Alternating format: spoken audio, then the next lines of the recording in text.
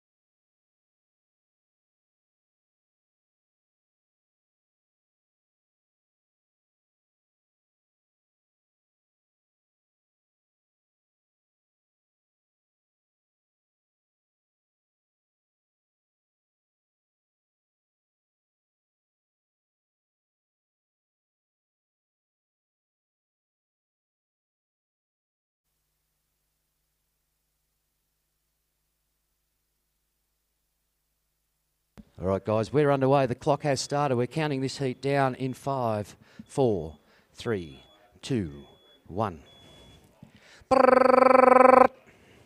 All right, that's the heat start. That was the hooter. That's the best I can do this time of morning, but that was the hooter. So we're underway. The first heat of day 4, the 2015 Australian Longboard Surfing Open. You're watching the Villa World Under-18 Boys Division and Villa World. Affordable housing right here on the Tweed Coast. If you're looking for a new establishment, got a block of land, want to build a house, talk to the people from Villa World. So the boys are up and into it. We've got Red first up there. Looks like Skin Dog. Is it Joel Skinner? So trying to, no, or is it a free surfer? I think it's, all right, up and riding.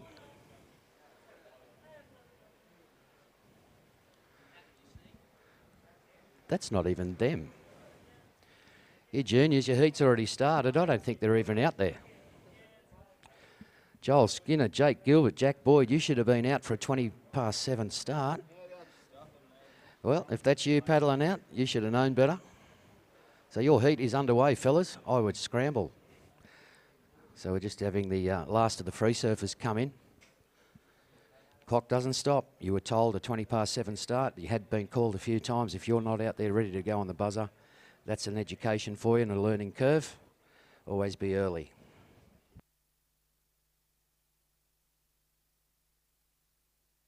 So with almost 2 minutes gone, boys are paddling out. There's one. That's looks like yellow's up and riding. That was our yellow.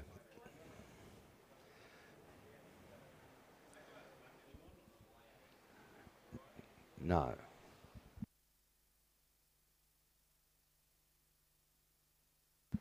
So at the moment I can see 2 in the water, 2 only. Joel Skinner in red, Jack Gilbert in white, Jake Boyd in yellow. Looking through the glare, I think we only have red and yellow in the water. No white.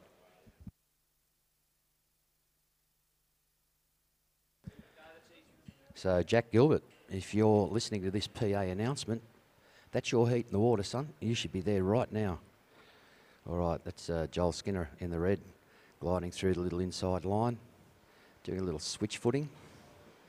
Just trying to play around on this wave and get something useful out of it. So the Villa World Under-18 boys, Heat 1 and Heat 2.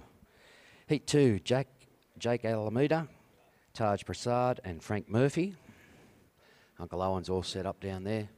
You can watch the ocean and get your rashies ready, wax them up, get ready to play. Please make sure you do check in with Uncle Owen every time. He'll have the updated events for today. Next one will be the ARIA events Under-18 girls after the boys are finished. And that's going to be very exciting to watch the Under-18 girls getting out there and having a dig. We'll follow that with the Scale Seafood 9-foot open semis. We're into the LQS women's, LQS men's, Vault 8-foot shootout. We've got the Baja Cantina 9-foot amateur women's. Back into the SUPs, the pro. We've got the Kingscliff Beach Bowls Club Retro, your over 60 semis coming up. And wasn't that great to watch yesterday? The old fellas going hard at it. And we're going to have 6-man semi-finals today. That'll keep the judges honest. We'll have the Nose Rider later this afternoon, Pacific Longboard over 50 semis. And we'll finish off the day with the Villa World Loggers as per my program. So make sure you do check in with the board downstairs. And if you can't find a right answer, please come up and see us. Surfers in the water, to keep you updated on your heat, you have just under 16 minutes remaining.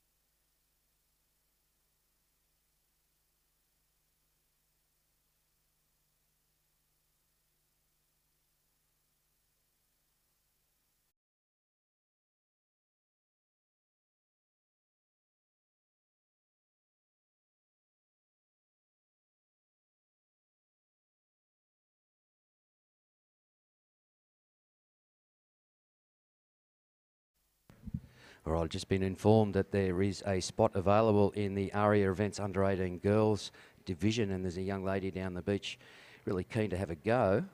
So if you're in earshot of this announcement, please come up to the judging tower and find contest director Sean McEwen.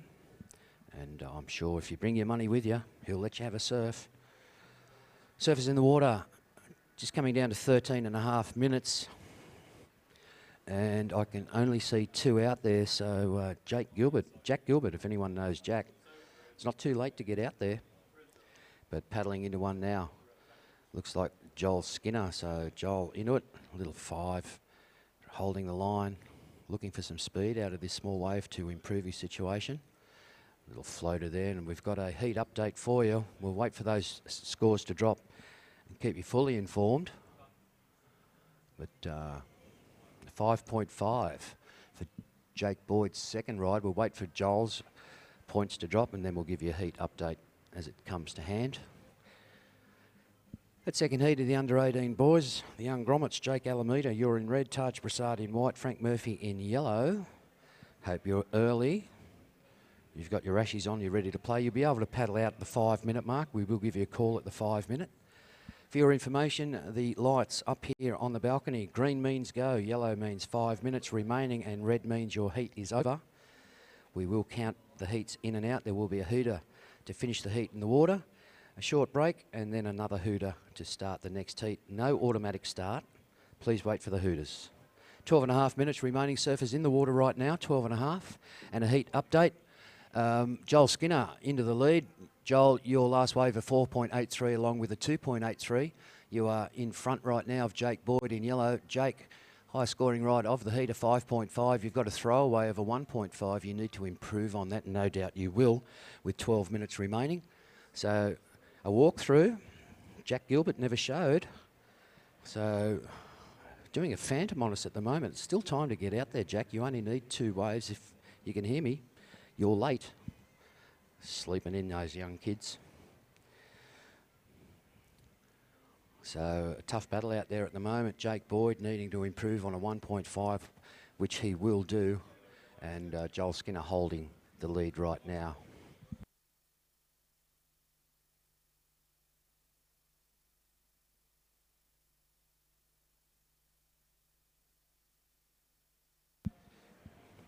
And there's Jake up in yellow, gliding on the inside bank.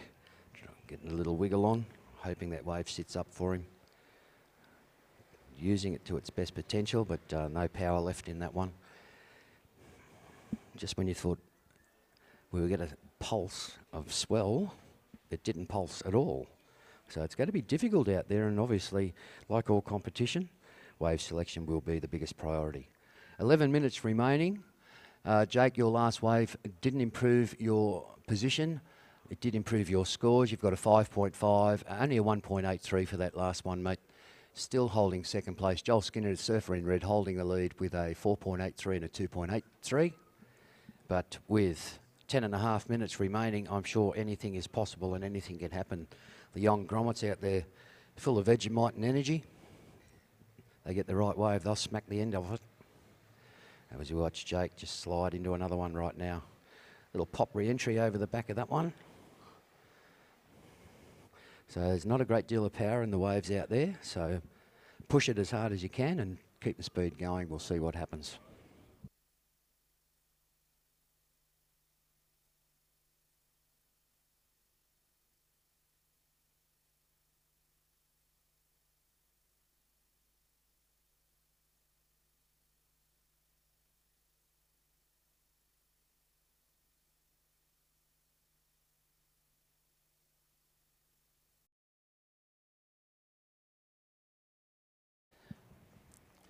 We've got another 3 double passes to give away to the Cinemax Theatre across the road here at Kingscliff for another surf movie night.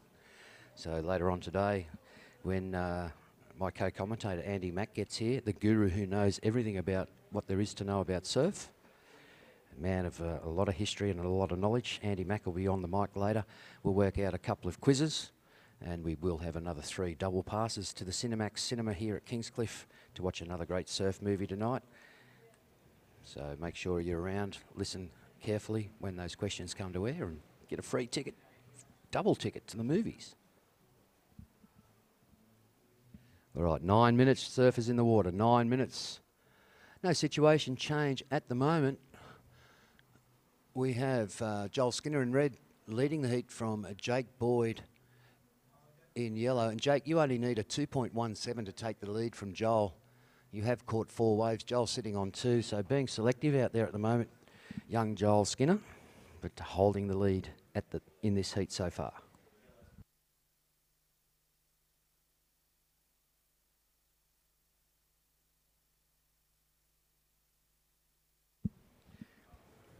And there he is, up and riding on his backhand, current heat leader, Joel Skinner. Does a little twirly on the top and overzealous, spun out of it.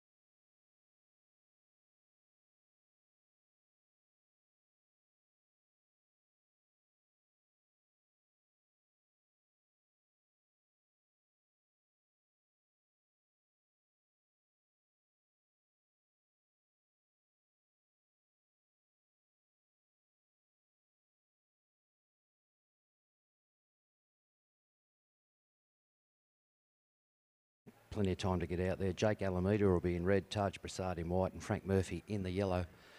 Second heat of the under-18 boys here at the 2015 Australian Longboard Surfing Open.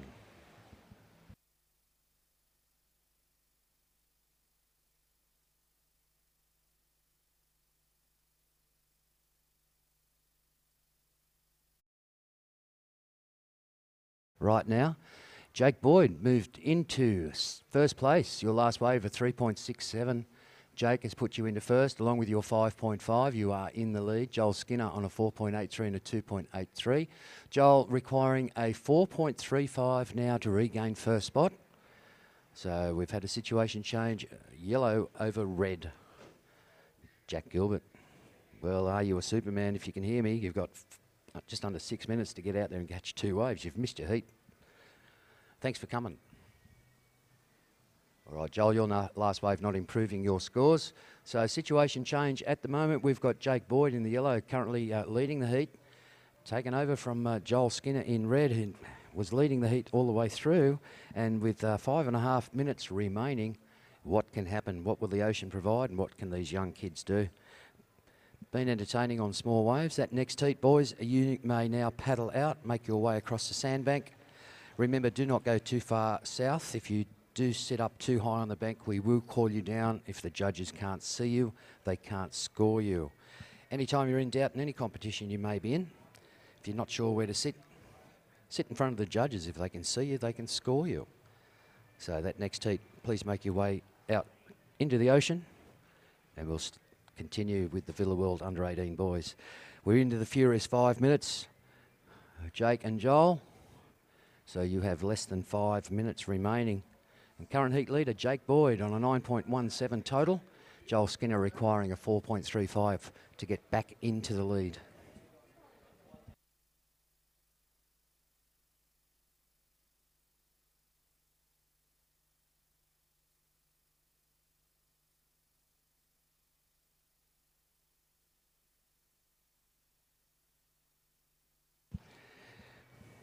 And Skin Dog, nice stylish little 5, and changes direction back into the pocket there, looking for this one to wall up on the inside for another couple of manoeuvres. A few little twists and shouts. Another tap nose ride just to glide in. Does the walk back, spinner. And will that be enough for him to regain first spot? We'll let the judges decide. But it was well surfed on a small wave, and for the under-18s, if you've seen Joel Skinner, he's just like his father. He's about 7 foot tall. I don't know what they feed these kids these days, but they're getting bigger and bigger. Is it steroids in the chicken? Right, just coming down to 3.5 minutes remaining, fellas. 3.5 minutes.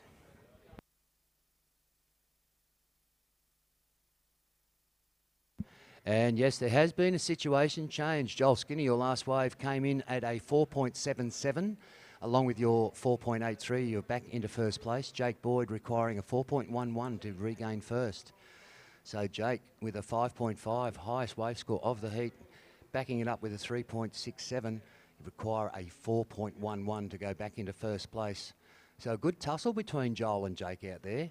Current heat leader now is red over yellow. Joel over Jake.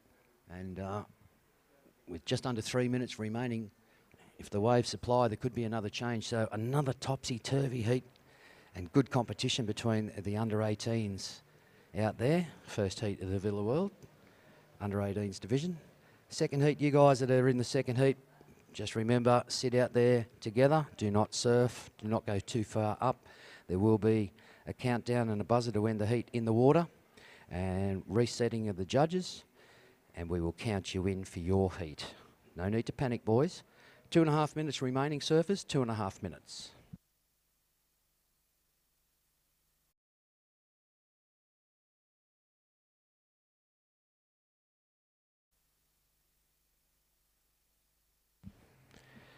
And that was young Jake in the yellow trying to improve his scores and get that first position back.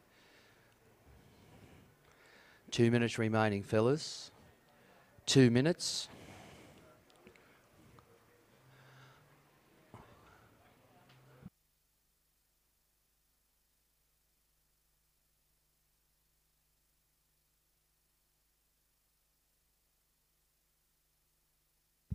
Jake, your last wave came in just under your required limit. A 4.03 hasn't improved your position, has improved your scores.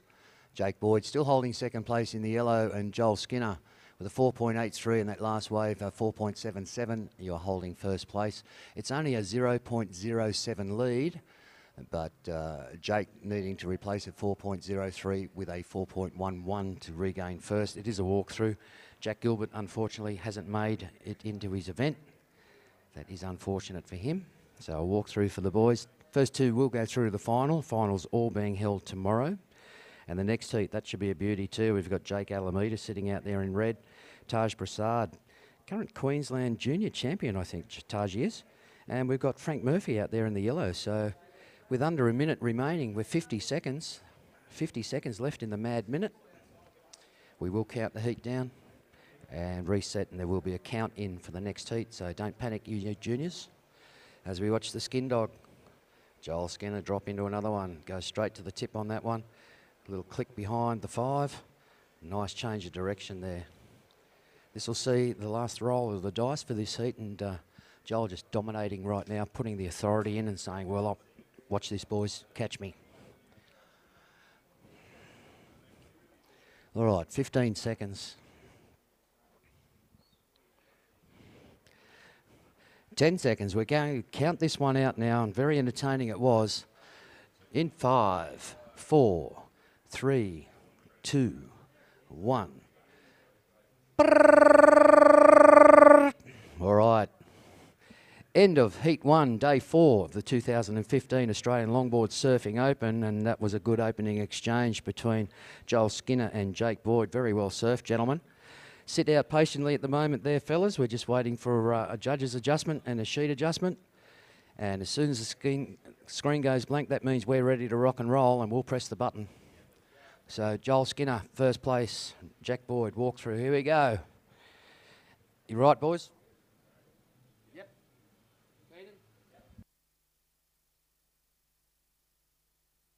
All right, boys, we're counting you in.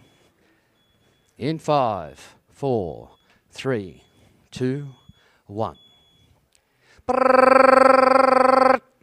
All right, 20 minutes of fun in the sun for the second heat of the Villa World Under-18 boys. Jake in red, Taj in white, Frank in yellow. Good luck, gentlemen. Remember, it is a 10-wave limit. Best 2 waves will count for your final score. And unfortunately, being the 50% progression, it's a battle royal out there now. 2 out of the 3 will make it through to the final. So these guys playing the knockout right now. Who goes through, who doesn't? Let's have a look at it. Sit back and enjoy some great surfing from the young kids. We do hope you're enjoying the 2015 Australian Longboard Surfing Open here at beautiful Kingscliff Beach, part of the legendary Pacific Coast. And once again, we'd like to thank Cudgeon Head Surf Club for their support and allowing us to use some of the best viewing and judging conditions I've ever been involved in. Over the many years I've been judging and announcing. And don't forget, the balcony bar is always open if you'd like to come up here and watch it where we can see it. Uninterrupted views of the whole place. Later on, the bar will open from 11 and the restaurant will open from 12. So once again, thanks to Cudgeon Heads. All right. Here's a call from the head judge. Guys, you are moving too far south, Come back this way at least 50 yards or so. So if you can come back this way with the morning glare and being too far up the beach, the judges cannot have a good visual. And to make it fair for everyone, so they can see you, they can judge you, please move further north. Come up towards the surf club a little bit more, fellas. If you get too far south, we will try and we'll call you and drag you back up. Don't let the temptation of that southern bank bring you too far south, because if they can't see you, they can't judge you. Stay in front of the judges. Okay, just under 18 minutes, and we've only had one little wave written, and that was Frank Murphy, but it is points on the board, a 1.5. Frank, a little throwaway for you, just testing the waters, no doubt. Still waiting for Jake and Taj to find a contestable wave, but that'll happen very shortly, no doubt. Grommets full of Vegemite and energy. They'll be paddling into everything they can get their hands on.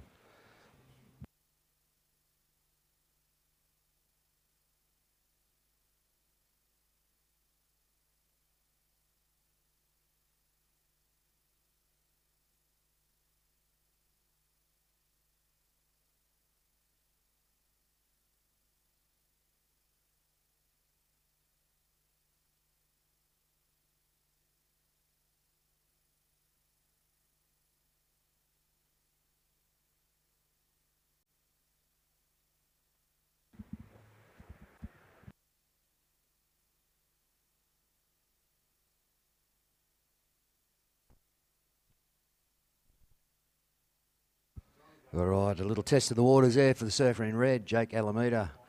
It's only a small ride for him. Just trying to find one with a bit of push in it, as they all are. Taj Prasad sitting out there patiently. A little word to the wise, and it's not coaching. If you sit too far out with a change of tide, it actually fills up. The inside bank is probably going to have more potential for you. And remember, do not go too far south. So look for the runners on the inside, might be a good idea. That's not coaching, that's just advice.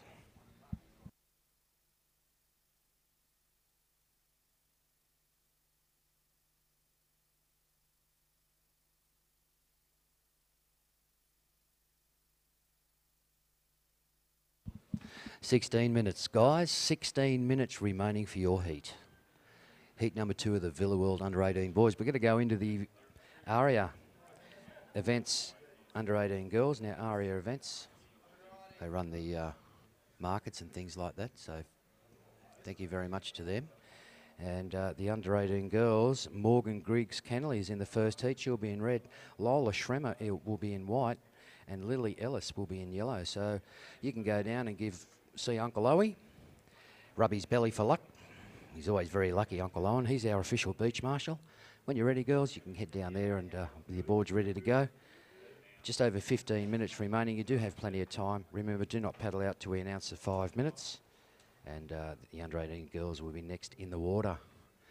Now, waiting for some scores to come in, but Frank Murphy your last wave of 4.33. Frank has cemented your lead at the moment, along with that first wave of a 1.5.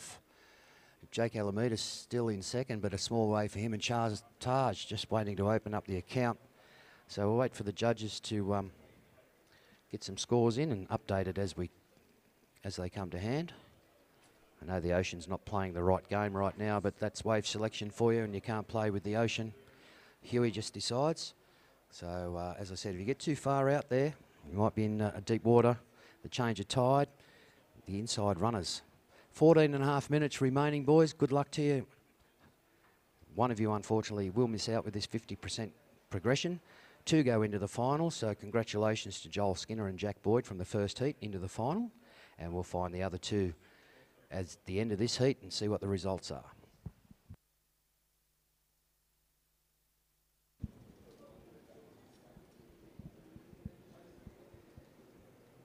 And good morning and welcome to everybody to the 4th day of the Australian Longboard Surfing Open. We've got another magnificent day, fantastic conditions here.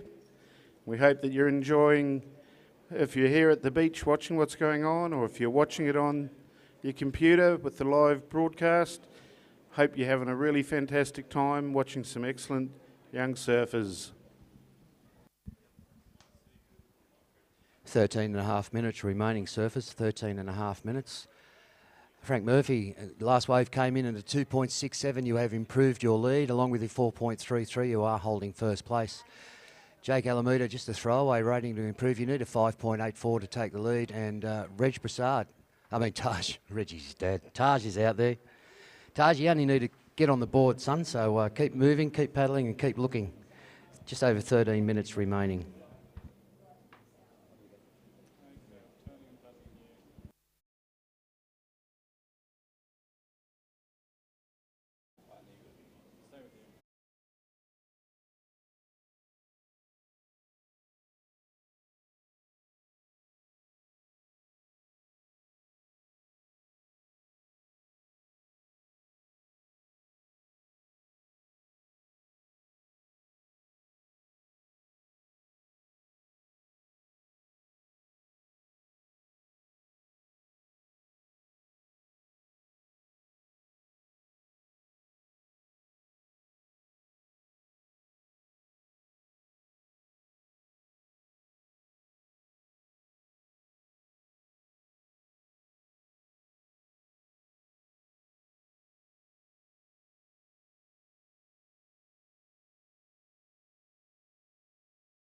$12 minutes, surfers in the water, 12 minutes. So have we had a situation change? Yes, we have. Taj Prasad's finally got himself a wave at 2.67. Taj has moved you into second spot. So Frank Murphy still holding the lead on a 4.33 and a 2.67. Taj, 2.67 for your first ride. You need a 4.34 to take the lead. Jake Alameda relegated back to third right now, needs to improve on a 1.17. So 11.5 minutes remaining in the heat. Anything's possible with the young boys out there. Full of vinegar, so to speak. Plenty of energy and plenty of movement. Good to see the young boys on the longboards.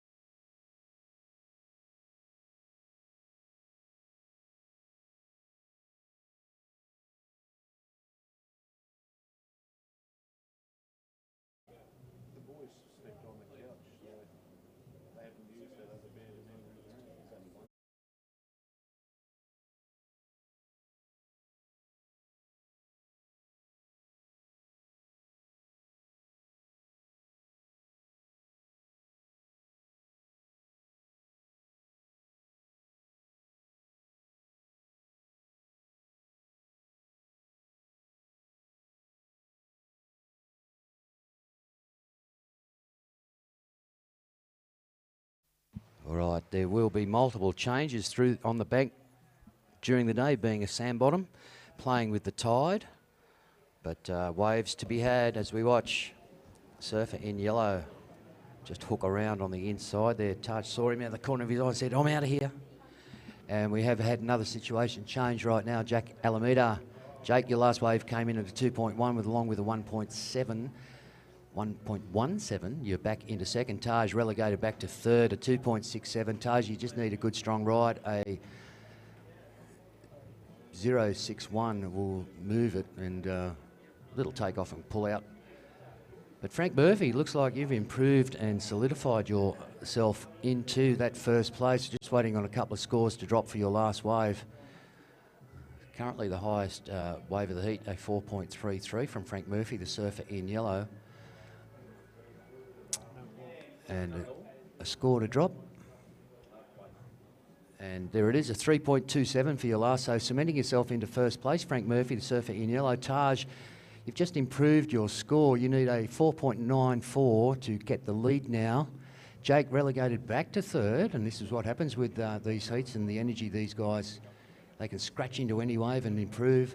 Jake's back into third right now, but only needs a 1.68 to take Taj's second spot. So anything could happen with the waves, anything could happen with these guys as we watch Taj Prasad, surfer in white, trying to bounce some speed, gets a little foam climb there, comes back around the bottom, and just trying to utilise this wave to his advantage and impress the judges. So a clean exit. See what the judges think. He only needed a 4.94 to get into first. I don't know if that was actually as high as it could be, but then again, it might. Now, just looking, could be another situation change. Yes, there has been, and we're still waiting for Taj's wave to drop. Jake Alameda, your last wave came in at a 3.3, along with your 2.1. You're back into second spot. Frank Murphy still holding first. Taj, your last wave, 1.9, only a small one, along with a 2.67. You need a 2.74 to progress into second. 2.74 will get you back into second. Taj Prasad, the surfer in white. Jake Alameda in second spot with a 3.3 and a 2.1, and current heat leader holding the fort, Frank Murphy, the surfer in yellow, a 4.33 and a 3.27. Just under 8 minutes remaining, boys. Just under 8 minutes. Go too far south, we will call you back. If the judges cannot see you, they cannot judge you. And I know Keenan Roxburgh was a little frustrated with some of the heats yesterday, but he'll let me know and I'll let you know.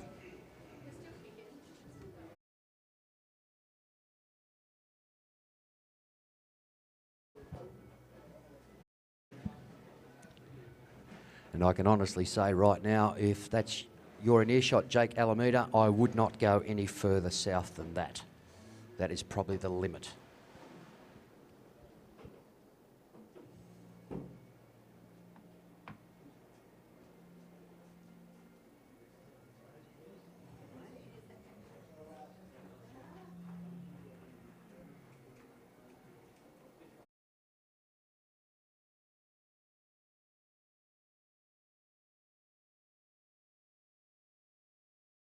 Current heat leader in the yellow jersey there, up and riding. I did miss Taj's. I was doing a little background stuff. Once again, welcome to Common Solutions, doing the webcast. And if anywhere around the world, as we said this morning, good morning and welcome.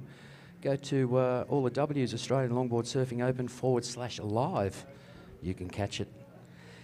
What's even better, being Saturday and Sunday and a beautiful weekend ahead, pack your bags and get down here. Come and watch it live. But if you are stuck at home, we do hope you're enjoying it and watching and listening to the coverage. All right, just over 6 minutes remaining, surfers in the water. So no situation change in the heat at the moment. We'll just see if there's any scores coming in on my screen, but yellow over red over white. Taj requiring a 2.74 to progress into second spot. Jake, a 4.31 will take you into the lead. And Frank, a 2.20 lead in this heat at the moment as we head down towards the furious 5 minutes. So, ladies, in the ARIA events, under 18 girls division, Morgan Griggs Kennelly, Lola Schremer and Lily Ellis. You can make your way across the bank now, ladies. Make your way out into the pocket. Just remember, if you go too far south, we would call you in. So head on out, settle out there, and we will count this heat out. Quick turnaround, and we'll count your heat in. ARIA events, under 18 girls, up next.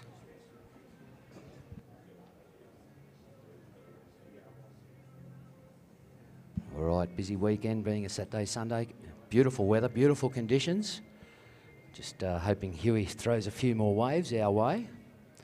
And just a quick word. You guys just in front of the surf club there, having a little free surf. Yes, you're having a lot of fun, guys, but can you just move further north, please? A little bit up the beach. I know you don't think you're in the way there, but you are impeding some vision every now and then. It is a little distraction. We do thank you very much for complying with the event as we watch Taj Prasad, surfer in white, find a nice little one on the inside there. Little change of direction for Chargy.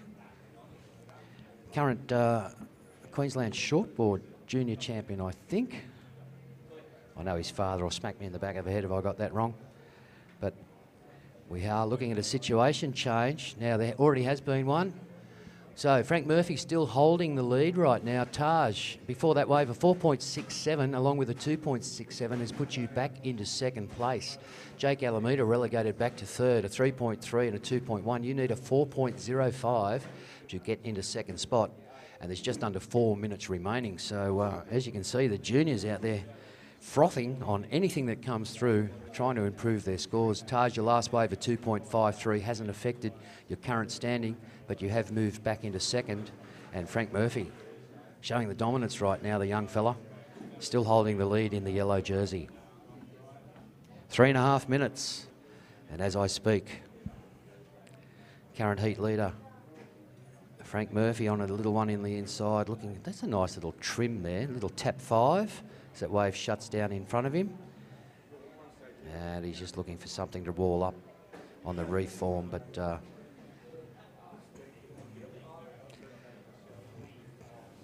just enjoying the glide. Little directional change as that wave peters out under his feet. I don't think that'll affect his scores at the moment, but he is the current heat leader. So, Taj Prasad now in second, needs a 2.94 to take the lead over Frank. Jake Alameda relegated back to third again, requiring a 4.05 to progress. Wave selection being a big priority on small days like this.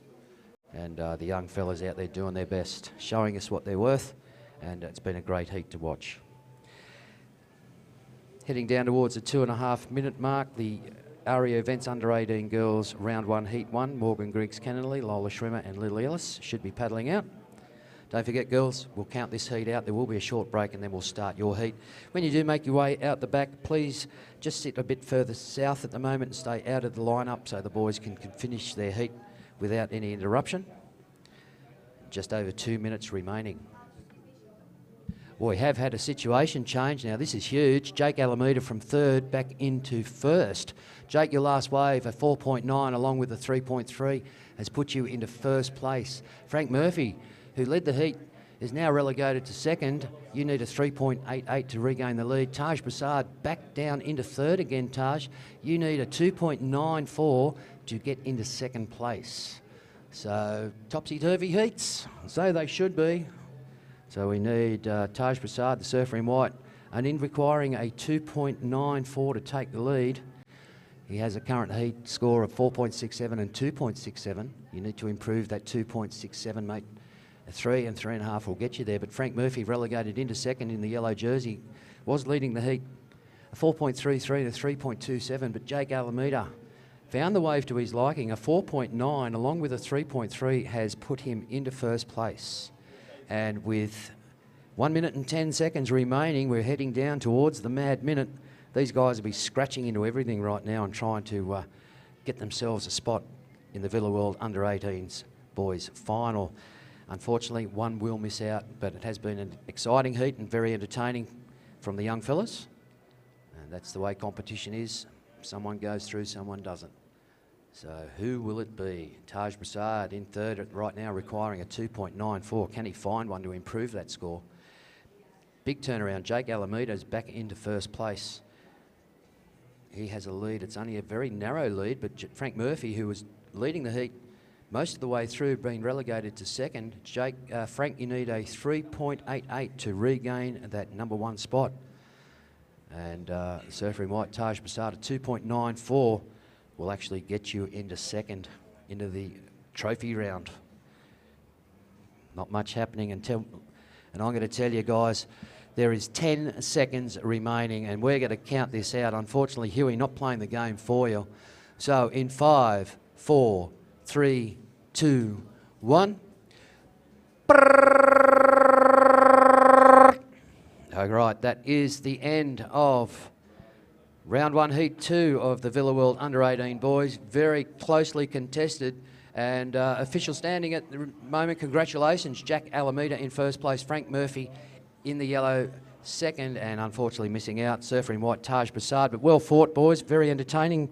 It's good to see. The under-18 girls. Boys, if you can paddle out of the area now, remember, do not stand up. Your heat is finished. Paddle out of the area and into the beach. And we're ready to go with the first heat. All right, girls, we're counting you in. This is the ARIA Events Under-18 girls in 5, 4, 3, 2, 1. And we are underway. Morgan Griggs Kennelly, the surfer out there in the red shirt. Lola Schrimmer, aloha, all the way from Hawaii, they tell me. She's in white. And Lily Ellis. Young Lily is out there in the yellow jersey. So 20 minutes. Full tide change right now. The ocean's gone to sleep, but there's still the odd one coming through, and within 20 minutes there should be some contestable rides. Remember, it's not a paddling competition or a wave catching competition. 2 good selections, 2 good rides is all that's required to impress the judges with points on the board. And as we saw, a very entertaining first 2 heats by the under-18 boys division. That was fantastic to watch the young guys still holding the tradition of longboard. Most of them on the zip-zips now, but there's still a few out there that surf quite well on the longboards, as we just saw. So congratulations once again to Jake and Frank. Commiserations to Taj. Hard-fought battle in hard conditions, but that's the way competition is. And right now we're watching the ARIA Events Under-18 girls. We'll wait for some action. We'll give you updates on the scoreboard when the judges whack those heat scores in, or wave scores in, and we'll keep you updated.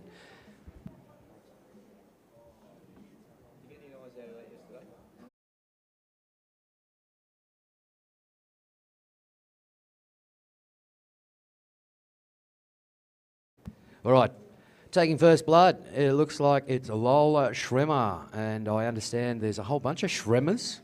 The Schrimmers are all come over from Hawaii, enjoying the biggest island, Pacific Ocean. Welcome, ladies. I do hope you're enjoying the Australian hospitality here and the hospitality of the 2015 Australian Longboard Surfing Open. Hospitality-wise, the registration tent is open. If you're part of this event and paid your fees, you are entitled to a competition bag down there. And of course, at the tent city, there's a whole lot of things to see and do down there, being the weekend. And the food tent is open. Bacon and egg rolls to your liking. They'll have breakfast served this morning, lunch a bit later this afternoon. And in between events, if you need to go for a little stroll, a little word to the wise, just up on the other side of the Kingscliff Beach Bowling Club, one of our great sponsors, they'll have the Lions Club markets this morning, and there's a plethora of goodies up there.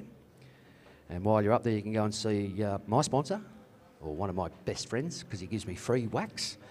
There's Jay Carter from Ransom Wax. He has his stall up there, and some of the best wax in the world and other products, especially all the other stuff that markets do allow. And that's the Lion Club market up there at the Kingscliff Beach Bowls Club.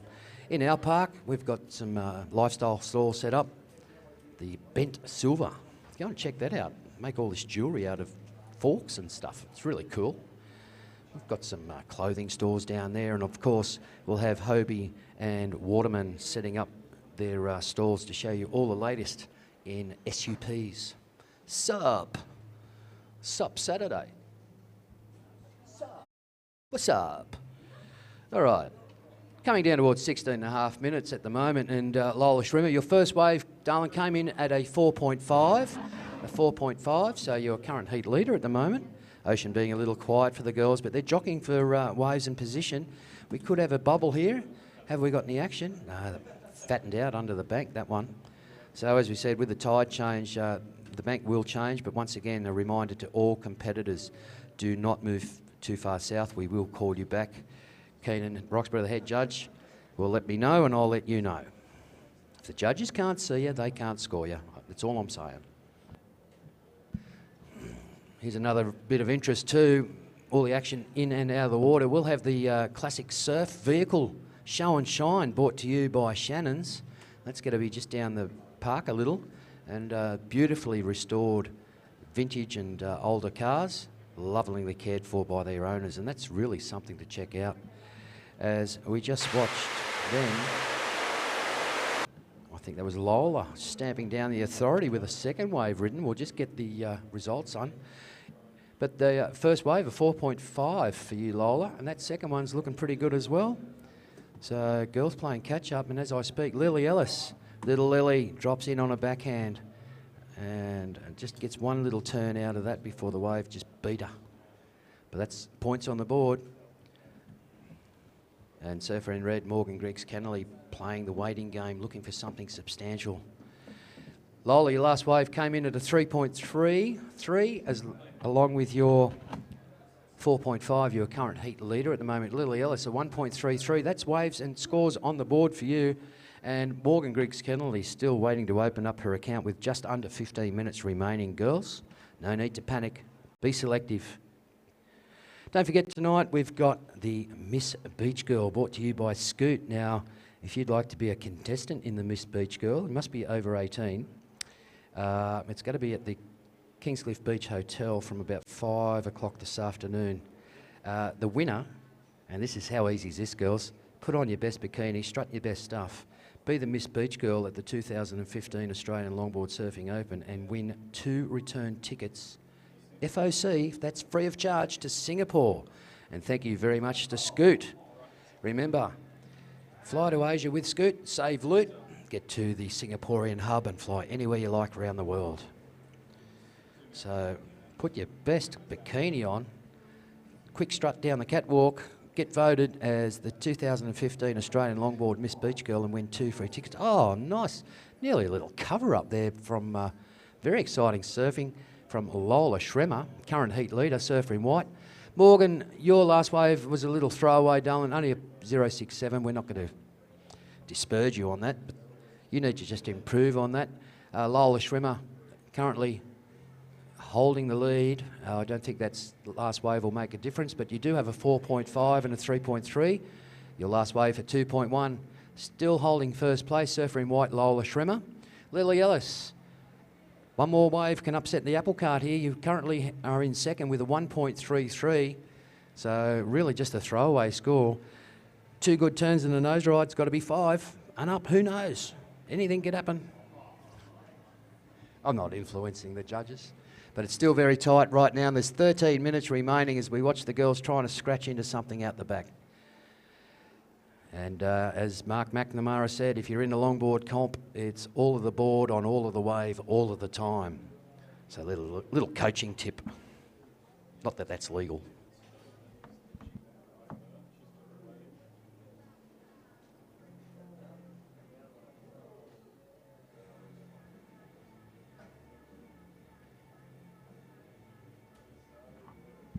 And there's Lily Ellis. And just having a nice little pearl finish. But started that wave off out there and found one to her liking. Done a couple of good directional turns. We'll see what the judges think when they whack that score in. Just over 12 minutes remaining for you ladies out there. Just over 12 minutes in Heat 1. Round 1 of the ARIA events under 18 girls division. Heat 2 will be up next. That's Lauren Williams. She'll be in the red. Mason Schremer. There's Schremers everywhere. Mason Schremer's in the white and Ivy Thomas will be in the yellow. So you can go and see Uncle Owie, give him a rub his belly for luck, and you'll paddle out at the 5-minute mark. So when you're ready, you can just go and have a chat on the beach, and we'll give you a call at the 5-minute mark for your paddle out.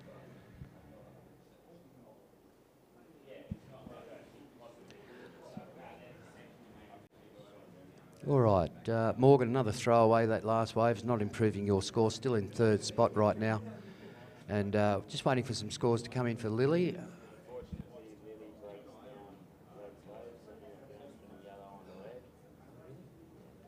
Okay, the head judge has been over in my ear and we've had an interference call, yellow on red. Apparently there was a bit of impediment there, pushing the wave down. So get out your rule books and look what happens. PI will call that a paddling interference. So the head judge has called that to me. Lily, your last wave, a 3, along with a 1.33. You are in second, but apparently there's been a call yellow on red. So that's the head judge's decision. We'll work that one out, see what happens. But current heat leader, Lola Schremer with a 4.5 and a 3.33. And your last wave scores coming in now. And that last wave was a beauty. We're waiting for a score to drop. It is going to cement your first place right now. Judges seem to like it, and there it is, a 6.83. Lola Schremer, your last wave, a 6.83. Along with a 4.5, you are dominating the heat right now. Lily Ellis with the 3 and a 1.33 needs an 8.34 to take the lead. And Morgan Griggs-Kennelly, you require a 3.34 to get yourself out of third position and progress into tomorrow's final. So dominance there by Aloha surfer Lola Schremer, all the way from Hawaii. And it is official, we do have a interference call, yellow on red. So Lily Ellis with a 3 and a 1.33, you need to get something very substantial right now and rip the bag out of it. And Morgan Griggs-Kennelly, you only need a 3.34 to progress into second place. So let's hope Huey plays the game with you with 9.5 minutes remaining. The battle is on between yellow and red, and surfer in white Lola Schremer stamping the authority with that beautiful score on her last wave, a 6.83.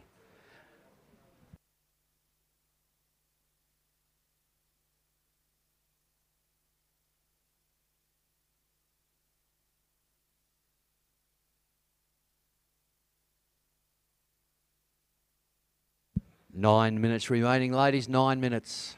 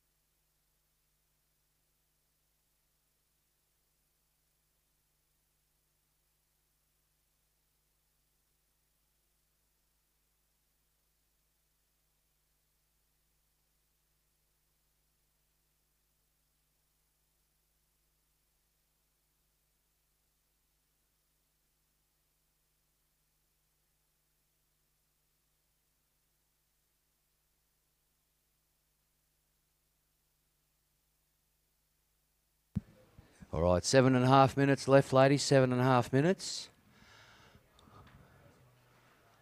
So situation change is now Lola Schremer still dominating the first place position with a 6.83 and a 4.5. Playing catch up, Morgan Griggs-Kennelly.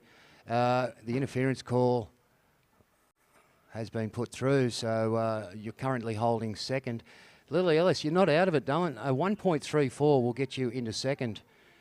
Morgan Griggs-Kennelly, a combination score to get into first, but just holding on to second place right now.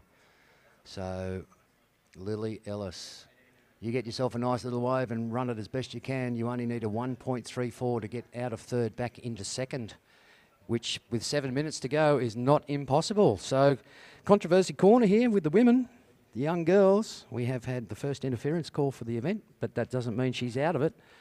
1.34 and above will put Lily back into second place for a chance to get into the finals. So nice tight heat and some great surfing in small conditions in the ARIA events under 18 girls. And thank you very much to ARIA Events for coming on board and sponsoring the ladies this morning.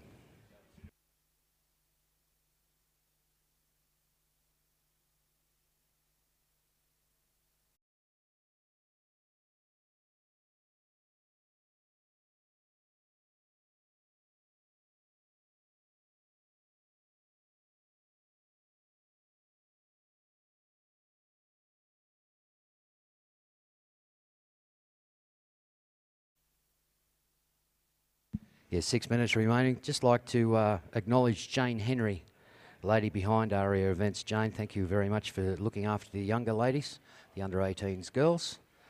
Jane does a lot of work down here with marketing and the stalls on the weekends and the Friday night markets. So thank you very much, Jane Henry from ARIA Events. All right, coming down towards 5.5 minutes. And no situation change in the heat at the moment. It's white over red over yellow. Lily Ellis looking for a 1.34 to get her out of third into second. Morgan Griggs Kennelly holding second spot at the moment. Needs a combination score to get to the lead. But the battle royal is on between red and yellow right now by the looks of it. Lola can just get out there and say, catch me if you can. And we're heading down towards the Furious 5. The light will change, ladies. You'll see the yellow light go off up here at the tower right about now. And there we are. We're into the Furious 5 minutes. So this is it. Scratch and catch everything. So Morgan Griggs Kennedy, your last wave, a 1.33, darling. It's just improved your score a little, making it a little bit more difficult for Lily Ellis to catch up, but only requiring a 1.67 to actually take a second spot, which is not impossible, as long as Huey plays the game.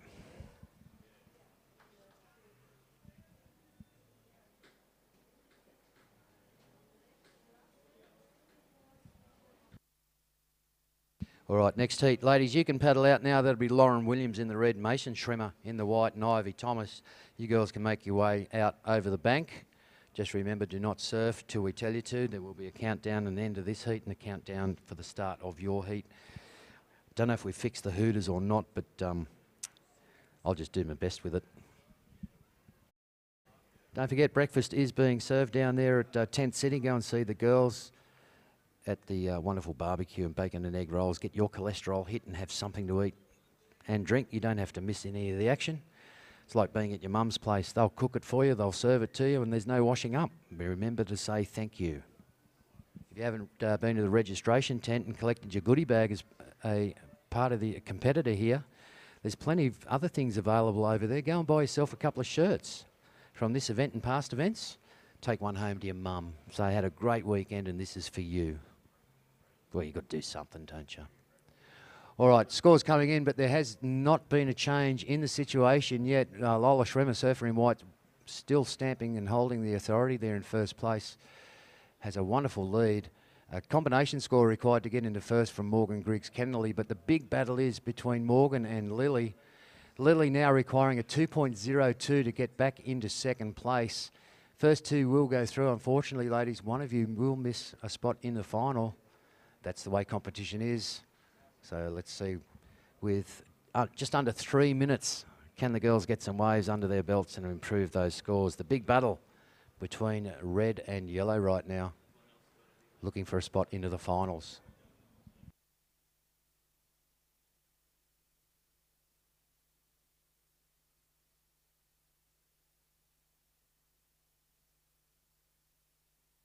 And that last wave, Morgan Griggs Kennelly, has improved your situation. A low score, but enough to cement it. Lily Ellis requiring a 2.36 right now, so a well-surfed wave. Anything above a 2.36, this is the battle royal. And here she is. Will this be enough, and can she jump over Morgan to regain that second spot? That wave falling under her feet, and I don't think it will be enough at the moment. But with 2 minutes remaining, 2 minutes, there is time to rectify that situation and get out and find the right wave to get those turns and nose rides in to impress the judges and push yourself into second. A great display and virtually uncatchable right now, Lola Schremer with a 6.83 and a 4.5 in this heat to firmly stamp the feet in first place. So we have white over red over yellow at the moment. It's not only over till the fat lady sings. Less than 1.5 minutes left. The big battle between red and yellow right now, Morgan and Lily. Lily just with a short one in there, trying to improve those scores. She is looking for a 2.36. That wasn't enough to improve your position. Still in third, and with 1 minute remaining, 1 minute. Start praying and hopefully Huey sends you the right one.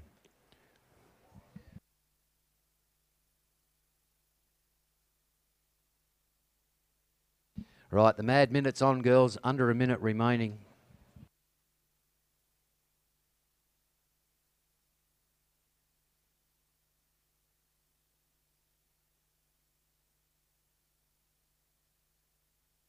Look at that. Someone scared all those people off the beach to go for a swim at once. All right, and that is Lola, our surfer in white, I think. Yeah, just saying. Oh, I'm not gonna paddle in. I'll catch this. 20 seconds remaining, avoiding the embarrassment of paddling in. She's just gonna stay with that one, as close to the beach as possible, and a great display from Lola Schrimmer. A 6.83 and a 4.5. In the first heat of the ARIA events under 18 girls. We are counting this one out in 5, 4, 3, 2, 1. All right, ladies, that's the end of that heat. And well surfed, Lola Schrimmer cementing first place. And a great tussle between Morgan Griggs Kennelly and Lily Ellis. Unfortunately, Lily Ellis missing out on that last one. So congratulations to Morgan and Lola going into the final. We're ready to rock and roll. The judges are ready, pressing a button. Here we go, girls.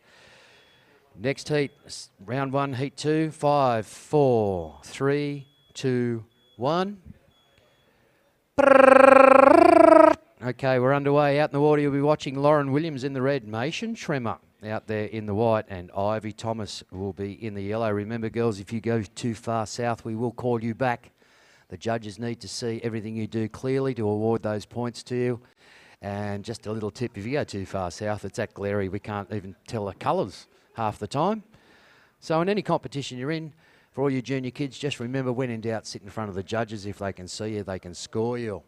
You're down live here at the 2015 Australian Longboard Surfing Open, and we are into round 1, heat 2 of the under 18 girls. Sit back and enjoy some talented surfing by these young ladies, and we'll get the results to you as they do come to hand.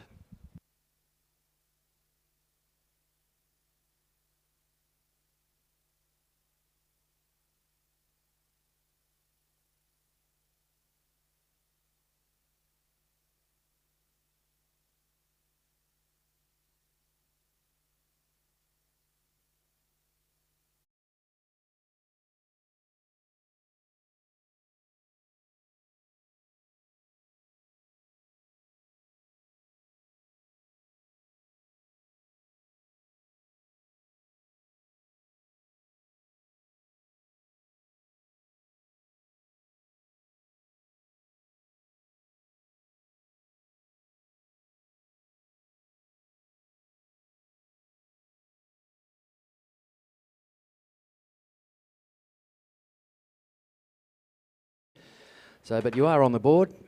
It is registered at 1.17, so current heat leader is Ivy Thomas. There you go. Little word to you, girls. That's deep water up there. It is quite deep. I think you might be sitting a bit too far out on that bank.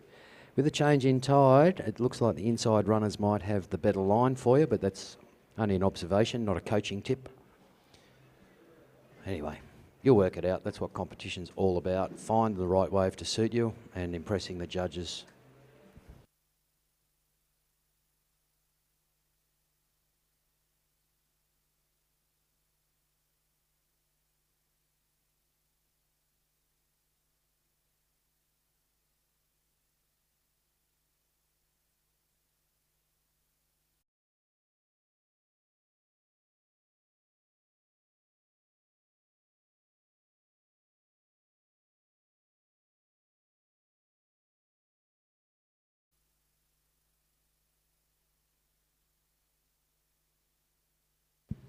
Looks like Ivy on another one and a backhand just up the beach there.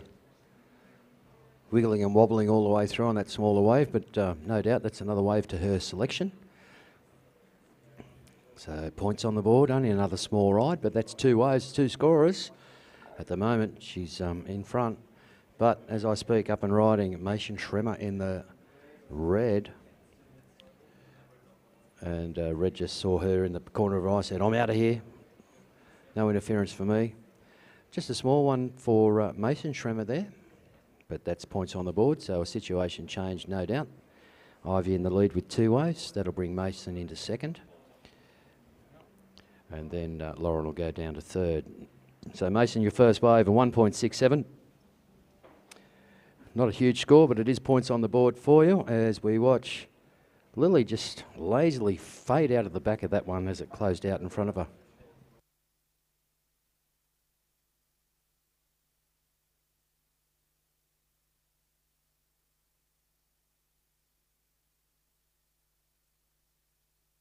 Okay, and there's Mason. Nice little directional turn, just holding the line as that wave finishes for her. We'll see how the judges scores it. We'll relay it to you when it comes to the screen. And ladies in the water, plenty of time, 15.5 minutes remaining. So that's only feeling the ocean under your feet at the moment. Waiting for that white wave to come through to do all the bits and pieces you know how to do to impress the judges. And this is round 1, heat 2 of the ARIA Events Under 18 Girls Division. Thank you, Jane Henry, for coming on board and sponsoring the event for us and looking after these young ladies.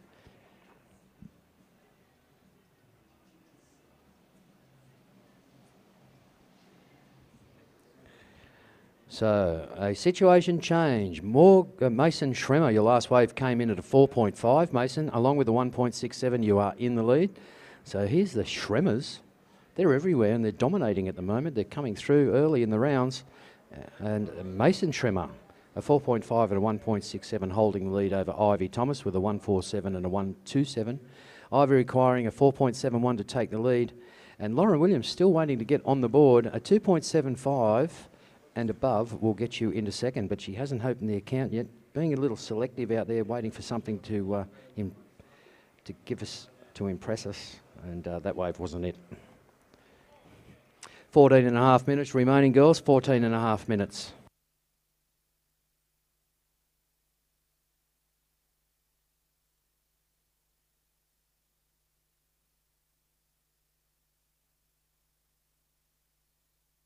So a little A-frame peak popping up right in front of Ivy Thomas there.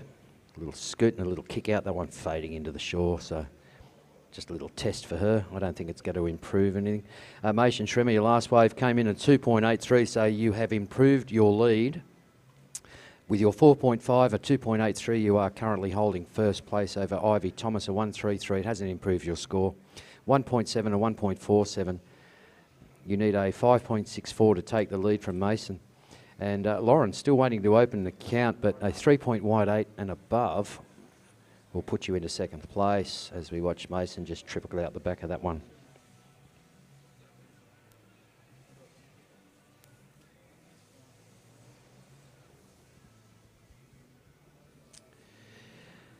All right, heading down towards a 13-minute mark remaining, ladies. Just over 13 minutes. Ivy very busy in this heat. Another little peak and that one fades out. Look, conditions playing havoc with the girls at the moment with the changeable tide. Just waiting for the right ones. Got to be patient. Wave selection being the biggest and the best thing you can do out there to impress the judges.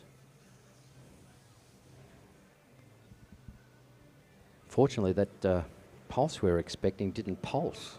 What's going on? Will change with the tide. Obviously, as it comes over the back reef, that means it pushes more water into the beach itself. So hopefully we do get that pulse. But beautiful conditions here. Little to no wind, and it is blowing from the right direction for us, which is good, keeping it offshore. And competition's competition. You cannot play with Mother Nature. It'll only come back and bite you hard. Just waiting on the wave god Huey to send us in some bigger and more contestable waves.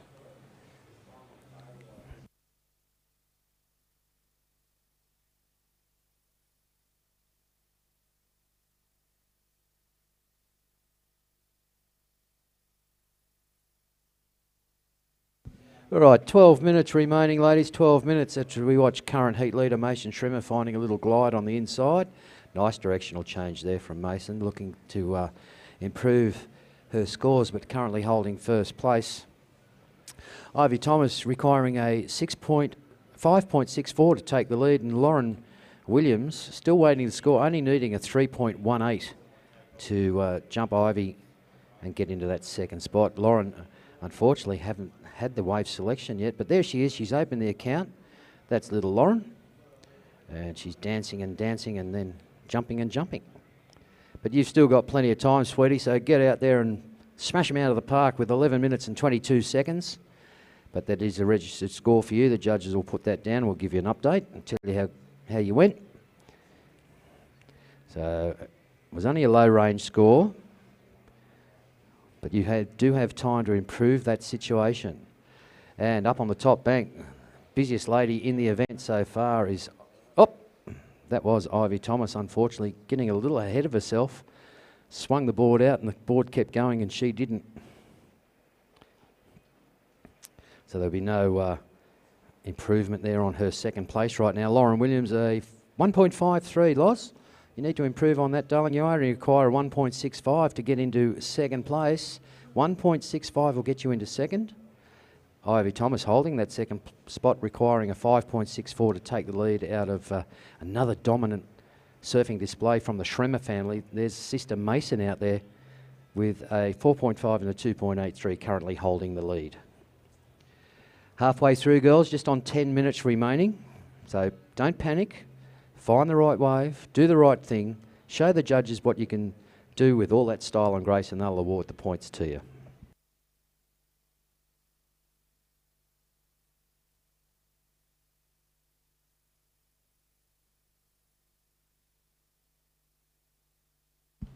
And a bubble out the back, current heat leader up and riding, Mason Schremer. Nice hook off the bottom, little directional change there. Looking for the inside line for a shore break. See if it's got a wall up for her, just tapping and topping and deciding that's enough. Cop that judges on the paddle and back out and finding a better one. Lauren decided to sit on the inside by herself, looking to get a 1.65 to knock Ivy out of second place. So only a very small lead, and here she is, the biggest girl, busiest girl in the event, Ivy Thomas. Another wave for her, and that's a nice little directional change and a few turns for her as she comes on in the inside. And there's the commentator's curse. Just as I wind her up, she wound off. All right, just over 9 minutes, ladies. 9 minutes remaining, and the Battle Royal is on once again. The Mason Schremer, along with all the Schremers, they've just been smashing people around at the moment. So well done. Mason Schremer, current heat leader, with a 4.5 and a 3.07. The battle's between Ivy and Lauren, the lady in yellow and the lady in red. Ivy holding second place right now. Lauren requiring a 2.71. Now, your last wave, Ivy came in at a 2.53, so it has improved your scores. You are holding second place, making it a little more difficult for Lauren. With the 1.53, you need a 2.71 to take Ivy out of second.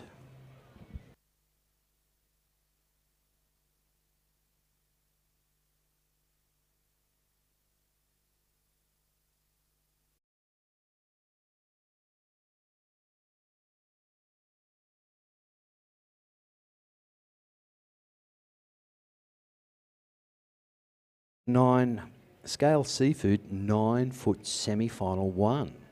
Joel Tilley, Jared Clemson and Dean Bevan. Whoa, what a good heat. Get ready to do battle, boys, in very contestable conditions. The Scale Seafood 9 foot open semi 1 is up next, and that's brought to you by Scale Seafood. Iconic up there on the Tweed Coast at Kennedy Drive. Feeding people for years and some of the best seafood in town, fresh grilled or fried. Scale Seafood's got everything. Current heat leader Mason Schremer up and riding. Nice little trim there. Nice little nose ride too. There's another little one. So just building on her current first place scores. That one gliding right through for her. And oops, I hope that missed.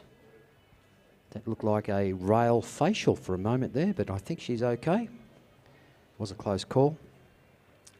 So current heat leader Mason Schremer, we'll wait for those points to come in. Leading Ivy Thomas in second. Lauren Williams, the last wave a 1.6 Loz. You still need a 3.41 to knock Ivy out of second. And there is just under 7 minutes remaining. And Mason Schremer, let me tell you, have improved your score. Ooh, very generous. So we're just waiting for one judge to drop a score in for you, and I'll give you an update.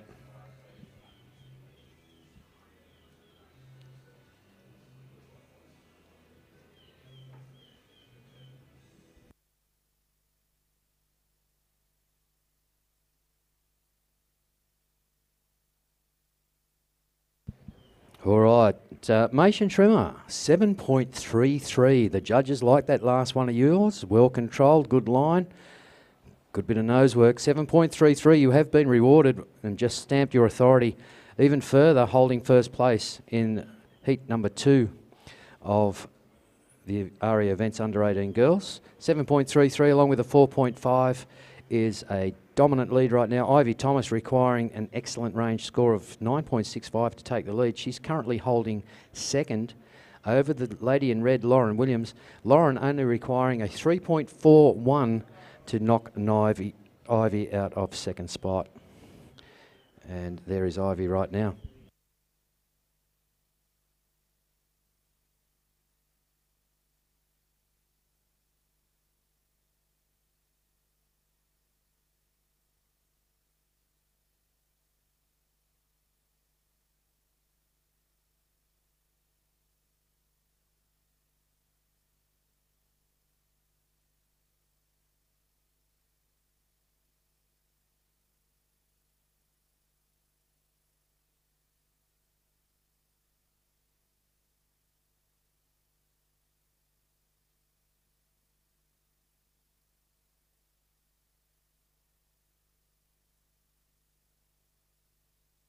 All right, into the last 5 minutes, ladies. The light has flashed, gone to yellow, so that means there's 5 minutes remaining. Scale Seafood, semi-final 1. If you're ready, boys, you can make your way over the bank and head on out. Just remember, if you go too far south, the judges can't see you, they won't score you, and we will call all competitors today. As soon as Head Judge Keenan Roxburgh deems it too far south, he'll let me know and I'll let you know. So just remember, hang around. And don't go too far south. So Scale Seafood 9 foot semi-open is Joel Tilley in red, Jared Clemson in the white and Dean Bevan in the yellow. Make your way out, fellas. Right now, with 4 minutes remaining, Mason Schremer holding down a very good lead with a 7.67 and a 4.5. 2 high scoring rides for her.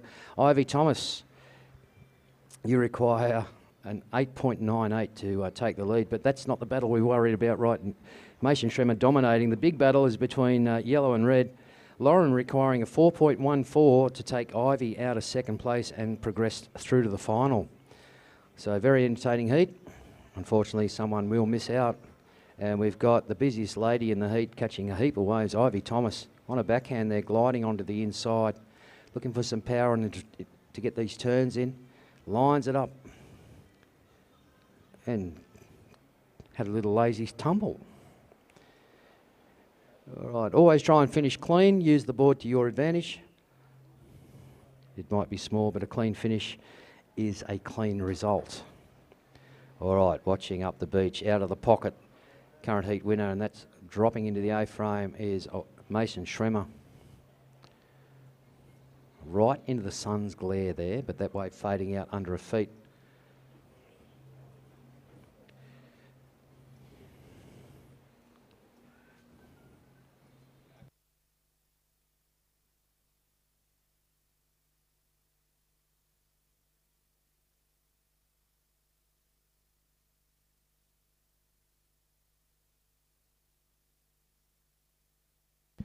And there's Mason up again on an inside one. Nice directional change back off the foam, and unfortunately not enough power for that to kick it board right back around.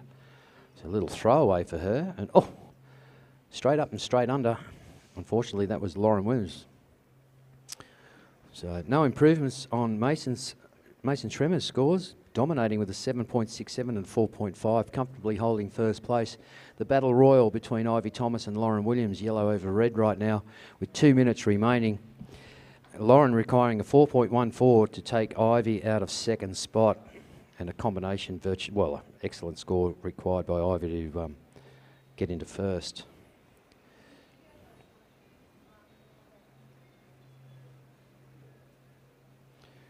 So just coming down to 1.5 minutes, girls. Will Huey play the game? Send you some decent waves? We'll find out.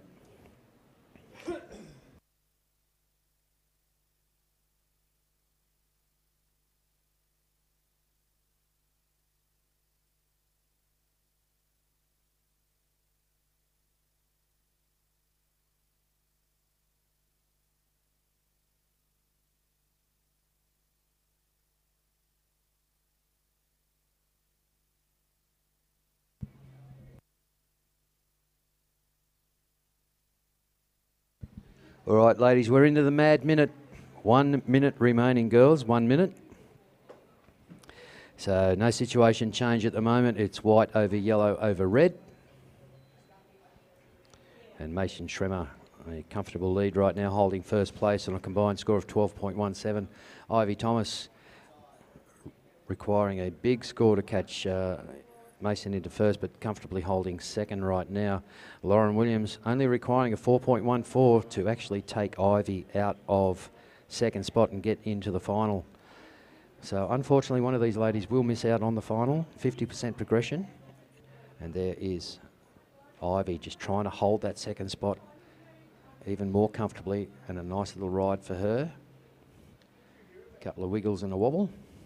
Directional change there. No doubt this will cement her second place.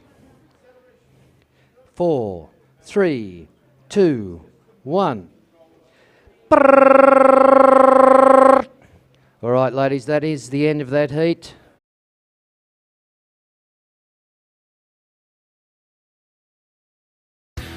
Looking for your next surfing adventure? The search begins with Scoot. Fly Gold Coast to Maldives from $379.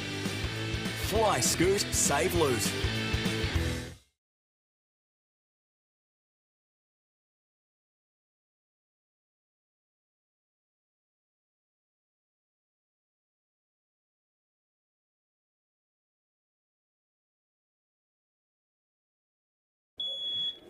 In 5, 4, 3, 2, 1. All right, we're underway. So, and semi-finals, this is it. Cutthroat for Shell on a stick. Girls are going to go hard at, boys are going to go hard at this one, sorry. So Joel Tilley in red, Jared Clemson in white, Dean Bevan in yellow. And welcoming to the microphone, must be gentlemen's hours, my fellow commentator, Andy Mack. Good morning, Andy. Good morning, PSA. Yeah, I am on Queensland time, so I'm an hour behind. That's my excuse. But good morning to everybody out there. It is day 4 of the Kingscliff Australian Longboard Surfing Open. And out in the water is a crackerjack heat. Let's have a look at these guys. We've got Joel Tilley in the red, Jared Clemson in the white, and Dean Turbo Bevan, the local, the Kingscliff Board Riders president, in the yellow. And really nice to hear the Sunny Boys playing before. Thanks, Adrian. Love hearing the Sunny Boys, of course, the original band from Kingscliff.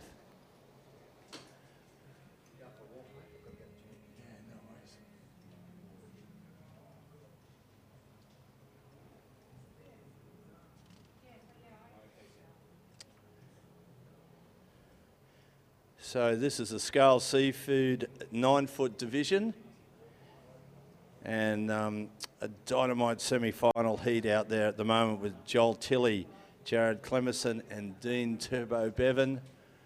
Of course, they're looking for the Kingscliff Peak out there, and waves are a little bit smaller today, but I understand the wind will be staying southerly. That's the good news. We've got a low tide near enough to about 11 o'clock this morning, and then the high tide near enough to about 5 o'clock this afternoon, and it's not a big high tide at that. So watching the surfer now in white, Jared Clemison on the inside.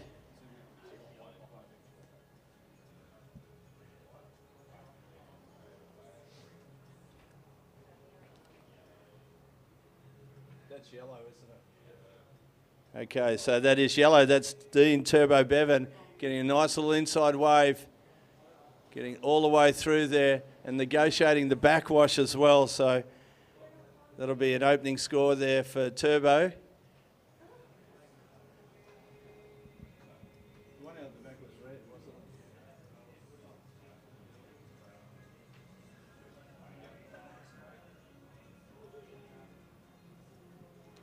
So this is semi-final number 1 of the Scales Seafood 9-foot division.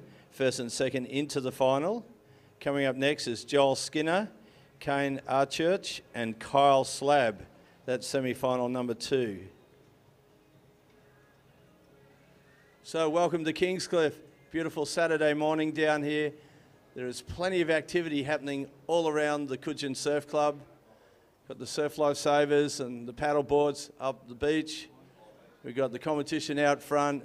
You've got all the many tents and all the activity downstairs with a number of exhibitions and presentations down there, and great to see the arrangement of SUBs, the Hobies and the Watermans. And that looked like a good wave there for Joel Tilley, getting on the nose, and a good wave to start his campaign. So first score for yellow for Turbo is a 5.67, Dean, a 5.67. First score for Joel in the red, a 4.5. And the first score for white for Jared is a 0.83. So after the first wave exchange, it is yellow first, red second, and white is third.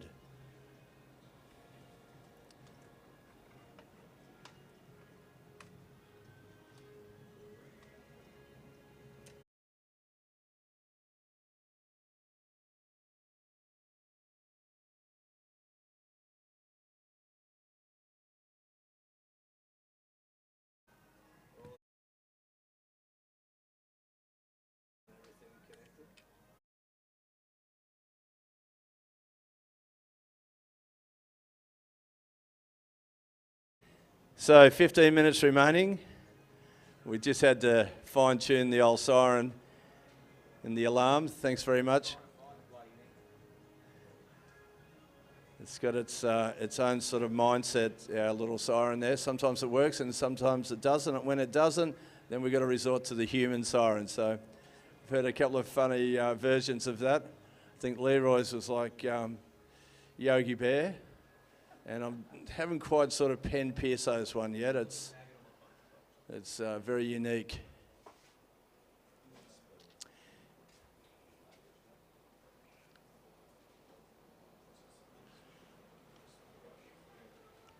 So we really have a massive day of surfing today. So much happening.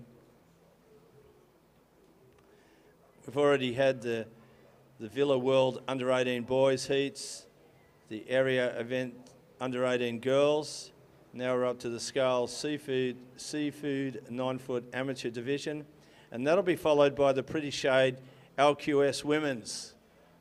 She's watching Joel Tilley out the back, nice nose ride, but just can't quite hold it.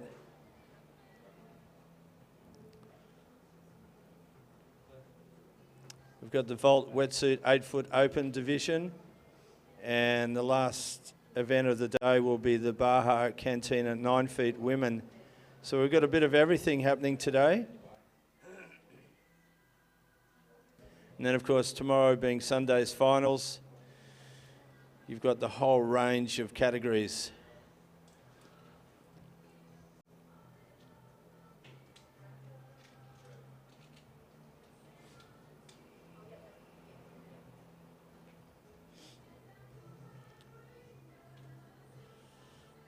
So later on this afternoon, you'll have the Hobie SUP Pros.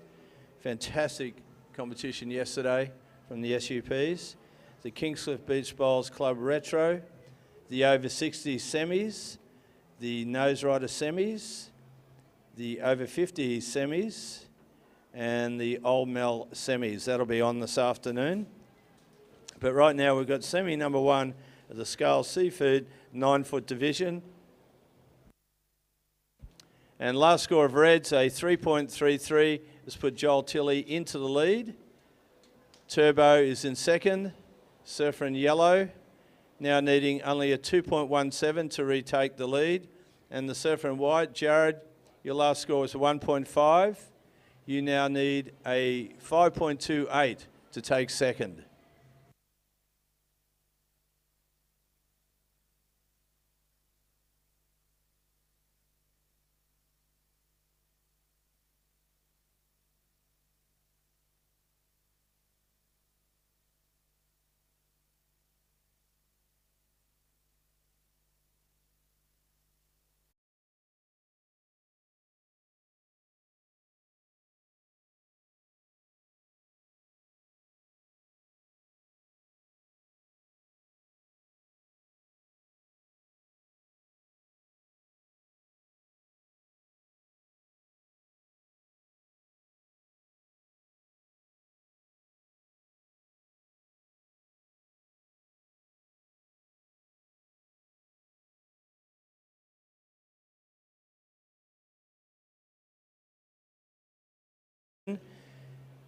And a couple of live bands there for you, Jason Kafar and the Beach Boys.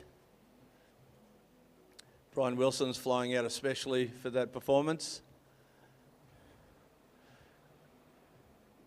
Last night it was the Aloha Party, Floral Friday, but tonight it's the Beach Party at the Kingscliff Hotel. Proud sponsor of the Australian Longboard Surfing Open, and going live at the hotel on the big screen thanks to Com Solutions. Sean and the boys have been doing an expert job here on the live webcast, keeping us all very honest. And yeah, Miss Beach Girl, the model competition and fashion catwalk show. And there's a couple of airfares thanks to Scoot for the winners there. So make sure, if you're not entered, make sure that you contact us if you want to be a model up there on the catwalk with a chance of winning 2 return airfares thanks to Scoot Airlines. That's happening at the Kingscliff Hotel tonight. The Miss Beach Girl Model 2015. So 10 minutes to go, and Dean Turbo Bevan is back in the lead. Last score of yellows is a 5. So the current situation is yellow first, red second, white is third. Surfer in white, you now need a 6.01 to take second. Yeah, well done, Andy Mack. I'll give you a little break, mate, before your breakfast turns into a soggy mess. Not only is he on Gentleman's Queensland hours, he hasn't even had his breakfast. So back on the mic, and we'll keep you updated on the scores as they come to hand. And as Andy has mentioned, there's under 10 minutes, 9.5 minutes precisely left in the water. And current heat situation is Dean Bevan holding the lead with a 5.67 and a 5. Joel Tilley back into second spot with a 4.5 and a 3.33, requiring a 6.18 to take the lead. And Jared Clemson with a 1.83 and a 1.5, requiring a 6.01 to jump into Joel's shoes and take second spot. Yeah, big night tonight at the Kingscliff Beach Hotel. As Andy said, come along and be part of it. It's going to be a fantastic evening. We'll have that Miss Beach Girl. A few giveaways I think is going to happen. There's 2 return tickets to Singapore going off for the Beach Girl. And a big day. We're calling it Super Saturday. A big event. Please check the board, all competitors in the event, and those people that want to know what's going on. There's a big board downstairs outside the men's room at the bottom of the surf club there. It'll give you all the heat rundown, the events of the day. It'll give you all the colours for all the competitors. And you can sit there and watch some great surfing. You be the judge and decide yourself who you think should win the heats in the water. And our WSL judges up here will make the right choice and the right scores, and we can relay those scores to you. Dean Bevan, your last wave, coming in at a 4.4. Hasn't improved your lead. You still hold the lead with a 5.67 and a 5, currently holding first place. Turbo in yellow. Joel Tilley playing catch-up, needs a 6.18 to take the lead in second spot right now. And Jared Clemson requiring a 6.01 to jump into Joel's shoes. 2 go through, 1 misses out. That's competition. And once again, the amateur 9-footers brought to you by Scale Seafood. Iconic around the Tweed area. The best seafood in the world. Fresh, grilled or fried. Get it the way you like it from Scale Seafood. Up there on Kennedy Drive.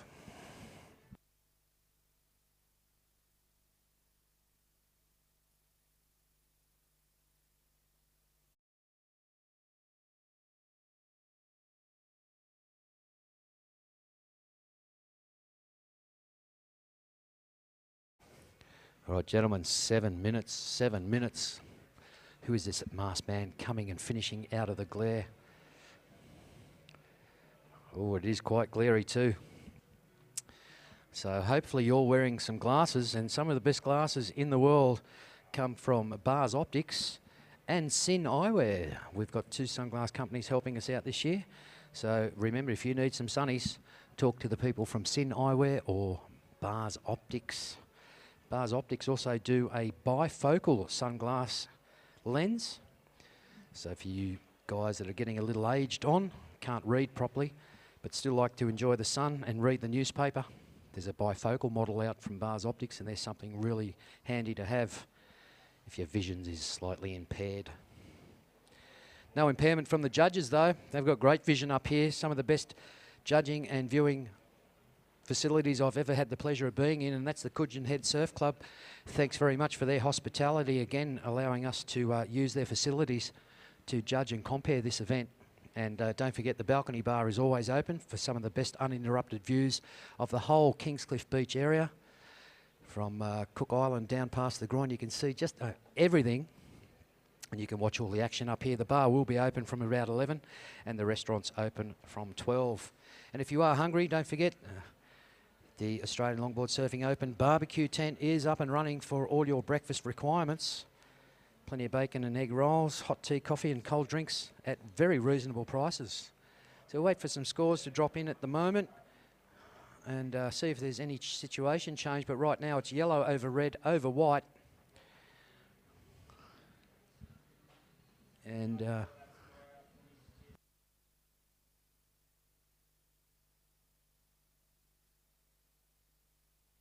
so no situation change at the moment. Dean Bevan holding the lead over Joel Tilley in red, and Jaron Clemenson fighting his way out of third, requiring a 5.51 now to take Joel's second spot.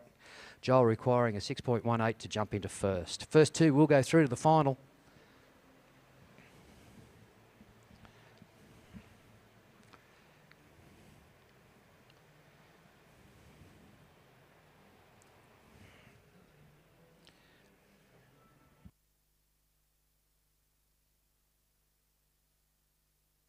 And obviously the tide dropping out rapidly here, exposing that sandbank, which hopefully will help line up these waves.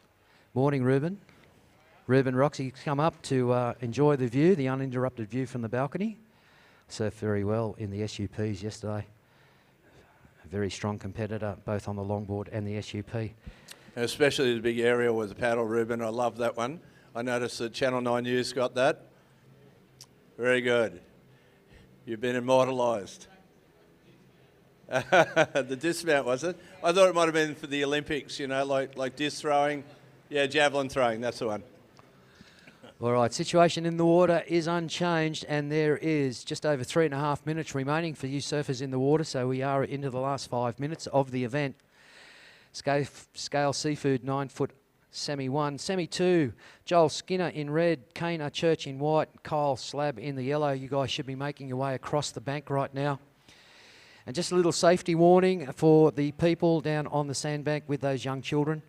I don't know if the boys will make it that far in, but there is a competition in front of you. Be aware these guys are riding 9 foot surfboards and they do hurt if they hit you.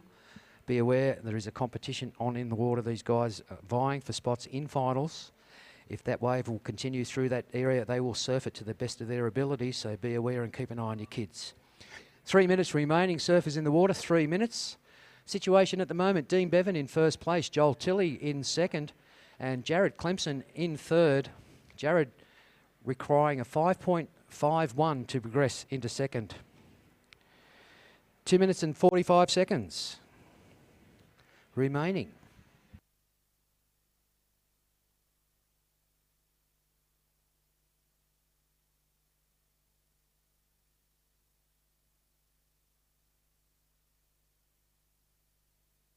And up and riding, I can tell from here. Charging is Dean Turbo Bevan. That's a 9 foot board and he's just chucking it on a 1 foot wave. But very powerful, dynamic surfer, Dean. Very good in the shortboards too. Another big hack for him right behind him. There's the unmistakable backhand style with a nice little stretch 5. That'll be Joel Tilley in the red. Joel bouncing off the foam there, looking to improve himself and trying to catch Dino, currently holding first. That wave gliding in on the inside, looking out the back and a nice little peak, didn't take it, fattened out under the bank. Jared Clemson playing catch up right now. So we'll wait for those scores to drop in and see if there is any change, with 1 minute and 40 seconds remaining in semi-final 1 of the Scale Seafood 9 foot amateur division.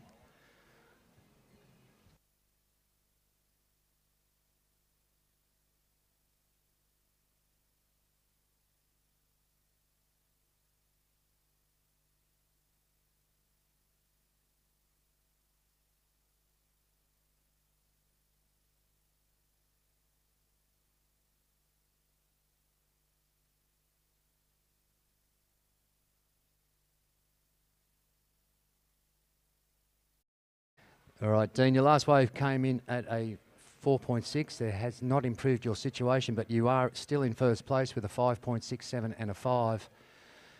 Just waiting for Joel's last wave to come through. It has improved your score, but not your situation. You are still holding second, making it even harder for surfer in white Jared Clemson to knock you out. And Jared requiring a 6.68 right now.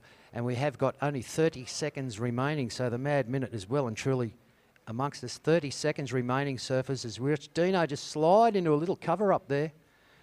That's local knowledge for you, and a nice big whack just to finish it off. So 20 seconds remaining, and Dean said, oh, that's good enough for me. I'm coming in. That last wave was a cracker. And out the back, little slide reverse takeoff there was Jared Clemson in the white, trying to upset Joel Tilley and get into second, requiring a 6.68. 4, 3, 2, 1. And that's it, folks. That's the end. That's the best Hooter impersonation I can do. So very well surfed heat. And unofficially, Dean Bevan, your last wave, a 6.67, cemented you in first. So Dean Bevan in first place. Not enough, I'm sorry, for Jared Clemson to take Joel Tilley. Joel remaining in second place, the surfer in red, and unfortunately just missing out, and not by much at all, the surfer in white, Jared Clemson. All right, we're ready to go.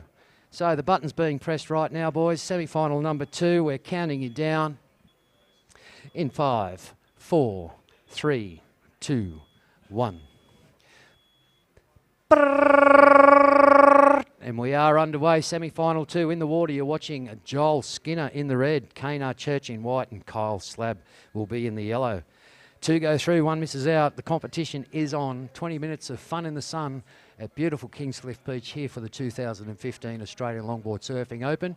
Whether you're watching on the beach or on the live webcast, we do hope you're enjoying everything you see and hear.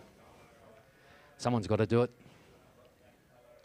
But some great competition, some great waves in that last heat. Really fantastic surfing in trying conditions out here at Kingscliff. But boys making the most of it.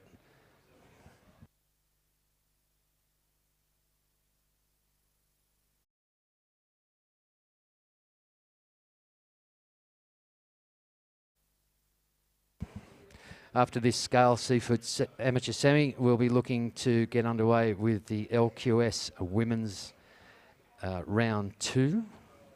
No, semis. The semis, that's right. Brought to you by Pretty Shady, initiating the Cancer Initiative.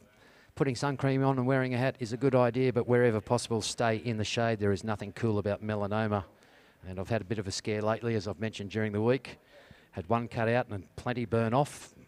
That's why I've got the very short haircut right now. If you've ever had it done, liquid nitrogen going into your scalp is like getting punched in the head by icicles.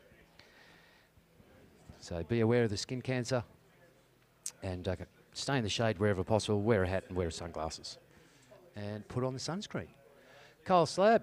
Just a little opening wave, testing the water, a 0.67, nothing to write home about, just a small wave to start you off, but that is a scorer. So you're leading the heat right now.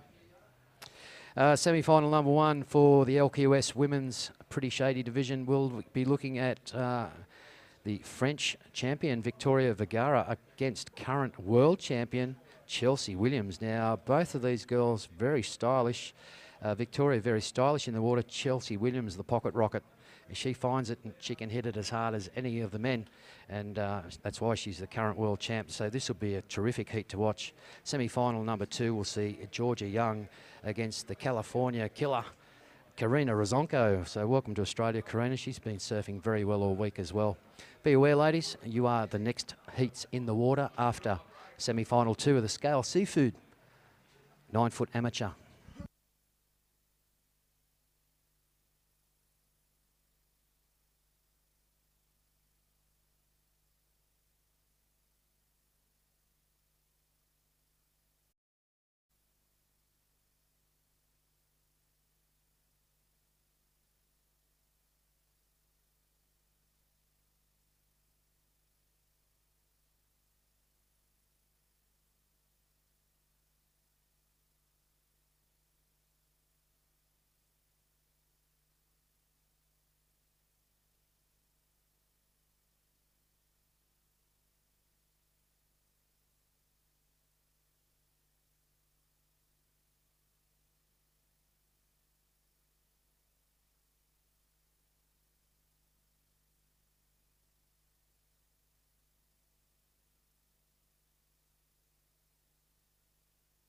Okay, folks, we're into the second semi now, the 9-foot seafood scales. Scale Seafood. Just turned the name around a little bit there. Jeez, improv. That breakfast, what was in that breakfast, Andy? Oh, look, that breakfast is fantastic. And do yourself a favour and get down there and have a breakfast, because I just had muesli, yogurt, and the blueberries. So healthy. Health food. And while you're down there, make sure you fill out the survey form, because you can win a prize for this. And we'd like to see you, tick off all the boxes and say what you think and enter it in the competition. Yeah, the prizes up for that is a men's and ladies' Maxim watch. And all you've got to do is put your name on the paper, answer a few questions, go into the survey box. We'll pull one out of the hat later on, and you can win a men's or ladies' watch. One for you or one for a friend, depends how you like them. Yeah, and they've got Queensland and New South Wales time, just for somebody like me. Well, whatever happens, they've got to be right at least twice a day, whether they work or not. It's one way to look at it. Just over 15 minutes remaining, surfers in the water. Just over 15 minutes of the Scale Seafood 9-foot amateur semi. Joel Skinner in the red, Kano Church in the white, Kyle Slab in the yellow. A slow start for the boys out there, looking for wave selection to impress the judges. So we'll see how it runs out. Yeah, you've got to keep an eye on that inside section too, because that's a little sweet section. I'm seeing a wave just running off now on the inside, and yesterday on the incoming tide, that little inner section really comes into its own.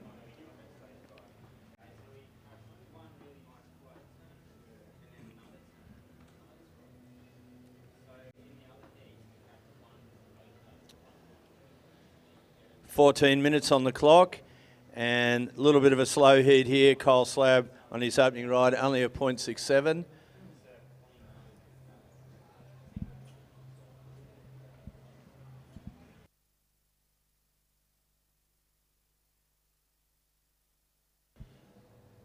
Perfect conditions here with a light southwesterly breeze.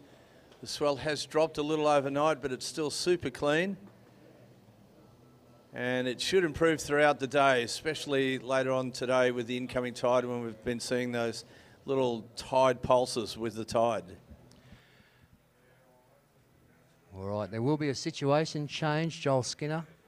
That last wave of yours, very cleanly ridden. And we're just waiting for a score to drop right now with 13.5 minutes remaining on the clock for semi-final 2 of the Scale Seafood 9-foot amateurs.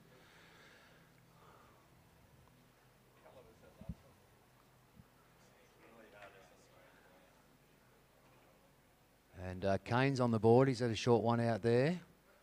So topsy-turvy with just over 13 minutes remaining. And there it goes.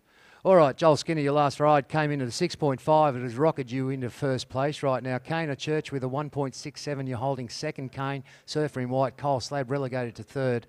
Just needs to improve on a 0.67, a 1.01 to get into second. Kane requiring a 4.84 to take the lead.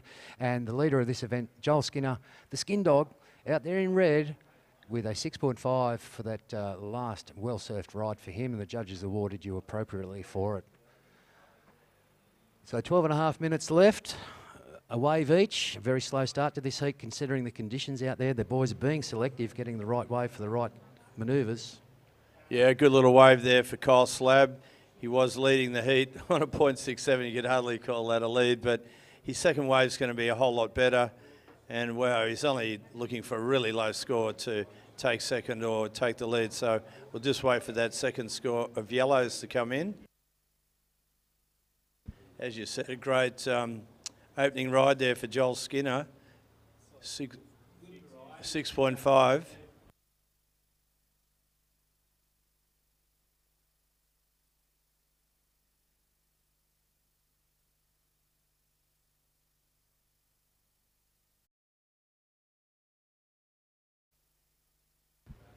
Yeah, so we've got some more Cinema Kingscliff vouchers to hand out. We've just got to come up with a bit of a quiz.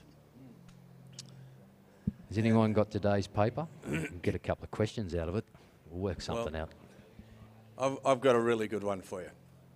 How about this? I noticed that Jack Entwistle was surfing in the competition, in the pros. Unfortunately, he was defeated in the opening round, but he's the son of a well-known world professional longboard champion, Stuart Entwistle from Manly.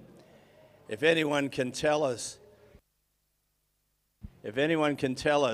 what year was it that Stuart Entwistle won the ASP World Professional Longboard title? All right, come up with the answer. Come up to the judges' tower and we'll give you a double pass to the Cinemax Cinema across the road here at Kingscliff to watch a fantastic surf movie on tonight. And as I said yesterday, sit in the front row. It's just like being there. But a free ticket to the movies if you can answer Andy Mack's poser question. Yeah, I'll just repeat that. So, Stuart Entwistle, he was an ASP World Professional Longboard champion. If you can tell me what year did he win that ASP World Professional Longboard title? And it was interesting that year because he was up against Nat Young, but Nat Young couldn't surf in the last event at Manly that decided the world title because he went to New York to be a model for Vogue magazine. And there was this front page shot of Nat Young on the front page of Vogue magazine. As you're watching out the back there, Joel Skinner on the nose.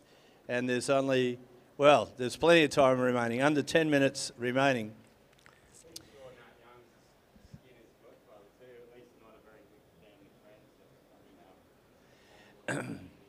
So I can give you another little hint on that year.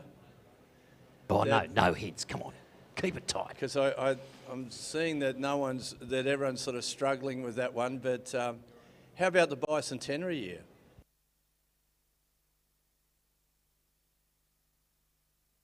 Uh, Well, the bicentenary year was, yeah. Do your maths, son. One little bloke came up and said, was it 1987? And the answer was no. What was the bicentenary year for Australia? 9 minutes remaining. Joel Skinner, your last wave came in at a 7.5. Joel, the judges liked it, a 7.5 along with a 6.5. You've stamped yourself down into first place right now, leaving Kano Church in Combo Land currently holding second with a 1.67 and a 2.67. Kyle Slab, a 0.67. So we'll just see how this one pans out. But Joel Skinner, a 7.5 and a 6.5. Well, what some great scores in very trying conditions out here at Kingscliff. Boys making the most over it. 8.5 minutes remaining, guys. 8.5 minutes.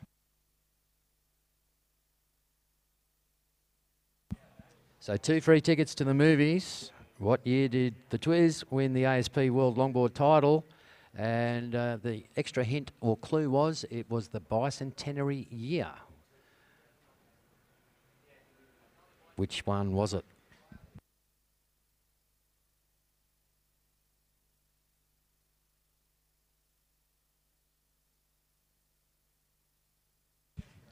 $88 minutes. No, just 8 minutes. We're working it out.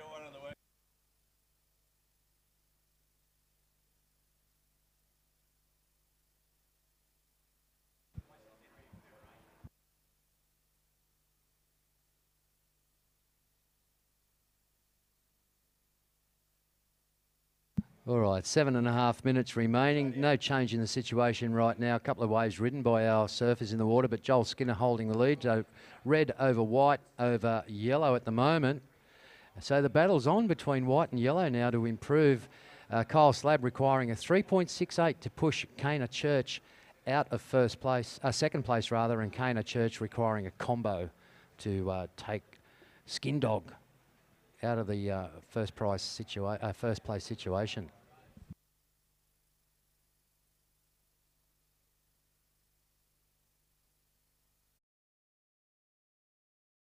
So once again, what year did the Twiz win the ASP Longboard World title? We've got red up and riding, current heat leader Joel Skinner. Can't see a thing from here, but the judges are watching it. Coming down towards 6.5 minutes remaining, gentlemen in the water. 6.5 minutes of the Scale Seafood 9-foot semi number 2. Joel Skinner, heat leader out there in red. Kano Church in white and Kyle Slab in the yellow. 6.5 minutes remaining.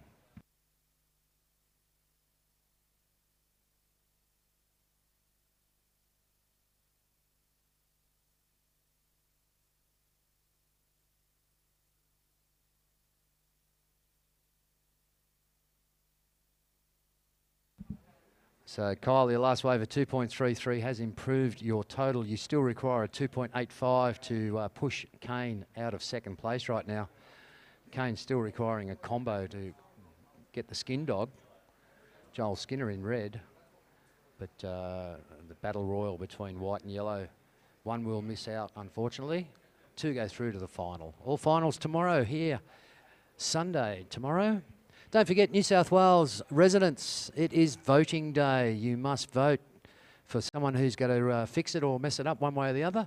Who knows? But the polling booths are open at the school behind the Paradiso. The Paradiso resort just down here. And if you're looking to stay in Kingscliff, of one of the most comfortable resorts ever in a small town, the Paradiso is it. Go over there and see Warwick. Tell him you're part of the Australian Longboard Surfing Open. Can I book a room for next year?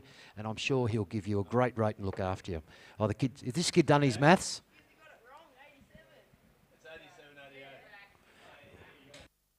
All right.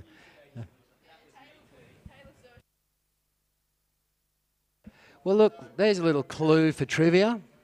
The young fella came in, gave us the answer, and then he went and Googled it. And he's looked it up, and he said, no. Yeah. Bit of maths would have helped you, boys. So it was the 87-88 era. Let me just qualify that. In actual fact, you know, he did get that right, 1987, but it was actually the 87-88. And it was declared in 88, the year of the bicentenary, because it was when ASP had cut the tour sort of in half. Instead of finishing in Hawaii, they were finishing in April, May. There was a huge controversy over that, particularly with the Hawaiians, because it cost Dane Kealoha a world title when they did that. But that's another story, that one. So well done to that young guy. He really earned that double pass to the Cinemax Cinema Kingscliff. And I'll try and make the next question maybe not so technically difficult. Andy Mack, the walking encyclopedia of surfing, a man that knows everything about it, the guru of the airwaves on the Gold Coast. Just under 4 minutes remaining, surfers in the water, just under 4 minutes. No change in the heat postings at the moment. Joel Skinner, surfer in red, with a dominant lead. Kana Church holding second spot, and Kyle Slab looking to improve with a 2.85 to push Kane out of second and go through the final round.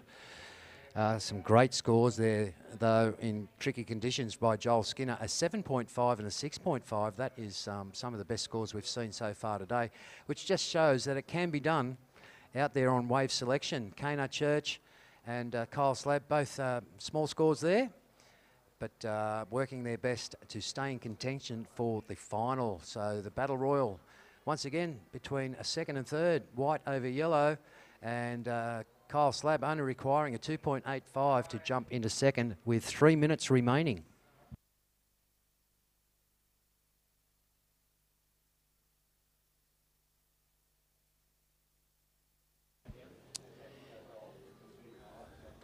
So just under 3 minutes remaining, and Kyle Slab sitting in third position. Kyle, you need only a 2.85 to take second. Canis Church in the white is currently in second position, but he's been comboed for the lead. Joel Skinner's having a great heat out there, and his last score, a 7.5. So even though the waves are only tiny, you can still get some excellent scores on the board.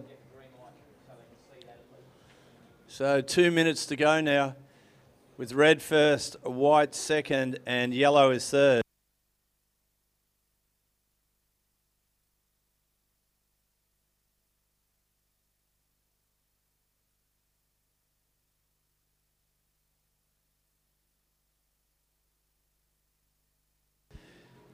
Okay, so after this heat, we are moving straight into the world-rated longboard women's heats, and the first heat will be Victoria Vergara up against Chelsea Williams, and that's semi-final number 1.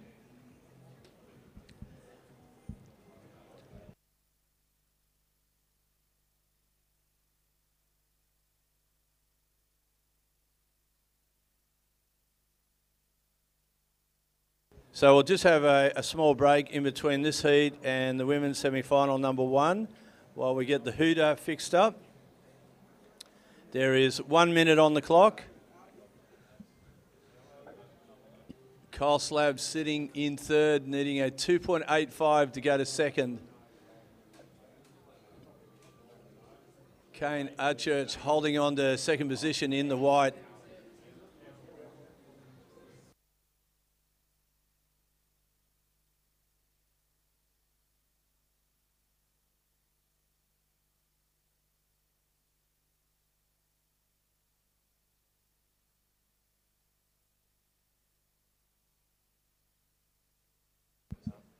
I'll fix that.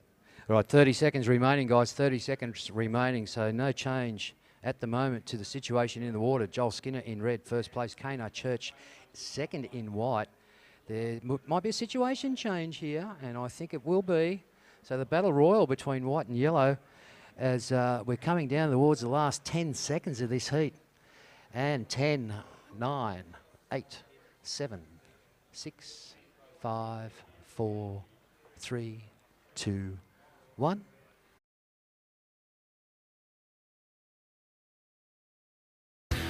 Looking for your next surfing adventure? The search begins with Scoot. Fly Gold Coast to Maldives from $379. Fly Scoot, save loot.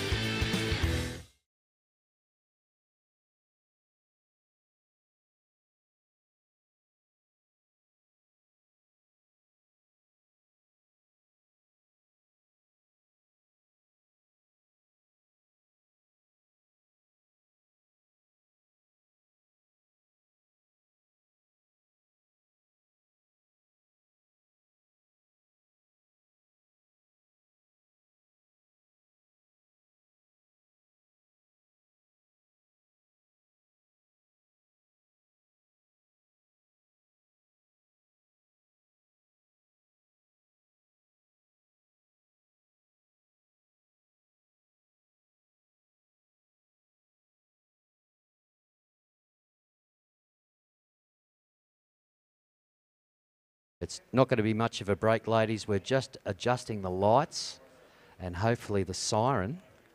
We're just waiting for our tech, Dion Harris, to get this organised. He'll give me the nod. Hey, and we'll count you in. Stand by.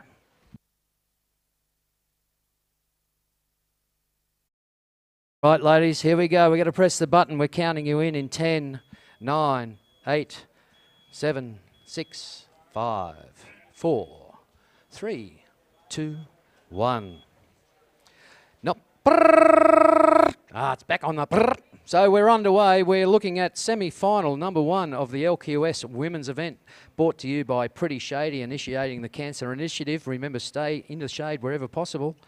We're looking at French European champion Victoria Vergara and against her current world champion Chelsea Williams. Style and grace against power and precision.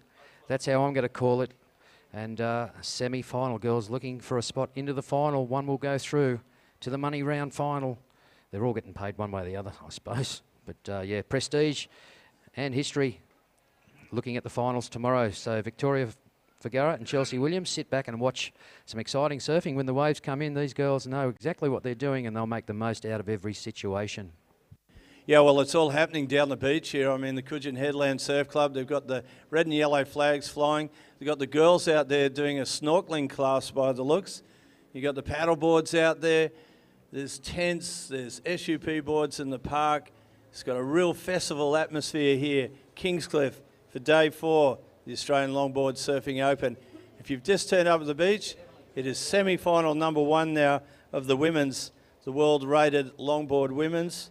Victoria Vergara, she's a surfer in red, and Chelsea Williams, now the new world WSL women's champion in the white.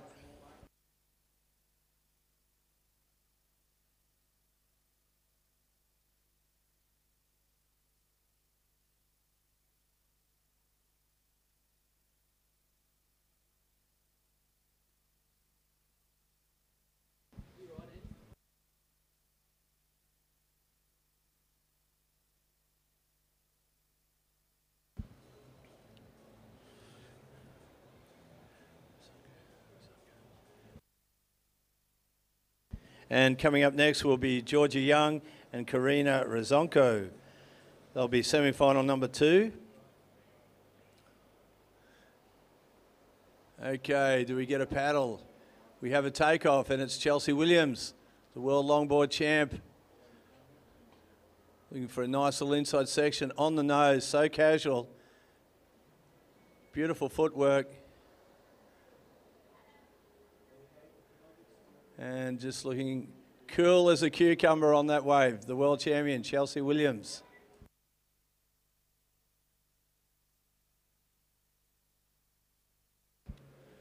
I'd like to thank Adrian from DNA for the great sound system, and the Rolling Stones in the background. Mick Jagger sent his apologies in this morning, couldn't make it. He wanted to compete in the old loggers, but he's too busy watching the cricket. Sorry, Mick, this ain't cricket. I was very fortunate to see the Rolling Stones last year in the VIP mosh pit. Only cost $1,000 to get in there, but it was worth every cent, I got to tell you.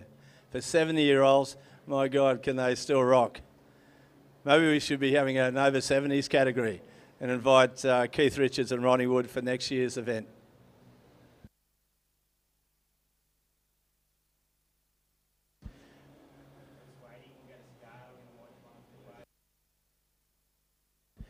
The judges be working on a scale now that we're into the professional division to make sure that those early scores are absolutely right so they don't underscore or overscore.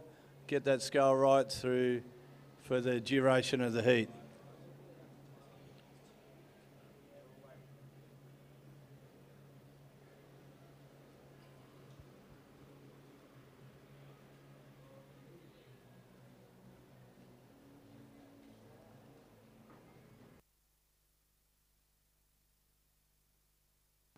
So the priority is with red.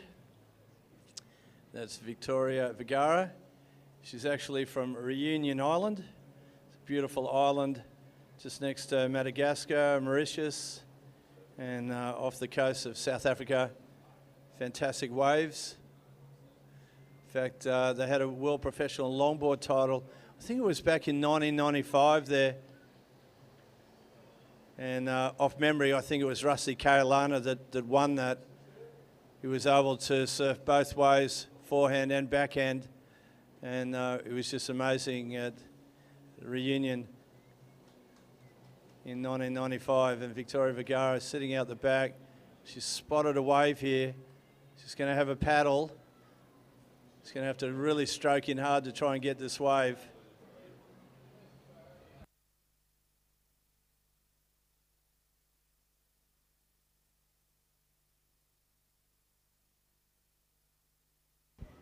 Okay, so Victoria's going, she couldn't get that first one out the back, but she's going to go for this. She's paddling. And as you can notice, both competitors here on their backhand. Right foot forward, goofy foots. So the priority is now with white.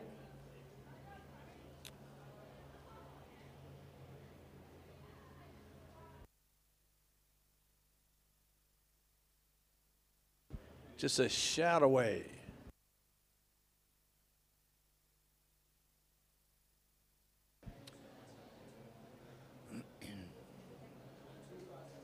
Yeah, big shout away to everybody down here today at Kingscliff, day 4 of the Australian Longboard Surfing Open. Fabulous day to be down here on the Tweed Coast. We've got so many events happening today. It is a massive program, going right through to the afternoon, around about 4 o'clock. So that first score of Chelsea Williams is a 7.83, Chels, a 7.83. First score for Victoria, a 1.67. So as you can tell on the strength of that, Chelsea Williams leading the semi-final number 1 from Victoria Vergara. Coming up next is Georgia Young and Karina Rizonko.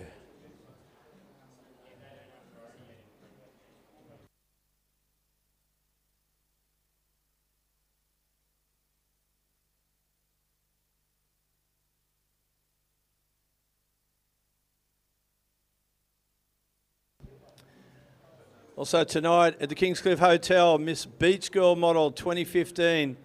Now, if you still want to enter that, it's not too late. If you think you've got a chance on the catwalk, Victoria under priority, getting this inside wave on the nose again.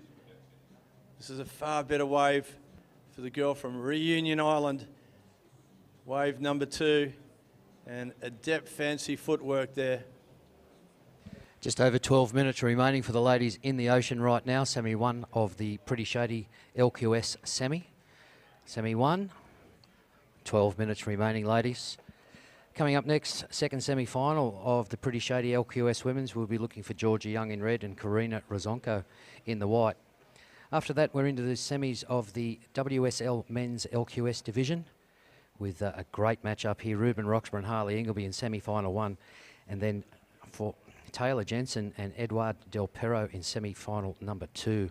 Some exciting action coming up with that one. Peter Dunn, if you're in earshot, can you make your way up to the judges' tower, please, Peter Dunn? If you're wanting to know what's happening during the day, being Super Saturday, as Andy Mack said, we're going right through to about 4 o'clock, and there's a whole array of surfing action to be happening today. Just check the notice board downstairs. It's all posted. LQS women's in the water, LQS men's next. Then we'll have the vault, wetsuits 8-foot shootout. 2 heats of that. Into the Baja Cantina heats 1 and 2 for the amateur women. The SUP pros, how exciting was that yesterday afternoon, Andy Mack? Some great surfing in small waves there. The Kingscliff Beach Bowls retro semis will be on. And then following that, the over 60s nose rider event. That'll be something to watch there. Pacific Longboard over 50s. Villa World Loggers, the old board's doing the good thing. We'll be into the final of the under-18 boys, and congratulations to the boys' first 2 heats this morning. And of course the girls will do the 2 finals of the juniors to finish off the day later this afternoon. Just over 10 minutes remaining, ladies, 10 minutes.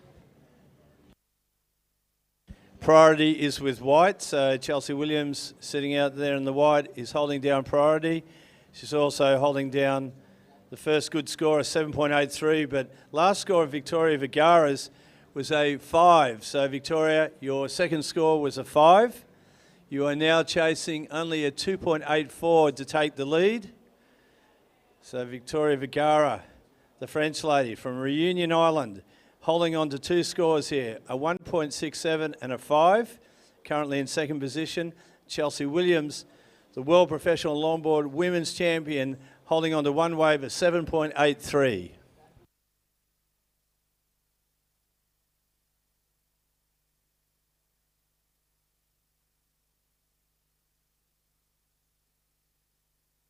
So white retains priority. Victoria trying to get one under priority there, which is also allowed as long as your opponent's not trying to catch the same wave. It's a tactic that Kelly Slater has used so effectively to get some of his best rides under priority.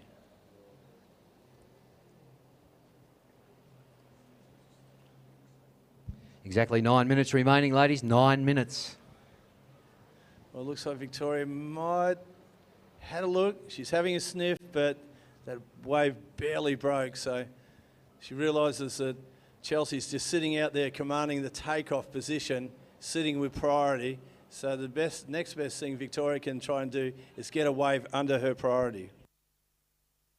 Yeah, Victoria looking to improve her 2-wave score at the moment. 8.5 minutes remaining. Next semi-final, Georgia Young in red, Karina Rozonko in white. You can go down and see Uncle O on the beach, Marshall, give him a kiss in the cuddle for luck, and get ready to go and do battle. And semi-final number 2, the Pretty Shady LQS women's event. Okay, that was Chelsea Williams then on her second wave. Definitely not in the same category as the first one, but she'll get a second score up, and that will mean now that the 2 women competitors in the first semi-final, sponsored by Pretty Shady, Pro Shady. I've just given them a new name. Oh, out the back, a wave of consequence here. Incredible looking wave here for Victoria Vergara. This is what she was really looking for. It gets back on the nose. Can she handle that section? No, she can't. Goes down a plum. Down the mine. Yep, the old down the mine. So well surfed before that wave just sucked out from under her. We'll see how the judges rewarded it. And Chelsea, your second wave coming in. Just a marginal score, 7.83, your first wave, that one. Yeah, this is going to be close with Victoria. It would be interesting just to see what she gets for the first part of that ride before she sort of lost control on the inside. But as you said, she got a really good nose ride to start with. And this heat is starting to get a whole lot more closer.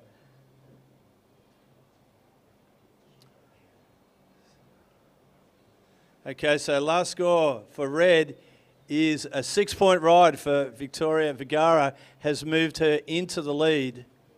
Last score of whites was at 2.27, so we have had a change of situation with the surfer in red now leading from the surfer in white.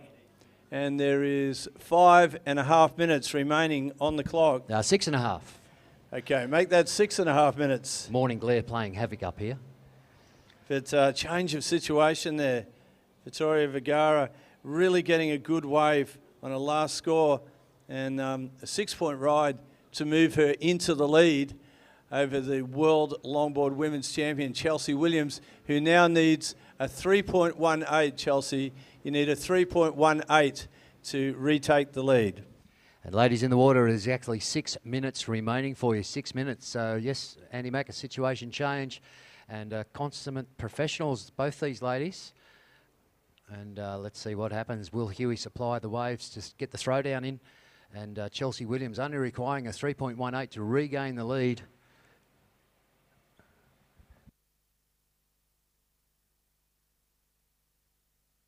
Yeah, and white has priority. So Chelsea in the lineup with priority to look for a wave to improve on that 2.27. She knows that's just a throwaway. 7.83, highest scoring ride for the heat so far. But Victoria's 6 for her last and 5 for the previous wave has pushed her into the lead.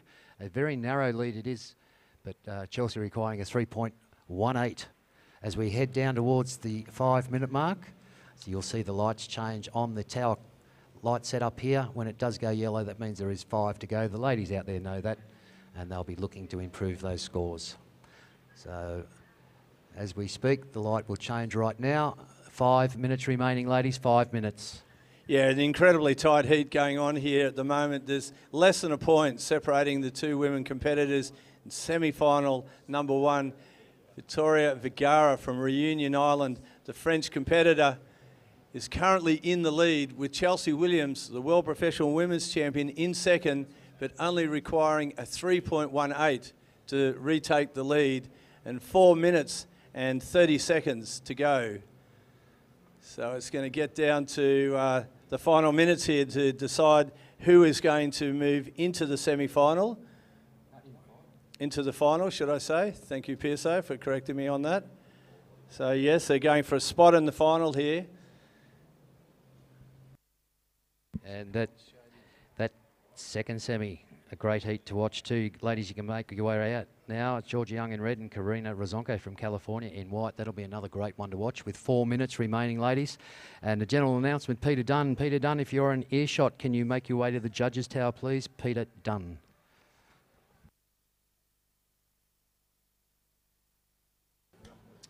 Yes, I'd like to thank Pretty Shady for sponsoring the women's event. Make sure you keep covered up, use the shade provided. There's nothing cool about melanomas and going to the doctor for skin cancers. So make sure you've got plenty of sunscreen on. Get the 50 plus sunscreen if you can get it, and make sure you plaster it all over yourself. So thanks to Pretty Shady. But at the moment, well, it's pretty shady out here at the moment too, with 3 minutes on the clock.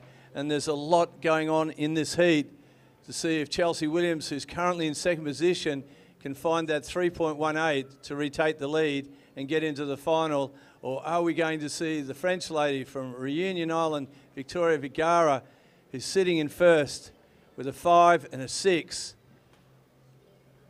Chelsea, of course, has got the single highest score so far. Her first score is 7.83, so she's needing to drop her lowest score of a 2.27 and replace it with a 3.18 to take the lead. And Victoria again on the inside. Just getting a little bit hung up on that last part of the section, so I'm not sure if she's going to be able to improve her situation on that wave. With 2 minutes and 25 seconds to go now, Chelsea having a look at that wave, but deciding no, she'll let that one go. So White retains priority. Chelsea, you have priority, and you've got 2 minutes to go. Talk about things really heating up, both in the water and on land. So pretty shady, sponsoring the women's event here. Make sure you've got plenty of sunscreen on and plenty of shade. It is cooking, and it's a pressure cooker heat as well. Coming down to 1 minute 40 seconds. Chelsea paddling for this thing. She's paddling, she's paddling, she's paddling, and she doesn't get it. So she loses priority there, and that means the priority swings back to red. And if Chelsea's going to get a wave, she's going to need to get it under priority. So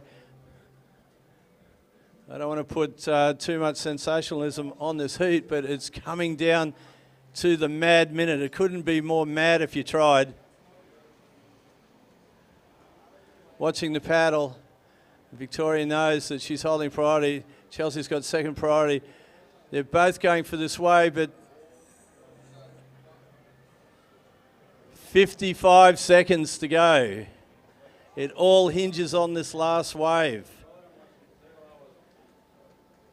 Somehow Chelsea's got to get a wave under priority here. 35 seconds to go. And of course, Chelsea had to pull back. She didn't have priority. Victoria got the wave. And boy, oh boy, that could have sealed the fate on this heat, but there's still 25 seconds to go. Chelsea's basically got to paddle for anything now. That wave was really of no consequence to Victoria, apart from denying Chelsea the chance to get back in this heat. But Victoria will turn around and paddle for the inside one. No, she won't get that. Meanwhile, out the back, Chelsea Williams now. What's the time, Pierce? I can't even see the clock. 3, 2, 1. Oh, my God. She gets the wave with 2 seconds remaining, and she falls on the end of it. Oh, talk about pressure surfing. That's the end of that heat, and what a tough round that was. How exciting was that, Andy Mack? That was very, very exciting, and was that an upset of the event? I'm not sure yet. We'll wait for the official scores to come in, but I'm sensing a huge upset has just gone down in semi-final number 1, and it would appear... Well, it is. It is an incredible upset. Congratulations there to Victoria Vergara. She is through to the final. She has defeated the World Professional Women's Champion, Chelsea Williams. Yeah, Chelsea with the highest score in that round, but unfortunately didn't get that second wave to improve that position. And Victoria Vergara with 2 well-surfed waves actually taking the lead. We're ready to go. Ladies in the water, we're counting you in 10, 9, 8, 7, 6, 5, 4, 3, 2, 1. Yeah, well, so we're underway with semi-final number 2. Georgia Young in red, Karina Razonko in white. Tough battle at first one and a tougher one coming up right now. Semi-final number 2 of the pretty shady LQS Women's. Peter Dunn, can you come to the judging tower, please? Yeah, that was just incredible because Chelsea Williams had the single highest score in that first semi, but as you said, she couldn't back it up with the second score. She tried to get that wave right at the end, and it was only a little left-hander, and she was chasing like about a 3.3, but you're watching now, surfer up and riding. That's Karina Razonko from California. Had a wonderful stay here in Australia and proving her skills, making the semis out here, looking for a place into the final, all the way from California, Karina. I think that's her first time here, and she's enjoying every part of the 2015 Australian Longboard Surfing Open. Yeah, just going back on that previous heat, I mean, really it's the tightest heat we've seen so far of the competition. And, you know, hard luck there to Chelsea Williams, the world professional longboard champion. Looked so good, her opening score, but just couldn't back it up in the end. And you've got to get 2 strong scores to get through the heat. And well done there to Victoria Vergara from Reunion Island. The French girl getting a huge upset result to move into the final over Chelsea Williams. So well done there to Victoria. Très bien. Now,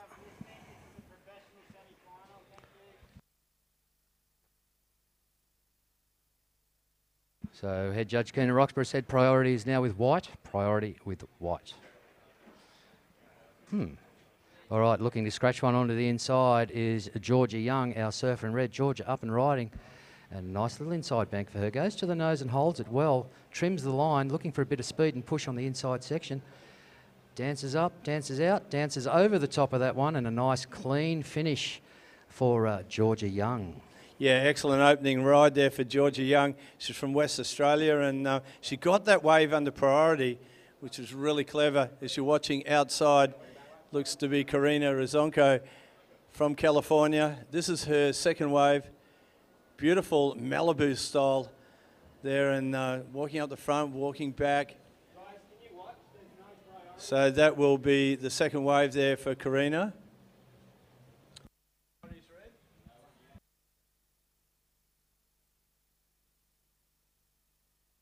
So Karina's first wave came in at a 2.67. We're still waiting for scores to drop for George's first and Karina's second wave, but very close tussle it should be, and is with the pretty shady LQS Women's Pro Semi.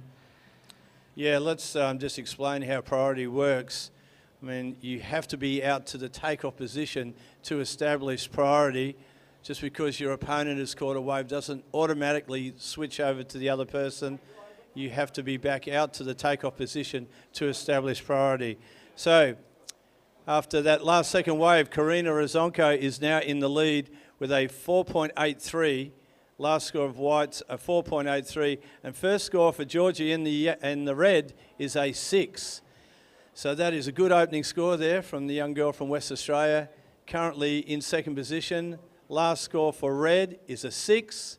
And last score for white, a 4.83. So nice opening round there from Georgia Young, requiring a second scoring wave to improve over Karina with 2 waves ridden, and that's 2 scorers. Georgia Young looking for her second wave with 16 minutes remaining, ladies. 16 minutes on the clock in the Pretty Shady LQS Women's Semi-Final number 2. Congratulations to Victoria Vergara for going through to the semi. Commiserations to Chelsea. Hard-fought battle out there. Considering the conditions, you know, wave selection is always going to be a priority, and wave selection being difficult out here in these conditions, but some classic little waves coming through. And as we've seen, there's been some big scores coming down through all the heats. So improvements and wave selection is the key. And priority, of course. So Georgia Young just losing priority by paddling for that wave. If you paddle for it and you've got priority and you don't catch it, you're going to lose priority. And that's just what happened there to Georgia Young. She's currently in second position, sitting on a 6. So priority swings to the lady in white. Karina, you are currently leading the heat with a 4.83 and a 2.67.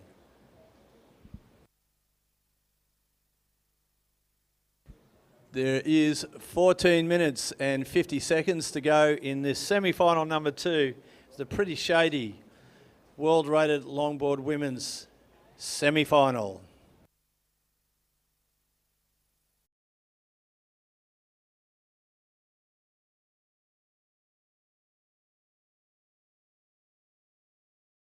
Fourteen and a half minutes.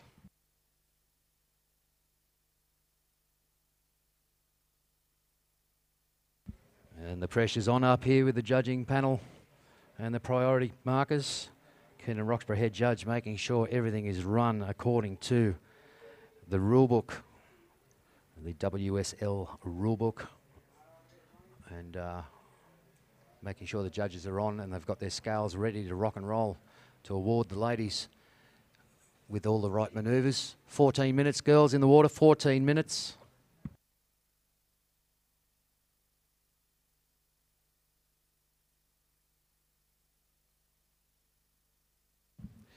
Next heats in the water will be the WSL Men's LQS semi-finals, and some charges in this one. First heat, Ruben Roxburgh in red and Harley Ingleby, current world champion, in white. Second semi, former world champion Taylor Jensen against the European champion Eduard Del Perro. Now, Edward's had a magnificent stay here in this event. Gouged his way through in all those previous heats and is now in the semi-final number 2. 2 spots for the final up for grabs as we watch semi-final number 2 of the LQS Women's, brought to you by Pretty Shady, initiating the Skin Cancer Initiative. And up and riding is our surfer in white, Karina Razonko, all the way from California. No doubt honing her skills on the California coast there, around Malibu, the ranch, and a few other special places I've had the pleasure of surfing. T Street, off the train line, that's a fun little spot to go surf. But she's the current heat leader at the moment, and we're waiting for the scores to drop and see what the result is. Georgia Young just playing the selective waiting game at the moment, looking to improve her first wave of a 6. But Karina Razonko, your second wave came in at a 7.17, along with your 4.83. You are leading the heat at the moment. One wave ridden by Georgia Young requires a 6.01 to take the lead. So the cat and mouse games continue out there with the femme fatales in semi-final number 2. Georgia Young in red, Karina Razonko in the white. And a very exciting heat. Waves slowing down a little, but being selective, the girls, they know what to look for, being pro women surfers, and they know that something with a line and a wall gives them a chance to show their professionalism with style, grace, and all those manoeuvres the judges will be wanting to see. So just under 12 minutes remaining, ladies, just under 12 minutes.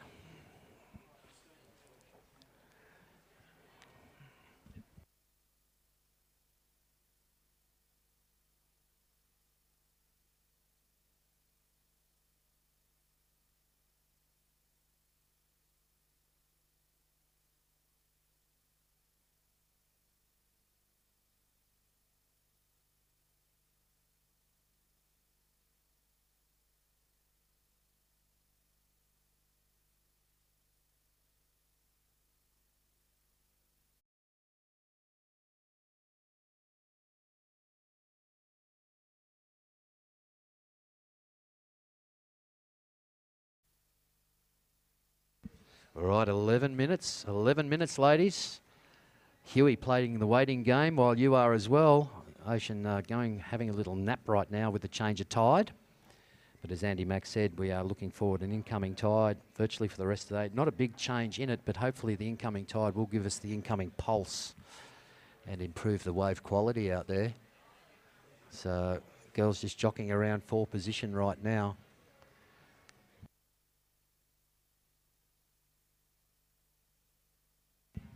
So red, Georgia Young with priority as we watch Karina zip into another little one on the inside. Finding these little inside waves to her liking and very stylishly pulling all the manoeuvres out. A couple of nice 5s there. Nice directional change to finish that wave onto the inside and just run it through to the bank. Cuts out of that one. And with just over 10 minutes remaining, only halfway through this semi-final, she's got plenty of time to go out there and catch another 6 waves. Georgia Young just sitting back, thinking, I just need one good one. Where is it, Huey? Send it to me now.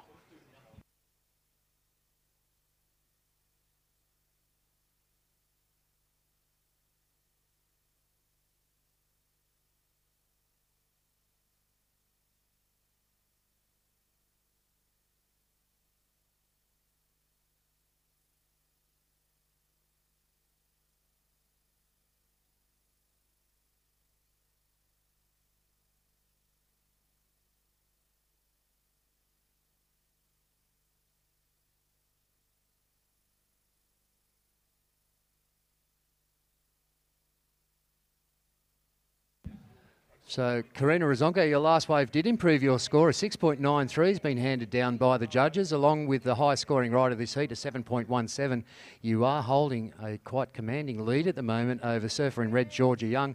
Georgia requiring an 8.11 to move over the top of Karina and establish herself in first place. So, having a ball, the girl from California, Karina Razonko, with a 7.17 and a 6.93. More or less dominating the heat at the moment, but Georgia, with only one wave ridden, a 6, requiring an 8.11 to move into first place, and that's not impossible for Georgia to do that. Quite a talented surfer from the west coast of Australia, and she will be out here trying her best.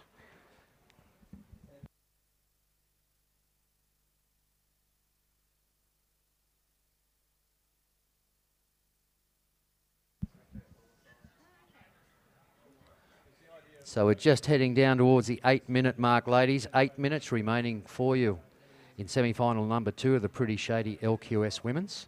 Hope you're enjoying all the action at home on the podcast, thanks to Common Solutions. And if you're at home or you'd like to let someone know they can watch it, the Australian Longboard Surfing Open /live is the place to be. If you can't be down here where all the live action is, watch it live at home. Welcome the world. Hope you're enjoying the coverage. Plenty to see and do in the park. Don't forget that. There's plenty of action in the water and plenty of things to see and do in the park itself. Don't forget the food tent is open. The registration tent's there, and there's the merchandise tent. And if you'd like to get a piece of memorabilia from this great event, they do have T-shirts available for sale. Take one home to your mum. The food tent's up and running to provide you with gastronomic delights. Bacon and egg rolls were red hot this morning. Tea, coffee and cold drinks available. Plus all the lifestyle stalls in the park and the great setup from Hobie and Australian Waterman showing their latest wares. All right. Having a ball and getting waves under priority. Victoria Razonko in white, just getting a nice another little one in there with just under 7 minutes remaining. And Georgia Young playing the waiting game, thinking, come on, Huey, send me something big. She needs an 8.11 to take the lead back off Karina. And will time be the enemy? Will the waves be the enemy? She gets one. She'll let the cat out of the bag, I'm telling you, and go for the points as they always do, these professional surfers, and anyone does in a competition. Karina, your last wave coming in at 3.83 has not affected your lead. Still holding first place with a 7.17 and a 6.93. Georgia Young, one wave ridden, holding down a 6, needing an 8.11 to take the lead from the Californian. Could this be an international final with the Pretty Shady women's event? We've already seen Victoria Vergara with the upset over World Women's Champion Chelsea Williams, and well surfed to both those ladies, but Victoria taking the win there, earning her way into the final. Commiserations to Chelsea. Small waves for a powerhouse surfer like you, I know, are not the best, but that's competition for you. You can't play with Mother Nature. It'll bite you someday if you do, as we've seen.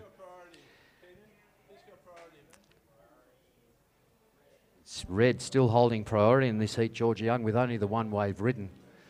With 5.5 minutes remaining, so we are heading down towards the furious 5-minute mark. And that means it's really time to look at the ocean and decide what you can take off on to improve that score. Yeah, well, as you said, Georgia Young just sitting there on a 6-point ride. She is holding priority. She's waiting for that elusive bomb to come in, and waves are a little bit infrequent, a little bit inconsistent, but there's still some good rides to be had. And Karina Razonko has really showed that she can find those waves with a 7.17 and a 6.93. So the girl from California in the white leading this heat. And as Ian Pearson, my Anchorman commentator here, producing the scenario, could this be an all-international final? Well, there's still plenty of time left on the clock, and I know that Georgia Young and all her fans from West Australia will be really hoping that she can get that second wave up, but she needs an 8.11 to take the lead. So that's a pretty big challenge, but I'm sure that Georgia's up for it. Yeah, not impossible, Andy, with 4.5 minutes. Will Huey supply the way for her to prove that? Coming up next, the WSL Men's LQS semi-final number 1, and a great couple of heats, as I said before. First one, semi-final 1 in red, Ruben Roxburgh, and in white, current world champion Harley Ingleby. And they'll get out there and smash these little waves to pieces, both very competent surfers. As is semi-final number 2, former world champ and multiple winner of this event as well, Taylor Jensen, against the European champ, Edward Del Perro. So don't go anywhere, folks. Get settled in and watch some great men's semis along with these women's semis, but the men's semis are up next. Check the board throughout the day for all the event program. The Vault 8 foot will be coming up at the men's, and then we've got the amateur women's and blah, blah, blah. It keeps on going. I can't remind you all the time. Do something for yourself. Have a stretch and check the official notice board down there. It'll give you the rundown of the events and who's in it. Those people competing, your name will be up there against the appropriate colour for you to wear in that event.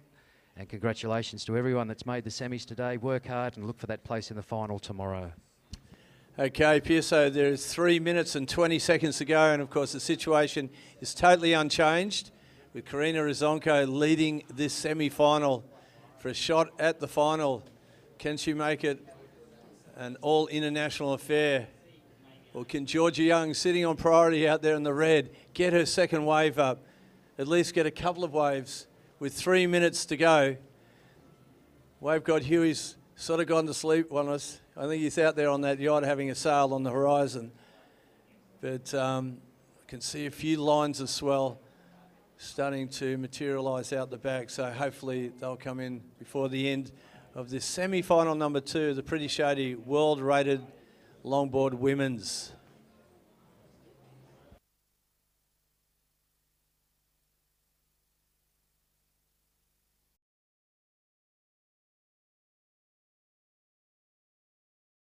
Two and a half minutes remaining, and I'm going to have a little break after this, so we'll get a call to the microphone.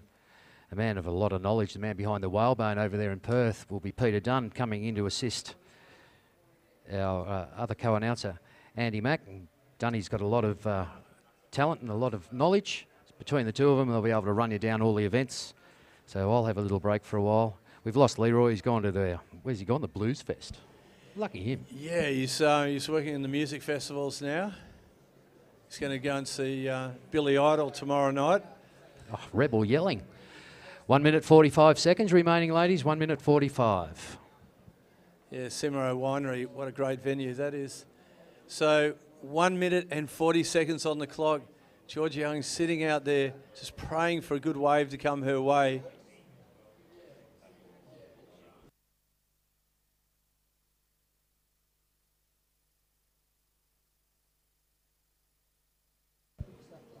One minute and 20 seconds to go. We've got a couple of kayaks out the back as well, so those kayaks, if you can just stay out of the competition area, thanks, that'd be great. Just go to the Coogin Creek. 1 minute to go.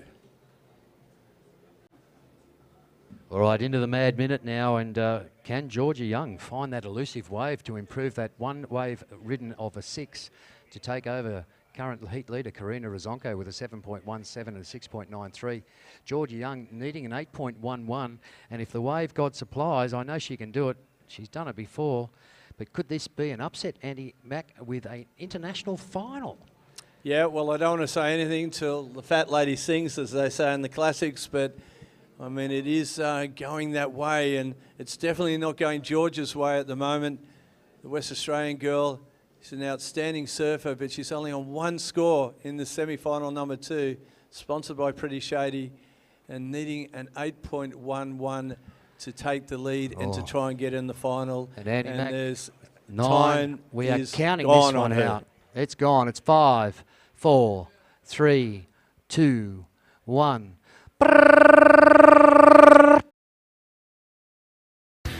Looking for your next surfing adventure?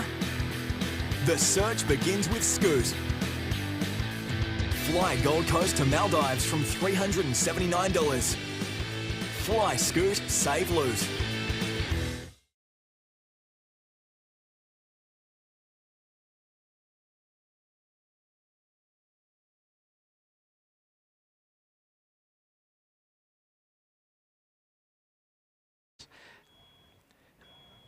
In 5, 4, 3, 2, 1. And we are underway with semi-final number 1 of the WSL Men's LQS semi-final. Here it is. It's Ruben Roxburgh in the red, powerhouse surfer and current world champion Harley Ingleby. I'll leave you in the very capable hands of Andy Mack and inviting to the microphone Peter Dunn. All right, thanks, PSO. Great call. And Dunny's going to take the seat. And Dunny, you watched that last semi-final, mate. A bit of an upset there for Georgia Young. She's from West Australia. Give us a bit of a background on Georgia. Well, Georgia's a young lady from Cottesloe. She's a two-time Australian champion. And, the waves didn't come for her. Andy Mack just didn't come for her. But that's surfing. That's surfing, and Georgia knows that. She takes a win and she takes a loss. She's a beautiful young lady. Fantastic. Thanks for the background on that, on Georgia, and hard luck there to Georgia, just missing out on getting in the final. But congratulations to Karina Rizonko. I mean, what an incredible, stylish lady, and the way she surfed in that heat. She got a couple of great scores, and she showed that you can get the waves, but I think the tip is not to sit in priority for too long. Yeah, that's it, Andy Mack. That's it. You just got to get what you can get. Mother Nature pops her head up. You've just got to paddle into her, correct? Absolutely. Yeah, you know, beggars can't be choosers, I think the cliche is. And that's it, mate. You know, you've often seen Kelly Slater get, you know, tiny waves under priority and turn them into 8-point rides, and that's what you got to try and do. Mate, this is going to be a great semi, isn't it? Oh, yeah, this is an absolute killer. I mean, we've got the world longboard men's champion, Harley Ingleby, in the white, up against Ruben Roxburgh on a comeback mission. And Ruben started on TV last night doing a bit of javelin throwing with his paddle on the SUP. Very entertaining stuff. But he's out there in a pretty serious semi-final up against the world number 1 longboard champion, Mate, isn't it so good to see Harley get another title, mate? You know, amazing. He's a beautiful surfer to watch, and you know, it's a credit to what he does in surfing, and what a gentleman he is. What a gentleman Harley is, eh? He's an absolute all-round ambassador of surfing, and he was actually the contest director at China last year. I mean, holding down the contest director's job and then winning a world title, I mean, doesn't get much better than that. No, mate, not at all. Mother Nature out there just having a little bit of a lull. We have a paddle on here. No.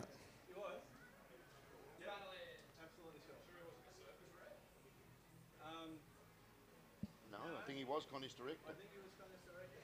Yep, I think you're right. So nice to be in the beautiful Kingscliff.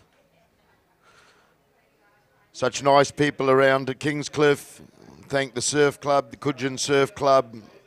It's nice to see Peter every year sitting up there enjoying his little view. I love this place.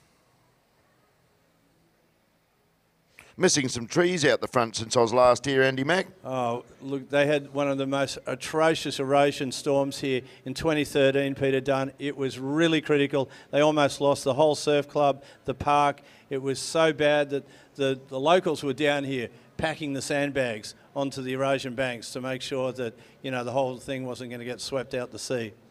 Unreal. Just on Pete from the surf club, who's up there every day. The other day he said to me, you know what, Dunny? He said, we'd be drowned now. We used to camp where that water is out there. They used to be camping where the water is now. And he said now they'd be drowned, you know. That's how far it's taken it away. That's right. And, you know, fortunately last year we didn't get as many storm swells. Well, in terms of surfing, it wasn't as great, but it did save the beach here. And as you can see, we've got a nice white sandy beach back here at Kingscliff, right in front of the Coogin Headland Surf Club. What a great spot it is here on the Tweed Coast. Oh, mate, it doesn't get much better than this view, does it, eh? Nice food, nice cold beers, most of all, nice company, smiling faces. That's what it's all about.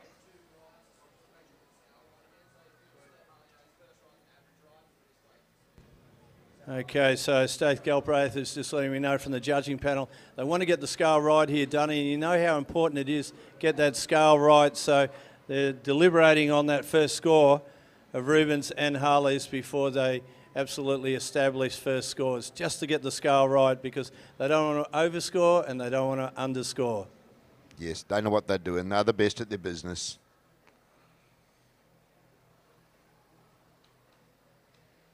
Another beautiful day, Andy Mackay. Fabulous day here on Saturday. It's day 4 of the competition, and make sure you got the sunscreen on. Make sure you're getting plenty of shade and water, because it's going to be a big day. There's so many events on today. How is it, man, getting that sun in the eyes in the morning? Not used to it yet. I can see how them crow's nests come apart, you know? Well, from the west, I mean, you watch the sun coming up in the afternoon, right? That's it, man. Well, going down. Going down, should I say, yeah. Exactly. Yeah, we may have a paddle here.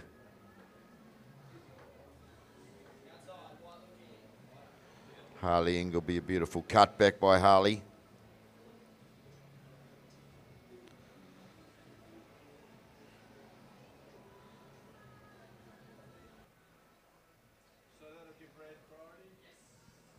So the priority will swing back to red, Ruben Roxburgh, and we're just waiting for those scores to come in. Judges are taking their time. They want to make sure they got the scale absolutely correct.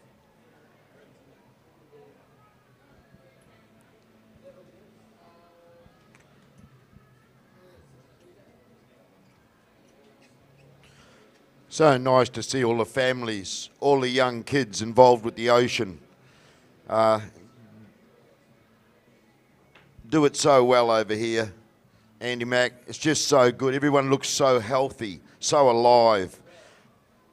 The ocean is a healer, brother, isn't it? Oh, absolutely. You know, you get extra oxygen when you go in the ocean. I mean, when you get in the tube, they reckon there's those little oxygen bubbles.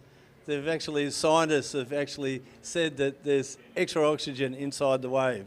It's a scientific fact now. Okay, we've got the scores. And what do we got there, Dunny? Have a look at that situation. Well, at the moment, we've got Harley Ingleby on a 5.67. Harley, you scored a 5.67. And Ruben, you're on a 4.67.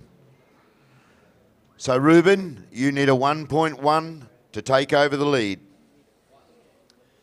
So 12 minutes and 40 seconds to go, and as you said, Dunny, there's not much between these two guys. In semi-final number 1, the world-rated longboard Kingscliff Australian Surfing Open. Harley Ingleby, the world champ, the number 1 seed, is leading this heat with a 5.67 over Ruben Roxburgh of Evans Head with a 4.67. And what a family that is, eh? The Roxburgh family, mate. Dad's in the finals, the other son's judging. It's, you know, just a surfing family. So nice to see. Well, just on that, the reason why Keenan's not head judging at the moment is we don't want to see that there's any conflict of interest. And so Staith Galbraith is assuming the role now of head judge while Keenan takes a break. And very well thought out. We have a paddle on here. Talking of Roxburghs, this looks like Ruben Dunny. Yeah, Ruben's taken off. He's up on the nose there. He's getting a little bit of speed through this section. A little off the lip there. And but he's riding it as much as you can. You can't do much more than that. That's for sure, and that'll be wave number 2 for Ruben. So on the strength of that, he will go into the lead. We'll just wait for the score, of course. And there's a guy with a bucket of roses downstairs here, Dunny. Should I be buying you a rose for today, or? Oh. He's trying to sell you a rose, I think. Well, mate, he wants to sell them for homeless people. So, I mean, What it's a a great good thought. cause. What a good cause, you know. I can smell them from here. Yeah, they smell nice.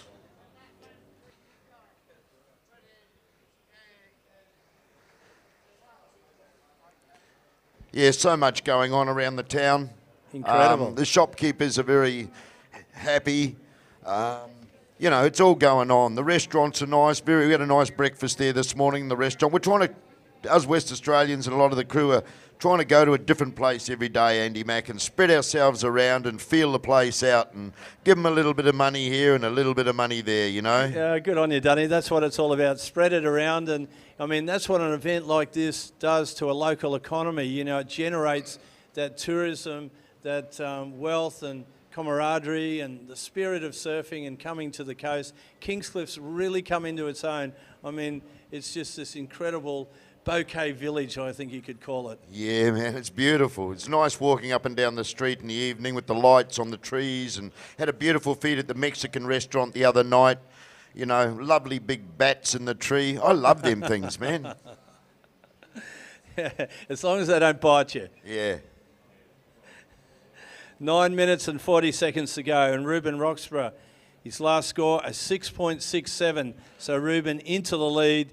Harley's looking for his second wave, and Ruben's got one under priority here, straight up on the nose. It's a tiny wave, but it's still a good scoring wave. Some of these waves can be really deadly, these smaller ones.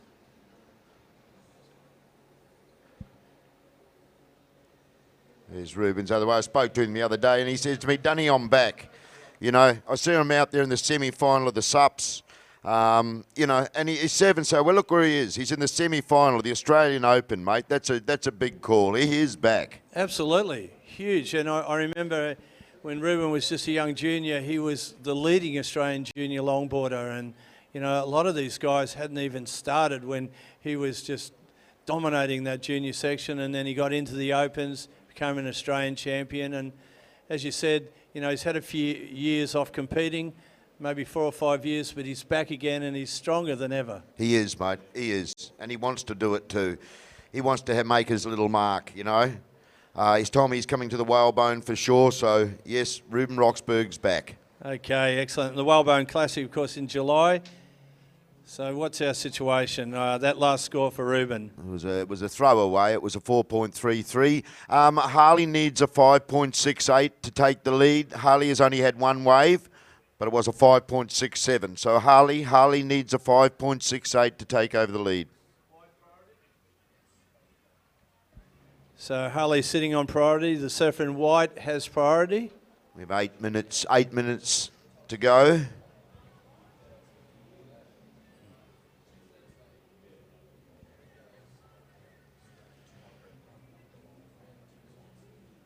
Just a little bit of slow in the ocean at the moment. What time's the high tide today, Macca? Oh, not until this afternoon. Well, it's been quite high, isn't it? Yeah, but it's not a big high tide. It's actually under a metre, so there's very little difference between the low tide and the high tide today. Right. But that high tide will make a bit of a difference on the inside bank, as is what's been happening each afternoon. You've been noticing those great little reform sections.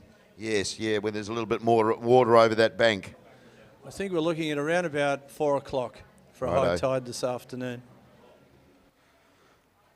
Nice school of dolphins out there yesterday, right out in front of Annie Mack. It's a beautiful sight seeing that, isn't it? Absolutely, yeah. I'm pretty sure that Macca was one of them. He always wanted to come back as a dolphin. And then later on in the afternoon, we saw a Spanish mackerel jump out of the ocean. And I think that Macca came back as a Spanish mackerel as well. You know, and on Macca, man, I just want to say that, you know, like he took West Australia under his wing and helped us out. He was our coach one year. Was he? Yes, he was our coach one year at Port Macquarie. And he has always had open arms to us West Australians, to juniors. He's taught them what to do, how to paddle, what's going on in the ocean. And my God, we're going to miss that man. I've got a shudder run through me right now, Macca. Yeah, me too. Look, Mark McNamara, he passed away on Sunday the 15th of March. Suddenly, he was surfing at Cura. He was actually giving a surfing lesson. It was so unexpected. But the good news I've got this morning is my good old mate Brent Osmond said the Macca Memorial is definitely going to happen, and they're putting some work towards an event for him. And that should be done too. I wish them all the best with that award, but it's got to be done. I never miss his smiling face, mate. Well, that's it, yeah. He had a smile that would just light up 1,000 canoes, as they say in the classics. Love them words. Launch 1,000 canoes. With 5 minutes 48 to go. So situation's unchanged. Harley's still sitting on priority, in second position, needing that all-important second wave. Rubens is sitting there. He's in the box seat at the moment with 2 good scores. But there's still plenty of time remaining, 5.5 minutes to go. So, Dunny, are we going to be seeing you competing later on? Yes. I was lucky enough to get to the semi-final of the over 60s. Good for you. Nice to surf with the guys. Here we have a paddle on. Ruben getting one. Oh, no, he decided not to go.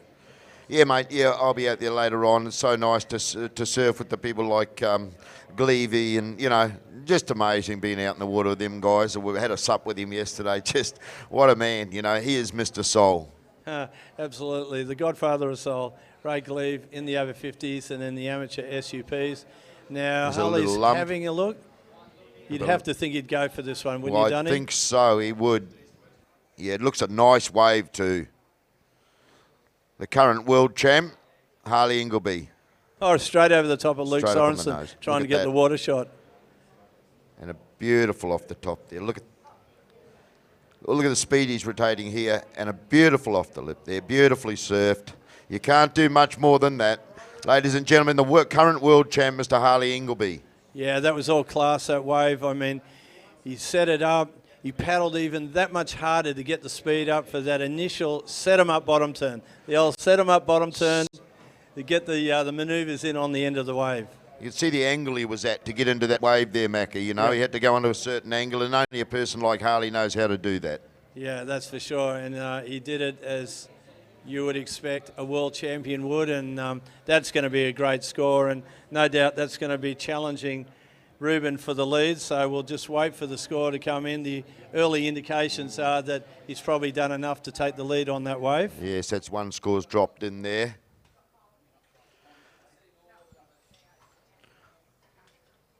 For those out there who don't know, the smart move is to wait for the bigger wave or the best wave to get the highest score. So that's exactly what Harley waited for. He waited for the best wave to come, and he didn't get anything smaller. He knew he had to get a score of over 5.5, so he waited for that to be done.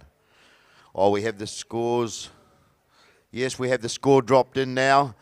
Harley, that was an 8. So Harley has gone to the lead. Total score is 13.67. Ruben, you need a 7.1 to take over the lead.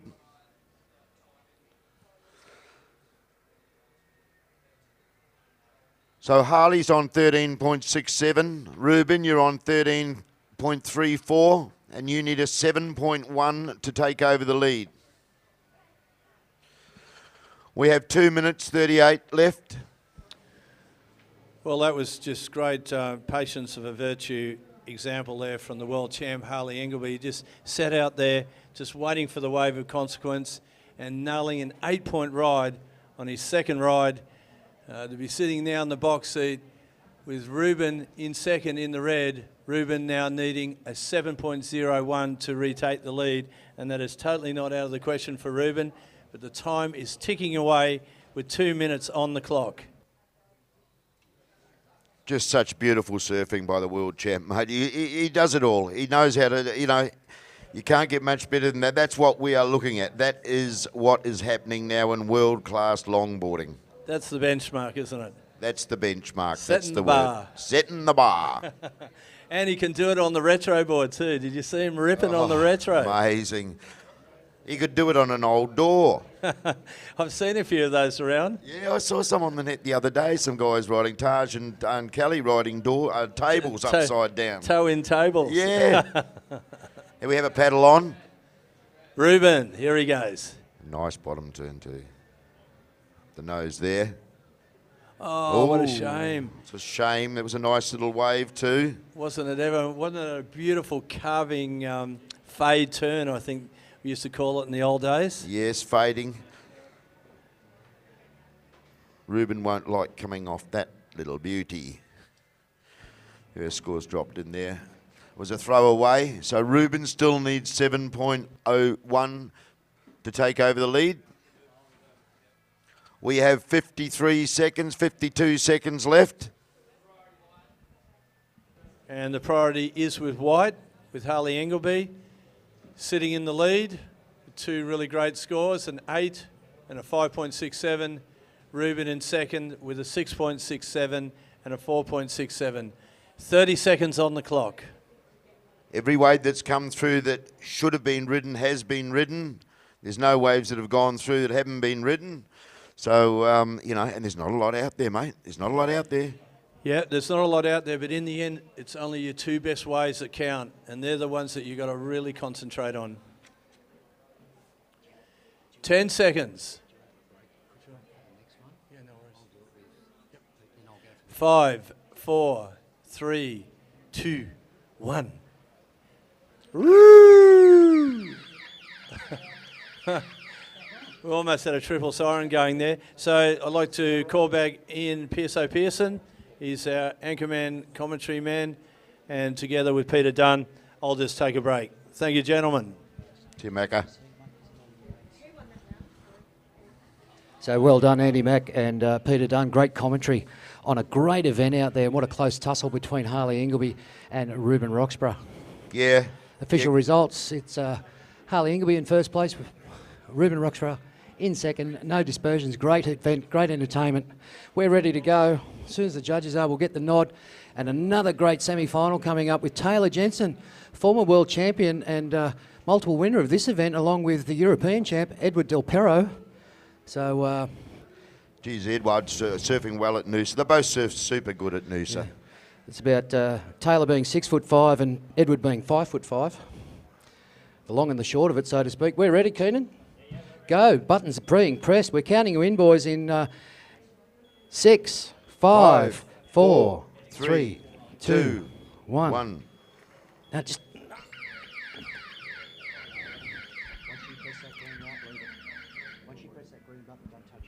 All right, and Dion's fixed the hooter, and what a different sound that is, but it's better than the old... Well, we've got a paddle on. So we're underway. Edward Del Perro in white and up and riding, taking first blood straight to the tip on that one and gliding through the inside section, building up some speed, floating down and dropping the tail down. We'll let the judges score that. Great little start. Coming up after this event will be the Vault Wetsuits 8-foot shootout. So I'll just let you know right now, Clint Guest, Joel Tilley, Mitch Howe and Mick Cottier. Prepare yourselves, gentlemen. You are in the next heat. Second heat of the 8-footers will be Dean Bevan, Ian Pearson, who is that man, and Jared Clemson. So good to see different names popping up, PSO. You know, new names, the girls, the new names of the girls, the new names of the guys. It's not the same people all the time, you know. Yeah. So good. The sport's going places. Yes, it goes to prove that it's a great event run by Island Style Promotions down here, with or without waves. There's always something for someone to do in and out of the water, and it's been great competition, Peter Dunn, all through the event. And here we are on the working into the semi-final day, and all the finals being held tomorrow. So let's hope for a pulse in swell, and the action continues. Super Saturday, we're calling it. There's heaps to see and do. Don't forget the Miss Beach Girl comp is on tonight over at the social hub of the event, the Kingscliff Beach Hotel. And once again, all New South Wales residents, you do have to vote. You are required to vote with the state election. There is a polling booth over in the little school right behind Paradiso, over here on the main street, just behind the main street rather, in Kingscliff Village. So do vote for someone who you think is going to do the right thing for you. We have a paddle on here. And it looks like Edward Del Perro in white getting in under priority, finding another little one, but pulling out. Mate, on the Kingy pub, haven't they done a good job at the Kingy Hotel? Yeah, they spent millions over there. It was a great night last night. They've opened it up. Atmosphere. Edward, your first wave came in at a 6. A 6, Edouard Del Perro, for your first wave. Your second wave was of no consequence. You know that's a throwaway. I won't even read it out for you. But it is 2 waves on the board. Still waiting to open his account.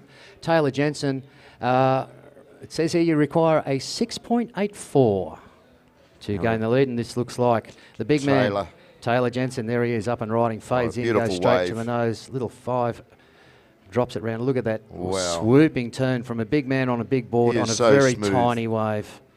Nice, and off the top. Nice finish. We'll let the judges decide on that. Beautifully surfed. So just over 17 minutes remaining. Gentlemen, you know the times out there. You know what you're doing. Wave selection being a priority with this pro event. You can learn a lot watching the pros. They don't paddle for everything that comes in. They know what one's got to provide the scoring potential for them. Current heat leader, Edward Del Perro, with a 6 and a throwaway. 2 waves ridden. Taylor Jensen, first wave. That was a very nice directional change out there. A very smooth and controlled ride. Taylor Jensen, a former world champion and current winner, I think, of this event. And it has pushed you 8.67, Taylor, your first wave, and 8.67. The judges liked that one. Very controlled. Great wave. 8.67, Taylor Jensen in the lead. Edward Del Perro back into second. Edward, you need a 2.68 to regain the lead. and there is plenty of time to do this. So a great opening ride there for Taylor Jensen, 8.67. What you'd expect from a former world champ, and Edward, being no slouch, as a European champ, looking to improve on a 6 and a little throwaway. Taylor's a two-time winner of the Whalebone Classic too. Sorry, mate. What's that again? Taylor under priority, another little one on the inside and working this right through. Look at that control and surfing. grace. Nice little slap, and just to finish it off, a second one. So just under 16 minutes remaining. Second wave ridden by Taylor Another Jensen. great scorer. That earlier heat with Harley and Ruben. Harley setting a benchmark. And, Nice little bump coming here, Pearso. that first wave, Harley showing the dominance out there. And a good wave, but this is a nice looking It's a wave nice for looking Del wave. Perro. Surfer in white, glides up onto the nose, pushes it down with a nice little hood ornament 10. Changes direction there and winding it up on the inside as that wave dribbles out behind him, but he's not going to take no for an answer. He'll smash this as far as he can, and well surfed. Still waiting for scores to drop in at the moment, and we'll keep you updated as they come to hand with just over 15 minutes remaining, just over 15. So that means Red will have priority at the moment, and another good ride there from both these gentlemen in the LQS Men's Pro Division. And scores coming in, Peter Dunn, we'll just wait for him to drop. Taylor Jensen, a 7.5 for your second ride. So two waves caught, an 8.67 and a 7.5. Wow. Dominating the heat right now. You've actually comboed Edward Del Perro. We're still waiting for your third wave to come in, Edward. It is not enough to take a jump.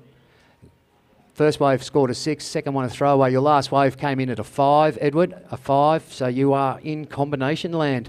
The dominance held down and thrown down by Taylor Jensen, former world champ and multiple Australian Longboard Surfing Open champ, an 8.67 and a 7.5, comboing his opponent in white, Edward Del Perro. But it's not over yet with just over 14 minutes remaining, and if Huey provides the waves, both these surfers, it can go either way because they're both very talented surfers. But it's a big ask for the French champion, Edward Del Perro, to come back against Taylor Jensen. It's just so good that it's man on man, PSO. Yeah, professionals doing the man-on-man thing, and once again, thanks to Sean and Island Style Promotions for putting the event together. We can't help the waves and the conditions, but what an improvement. Perfect glass conditions, very light winds. Just a bit more swell would be required and be very nice, but there's some jockeying happening around out there for position, and Have a little bump.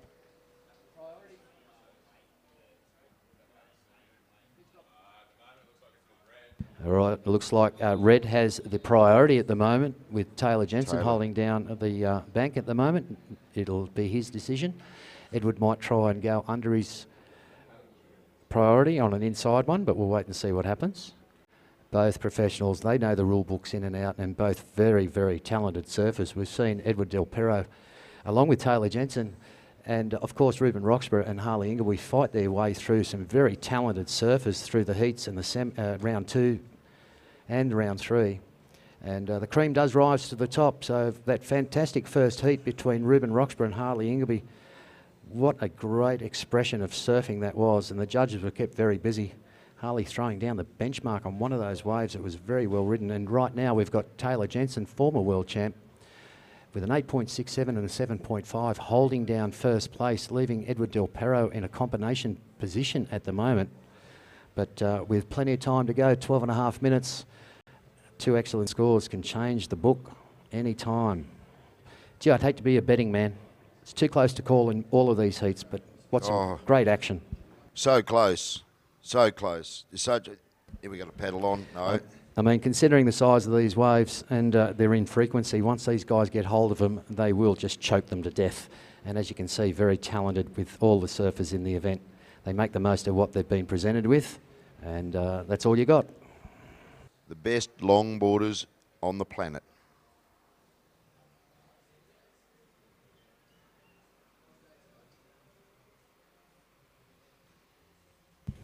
So don't forget, ladies and gentlemen, coming up after this will be the Vault Wetsuits 8-foot shootout, 8-foot boards. They're under the 9 foot. It will be a bit more difficult out there. These guys will be pushing their 8 footers to the best of their abilities, mixing it up with all manner of combinations in their surfing.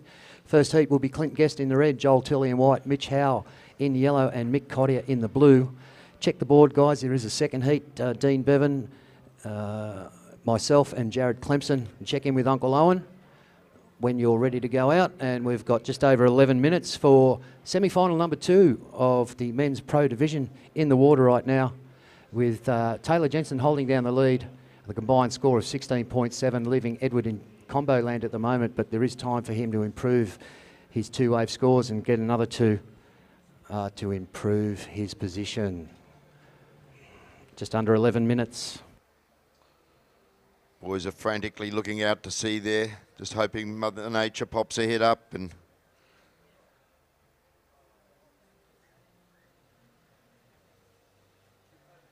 what's the prediction on the swell, PSO? Are we going to stick samer?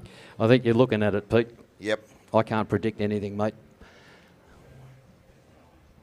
10.5 minutes, under 10.5. You can't have a surf contest without white water, and we got it, mate. Yeah, I think regulation is about 18 inches or so in the old scale, and we're just pushing that envelope right now.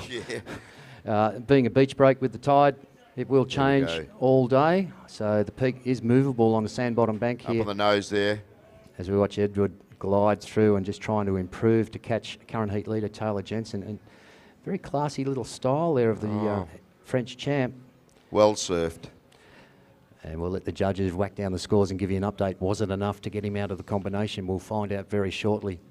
Taylor Jensen comfortably sitting in the lead right now and just waiting on wave selection. So priority looks like it has gone back to red. He's holding the box seat at the moment, scanning the horizon for a decent sized lump there to just dominate the heat and maybe shut Edward out. So Edward still waiting for those scores, currently on a 6 and a 5. And scores are dropping as we speak, with just over 9 minutes remaining, just over 9 minutes.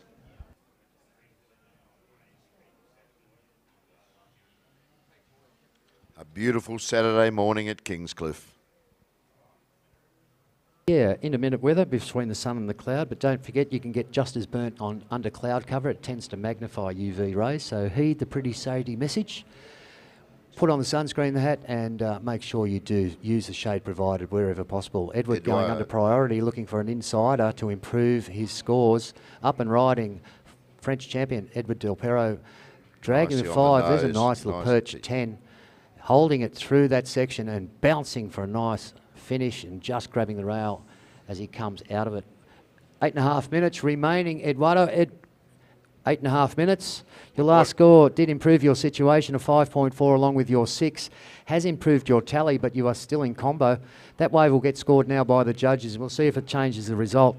But holding the box seat, the surfer in red in first place, Taylor Jensen, with a magnificent score of 8.67 and 7.5. Only 2 waves ridden. This is professionalism. He's just being very selective out there now and looking for that lump of water to see what else he can do. 8 minutes. 8 minutes.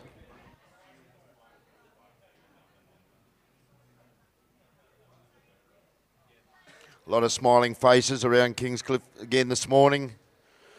Everyone's walking around beaming. All the tribes are coming together.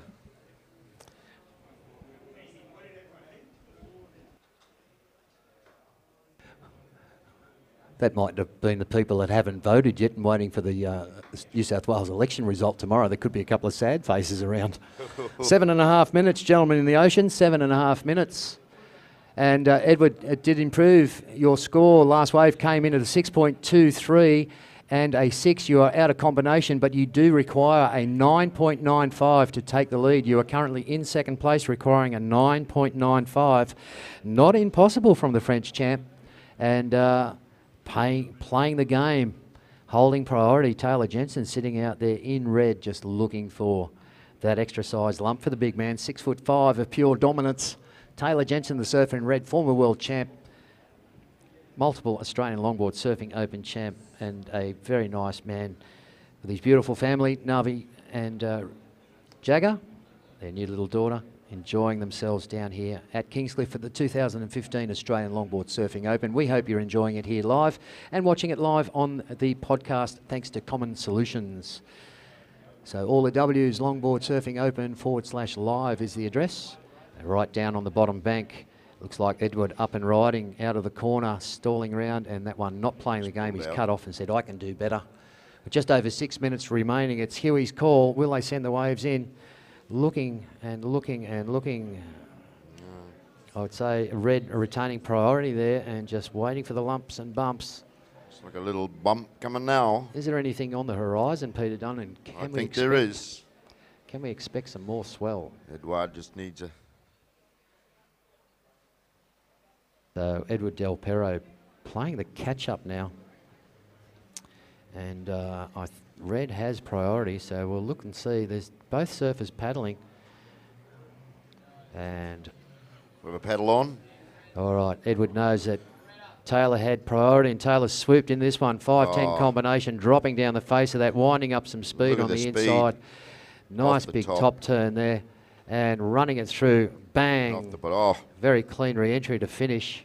Currently holding a 8.67 and a 7.5. Will he improve?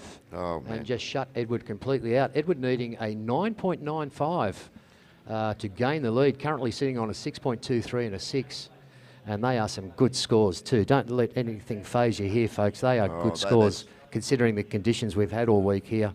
And let me tell you, these scores are dropping in now, and the judges just rewarded it where it was due, a 9.6. Taylor Jensen, a 9.6, along with an 8.67. Some massive scores on little waves by the big man. In red, former world champ, Australian Longboard Surfing Open champion, Taylor Jensen, shutting Edward Del Perro virtually out of the the contest right now. A combo score of 18.28. Can he improve? And here he is, the French champ, just smashing this one. Look at that 5-10 stall. Control. Well controlled, right in front of Luke Sorensen, taking the photo. That'll be one to check on the Liquify magazine.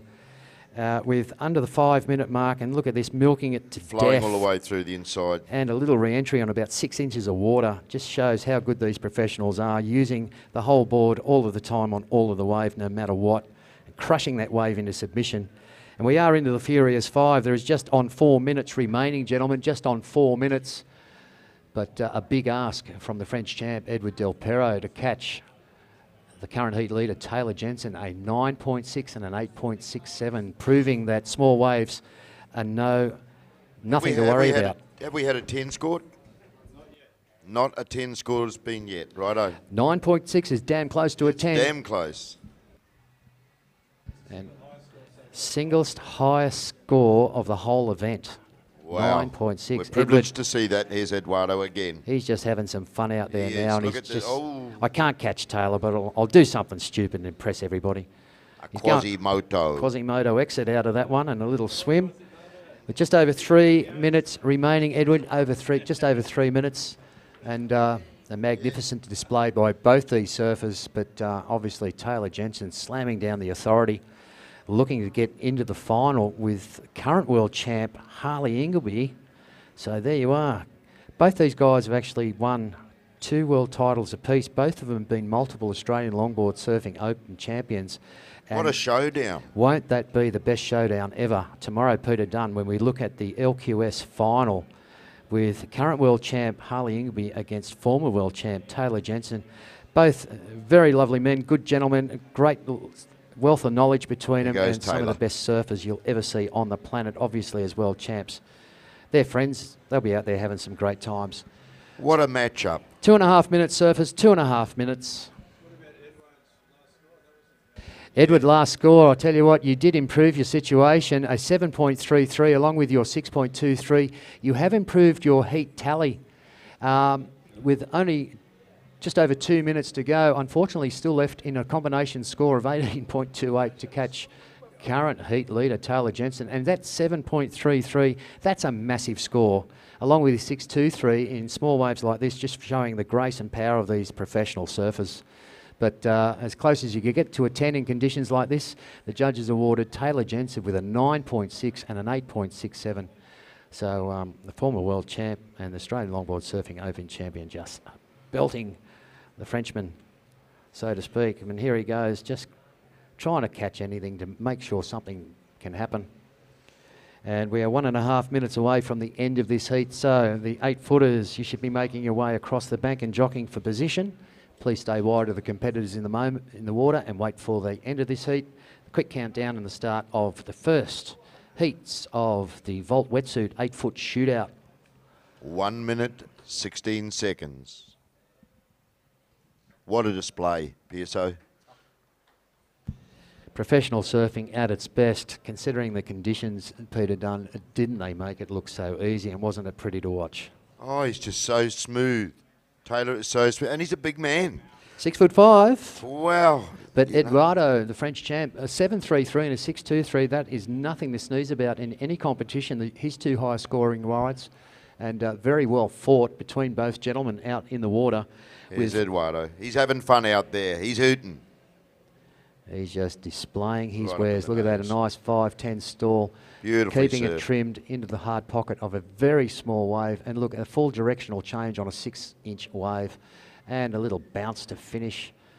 Well, You can't do much better, can you, than that? That Well is- surfed, Eduardo. That is professional surfing. No matter what they're presented with, they'll smash the bags out of anything. And he's decided to come in. Well fought.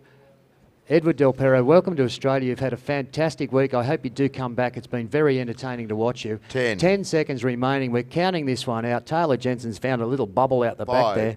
4, Avoiding 3, and he's 2, up and riding. 1. Brrr.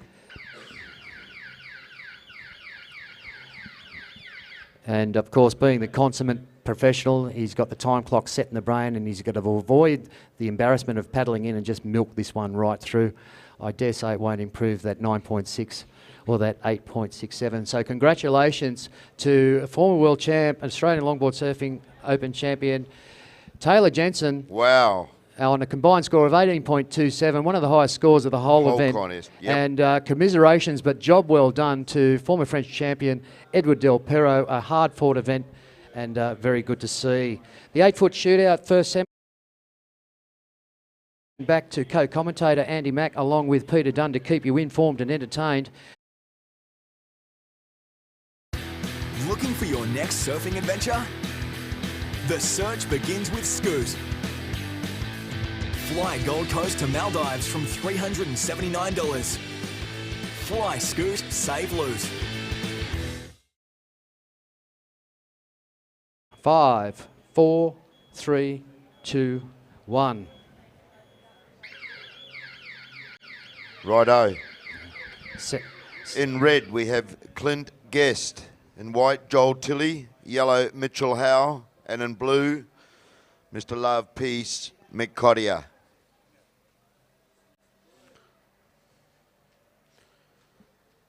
It's big McCottier up there.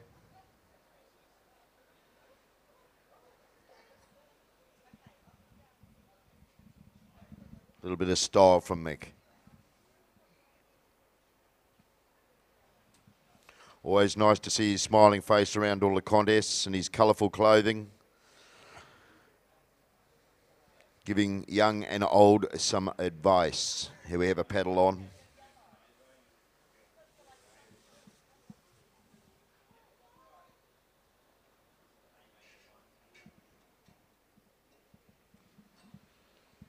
How was that final, mate?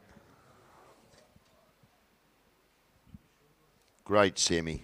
That was just sensational, and in fact it was the highest scoring heat so far of the event over the last 4 days, and just amazing surfing there for Taylor Jensen. I mean, the hang 10 is so critical, and the single highest score and the best two-wave score, a 9.6 and then 18 out of 20, so well done there to Taylor, going straight through the final. But Edouard Del Perro, I mean, the Frenchman, he surfed so well, but he just didn't quite get the quality of waves that Taylor did. That's it. He surfs so well. It's been a privilege to watch him surf.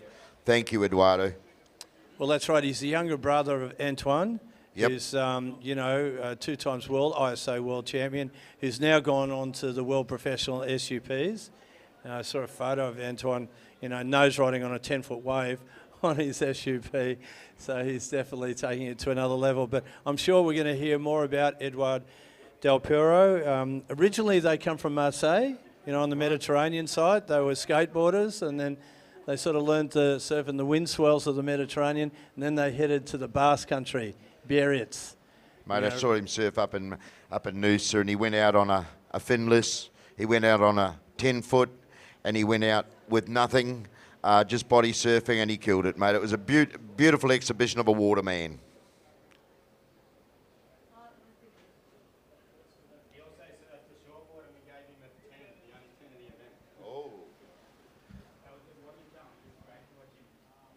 What was that called, the Waterman's Challenge? Okay. It's a nice wave. Right, some scores dropping in there. Mickey Cotty, you had a 4.17. Joel Tilley, you had a 1.33. And Mitchell Howe, your two-wave total is 3.3. So Mickey Cotty, you're in the lead. There's nothing in it at the moment. Okay, so we're going to pause in a couple of minutes for a big interview going on downstairs with TV, but just to give you the situation, it is blue first, yellow second, white third. Last score of blues a 4.17. Blue is in first, yellow is in second. Spinner. No, that was Mickey Cotty. Okay, so that'll be the second wave coming up there for the surfer in blue, Mikodia. Currently leading the heat. Yellow second, white is third, and red is Clinton Guest, yet to open his account. So we're just going to go a little bit silent for a couple of minutes for a TV interview downstairs. Thanks, Dunny.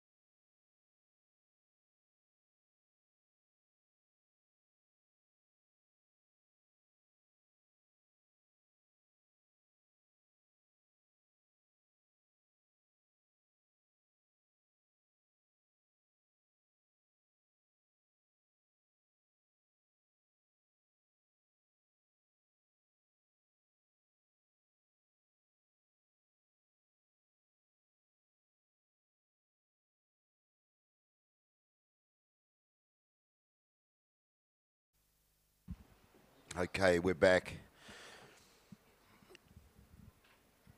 A few little waves popping through now. As it stands, Mickey Cottier in blue, you're ahead on 6.7, sorry.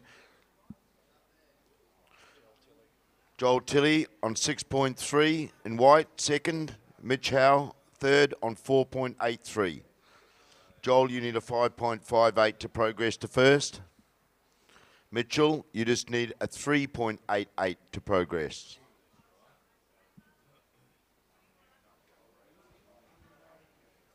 And we have 11 minutes, 18 seconds, guys. Okay, well, that's Mitchell there on the backhand in the yellow, currently in third position.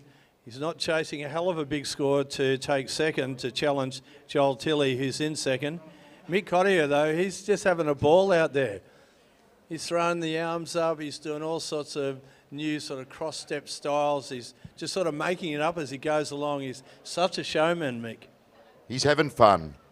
That's what it's about, Andy Mack. Sometimes if you go out there and you get a little bit too tense, it doesn't happen for you, does it? But if you go out there just to enjoy it and have fun, it all comes together. That is absolutely right. And, you know, the good old Macca, he was the fun guy. He was the ultimate fun guy. Yeah.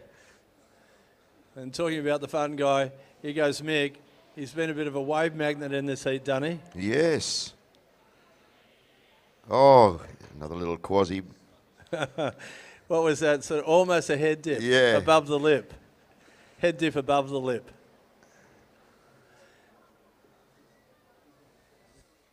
There's a few little waves popping up here. We have yellow. It's Mitchell. Mitchell has taken the lead.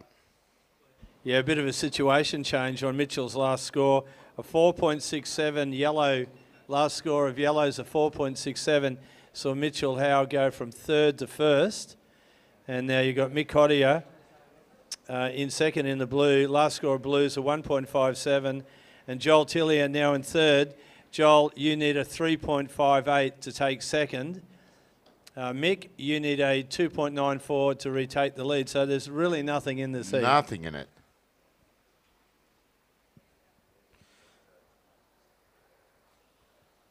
With the tide coming up, we should get a little bit more of a bump. Yeah, I think it's just about right on dead low tide now, Dunny. Righto. Here we go.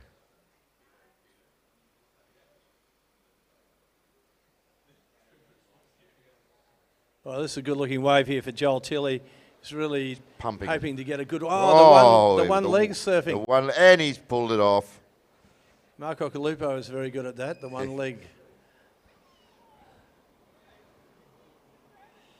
So Joel Tilley currently in third position. Be hoping that he got enough on that wave to improve his situation. With 8 minutes and 30 seconds to go. Let's have a look at the score coming through now, Dunny. Last score of whites. Let's see what he gets. 2.8, Joel, 2.8. So not enough yet. You're still in third posse. You need a 3.58 to progress. Here we go. Here's yellow. Mitchell Howe's. Howe. Oh. Nearly got one in the back of the neck there. I hope he's okay. He's all right. So Mitchell Howe, the surfer in yellow, leading this heat. Very close heat, Macca. So close. And Mick Cottier in blue in second, only needing a 2.94, Mick, to retake the lead. Joel Tilley, your last score was a 2.8. Last score of whites, a 2.8. So Joel, you need a 3.58 to take second. Mick, you need a 2.94 to take the lead. So thanks to Volt Wetsuits sponsoring the 8-foot division. And it's really good that Sean McEwen, our contest director, has brought back the 8-foot category. I'm really, really happy to see that. So we're going to have another break for commentary while they do an interview downstairs. Maybe not, maybe soon. Whenever you're ready, Sean, just give us a signal. And Macca, just one of the boys just hit us up that somebody's found a phone. If anybody's lost their phone, it's downstairs at reception. Neville Smith Neville Smith's lost his phone, all it's downstairs. He lost it yesterday, so it's in reception, is it? Yes, it's in reception. Great, it's been found.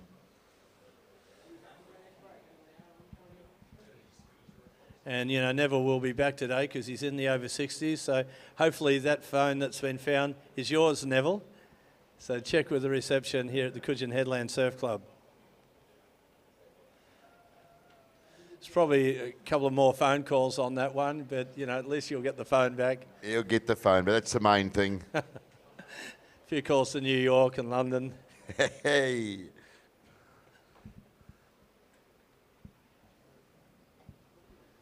So just incredibly offshore conditions out here.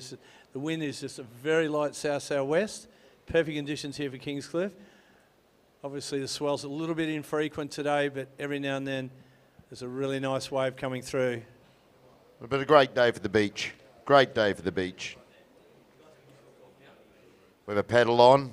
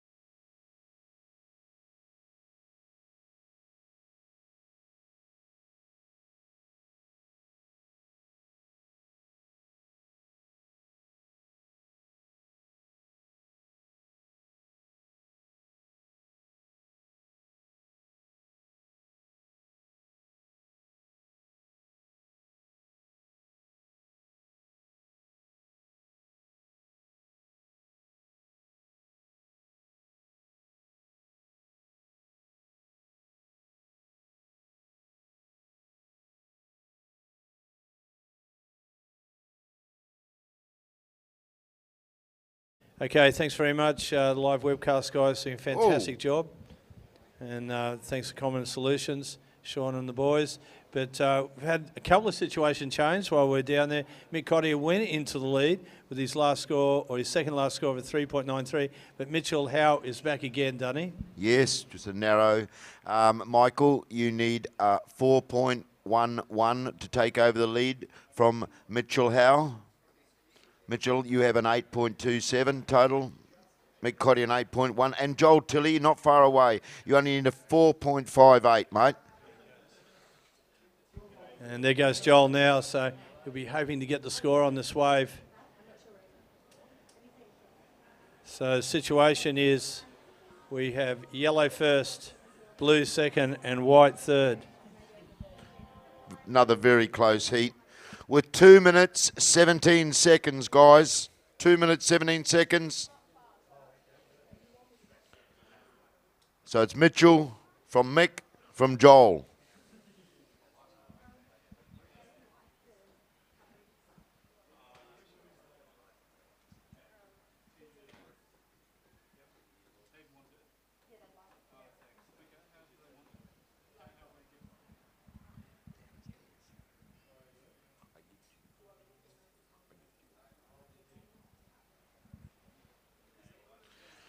1 minute 40.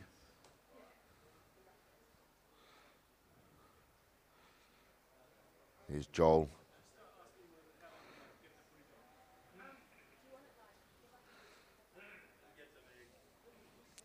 Very close heat, guys. A little flutter of waves through there.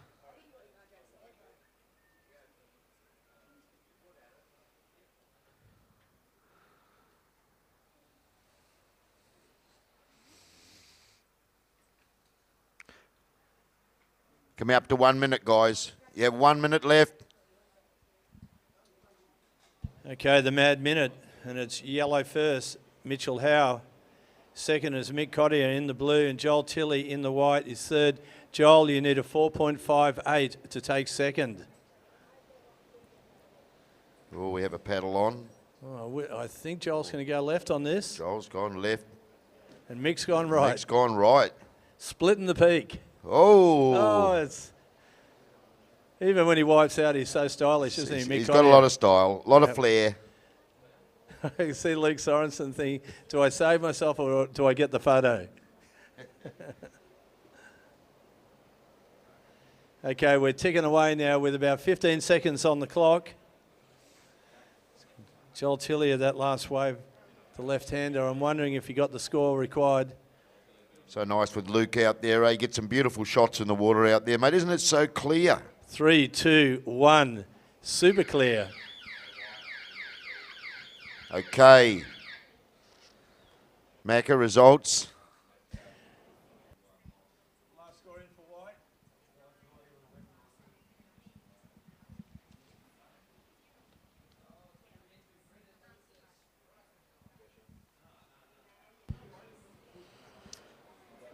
So the next heat, we have in red, Dean Bevan. In yellow, Ian Microphone Pearson. And in blue, Jared Clemson.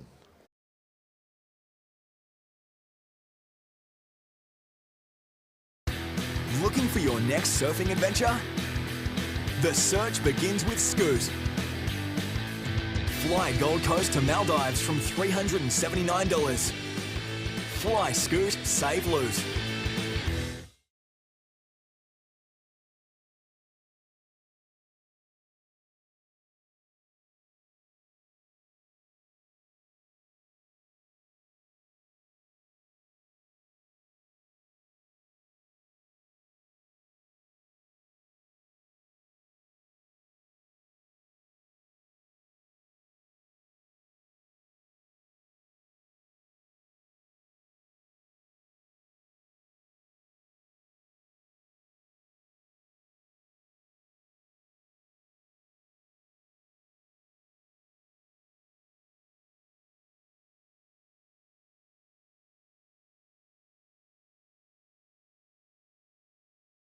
Commentating without the heat being on. Ready?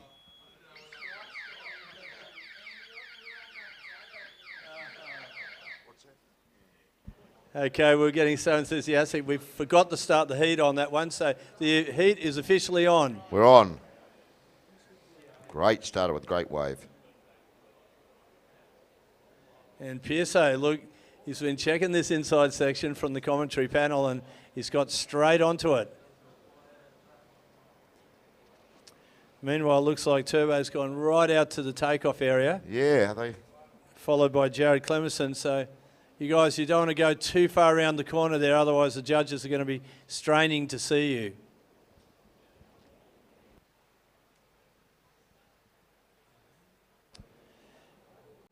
Yes, I'd like to thank the judging panel for keeping me honest up here.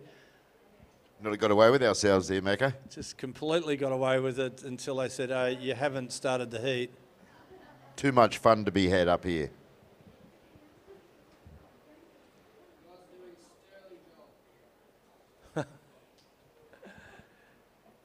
Thanks, Keenan. And Keenan Rocks for the head judge, making sure that everything is going towards the plan of getting the scale right, getting the criteria right, as we're watching Turbo starting to paddle in for this one. The surfer in red, local legend, Dean Turbo Bevan. Good looking wave here, Dunny. Wow, he knows where to sit. He knows what to do. Oh, what a carve. Layback hack.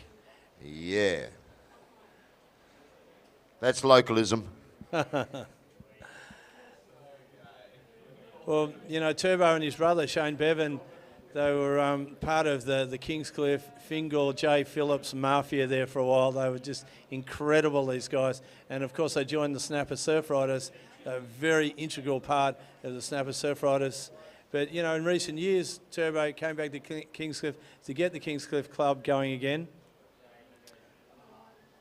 And, of course, Jay, you know, we saw him surfing in the retros. He's going to be coming up later. I think that was Jared Clemison there. Yeah, just on and In off. the blue.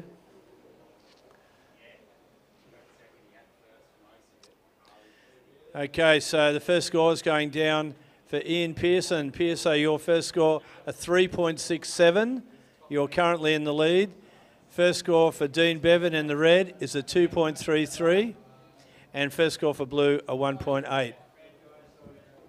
Turbo again. Just jamming the turns into the pocket of the wave, and a quick second wave there for Turbo.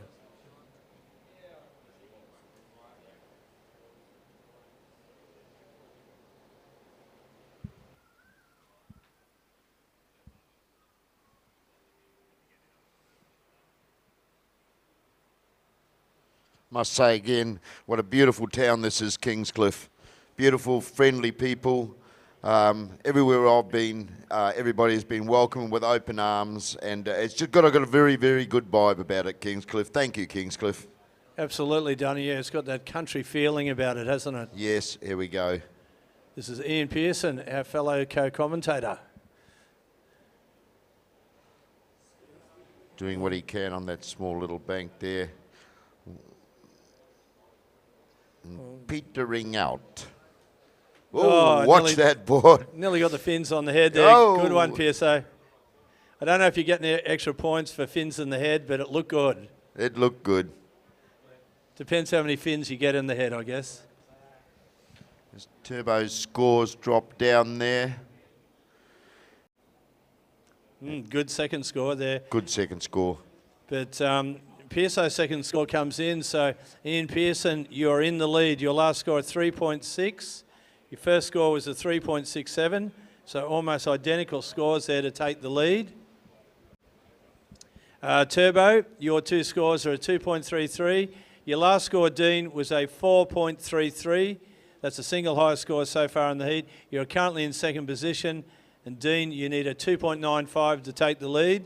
Jared, you're sitting on one score, a 1.8. Surfer in blue needs a 5.07 to take second. And we have 15 minutes, 25 seconds, guys.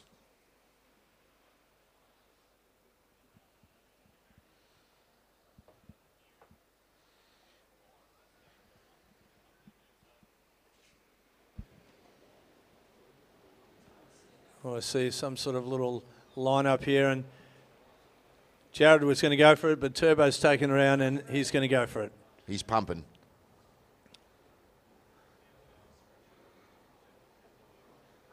Wow. Yeah, really powerful style, and he's going to get this little runner on the inside. Yeah. Here he goes hooking down up. the point. He's going to look for this last big bash. There it goes. Yeah, well done. The turbo That's- bash. He knows the bunk.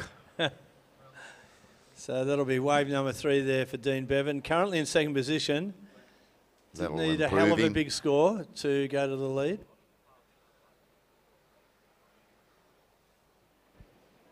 So it must be incredible for you to come all the way from West Australia, Peter Dunn, and come to Kingscliff, one of the greatest places on the East Coast.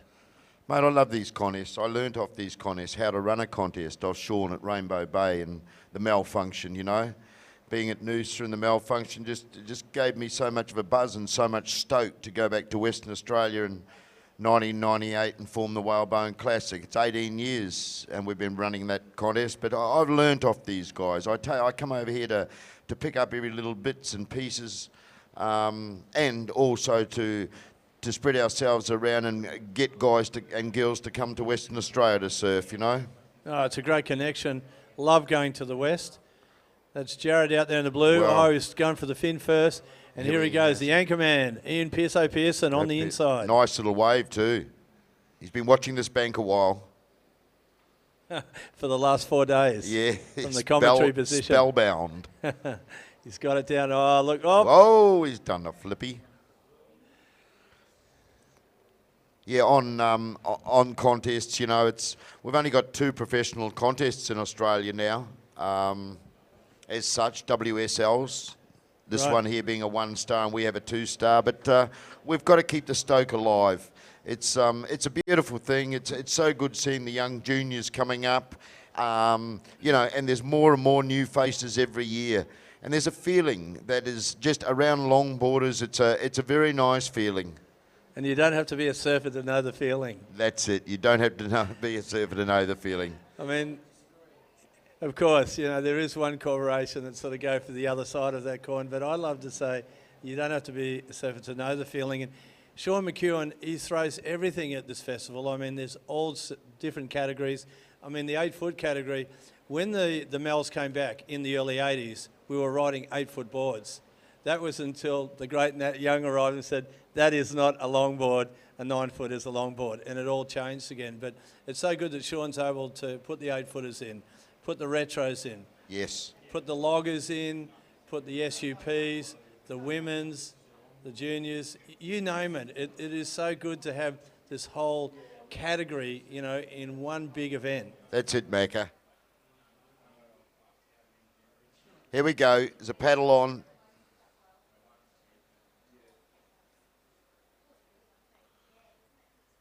This is Jared. Well, he pulled that one. Wow.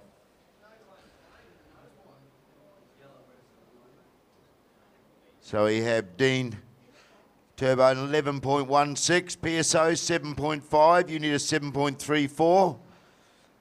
And I'll wait for that last one to drop in for Jared's before I call it. But Jared, you're only chasing, well, you're chasing a 5.91 to progress, mate. Yeah, and a really great manoeuvre there from Jared Clemenson on his last score. Innovation, doing a bit of a reverse, tail first and bringing it around. So interesting to see what he scores there. Last wave of blues is a 4.67. Last score of yellows was a 3.83. And last score of reds, a 6.83. So it is red first, yellow second, and blue third.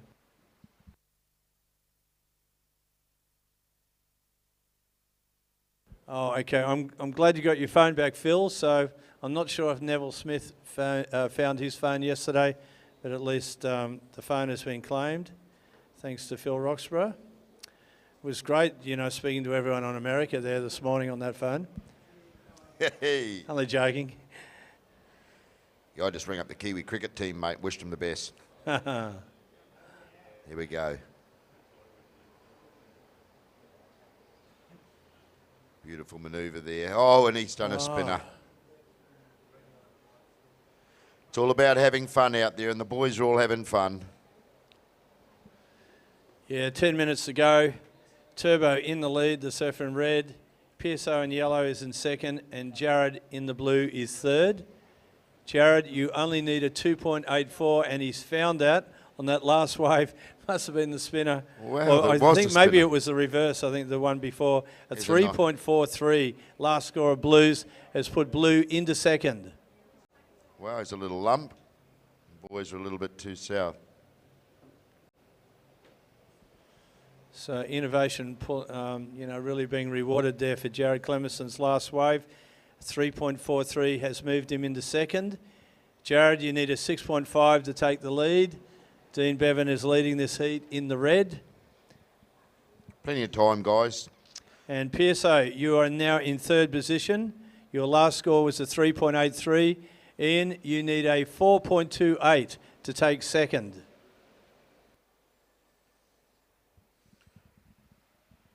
Such a great, good bunch of workers this year, Macca. Sean always gets them. Here's Turbo. No, it's PSO. Gee, he was whacking off the bottom like Turbo.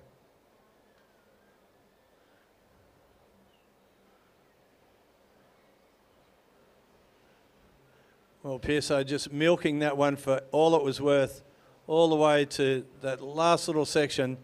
And he was looking for a reasonably good score there, currently in third position. So we'll just wait, see what the judges come up with that last score of yellows. And yes, such an engine room of people behind the Australian Longboard Surfing Festival. So many people to thank here to being part of this and offering their services to make this contest such a success. So good to see. He's got a good little thing happening. Here we go. The turbo. What is... Yeah, wow. Just couldn't quite pull the whole thing around. It was interesting to see the turbo was going for a bit of innovation there. So Ian Pearson's gone back into second. Last score of yellows has paid off in a 4.77. Last score of yellows. So you're back in second. And Jared, you need a 3.94 to progress up until second. And Pearso, you need a 6.4 to take over the lead. A really nice wave out the back here now for Jared, who's gone back into third. Be looking to try and improve his situation. He does the fin first, but he can't quite bring it around. A couple of our American competitors down there, a couple of the ladies. Give us a wave, girls. Yeah. That was a great wave. Well, this is a really close heat now between second and third. Surfer in blue, Jared, you need a 3.94 to take second. You are currently in third position. Ian Pearson, you are in second position. You need a 6.4 to go to the lead. Now your two scores, Ian, are a 3.83. That's your lowest score. Your highest score was your last wave of 4.77. 6 minutes, 28 seconds on the clock, guys. And Jared in third position, the man in blue, he's got a 4.67 and a 3.43. So Jared, you need to replace that 3.43 with only a 3.94 to take the lead. To take second, should I say. So reasonably close there between Ian Pearson in the yellow and Jared Clemerson in the blue. Meanwhile, Dean Bevan, the local ledge, is looking pretty good out there at the moment with a 6.83, the single highest score so far in this heat, and a 4.33 as his second highest score. Turbo does surf with a lot of turbo, mate, doesn't he? Yep, he definitely uses that nickname to full effect. And he's been a fantastic surfer from the Tweed Coast for quite a few years now, and it's so good to see that he is part of the Kingscliff Australian Surfing Longboard Open.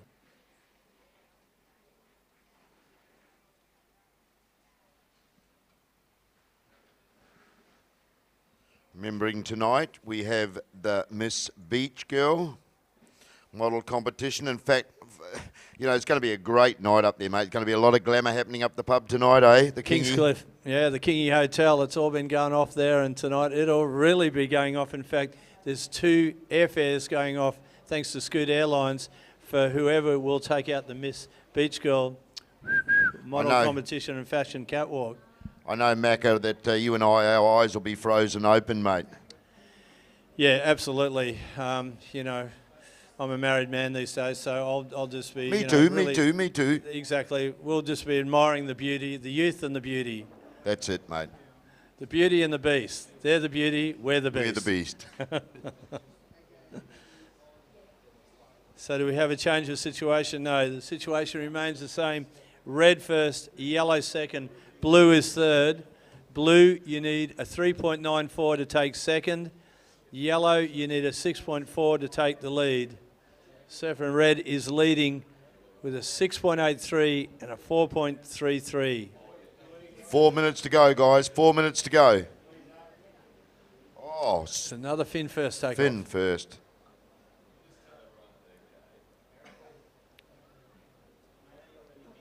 And a nice re-entry there. That was a nice wave by Jared. Yeah, and once again, he wasn't really chasing a huge score, but we'll just wait, see what the judges come in with for last score of blues. And we're coming down in time with 3 minutes and 30 seconds. and it was definitely the best fin first takeoff that Jared's done to date, and he's been rewarded by the judges. Wow. He's gone from third into second. So last score of Blues a 4.73. What does PSO need now? PSO, you need a 4.64 to progress, and you have 3 minutes. That was well surfed by Jared.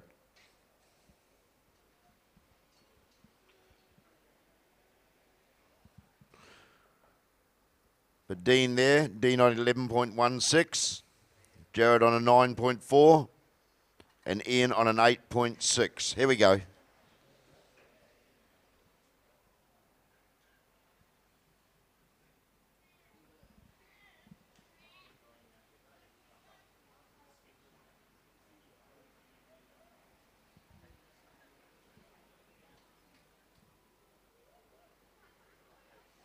Everybody up and down the coast enjoying this beautiful Saturday morning. Girls, boys, uncles, aunties, brothers, sisters, dogs, they're all enjoying it. Cats Macca. even. Even cats? Okay, the time is really ticking away now. 2 minutes on the clock. And Ian Pearson out there in the yellow, sitting in third position.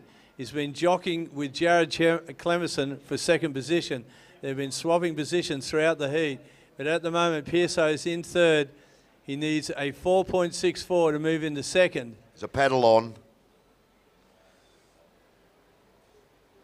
Oh, another. Wow, another he's one. got that down. Well, he got a little credit car air going on that one.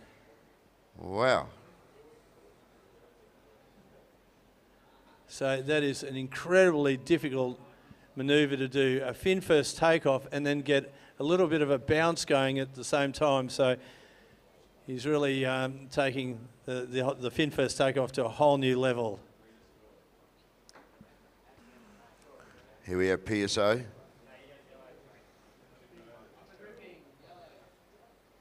Nice little wave. Well, Pearson's really got to try and come up with as much as he can on this wave. He's looking for the inside connection. He's standing there like the Duke. Oh, and the hands go up. Help me, he says.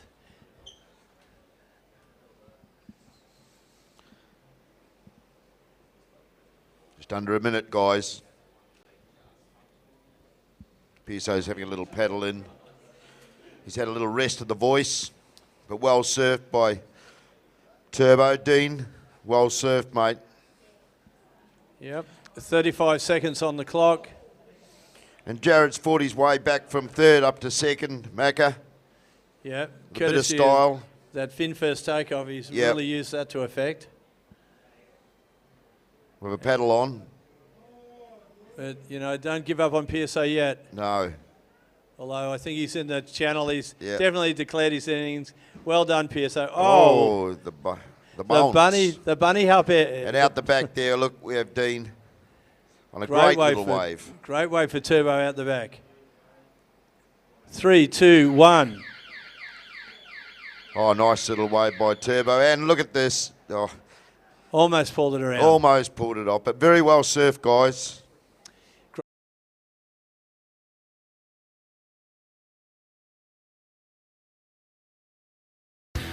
Looking for your next surfing adventure? The search begins with Scoot. Fly Gold Coast to Maldives from $379. Fly Scoot, save loot.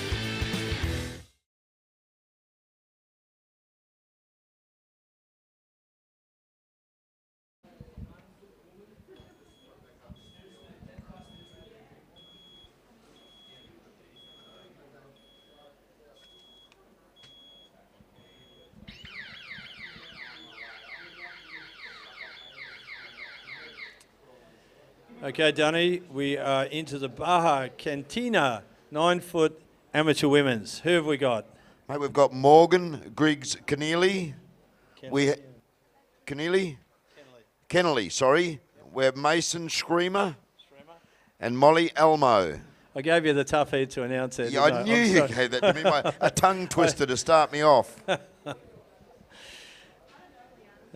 So nice to see these ladies in the water. Here we go.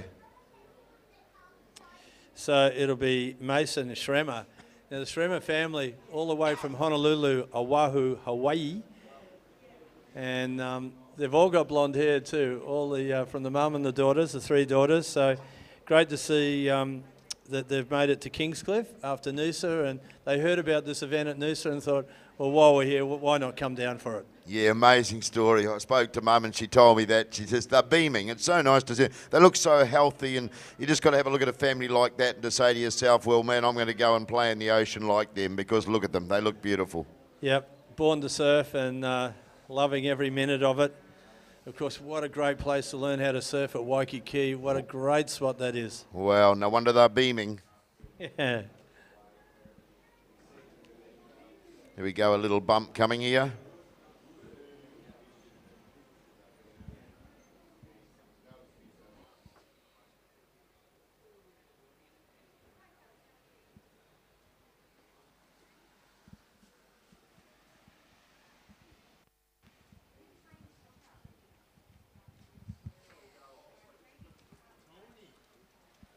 That heat is quite intense, ladies and gentlemen, so make sure you drink plenty of water today and slip, slop, slap. But get some water into you. Here we go again.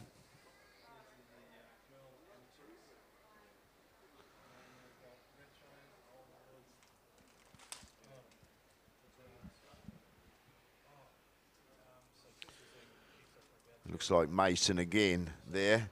Mason, your first wave was a 3.17. You're leading.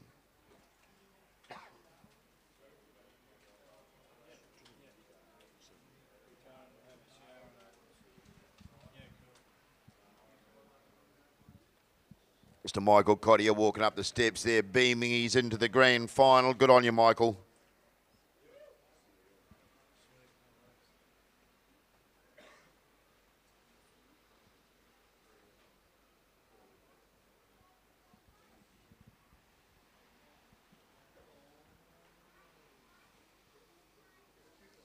That tide must be just starting to push in now. Just starting to turn. 2 tides today, yeah? 2 tides, yeah. High tide this afternoon. Yeah. High tide at 4 o'clock. We'll paddle on here. So we have a 2-wave total for Mason there, who's leading on 7. Here we go. Here's another paddler. That's Morgan.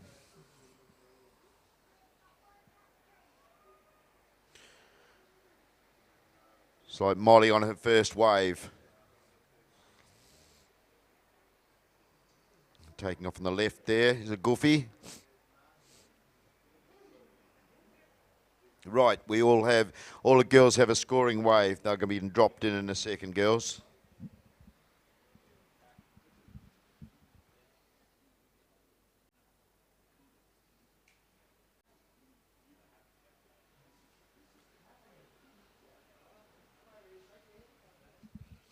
Had a great night on the balcony here last evening and met up with the great Gary Belcher. It was nice to see him at the Kingscliff Club. I suppose he drinks up here quite a bit, but he was having a water, looking out over the water, and nice to meet such a legend, and what a humble guy and a great, great rugby league player. Righto, scores have dropped in. So Mason, on 2 waves, you lead by 4.67 with a 7. Molly, you've got a 2.33. And Morgan, you had a 2.17. So Morgan, you only need a 0.17 to progress up into second. And Molly, you need a 4.68 to take the lead.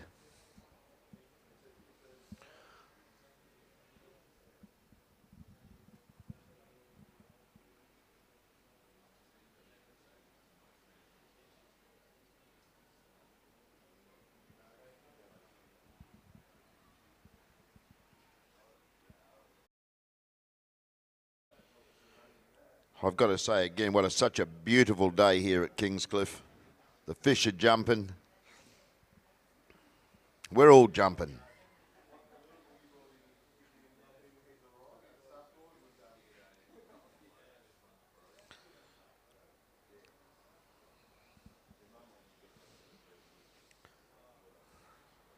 incredible exhibition of surfing this morning with Taylor and Harley. That final of the men's pro is going to be insane. Two world champs. Both have won 2 world titles, so it's going to be a showdown. I don't think that's ever been repeated before, but it's going to be a beauty. That'll be tomorrow. Love to thank our sponsors. As you know, these events cannot happen without sponsors. We must support our sponsors. We have a paddle on here? No.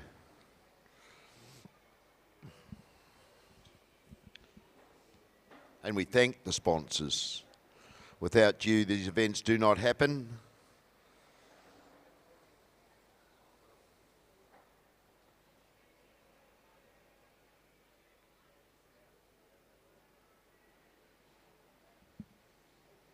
Mother Nature's just having a little rest there.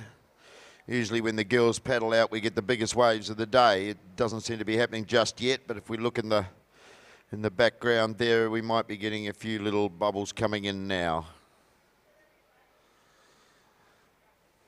Just don't think we should be going too far south.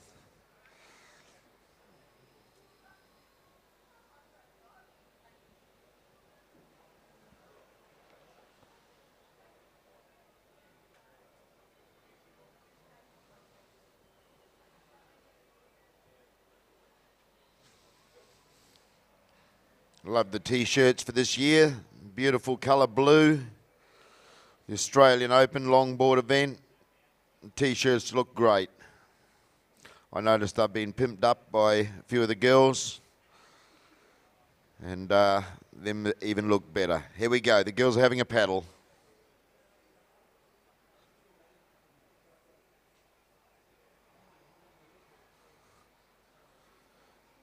Everyone's scraping. Me. Oh. There's Morgan. Carrying it through to the inside bank there. Little cross step. And a beautiful swan dive. Well done, Morgan. That's Morgan's second wave. We'll wait till that drops in before we give you with a scores, girls. But Mason's in the lead at the moment on a 7. 2-wave total of 7. Okay, Morgan, that second wave of yours put you into second. So at the moment it's Mason leading on 7. Morgan, you're on 4.94. You need a 4.24 to take over the lead. Oh, there's another nice wave by young Mason. And Molly, you only need a 2.62 to progress, Molly. I'm back. Thanks very much to Peter Dunn. We'll get Peter back later in the day to do a bit more commentary, but very well done between him and Andy Mack. And Yes, thanks, PSO. Dunny's quite a source of knowledge coming all the way from West Australia and the organiser of the Whalebone Classic. So 10.5 minutes remaining for the girls in the water in the Baja Cantina 9-foot amateur women's. Situation at the moment is Mason Schremer holding down first place with a 3.83 and a 3.17. Morgan Griggs-Kennelly in second, a 2.77 and a 2.17. And Molly Elmo, a 2.33, only requiring a 2.62 to progress. First and second will go through the finals. And well done to Dean Bevan. And where's my sheet? Mr. Clementson. Great surfing, you guys, in that 8-foot. It was a pleasure to be out there. Water's beautiful. If you get a chance to go for a swim or a paddle, get out there and enjoy it. The water is fantastic at the moment. And congratulations to Dean and Jared going through the final. Put the old fellow to bed. I did give you 20 years. I'm in my mid-50s, but you showed me how it was done. I don't know if it was long shortboarding or short longboarding, but it's fun on those 8-footers. That is a bit of a buzz. And as I said, the water's fantastic. Get in and cool off. 9.5 minutes remaining in the Baja Cantina 9-foot amateur women's division. Arriba, arriba. Yippa, yippa, underlay. Don't forget the Baja Cantina just down the road here in Kingscliff. Some of the best Mexican food and sangria you'll ever wrap your lips around. And they'll do a great deal for you. Just mention the Australian Longboard Surfing Open. And fresh food, the way you like it, Mexican style, the Baja Cantina. Yeah, well, Dunny was there last night. He can definitely vouch for it. Here's a great-looking wave here for the leader of the heat, Mason. Oh, straight up on the nose. Beautiful style. Looking for this inside connection. Just couldn't quite get down the face of that. So Mason Schremer from Honolulu, Oahu, Hawaii. From the Hawaiian Islands, welcome to the Big Island, the biggest. Hope you're enjoying. The whole family's having a buzz while they're here. As you were saying earlier, Andy Mack, they're just loving the east coast of Australia. And why wouldn't you? Look at it, what a beautiful day on the legendary Pacific coast here at Kingscliff. Oh, look, and a good-looking set of waves coming up now. I think it's looks like Morgan in the red in the inside, but she's going to let that one go. So and it'll be yellow, I think, Molly. Now, Molly's originally from Maui. She's been living here at Kingscliff for some time. Could this be the beginning of the incoming tide pulse? Definitely. Definitely, definitely. And we've seen that the last few afternoons, how that pulse has really improved the surf quality and the consistency. And thanks to Mick Cottier, he just goes around and cleans up everywhere he sees. So doing the right thing. Please respect the beach and the park. And if you do see any litter, please pick it up. So we saw Mick Cottier this morning. Thanks, mate. Yeah, keep Australia beautiful. Also got part of the workforce helping Mick out and doing a collection. Just remember, folks, every bit of rubbish you put away is less rubbish in the world tomorrow. So even if it's not yours, blame the people that leave it, but do the right thing and please put it in the multitude of bins we have provided. I like that one. I think that you could sell that to Keep Australia Beautiful. Every bit of rubbish you pick up today is less rubbish tomorrow. Is that what you just said? Yes, mate, that's it. It's your world. Keep it the way you want it. Yeah, respect the beach. Is Ian Keenan listening? I'll copyright that and sell it to him. Definitely. Paddle on out the back, and it looks like we have current heat leader Morgan Schremer in the white, dropping into a nice dainty little wave, and what a beautiful surfer she is, up to the nose and gliding there. Look at that, just perching over the top. Another little one inside, and a little closeout finish, just holding it through, and a clean exit. Perfect control there from Mason, really looking good on that wave, and I'm sure that that's going to be a good-looking score there for the blonde-headed lady from Honolulu, Oahu, Hawaii, in the white. And it's going to be a great-looking score. In fact, it's a 5.5. It will go into her top two, and that's her top score so far in the heat. In fact, it's the single highest score so far in this particular semi-final. The Baja Cantina, 9 feet, amateur women's. So first and second into the final. So the situation call is Molly in the yellow in third. You need a 2.62 Molly to take second. Morgan in the red, you need a 7.07 to take the lead. Morgan having a look at this one.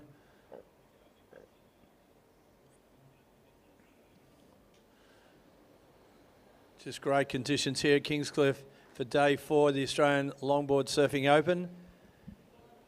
And you're watching the Baja Cantina 9 feet amateur women's semi-final number 1. Don't forget, guys, we'll get a couple of more questions going soon. We've still got another 4 double passes to the Cinemax Cinema here at Kingscliff to watch another fantastic surf movie tonight. So we'll get Andy Mack to organise the posing questions. We'll work out a quiz or two, and the correct answer, we'll get a double pass to Cinemax to watch a great surf movie tonight. Plenty to see and do here on and off the beach. Don't forget the lifestyle stores in the park and all the exhibitions down there. The food tent is open, cooking up a storm for all your food requirements. Tea, coffee and cold drinks. Don't forget the merchandise tent. Take home a bit of history. Take home your T-shirt for the 2015 Australian Longboard Surfing Open. They are for sale. Everyone can purchase one of those.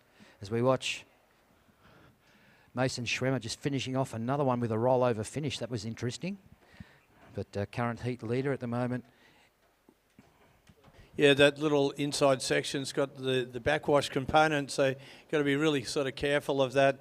And but Mason has had a pretty good heat so far with a 4.33 and a 5.5 a last score, a 3.03 last score of white. So Mason currently leading the heat from Morgan Griggs Kennelly in second.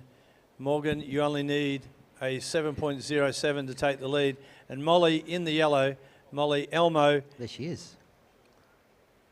And currently in third position. All right, ladies in the water, we're just coming down towards the 3.5 minute mark, 3.5 minutes left. So that means that the next event, as per this program that I've got in front of me, should be the SUP Pros. And what an event this is going to be. Bo Nixon in red, Jackson Close, two of the best. And no slouch, Timothy Cyprian in yellow. So get ready, sit down comfortable and watch the SUP Pros. Get out there with the paddles and gouge every bit of energy out of the waves provided for them. They're just jockeying out there, I think, at the moment as we speak, while we watch the running end of the Baja Cantina 9-foot amateurs. 3 minutes to go, ladies, 3 minutes. Sorry, my mistake. There's one more girls' heat. Oh, I got for a surf and got all the energy back. Hypo. My apologies. Baja Cantina round 1, heat 2. Lily Ellis in red, Lola Schremer in white, and Kira Innes. Make your way out there, girls. My apologies. Bit of a blood surge with adrenaline after surfing against Dean and Jared.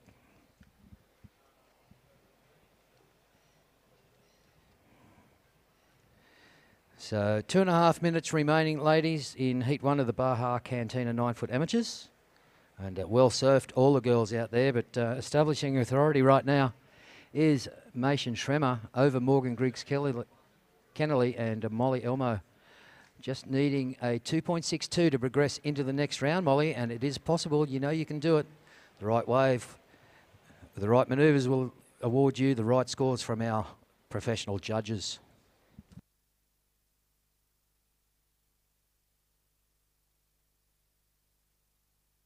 Yeah, we've got an incredible program of events today.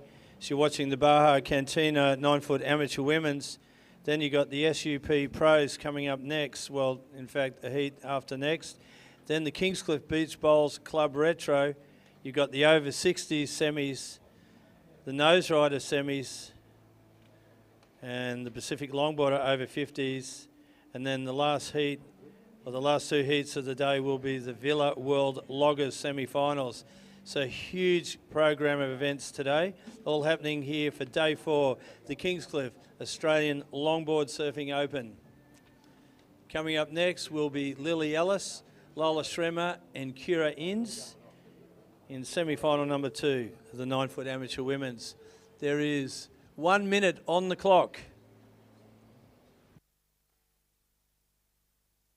So Molly Elmo in the yellow in third position. Molly, you only need a 2.62 to take second. Morgan Griggs Kennelly in second position in the red, needing a 7.07 to take the lead. And Mason Schremer leading this heat, the lady in white, with 35 seconds to go.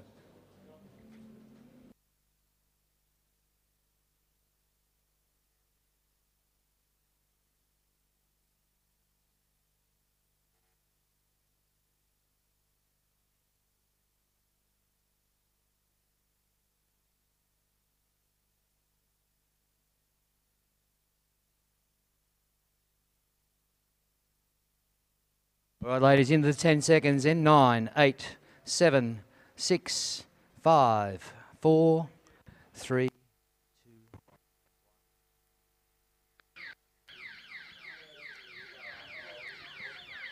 So that is the end of the Baja Cantina 9-foot amateur women round 1, heat 1, and congratulations to Mason Schremer for taking it out. Morgan Griggs Kennelly came in second, and unfortunately Molly Elmo, just being pipped to the post, didn't get that required 2.62 to progress. First and second will go through the finals tomorrow. We're ready to start out in the water. You'll be watching Lily Ellis in red, Lola Schremer. Looking for your next surfing adventure? The search begins with Scoot. Fly Gold Coast to Maldives from $379. Fly, scoot, save, lose.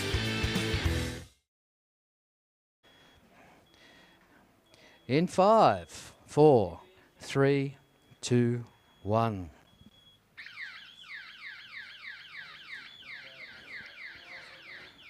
Oh, Dion's new siren sounds like someone strangled a cat, but it is working, so that's good. We're going to give Andy Mack a little rest right now. Thank you very much to Andy Mack and Peter Dunn for covering me while I had to paddle. A little advice, guys, if you can get into the water, it is beautiful out there. It's about 26 degrees right now, crystal clear, and just lovely to be in. I did enjoy myself in that little paddle. Short longboarding or long shortboarding on the 8-footers. It was all fun. But right now, heat number 2, Lily Ellis in the red, Lola Schremer in white, and Kira Innes in the yellow. We're waiting for the girls to catch some waves. Hopefully a little shuffle out of that boat out the back would push something up for you. Change in the tide. Not a big tide, but being a sand break, a sandy bottom beach break here, it will change. We've got a scratcher on, and it was a big scratch for no reward. It's only early days, and the 9-foot amateur women's going hard. And looks like we've got first blood drawn there by Lola Schremer, and just like a sister. Look at it, the sisters are doing it for themselves out there, showing the Hawaiian dominance in the Australian coastline. And unfortunately, commentators curse, she grabbed a rail at the end of that. But that's an opening ride. Nice little turn out the back, a quick trip to the tip. We'll see what the judges think. We'll keep you updated on the scores.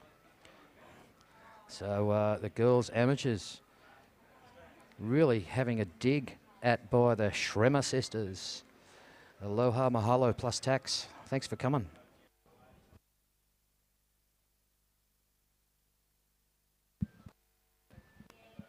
So we've Kira Innes is sitting right up on the top of the bank. That's about as far south as you want to go, Kira.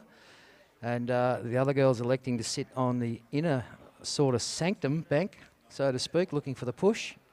And Lola Schremer, your first wave came in at a 5. Lola, a even 5 across the board from all judges. So you are on the board, and with 17 minutes and 45 seconds remaining, there is plenty of time for the girls to play catch-up and more waves to be had.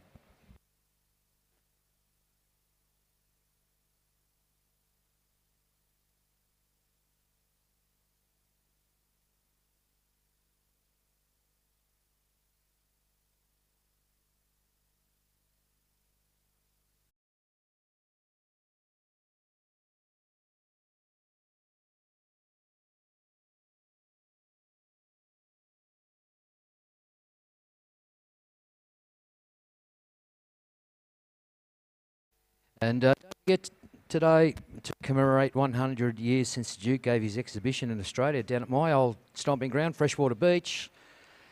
Board owners are invited to bring their oldest and rarest surfboards to the Australian Longboard Surfing Open to be put on display. So if you've got some old and rare surfboards at home, we will guarantee we'll look after them. But bring them down and let people see what used to be surfed and what is still being surfed in some events. And that's to commemorate 100 years since the Duke hit Freshwater Beach and did that fantastic surfing exhibition, giving birth to a whole surfing industry and a whole love of the beach from the Australian community, producing many a world champion in the ocean. And very well done to Duke Kahanakamako, whatever his name was, but it's the Duke. Kira Ennis up and riding. She's found one on the inside. Nice little directional change for her, looking for the inside run. And just bouncing a little one off the top. Didn't continue. We'll let the judges score that one, but current heat leader, only with one wave, Lola Schremer, a 5. And Lily Ellis still waiting to open the bank account, so to speak. Kira Innes. Kira, your wave dropping in now and is averaging out at a 3.17. 3.17. Kira. Lola Schremer on a 5 first. White, second yellow. And Lily, paddle hard, sweetie. Time to get the points on the board with 15.5 minutes remaining in the heat. If the waves God supply the waves, we know these girls will do their best to impress our judges and get into them.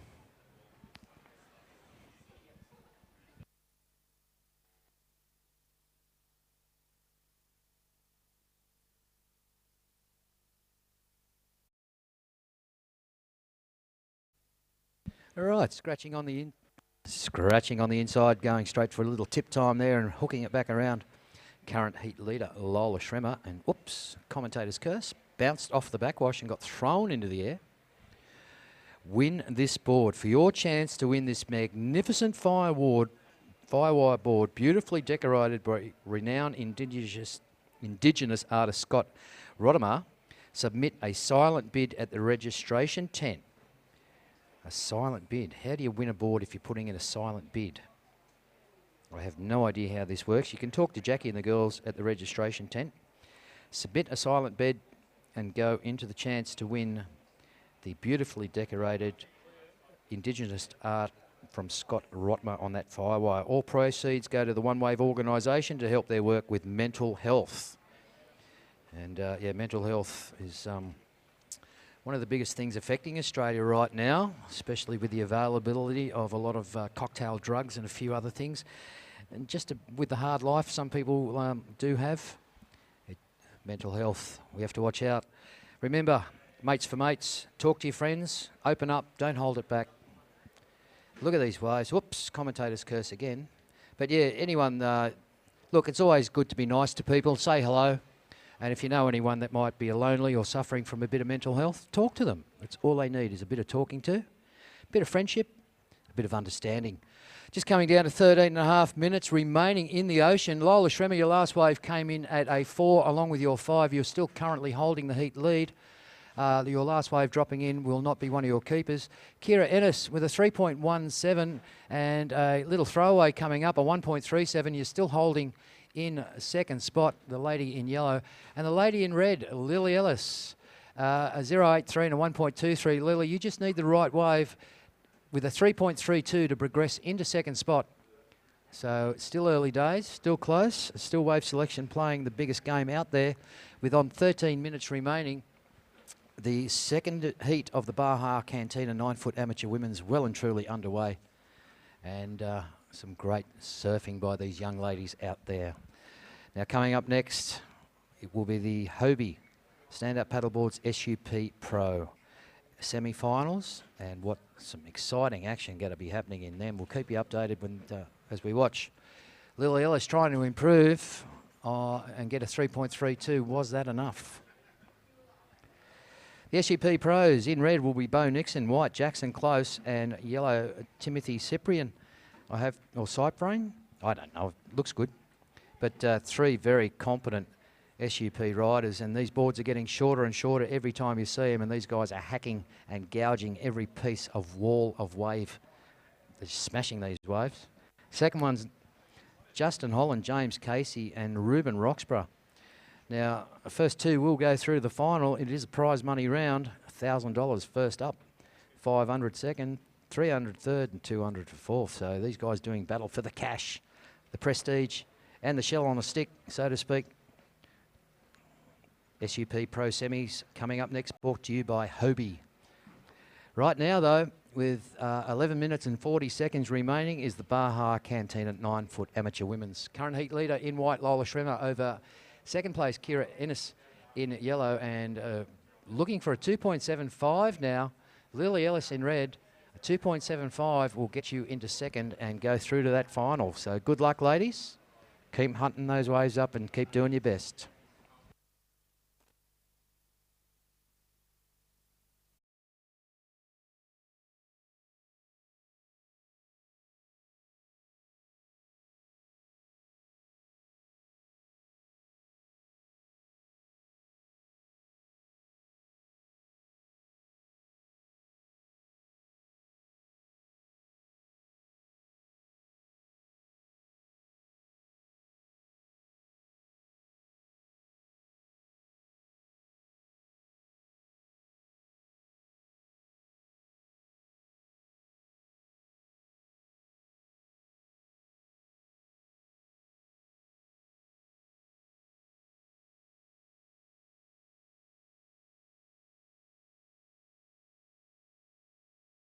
Absolutely beautiful day here at Kingscliff on the legendary Pacific Coast. Postcard perfection.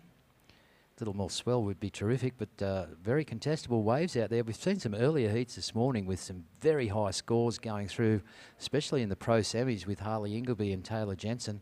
What a final that's going to be worth watching tomorrow. The former world champ and the current world champ both had a world title twice, both multiple winners of this event and many more around the world and the country, and what a spectacular final that is going to be tomorrow.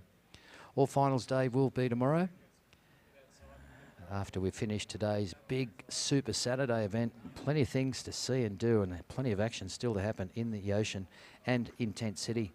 Be part of it, and thanks for being down here. And if you can't make it, we're glad you're watching at home on the web, and welcome all the people around the world who have tuned in to the webcast. www.australianlongboardsurfingopen.com/live. Apparently it was on the big screen at the pub yesterday, so if you're over there having lunch in a schooner or two, hope you're watching the event and enjoying it. And once again, we'd like to thank the community of Kingscliff for welcoming us back this year to hold this event. And don't forget, support the community. If you need to buy anything, this is the place to do it. Very friendly people in a very friendly little town here at Kingscliff. And once again, thanks to the Coogin Head Surf Lifesaving Club for supplying the facilities. Some of the best I've ever been in for judging and commentating any event. And as Leroy said yesterday, if we were any closer, you could reach out and touch them. Would that be an interference? But right now, ladies in the water, you have 8.5 minutes remaining, 8.5 minutes. Current heat leader, Lola Schremer, holding down the fort. Kira Innes only requiring a 5.84 to take that lead. And in third, not too far behind, needing a 2.75 is Lily Ellis, the surfer in red. And the right wave will do it. And here's Lily trying to scratch into one, but it just filled up under her. She kept trying to scratch into it. But with just over 8 minutes remaining, as I said, if the waves pop up, they'll take them.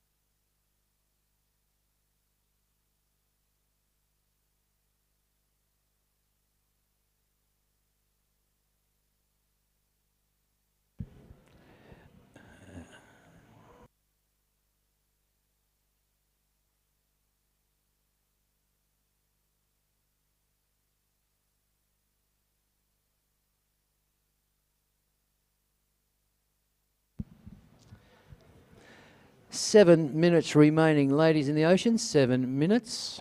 That means the SUP pros, Bo Nixon, Jackson Close, Timothy Cyprian, they should be rushing up and dragging the board and the paddle down the beach for a paddle out as we watch current heat leader Lola Schremer trimming on the inside. And that board a little bit big for the little lady, just coming unstuck without the power behind her. I dare say that will not affect her current scores of a 5 and a 4, holding down first place right now. Kira Ennis, the lady in yellow, requiring a 5.71 rather to take the lead. A 2.33, Lola, your last one, not affecting your scores. I was right. Kira Ennis with a 3.3 and a 3.17, holding second spot, just in front of Lily Ellis. You have improved your lead. Lily Ellis now requires a 4.65, the lady in red, to progress into second position. First and second going through to tomorrow's finals. So good luck, girls. Let's hope the waves supply. And scratching into one, will it break and will she push over the top? Ooh, Lily Ellis.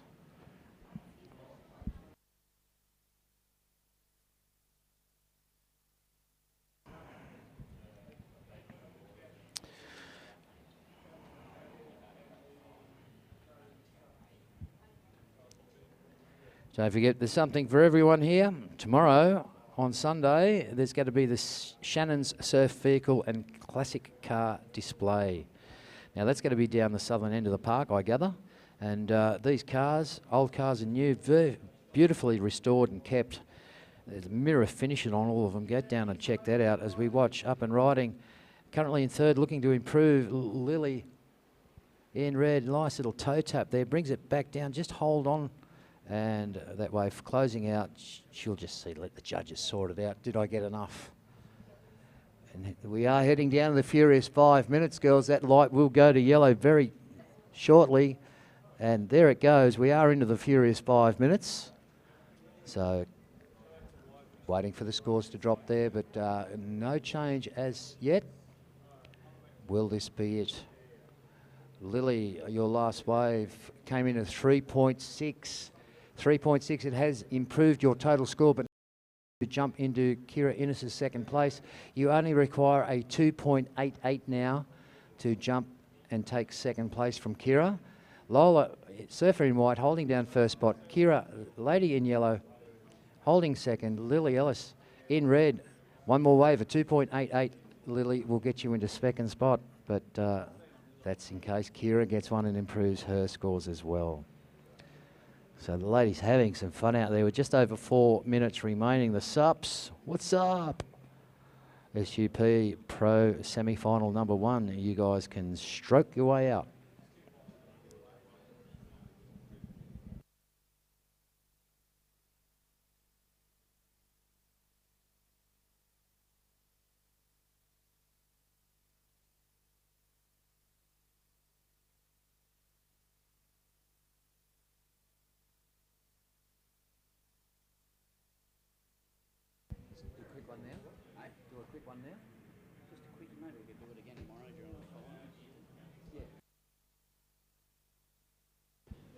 I just have a old mate of mine, Timmy Hatton. We grew up down at Freshie together, down on the northern beaches of Sydney, and Tim's the man behind the new board game that's been adopted by Surfing Australia for the Vegemite Groms camps. Tim, tell us a bit about the new board game.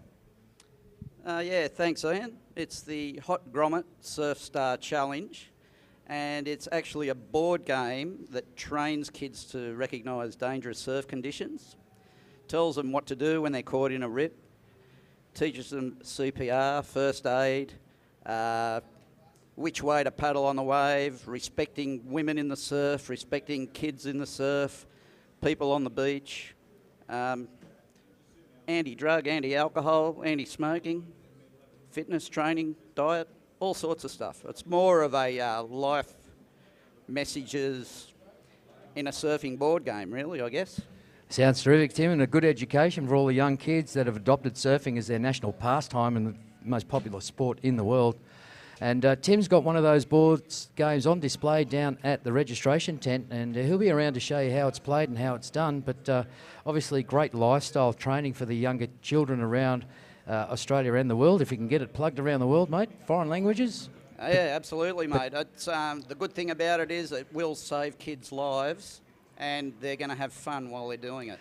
Terrific. The potential's enormous right there, and if you're in the marketing area and you think what a great idea Tim's come up with, check him out and go and find out how the games works. And I suppose bit of sponsorship, mate, big marketing job, world promotion. There's an art competition being held in association with a few schools in the area, and we'll be judging that art competition tomorrow and handing out board games as prizes to the kids who won that competition in their age divisions. And there's also games for purchase down there if anybody wants to buy one. You'll get it cheaper now than you'll ever get it. So sounds like a terrific idea, my friend Timmy Hatton, and what a great concept. So all the mums and dads, all the school teachers and anyone in the education of young children, for their safety and support, talk to Tim about getting onto the Hot Grommet surfing board game. Thanks, Ian. Well done, Timmy. We'll catch up for a beer later, no doubt. Anti-alcohol, we'll have a Coke instead. Thanks, brother. All right, just over 1 minute remaining.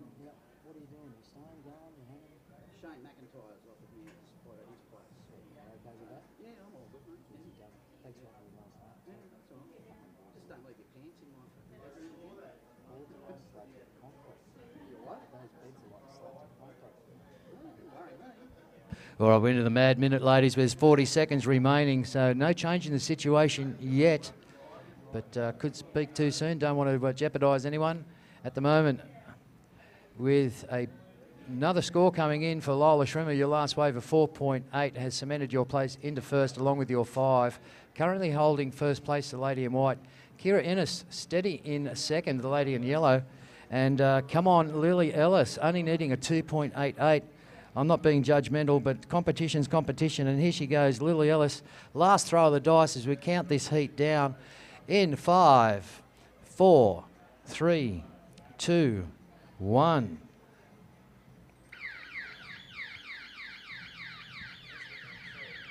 There goes a strangled cat to announce the end of this heat. So a very entertaining heat by the young ladies out there in the Barkha Cantina 9-foot amateur women's. A couple of waves ridden right at the death there. So we'll just wait till the judges get them in, clear the screens, and we'll count down the next event, a very exciting event, the SUP Pros. Bo Nixon, the young Tweed coaster, really rocketed his way through the SUPs, along with Jackson Close, very competent longboard surfers. And of course, in yellow, Timothy Cyprian and Dynamic out in the water. So these guys will be hacking and gouging every wave available to them to get in. And we're ready to go. The judges have said yes, and it's up. We're running, and that's in. Are we going to call that in, boys? No, we're waiting for the siren, so get off and get out. All right, readjusted, ready to go. The siren's been set. We're on semi-final number 1 of the SUP Pros, brought to you by Hobie Stand-Up Paddleboards. Red, Bo Nixon. White, Jackson Close. Yellow, Tim Cyprian. Good luck, fellas. Go hard.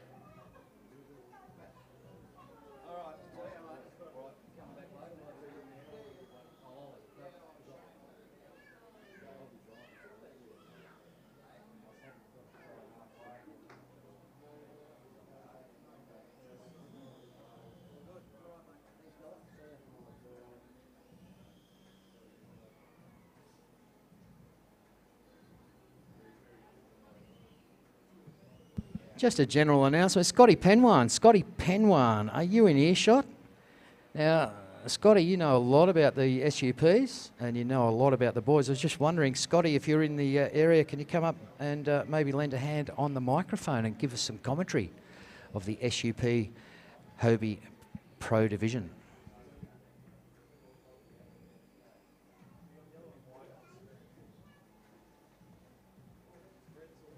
Now, there's a crowd of people out there. Those young people out there on those boards, go away, please.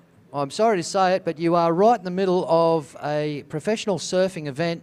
We do have sanction from the council to use the beach, and we do appreciate everyone leaving us alone. So once again, if you'd like to go for a free surf, where those guys are is not the place to be. And we'd like the guy on the surf ski. Mate, thanks very much. These guys are standing, not sitting. It is a professional event for prize money. Please make your way up to the river mouth or down to the bowling club. Wherever your little paddle will take you, go there now. Thank you very much. We've got Red up and off. So once again, look, everyone's complied and they've all given us a fair go. And we'd like to thank the local surfing fraternity for leaving us alone to run this fantastic event, the 2015 Australian Longboard Surfing Open. And please keep the ocean clean as we watch Bo Nixon, surfer in red, finding the inside bank. And look at that, just slamming that short SUP board, nearly vertical. A lot of little wiggly turns in there and keeping the board dynamic and having a clean finish. Clean finish is part of the program along with the use of the paddle. These guys being professionals, experts at it.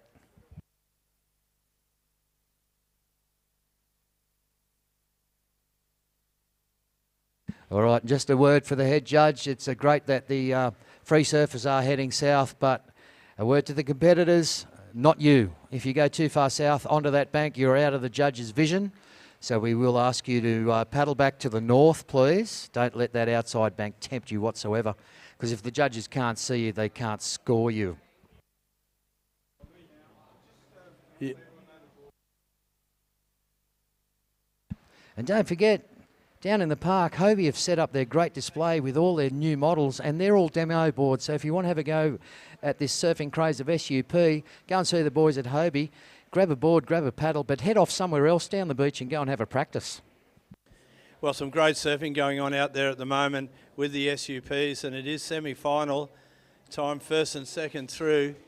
And that last score of reds, a 7.5 for Bo Nixon, local surfer, really showing how it was done on the inside section, punching the vertical turn through the lip and completing his ride, and the judges rewarding it with a 7.5. Jackson Close out there in the white, just waiting for his first score to come up. And it's a 5.5 for Jackson. He's in second position. And Timothy Cyprian, he's had 2 scores. His last score, a 2.67. So yeah, great array of Hobie SUP boards, from the ocean paddlers to the wave catching SUPs. Greg from Hobie has got it all happening down there.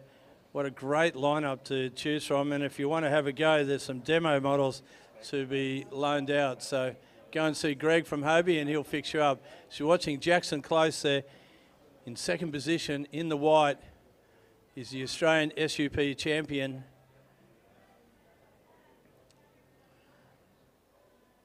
And these guys have just taken stand-up paddleboard surfing into a whole new level.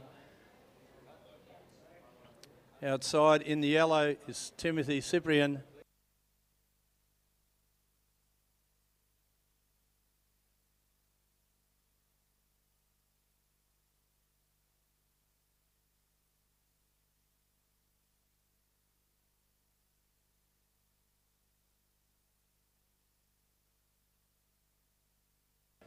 Yeah, well, of course, Hobie, what a name in surfing. I mean, goes right back to the really, really early times. And I know that Paul Holmes, former editor of Tracks, has done a huge book on Hobie, and you can find out all about what a legacy that he left. And, you know, it goes back to the early 60s.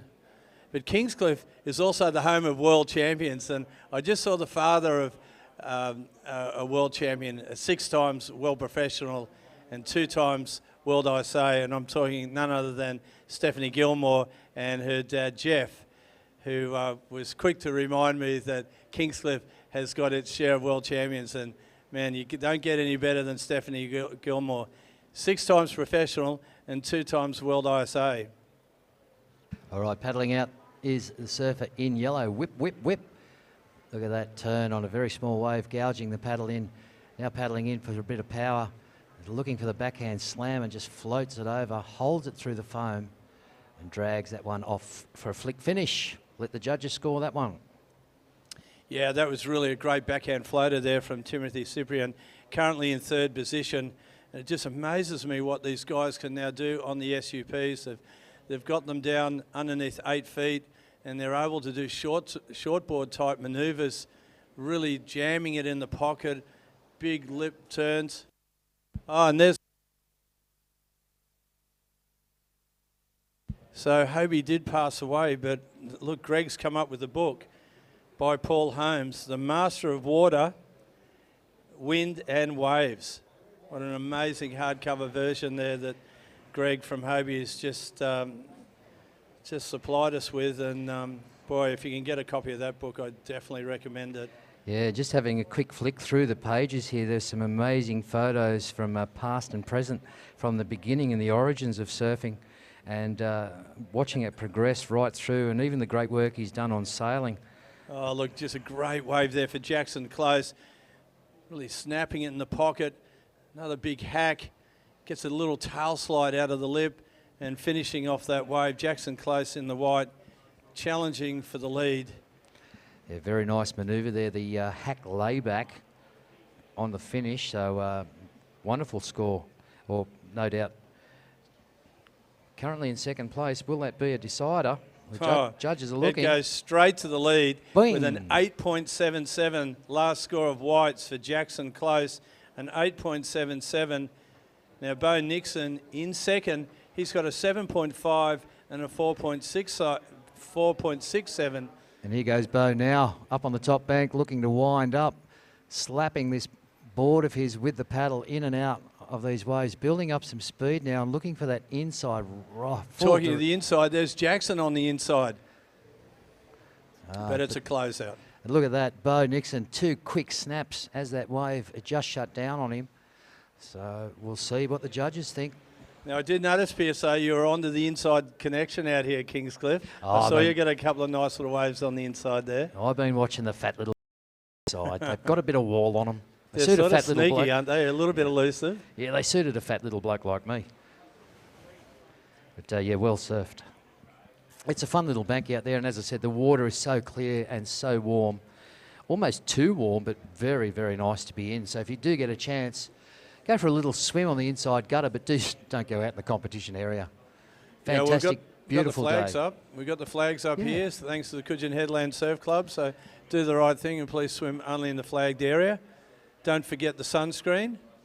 And just enjoy this great atmosphere here for day 4 at Kingscliff of the Australian Longboard Surfing Open and the SUPs. Hacking and gouging out everything possible in very small waves out there and making it look so easy. If you haven't had the chance to try SUP surfing, the Hobie boys are down there, and as I said, every board's a demo. Grab one, head over to the river or head up and down either side of the contest area and have a little go. A lot harder than you think, but look, I tell you what, a great exercise, especially during summer when those dirty, rotten nor'easters just pound the beaches away.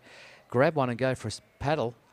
Great core exercise, great balance exercise, and a lot of hard work. A lot of hard work, but it gets you fit. That's the thing. And, you know, really a good sport for the family as well. You can start on the flat water, and then if you can get good enough, you can get out in the surf and really pull some big moves. And we've got Bo Nixon up and off there. Yeah, great for the family. I used to take the kids down when it was howling northerlies to Coogin Creek and take the big SUP down for a little paddle and get them into it. And kids being kids, they thought that's too much hard work, Dad, with a paddle. We're going to go out and play pirates. So it always ended up being a family fight who was dominating the board, pushing each other off. So it's always fun to be out in the water no matter where you are and what you're doing. Absolutely. So, PSO, you live in the area? You're at Benora Point. Benora Point, the home of Phyllis O'Donnell. That's right. And I see Auntie Phyllis driving down to the Benora Point shops every now and then. 8.5 minutes remaining. Surfers in the water. 8.5 minutes of a very exciting heat with the SUP Pros brought to you by Hobie. Next heat in the water, another great one too. We've got Justin Holland in red, James Casey in white, and Ruben Roxburgh. He'll be in yellow. So you guys can start grabbing your reshies from Uncle Owie, drag your board and your paddle down the beach and get ready to paddle out when we give you the 5-minute call. And I've got to say, the veggie burger down there is the best in the world. I highly recommend it. I'm going to go and get one in a minute.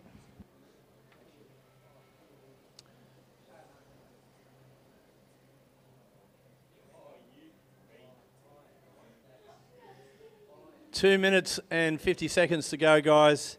It is white first, red second, yellow third. Yellow, in fact, in third position has been comboed for second. You don't often see that. Such as the dominance of Bo Nixon in second with a 7.5 and a 6.53, and Jackson close in the lead with an 8.77 and a 5.9. So, Bo, you are looking for a 7.18 to take the lead off Jackson. And yeah, aren't they just terrific scores from all these surfers right now? And no dispersion to Timothy, just can't get the right one. But look at Jackson Close and Bo Nixon. Big scores on very small waves and just hacking and gouging everything. And there's Jackson up again, just whacking into everything. A lot of speed and power in those turns for a small wave. Right, 6 minutes 40 seconds, guys. 6 minutes 40. Yeah, it's just a light southeast breeze today, and I believe the winds are going to be even lighter tomorrow. The swell sort of sticking around, but at least we're getting that pulse with the incoming tide, and it's just been a great bank here at Kingscliff. Even with the northerlies, the waves were still lining up, but certainly better with these sort of southeasterly winds. The prevalent offshore wind here for Kingscliff. And that's a good inside wave there for Timothy Cyprian. He actually needs a combination of 2 good scores to try and take second position. 6 minutes on the clock, 6 minutes to go. And we'll wait for that last score of yellows to come in.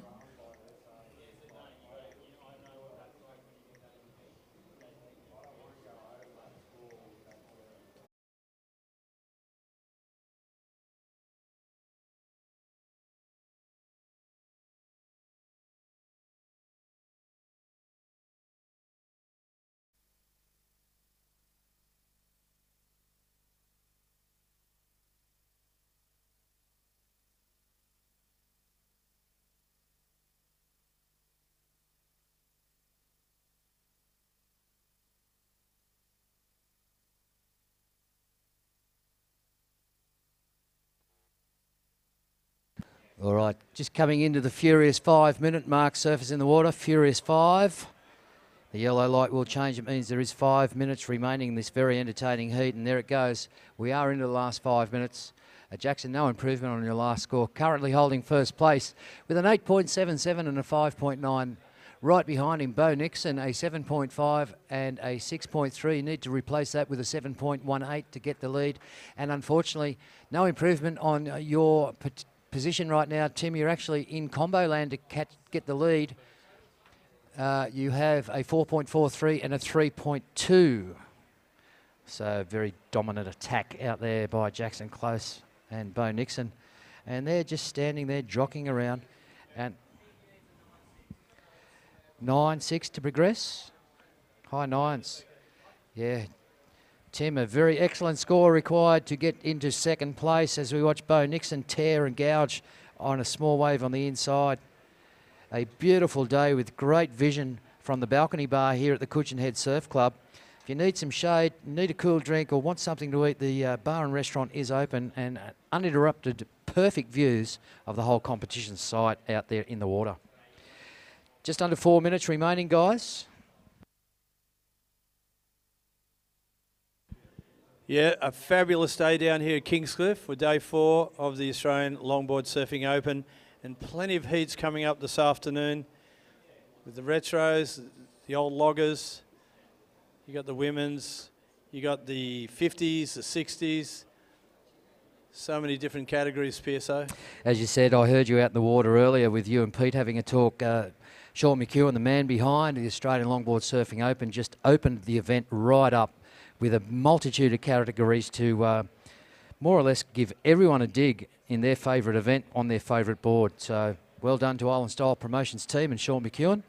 And of course all the team down there setting up and packing down every night, doing a great job looking after things at the registration, merchandise tent, and of course the fabulous barbecue in the park. Don't forget to go and see them if you're hungry or thirsty. Very reasonable prices. You don't have to go far. Grab a feed for lunch and watch all the action here at the 2015 Australian Longboard Surfing Open. And the first semi-final of the SUP Pros, brought to you by Hobie. There is 2.5 minutes remaining. Gentlemen in the water, 2.5 minutes. That means second heat, Justin Holland, James Casey and Ruben Roxburgh should be well and truly on their way out there. They are just sitting patiently. They're professionals. They know what they're doing. And we've coming down towards the 2 minute mark. Current heat leader Jackson Close over Bo Nixon in second, and Tim Cyprian is in third, requiring an excellent score to get into second place right now. I do have another question, another quiz question for 2 free tickets, a double pass over to the Kingscliff Cinemax to watch a surf movie tonight. Considering Duke surfed down at Freshwater Beach almost 100 years ago and showed that great display, while he was surfing down there, he asked people on the beach to come and have a go with him. He actually took one young lady out and had a little tandem exhibition. The first person that can come up here and tell me that lady's name that surfed with the Duke in 1914 at Freshwater Beach, if you can tell me her name, we'll give you a double pass to I know it, the PSO. Cinemax. I know it.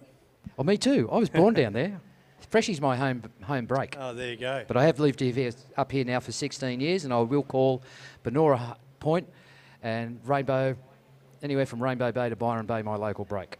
And they just had a reenactment, didn't they, of Duke's 100th visit to freshwater. And I believe that it was Dwayne Tusoto who actually did the exhibition of the Duke and did it incredibly well on an original board like the one that Duke would have ridden That's right. in 1915. Bit of Sugarwood. We are into the mad minute, guys, so less than 1 minute remaining now. Less than 1 minute. Did Tim, his last wave, did it bring him up? We'll find out. Less than a minute remaining. And are you going to make the dash, Timmy?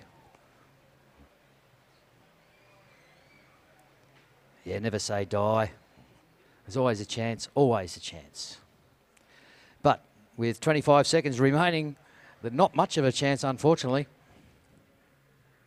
Never say never.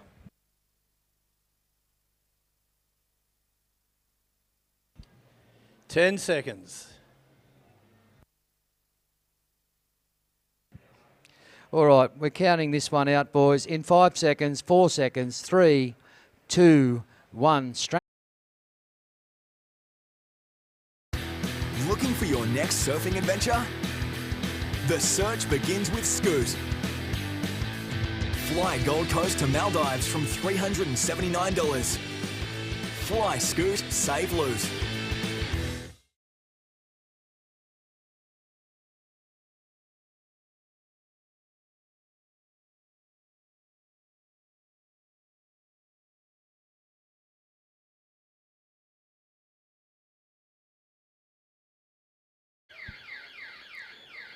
And it's a scratch race. Who's got it? Justin Holland's got it in the red, and he was absolutely outstanding. Yes, a big swooping roundhouse cutback over the whitewater, and just goes to show the talent of this young Tweed Coast surfer. Justin Holland is something of a waterman. He does the whole thing. He does the toe in on 30 to 50 foot waves. He does the SUPs. He's just a classic waterman for every sort of surfing occasion. You see the surfer now in white, James Casey, milking that one into the inside section.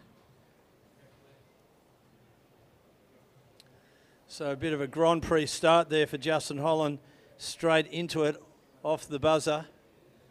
And first score of Reds is a 5.5.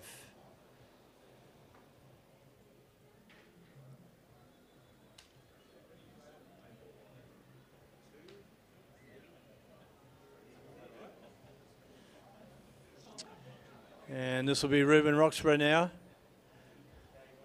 Ruben, part of the Hobie team, looking for the inside connection. That wave looking a little bit weak, so he opts to get off that. And outside will be Justin Holland. Looks over his shoulder, decides not to continue. All right. Yeah. Good stuff.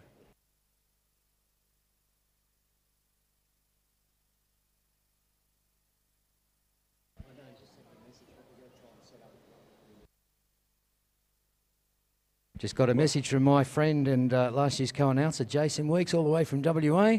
We are trying to set up the computer on Facebook to get all your messages live, and we do hope you're enjoying the live commentary and podcast from Common Solutions, all the W's, Australian Longboard Surfing Open /live. We're having a beautiful day down here at Kingscliff watching some amazing surfing. Yeah, well, that's right. Our live webcast, thanks to Sean and the boys from Com Solutions, is beaming us worldwide. So if you're over in West Australia, I hope you can hear it. And right now we're looking at the best SUP riders in the world. And Justin Holland is one of them. His last score, a 3.5. The surfer in red, a 3.5 on your second score. So 17 minutes on the clock. Justin's been very busy out here. Had an incredible heat yesterday with him and Jackson Close. Just went down to the wire and it looked like Jackson had it, but in the end, Justin snuck in the dying minutes of the heat to take that opening heat. So we're into the semi-finals now. First and second into the final.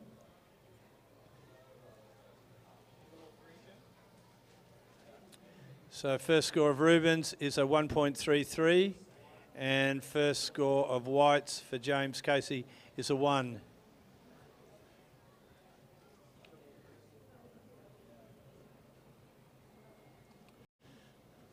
And I'm watching Ian Pearson just completely devouring his steak and egg burger with all the relish and some bacon in there too. Looks pretty good. All of the above burger. All of the above burger. What did Macca say? All aboard, all the wave, all of everything, including the burgers. So coming up next will be the Kingscliff Beach Bowls Club Retro Division, the shortboards from the 70s. And you'll have Jay Phillips, Ben Johnson and Nick Jones.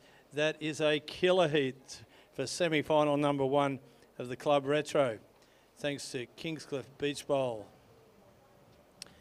Bowling Club. Had a big barefoot bowling club session, I think it was on Thursday night, and everybody got down there to have a bit of fun at that.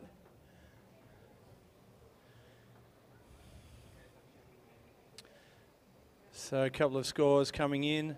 Score for White.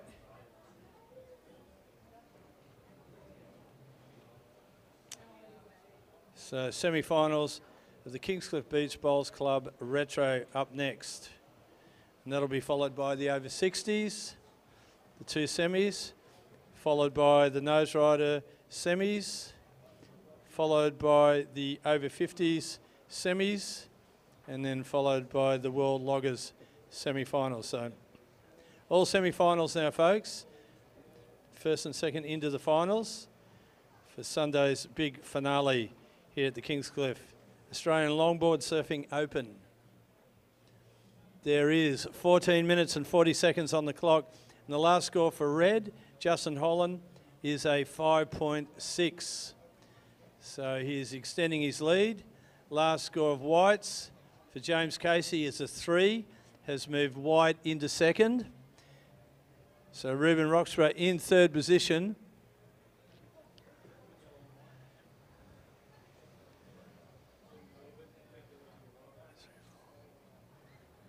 Basically needs a 4-point ride to go to second, or a 9-point ride, 9.76 to take the lead.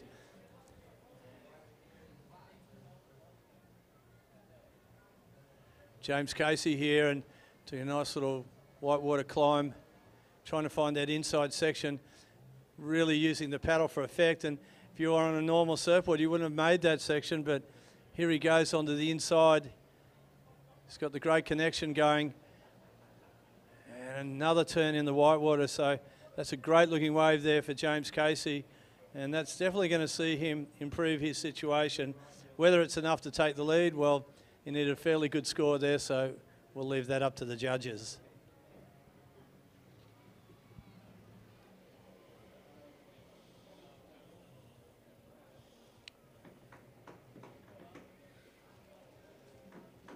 Okay, here goes Ruben now in the yellow. Last score of Whites is a 5. Last score of Whites is a 5.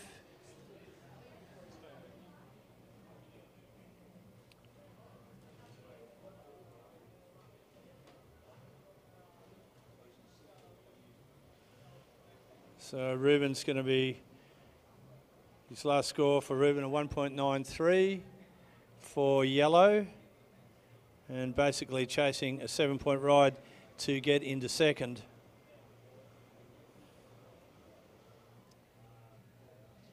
So it's red first, that's Justin Holland. White is second, James Casey. And Ruben Roxburgh in the yellow in third. First and second into the final with 12 minutes and 20 seconds on the clock.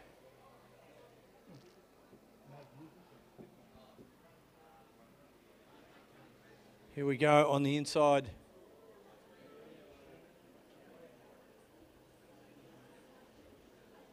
And behind in the yellow, Ruben Roxburgh. And behind him again will be Justin Holland.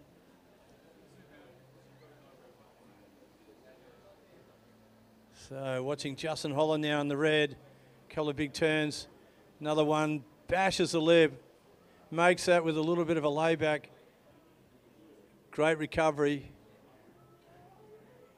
So Justin Holland really loving life out here at Kingscliff for the semi-finals of the SUP Pro, sponsored by Hobie Paddleboards.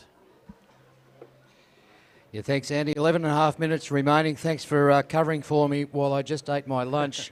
Cooked down there with love from the barbecue tent. Cooked to perfection, by the looks. Absolutely magnificent. If you can kill it and cook it, they've done a great job, and I just ate the whole lot. Fantastic. Let me tell you, what a great job. I was getting a little bit worried that you were going to keep eating the cardboard there. You were enjoying it so much. If no one was looking, I would have licked the plate. It was that good. Get down there and get some for yourself.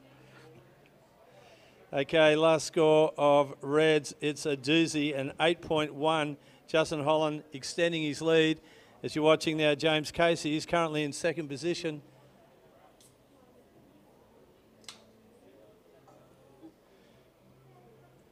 And trying to chase Justin Holland on that wave.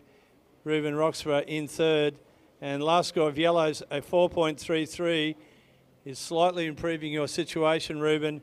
You're still requiring a big score to get into the lead, but not as much now for second.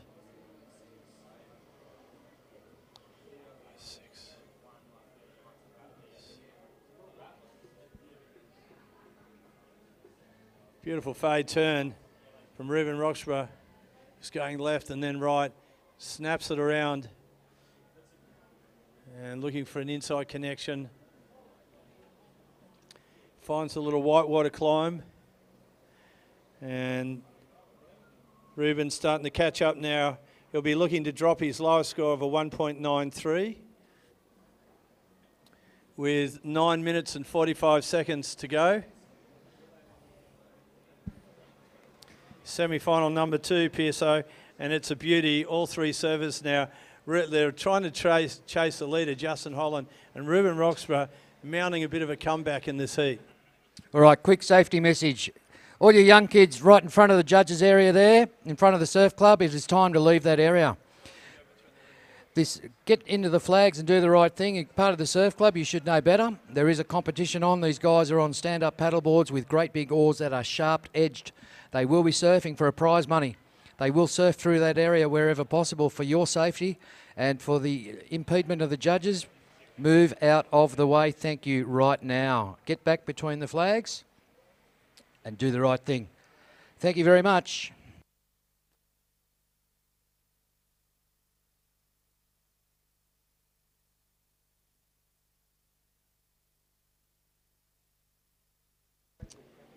So last score of yellows for Ruben Roxburgh, a 3.73.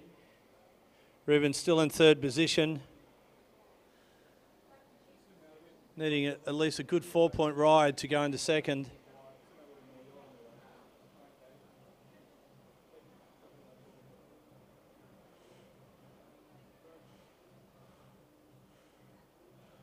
Last score of whites, a 6.5 for James Casey.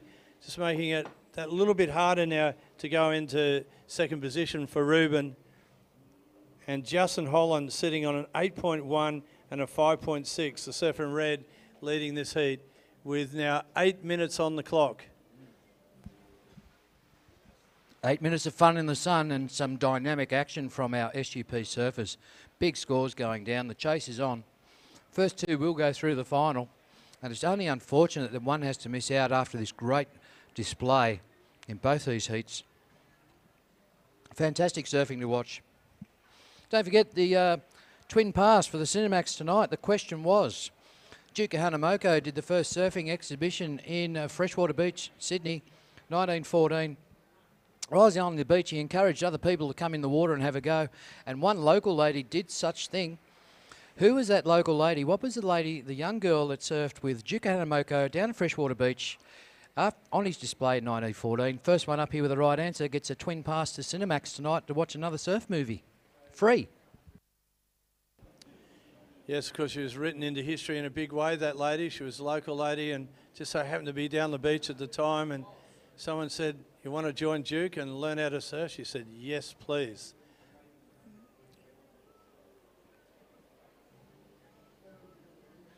So Ruben Roxburgh really trying to get back into this heat, third position.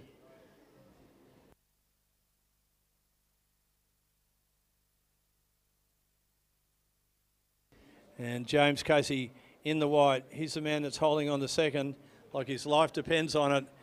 This is a really competitive semi-final with only first and second into the final. Justin Holland sitting way out in front in red. James Casey in the white in second. And now Ruben Roxburgh really looking to get a good score to get second or take the lead. In fact, to take the lead, Ruben needs a 9.38. Justin Holland now lining up yet another great wave on this bank, flying down the line, snapping it wildly in the pocket, really on edge there. Another big carve. He looked to do another great turn through the lip of the wave, and he's getting a variety of repertoire happening there too, which is part of the judging criteria. So 5 minutes and 40 seconds to go, guys.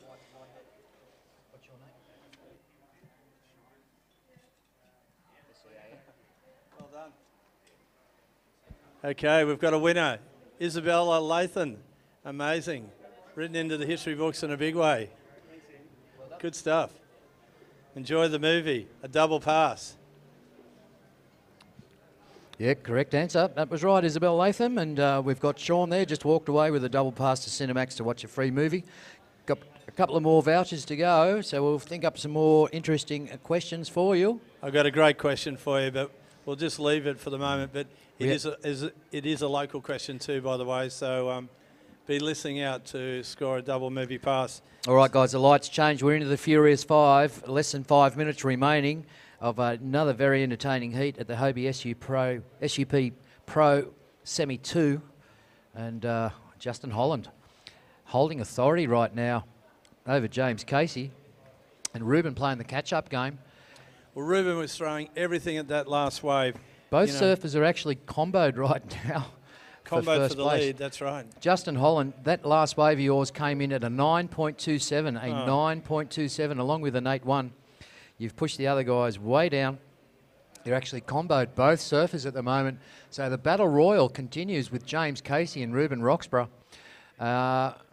Looking at the scores there, Ruben only needs about a 5, I think, to improve on. We've got James Casey with a 6.5 and a 5. Ruben on a 4.33 and a 3.73. Needs around a 5 just to, or 5.5, is it? 7.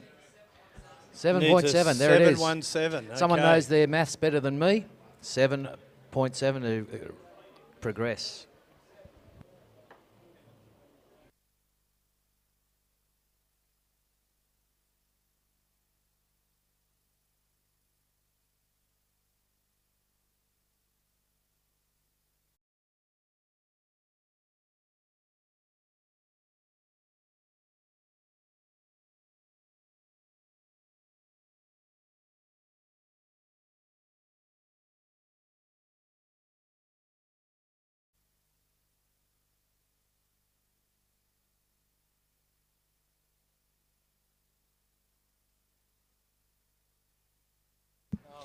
Three minutes remaining, guys. 3 minutes. Very exciting heat.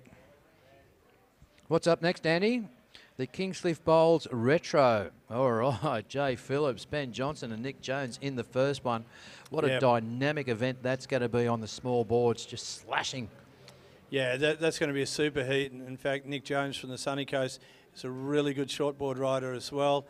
And Ben Johnson, a local surfer from Cabarita, also very good on short and long boards. And then Jay Phillips, of course, hardly needs any introduction, just how good he is on a short board. So that is a super heat. Coming up next in about 3 minutes' time.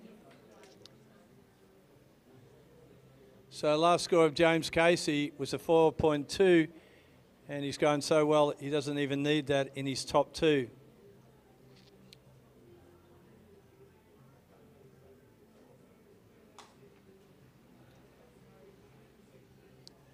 Two minutes to go, guys. 2 minutes to go. Red first, white second, yellow is third. Yellow needing a 7.17 to take second. And here he goes, Ruben Roxburgh, looking for a good 7-point ride here to try and take second. And sole arch finish. Running up the front, trying to get a quick little nose ride. And this is the guy that's really been taking the heat apart, Todd Holland. Oh, just an amazing, innovative manoeuvre on that last wave. All right, we're under a minute and a half. We're madly reaching the mad minute mark, so just over a minute remaining as the guys scramble and paddle back out the back. But Justin Holland, yeah, really showing his dominance at the moment with a 9.27 and an 8.1, two of the highest scores of the heat, comboing both his other opponents. But the battle between James Casey and Ruben Roxburgh, second. Ruben looking for a 7.7, and I don't think that last wave was that one that he wanted. It's not over till a fat lady sings. Here goes Justin Holland again on the inside. This will be like a victory lap, this wave. This guy's absolutely torn up this heat. Probably the best two-wave score so far in the competition. Well, almost, probably the second highest two-wave score. And he's just going to come all the way to the beach on this. Well done to Justin Holland there. He goes into the final. And the fight for second and third is still on in earnest with 20 seconds to go. Ruben, the last throw of the dice here on this wave. Needed a good 7-point ride. It's a great finish on that wave. Probably needed about 3 of those manoeuvres to get the 7. James Casey will get second. Counting down 5, 4, 3, 2, 1.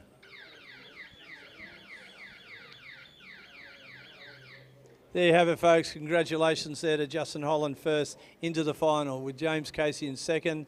Bad luck there to Ruben Roxburgh. Better luck in the next events, and I'd like to see Ruben stick around for more fun and games here.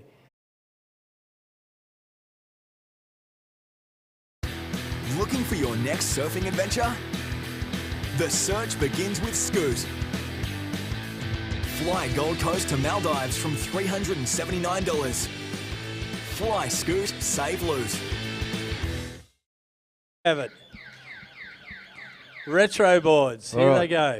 The strangled cat siren has just let its bark out, and here we go. The Jay Phillips in red, Ben Johnson in white, Nick Jones in yellow.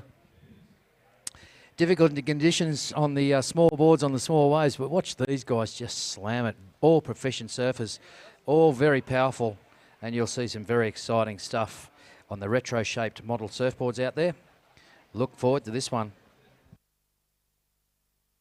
Yeah, that's for sure, PSO. On paper, this is just a red-hot heat with Jay Phillips in the red, Ben Johnson in the white, and Nick Jones in the yellow. And they're pretty well spaced out to take their first wave for this semi-final, all-important semi-final number 1. At the back will be Nick Jones drawing first blood here and not quite getting onto the inside. Jay Phillips will swoop around and have a look at this. And here he goes, the finger flyer, Jay Phillips.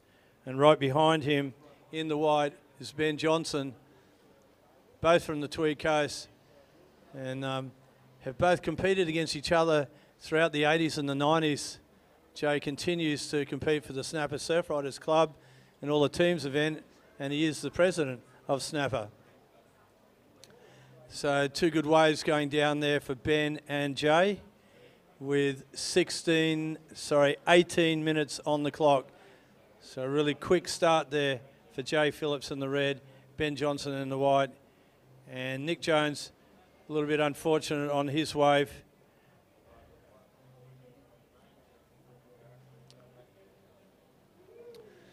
So we're going back in time to the retro boards, the early 70s, and a 7.5 there for Jay Phillips on his first score. A 4.83 for Ben Johnson on his first score, and a 1.5 for Nick Jones on his first score. So Nick's going to swoop around on this one, on his second wave, and looking that much better for his second wave, knowing that his opponents have already got a good opening ride each. So Nick Jones on the inside there, whacking it around. just a tiny retro board. So the Kingscliff Longboard Surfing Open has also got a shortboard component in here, sponsored by the Kingscliff Bowls Club. It's called the Retro Boards. 17 minutes to go.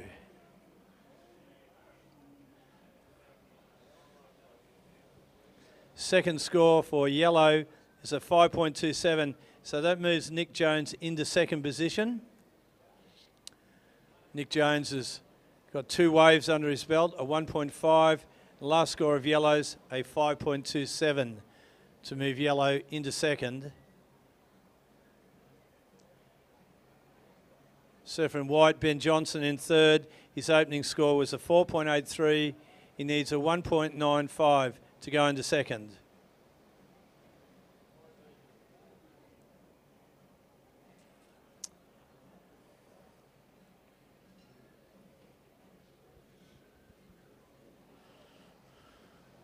So we're into the semi-finals today for the Saturday afternoon here at Kingscliff.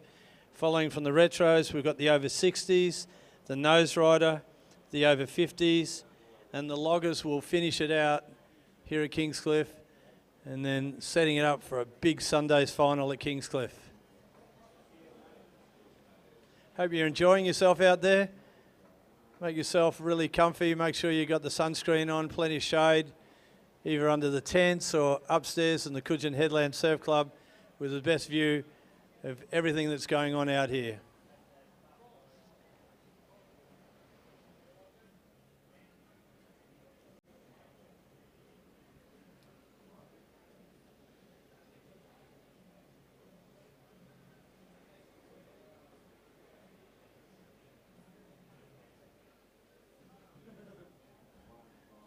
And that water visibility just looks so inviting out there. I think the water temp's around about 26 degrees at the moment.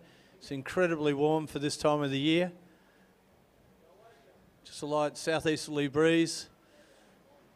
And we've got a half to less than a metre of east-southeast swell. Of course, you can see more swell around the exposed break, but right here on the inside of Kingscliff, nicely protected from the southeasterly wind.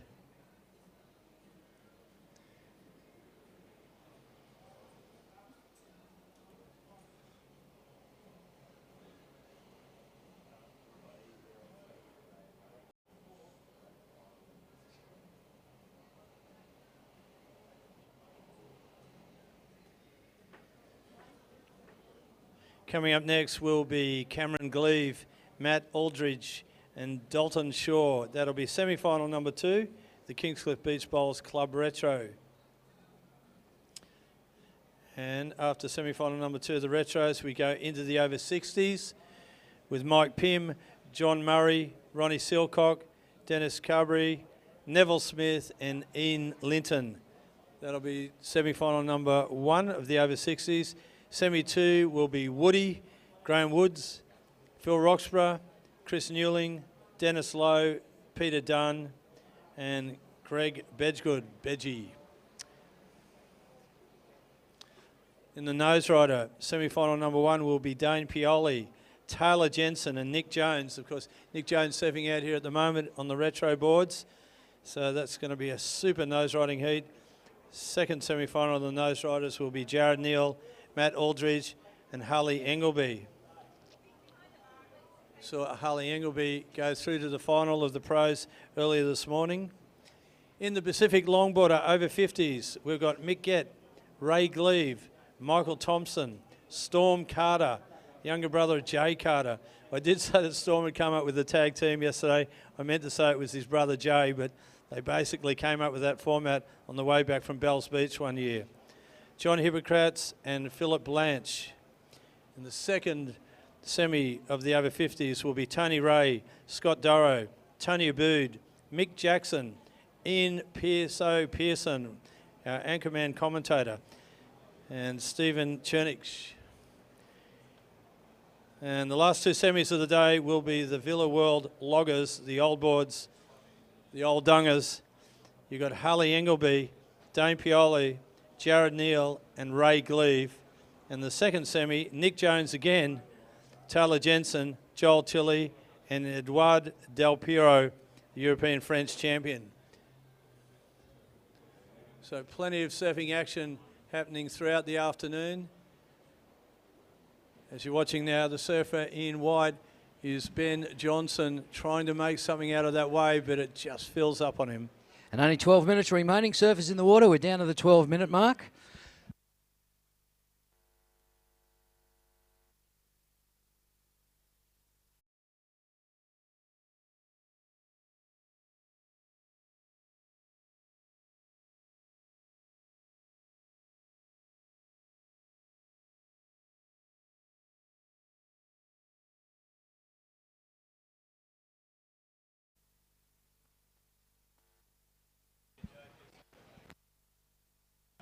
And Jay Phillips just smacking it around again, looking to improve on his scores at the moment, the current heat leader. Oh, look at this way behind though. Nick Jones. Bang! Bang! Flying out of the lip.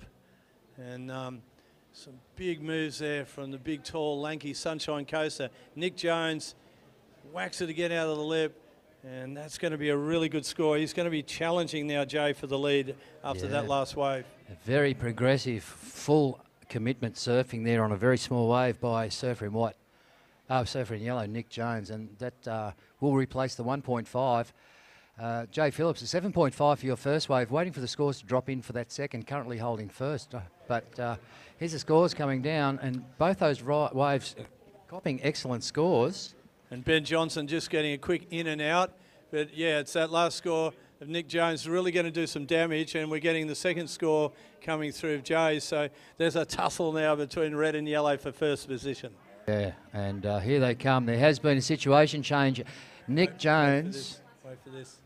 Oh, hang on. Am I spoken too early? We're just waiting. Could be, might be. Oh, well. Line ball, PSA. A topsy-turvy event. Topsy-turvy. So what did Nick Jones get for that last score? Nick Jones, last wave came in an 8.5, right up there in the excellent range. An 8.5. Nick smashed the bag out of it, along with a 5.27. Is it securing first place? Waiting for a score to drop for Jay's last wave. And as it locks in, Ben Johnson just playing catch-up at the moment. Ben, a 4.83 and a 1.03. You need a 2.68 at the moment, and that will change to progress. So the big battle is on with all the boys out there just surfing these little waves to their max.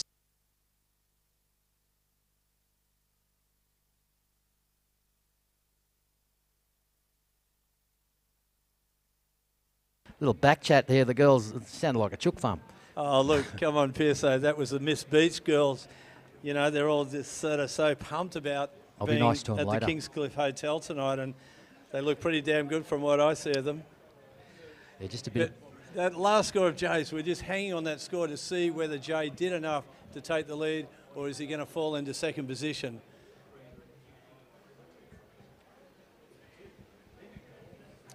Oh, and just Not there. enough.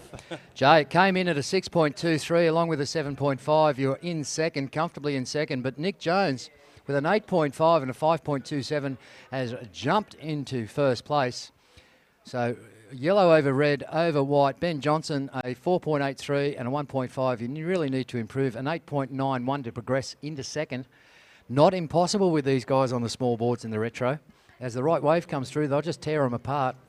And some very exciting action happening out there in the Kingscliff Beach Bowls Club Retro semi-final number 1. Yeah, incredibly exciting, that's for sure. Jay Phillips just hanging on that last score. The last score of Reds is 6.23. It just came in under. So, Jay, you need a 6.28 to take the lead. Nick Jones, last score, an 8.5. A blistering attack here at Kingscliff on the retro board from the tall, lanky Sunshine Coaster. And Ben Johnson back in third from Cabarita. He's going to need some big scores now, PSO. And Ben can pull those out too, mate. A very powerful surfer is Ben Johnson, long and short board. And he'll be looking at that, thinking, I can do it. An excellent range score is not impossible for a man of his quality calibre surfing. There's just coming down towards 7.5 minutes remaining, you guys in the water. 7.5 in semi-final number 1. Semi-final number 2, another exciting event. We've got Cameron Gleave, local, out there ripping, and the ever-present Matty Aldridge, the little bloke on a little board, the lightweight, he's going to get out there and show him who's boss. And, of course, Dalton Shaw in the yellow. So you guys can head down and see Uncle Owie and grab your rashies, start making your way down the beach for the 5-minute paddle mount. We're just coming down towards 7 minutes, so a big score in there from Nick Jones, an 8.5, along with a 5.27, has put him into the lead. If you add up all the numbers, Andy Mack, it's a 0.04 lead, that's it. But Jay Phillips, a 7.5 and a 6.23. He needs to replace that with a 6.28 to get the lead back. And as we watch, Yellow just creaming it through the inside again. Another big rooster tail finish there and a clean cutout. Well, Nick Jones, yeah, he'll be looking to replace his second lowest score of 5.27, and got a feeling he'll be doing that. And if that's the case, he'll extend his lead further. As you said, you know, on the total point score, there's not that much between Nick and Jay, but it's at 8.5, and now he backs it up with a 5.83. It did replace his second lowest score. So last score of Yellows is a 5.83. You have extended your lead. That now means for Jay Phillips in second, Jay, you need a 6.84 to take the lead. And Ben Johnson, well, he needs an 8.91 now to go to second. It's just excitement after excitement, isn't it? These guys get on these waves on these short boards and rip the bag out of them. The judges are busy and they're rewarding all those manoeuvres. And as we can see, Nick Jones with an 8.5 and a 5.83. Just concreting his first place, but never far behind. And a man with the most potential, Jay Phillips, just looking to replace a 6.23. He's only had 2 waves, so he's being a little selective out there, and I guarantee if he finds the right one, he'll shred it. Ben Johnson playing the catch-up, unfortunately, at the moment, requiring an 8.91 to get into second place. Well, that's right. Jay's a very shrewd competitor. He's now the senior coach for the Snapper Surf Riders, as well as being president. He has a big hand in the junior development of the Snapper Surf Riders Club. He knows that it only takes 2 waves, 2 good scoring waves, to win or come second in a heat. So he's being super selective out there. Nick Jones, of course, he's been the upstart from the sunny coast with an 8.5 and a 5.83 to lead this heat. And Ben Johnson, originally from Cabarita, he's and still from Cabarita, sorry Ben. His first score was a good one, a 4.83, but he's been struggling to get that second good score up, and he needs an 8.91 to go to second, or at least try and halve that score with about 4.5 minutes remaining. Yeah, we are down in the Furious 5, as I like to call it. This is where decisions are made for a do-or-die effort, and with 4.5 minutes to go, these guys are hoping and praying that Huey chucks something their way, and you'll watch some very exciting surfing when these waves pronounce, and up and goes current heat leader Nick Jones, finding one and slashing and wrapping in and out of every pocket around the foam, winding it up. What's he going to do? Bang! There's another one, and nearly kicked the tail out of the water completely there. So very aggressive attacking manoeuvres there from current heat leader Nick Jones. Is he cementing his ride score? Will that improve his situation? Currently on an 8.5 and a 5.83. Oh, yeah, he's looking at another really good score on that last wave. You know, the momentum that he had on that wave and the speed and just doing the turns in the money spot. So, you know, the judges have taken that all into account. They're not throwing down the score straight away. They're having really good discussion on, you know, was it enough? Was it in the excellent range? But I can tell you this much, that it will come in and replace the previous wave of 5.83. There it is, mate, a 7.9. So another great wave ridden by surfer Nick Jones in the yellow. A 7.9 along with the 8.5. He has really stomped down the foot and said, catch me if you can, boys. Jay Phillips now requiring an 8.91. Not impossible for Jay to pull that out. Ben Johnson with a 4.83 and a 1.5 needs an 8.91 to progress as well. So this is where it comes down to hopefully wave selection and tactics and aggression to really punch through these waves. And as you can see on small boards, on small waves, these guys are just ripping it. Here goes Jay now on this wave. This is his third wave for the heat. Now he's looking for a hell of a score here to take the lead. There's some beautiful carving surfing here from Jay Phillips. A couple of big moves there. Whether it was not enough for the score, well, it was just beautiful surfing at the best anyway. Yeah, full arcing turns there from surfer in red, Jay Phillips, and a very nice finish. Isn't it enough to replace his 6.23? It's only, as you said, Andy Mack, it's third wave. Currently on a 7.5 and a 6.23. We'll wait for the judge's decision there. Will it be enough? Yeah, his lowest score is 6.23. That's the one he's looking to replace. And I'm pretty sure he's going to do that. Unfortunately. Early indications, yeah. And just making it that much harder for Ben Johnson. Ben didn't really want to hear that. Yeah, less than 2 minutes remaining. And unfortunately, one of these surfers will not go through to the final. First two do go through, first and second, and it's very desponding actually that one of these surfers will have to miss out, because all three surfers have shown how clinically... Oh, big reverse there from Nick Jones. He was going left on that one, Pearso, and he pulled out the reverse. Yeah. So he's got all the bag of tricks, and I see that he's in the nose riding and the olds too, I think, later on in the day. So an 8.17 last score of Reds, an 8.17, definitely consolidated his second position. Wasn't enough to take the lead, needing an 8.24 to hit the front. So super high scoring heat, this one, for the Kingscliff Bowls retro division. Yeah, great action out there, and as I was saying, the quality and calibre of these guys and the way they move these boards around on this small wave is really something exciting to watch. Cameron Gleave in red, Matt Aldridge in white, Dalton Shaw in yellow. There is 50 seconds remaining, so we're into the mad minute. You guys should be out there ready to do battle. Just remember, don't go too far south. If you're out of the judge's eye line and they can't see you, we will call you back down the bank. And remember, if the judges can't see you, they can't score you. 30 seconds remaining, guys. We're into the last 30 seconds of a very exciting heat. We do hope you've enjoyed it as much as we have up here. This is something spectacular, this retro division, showing that shortboarding, the electrifying manoeuvres these guys are pulling off, are just incredible on these smaller waves. 15 seconds remaining. Are we going to see anything else caught? 10 seconds.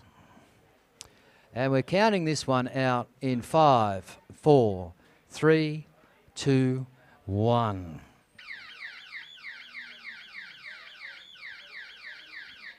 And what an amazing display of performance surfing. Congratulations, Nick Jones, taking out that heat. Right behind him, Jay Phillips. And it's always unlucky for someone to miss out. And Ben, you surf so well, but couldn't keep up. We're ready to go. The judges have set the screen. Counting you guys in for the next heat. In 10, 7, 6, 5. Get ready for the cat.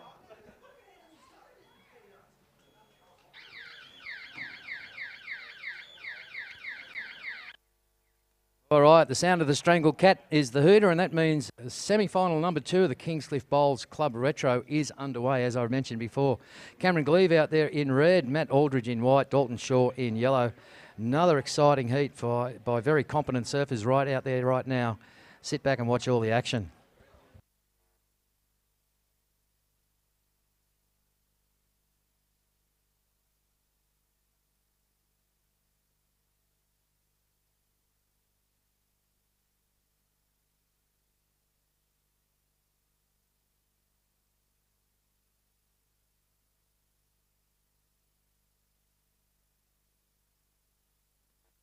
All right, taking off out of the foam, it looks like Matty Aldridge, surfer in white, bang, whaps one around there. Another good hit from Matty. So looking for the inside line, what's he doing? Bang, another finish. Holds it out of the foam and just drives through the inside. So not a bad opening ride there for Matt Aldridge, the surfer in white. That will be first blood for this event, first wave caught. That'll set the benchmark for the other guys to chase up. And heat's only just started, so the guys know they've got plenty of time, and they're waiting to hear Matt's score to see what they have to do. A couple of good backhand attacks there from the surfer in white, Matty Aldridge. 18.5 minutes remaining.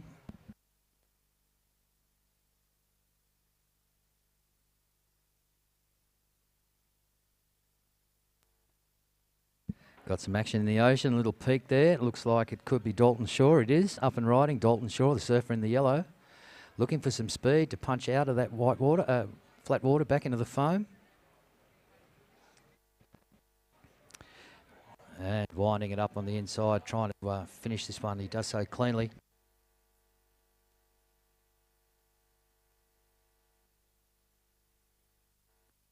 All right, Matty Aldridge, your first wave came in at a 5.83, Matthew. That's the benchmark, a 5.83, well surfed. Dalton Shaw, that wave of yours, a 2.17, has put you in second right now. And Cameron Gleave still waiting to catch a wave. So anything can happen, only early days. One wave for Matt, one wave for Dalton. Cameron's still waiting to catch one. But current heat leader, Matt Aldridge, is surfer in white with a 5.83 in front of Dalton Shaw with a 2.17. And Red still waiting to get and open his account. Just over 17 minutes, about 17 minutes and 17 seconds precisely. So let's see if Huey can play the game and throw some wild waves at these boys. They'll tear the bag completely out of it.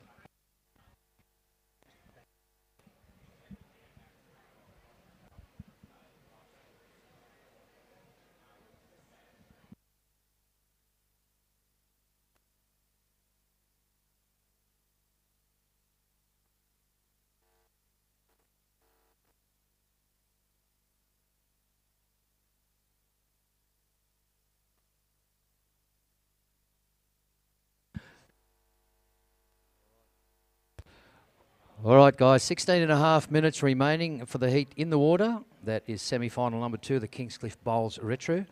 Next one, turn your earphones up, you old fellas. We've got the first of the over 60 semi-finals, 6-man finals, semi-1 and semi-2. This will keep the judges going. The old grommets, Mike Pym in red, John Murray white, Ronnie Silcock in yellow, Dennis Carberry in blue, Neville Smith in green, and Ian Linton in orange is the first one. Over 60s, 2 6-man semis coming up after semi-2 of the retro. Combined ages older than time themselves. See Dunny on the balcony just having a little warm-up. He'll be in semi-final number 2, I think, Peter Dunn. Yes, he is. There with the family on the beautiful Cushion Head Surf Club deck here with the unimpeded view. All right, up and riding, surfer in red, Cam Gleave. Cam winding it up, bouncing up off the foam, looking for the inside power play to stay in the pocket and drive into the inside section. What's he going to do? Nice big hack there and slides the tail and just comes off the back of it. We'll let the judges put those scores down. We'll keep you updated as they do come to hand. We are approaching the 15-minute mark, so just under 15 minutes, or just over 15 minutes rather, left to go.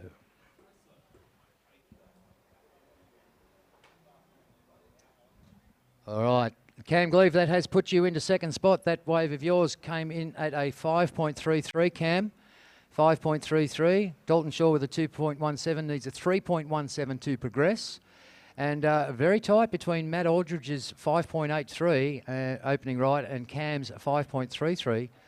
Only needs a 0.51 to actually take the lead on the measuring stick. So that's not hard. So the boys just working out the ocean, working out the bank and praying for some bigger lumps to come through to them. John the computer man. John the computer man. Sorry, mate. Say the judges hate you. Get wet. No, we're just kidding. They more or less said if they stink, you stink, no one gets a swim break. Oh, the judges playing amongst themselves. Who said they were boring?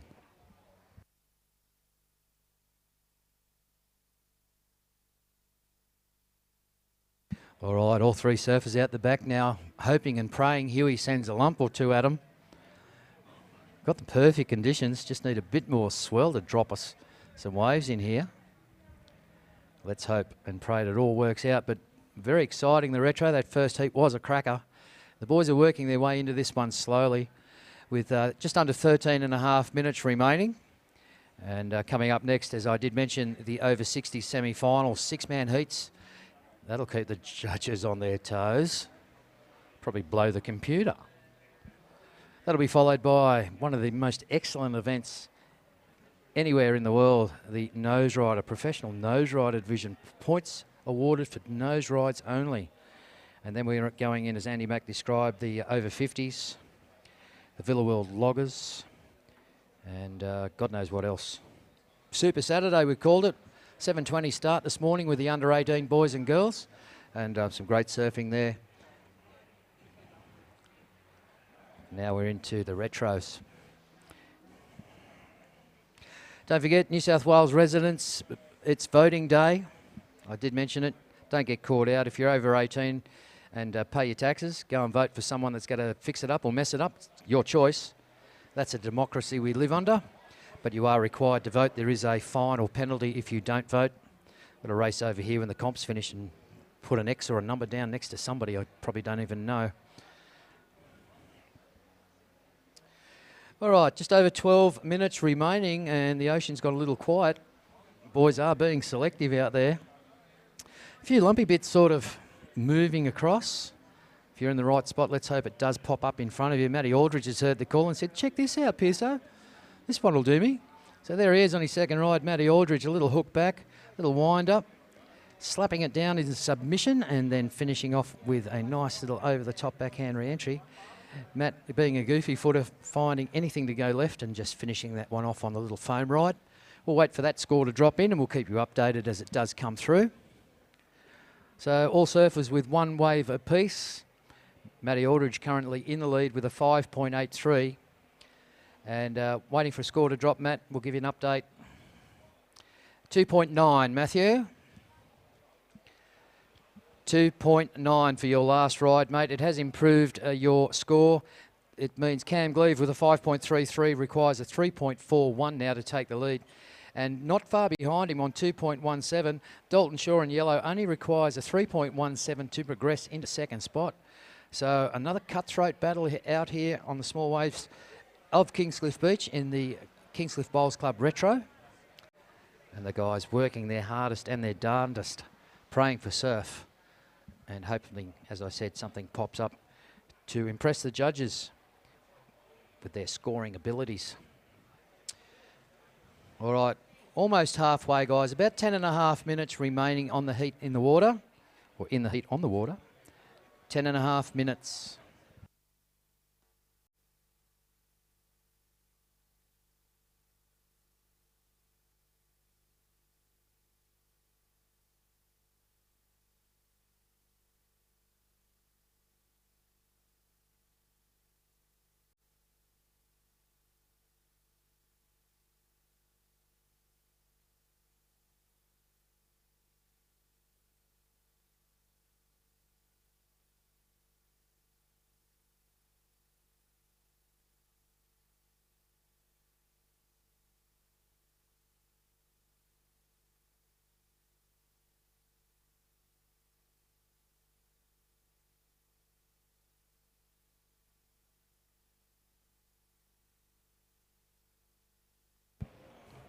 All right, happy Saturday here at Kingscliff. And speaking of happy Saturday, Michael Cottier. Michael Cottier, if you can hear my voice, would you mind making your way up to the judges' tower, please? Michael Cottier. One of the friendliest, loveliest and most colourful entities you'll ever see on any beach anywhere around the world. Michael Cottier, if you can hear me, at your leisure, please make your way to the judging tower. Thank you.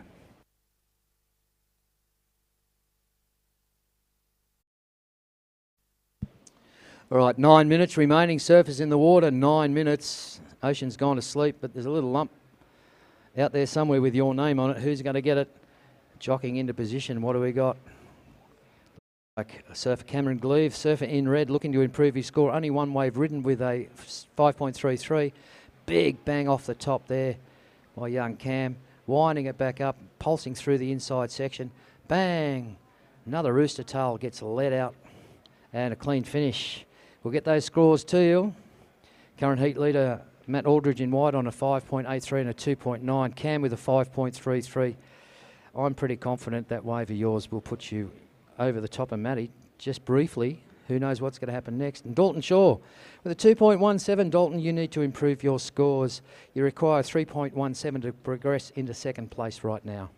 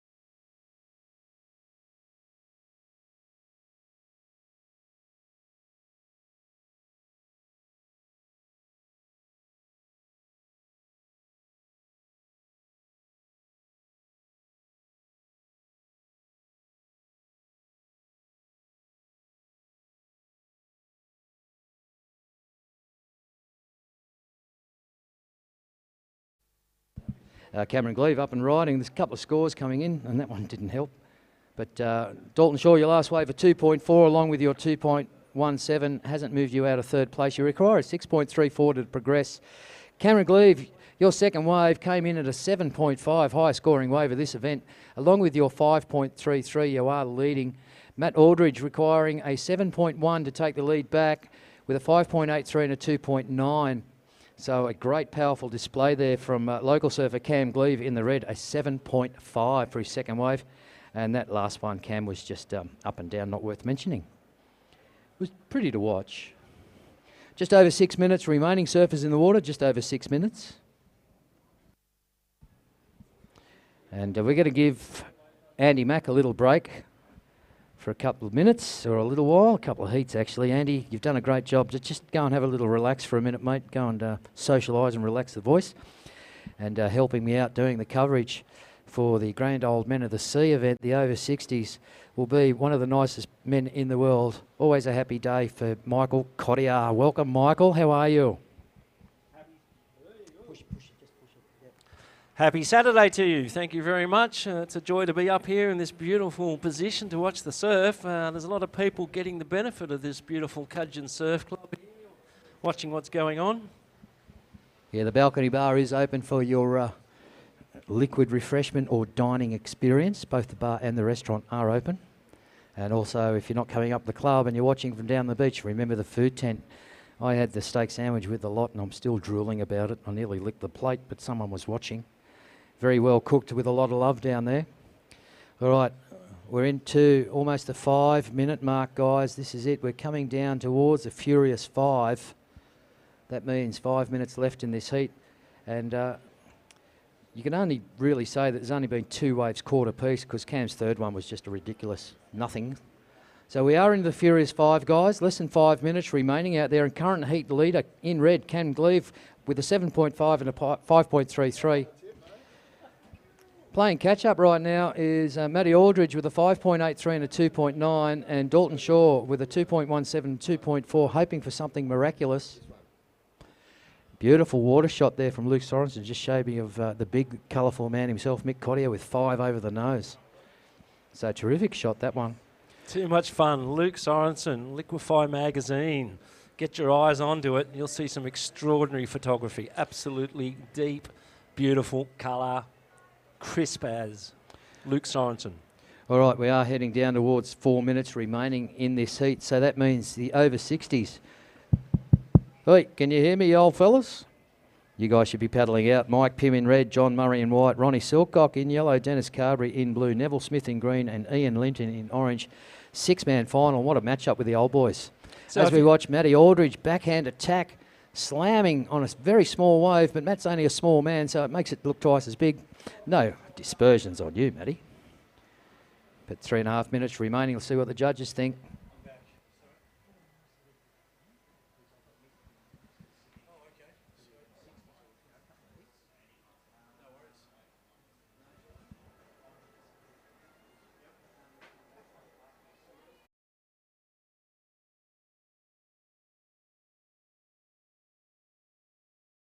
They haven't worked it out yet. Would you just tap them on the shoulder and tell them to get ready? They do have some problems, these over 60s. Yeah, there's a couple ditching the walking cane and staggering across the sand as you speak, Mick.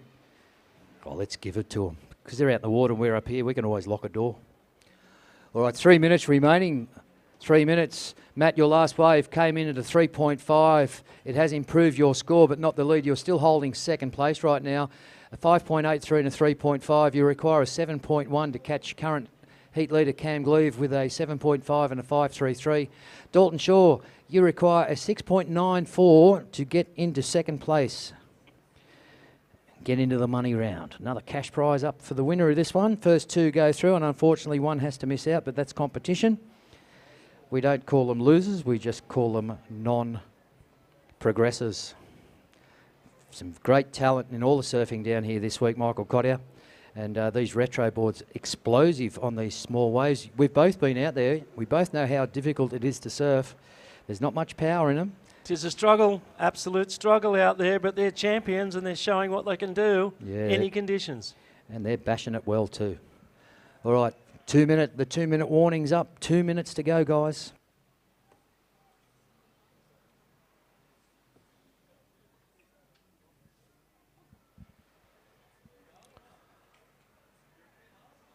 Wave selection's everything. Regardless of what's coming, you've got to make the best of it. That's how we get the cream rising. They do make the best of what's going on. It's like a souffle, isn't it? The cream just keeps rising and the souffle keeps rising and the best are on top. All right, heading down towards the mad minute, you guys. Almost to the mad minute. Current heat leader, Cam Gray in red, 7.5 and a 5.3. Chasing him, requiring a 7.01. In second place at the moment, Matt Aldridge in white, a 5.83 and a 3.5. Chasing the pack, in yellow, Dalton Shaw. Dalton requires a 6.94 to progress into second. Chase Matty out of the water. And we've just seen Cam have another little wave then. We'll wait for the judges to put the scores down. But solidly hanging in there now in first place. With Mad Minute, this is it, guys. There is 45 seconds for Huey to throw something ridiculous at you and you to smash the bag out of it. For Matt and Dalton to improve their positions right now and catch Cam Gleave. That last wave was no consequence to your scores. Cam came into the 3.4, so still leading the heat at the moment. 30 seconds remaining. Dalton scratching. He's heard the call and said, I'm not paddling in, I'm going to surf this one. What can I do? He's up and riding the natural footer, whips it back, cuts it back out of the ball, looking for the inside, and that wave just disappearing under his feet. As Dalton finished, then you could see how small these boards are. 10 seconds, guys. Matty, scratch yourself out. Here we go in 5, 4, 3, 2, 1.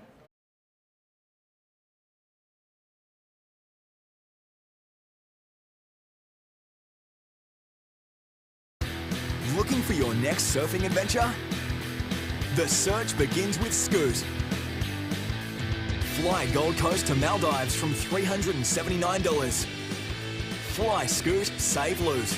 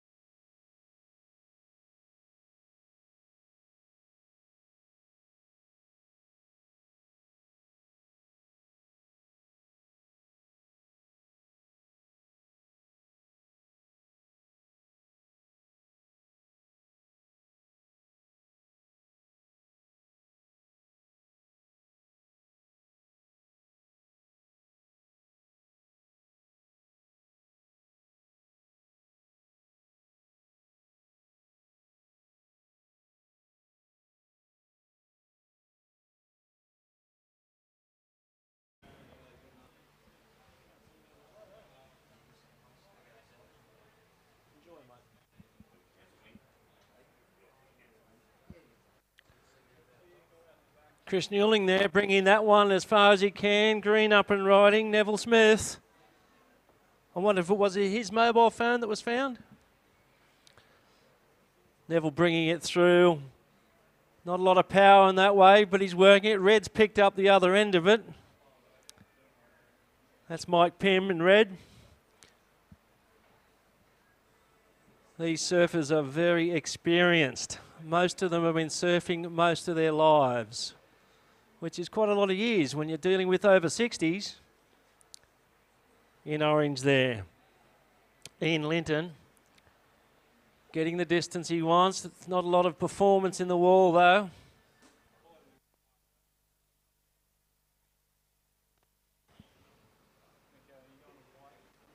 No scores yet, no scores yet. We've got 18 minutes, 20 seconds. Wide up and riding. John Murray. Looking for that inside wall, hoping it's going to build again. Gets another turn, some walking. There's some tip time.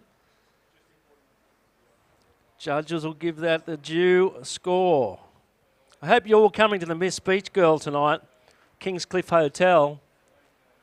It's going to be something spectacular and a whole lot of enjoyment. So bring your friends, bring your family, come along, support the Kingscliff Hotel and the Miss Beach Girl. Green's up and riding. Digs a bit of a nose, drags it out, gets the wall there, steps back for his cutty. Bit of backwash, rides through it. Whitewater's come for him. Bit of climb there, got a bit of distance. Green bringing it right into that channel. Yellow's paddling, up and riding Yellow. Ronnie Silcock brings it round, looks like he's got a wall, the Whitewater's beating him. He's coming up to it. He's hoping for that next section. Bit of speed, bit of step. They're all heading down into that corner. You can see they're all having to paddle out from this position right in front of the judges. It's a good place to surf in front of the judges. Give them the best view you can. There's going to be a chance here to a short ump finish. Yellow, Ronnie Silcock. Right to the beach. Blue's up and riding. Get some tip time.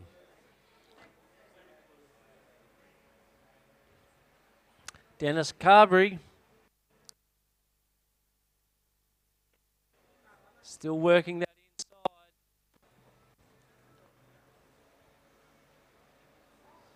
Very little left, but they used it all.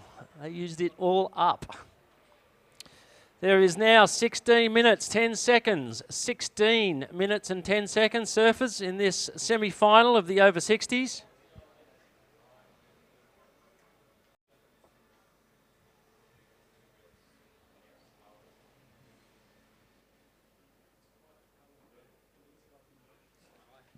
How do you see this score sheet?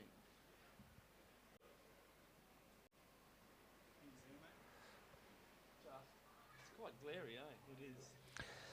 So Red, you've got the lead with a 2.93. Is it really? 2.93. I either need sunnies or glasses, or both. Mike Pym, very good in Red's taking the lead there. Second place. Oh. Thanks, mate. Always appreciate your encouragement. There's a flurry of scores coming in, guys. We'll wait till we get some settled results here, and I'll give you a run there. We've got just over 15 minutes left in this semi-final of the over 60s. And in red out there is Mike Pym. In white is John Murray. In yellow is Ronnie Silcock. In blue, Dennis Carberry. In green, Neville Smith, and in orange, Ian Linton.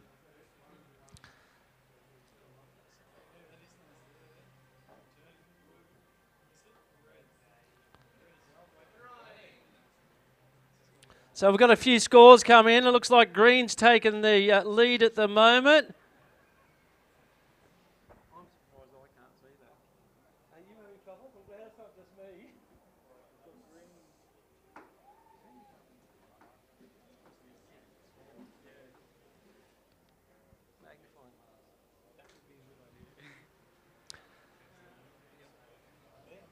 So green in first, yellow in second, blue in third at the moment, and the other three have still got their second wave. Red's dropping in there.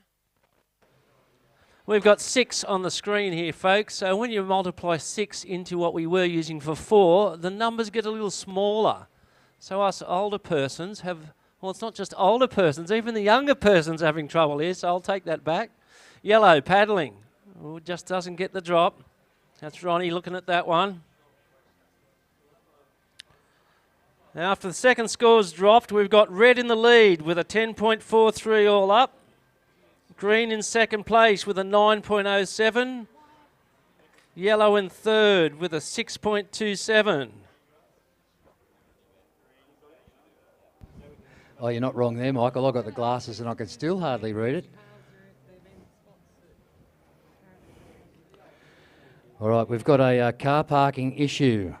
If your number plate is New South Wales BX5 1DH, I think it is, or something similar, and Queensland number plate 629 IKA, you are in a ran the wrong car spot. Unfortunately, fellas, you'll have to move those cars to keep the event running. That is the coned off areas to supply all that is necessary at this event. So New South Wales, BCX 51DH, Queensland 629 IKA. I know it's difficult, but unfortunately, fellas, you're going to have to move your cars. 12 and a half minutes as we watch Ronnie Silcock, the old fella in yellow, just bail out through the back door of that one into the foam, rinsing his hair. So a six-man heat, a flurry of activity out there, and scores are coming in. We'll just wait for him to drop and give you a situation update.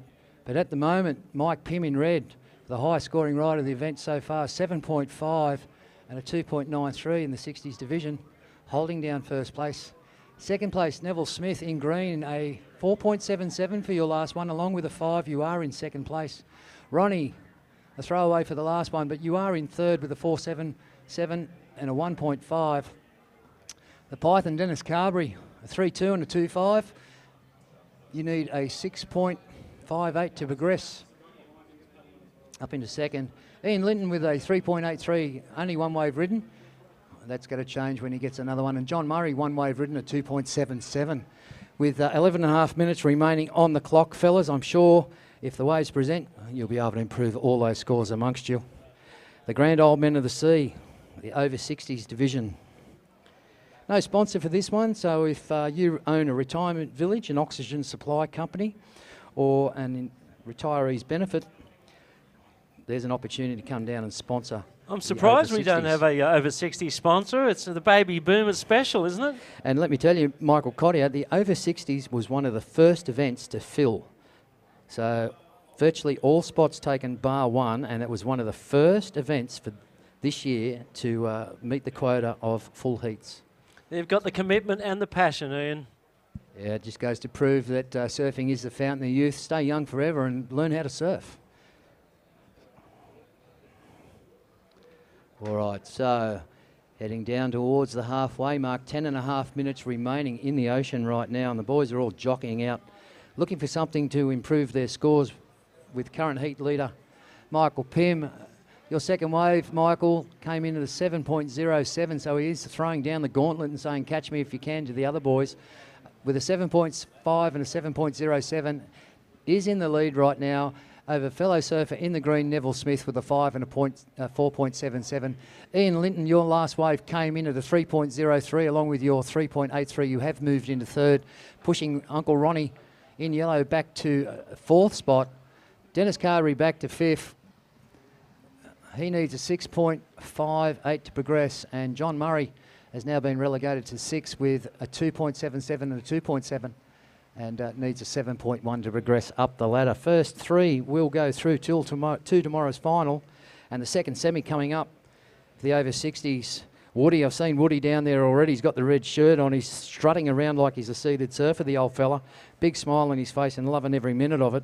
We'll have the ever young Phil Roxburgh out there in white. Chris Newling, the big man's out there in yellow. Dennis Lowe, the Scorpion, in blue. Peter Dunn from Funds Back WA, assisting in the announcing today. He'll be in green. I've seen Dunny up here having a quick powerhouse schooner before his heat, so that's well trained. That's good training. He's had a beer before he's gone for a surf. He just loves it over here. And of course, the perennial Greg Bedgegood will be in the orange, and that will be the second semi of the over 60s. He's the heat leader up and riding. Nice wave. Blue took off the same wave a little bit later. Red's got to the wall there. Is it going to run for him? He's the heat leader. He's managed to bring that through to that next little section. And just a reminder, you over 60s fellas, don't let that top bank fool you. Do not paddle too far to the south. If you're out of the judge's eye and they can't see you, they can't judge you. So don't get sucked in going too far south. Six-man heat. Hassler.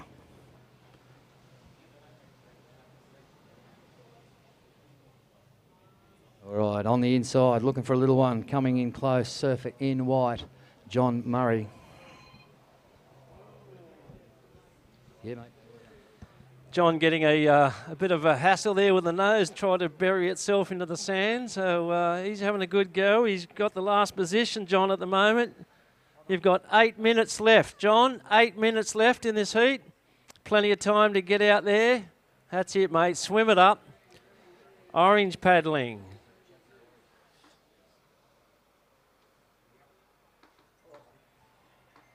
First place, we've got red, Mike Pym. Second place, Neville Smith in green. Third place, Ian Linton in orange. Ronnie Silcock only just in fourth from there, with Dennis Carberry in fifth and White John Murray in sixth.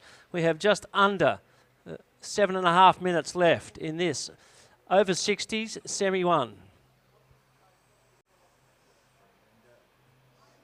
Who said there's no excitement with the over 60s? What a battle they're having out there. Six-man heat, all jockeying for the correct wave and the right potential scoring wave. And Mike Pym with a 7.5 and a 7.07 throwing down the gauntlet. It's telling the other boys to catch him. Close battle between Evergreen Neville Smith in the green Rashi with a 5 and a 4.77, but right behind him in the orange, moving up out of the doldrums, Ian Linton with a 3.83 and a 3.03. Ronnie Silcock needs to improve a throwaway. He has a 4.77 and a 1.5. He needs to improve on that score. The right wave, Uncle Ronnie can do that. Dennis Carberry, no significant result in your third wave. You still have a 3.2 and a 2.5. A decent wave for Dennis. He needs a 6.58 to progress. And John Murray, I'm not going to say holding down the rear because his last wave was insequential, but he does have a 2.77 and a 2.7, and he knows he can improve on that should the right wave present itself. So Mike Pym's actually comboed the field. 9 point. A 9.58 Nev Smith needs to take over the lead. So in these conditions, we've seen some 9s today, but it was a bit earlier when the younger fellas were doing it. The old fellas can do it, but in these conditions, it might be a challenge to get a 9.58. So for Nev Smith, maybe 2 new scores. We're down to the last just under 6 minutes, surfers, just under 6 minutes.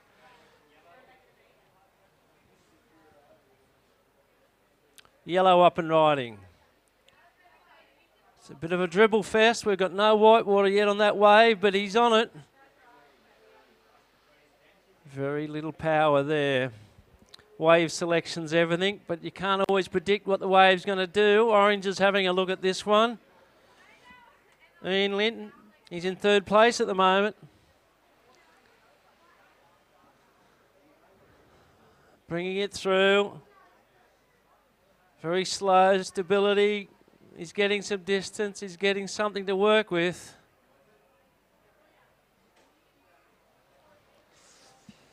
Just under 5 minutes, surfers. 5 minutes. The next semi can paddle out. That'll be the second semi of the over 60s. Red's paddling.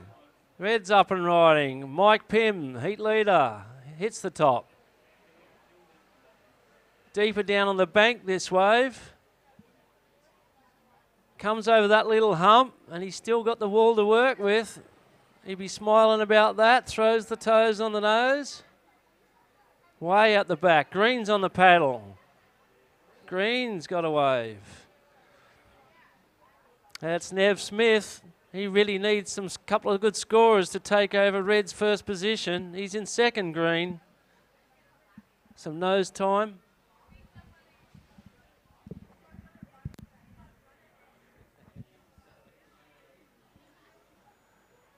Green's still working it. He's got a longer ride. The judges are looking at it closely. And he's still working that. It's gotten a little bit sucky there. Must be very shallow in that little moment there. So Green, you have 3 minutes 40 seconds left. 3 minutes 40 seconds, Nev. Yeah, Neville Smith, a very competent surfer. I think he's the over 65 Queensland champion at the moment. Those Queenslanders, they'll just throw age divisions at anyone.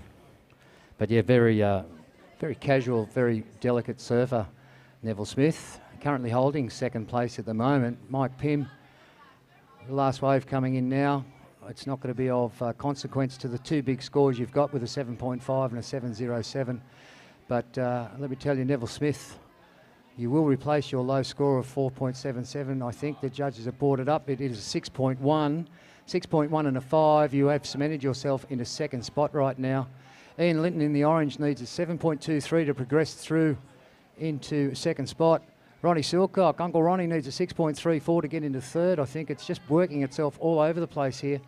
And Dennis Carberry and John Murray with a 3.2 and a 2.5. Dennis looking to catch up. No significant rides at the moment. Your last wave of 2.2 hasn't improved your score at all. And John Murray with a 2.7 and a 2.77. Last wave is a 1.37. Hasn't progressed you out of sixth place at the moment. First three will go through to the final. And you're watching the over-60s division without a sponsor. Oh, yellow. Ronnie Silcock just got taken out at the end of that ride. He got a fair go at that too. And with just over 2 minutes remaining, the next heat of semi-final over 60s, 2, Woody, Phil, Chris, Dennis, Peter Dunn and Greg Bedgie. You guys should be sitting out there. No doubt they are waiting for the buzzer. 2 minutes left. 2 minutes left in this first semi of the over 60s. Now, you over 60s grommets, remember, don't panic. It's not an automatic start. There will be a hooter to end this heat. A quick reset of the computer, and when we get the nod from the head judge, we'll count you in for the beginning of your 20-minute semi-final. 1.5 minutes remaining, surfers, 1.5 minutes. Next event will be the Nose Rider. 3-man semi-finals for the Nose Rider. First two going through to the cash round of the final. Yeah, we've got another 60s. I know that. I'm saying the next heat, Mike. So that's going to be after the semi-final two. And just looking at the names in that Nose Rider. Wow.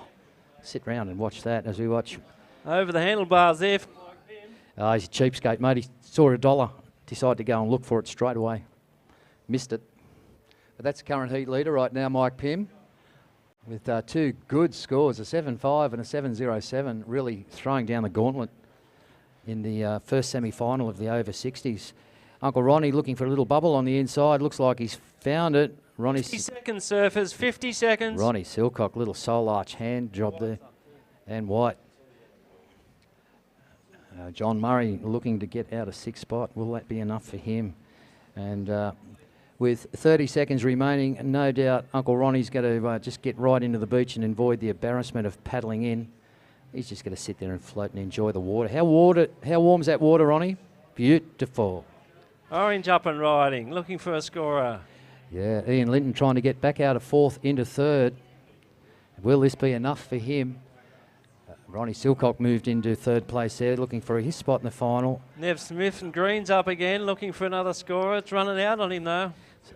So all the boys playing catch up. 2 seconds, 3, 2, 1.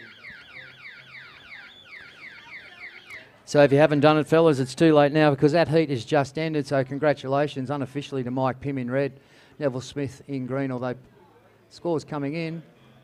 And I won't announce anything. We'll get the official readout after the judges slammed all the points down. Out the back, we're on hold just for a minute or two till we clear the board and get those last points on the board for the semi-final number 1.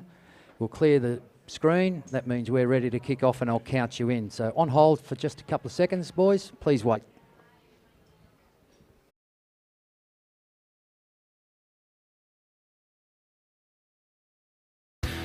Looking for your next surfing adventure? The search begins with Scoot. Fly Gold Coast to Maldives from $379. Fly Scoot, save loot.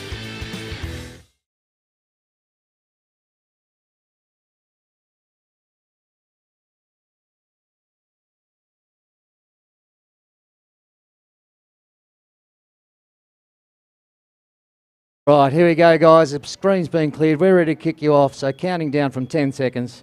Second semi-final of the over 60s division in 5, in 4, 3, 2, 1.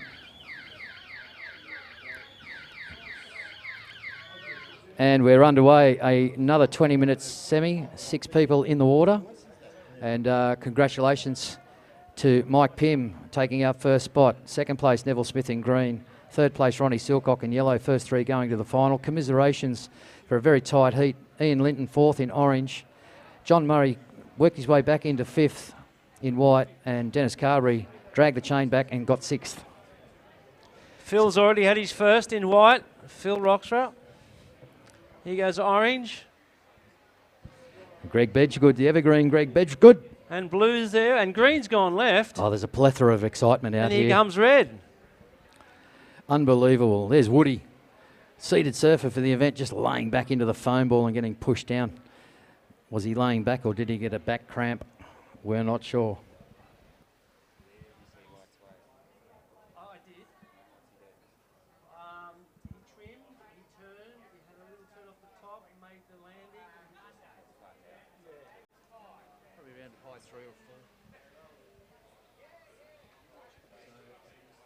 A plethora of excitement in a 6-man heat, and the judges are looking feverishly all around the ocean and checking their scorecards, writing it all down.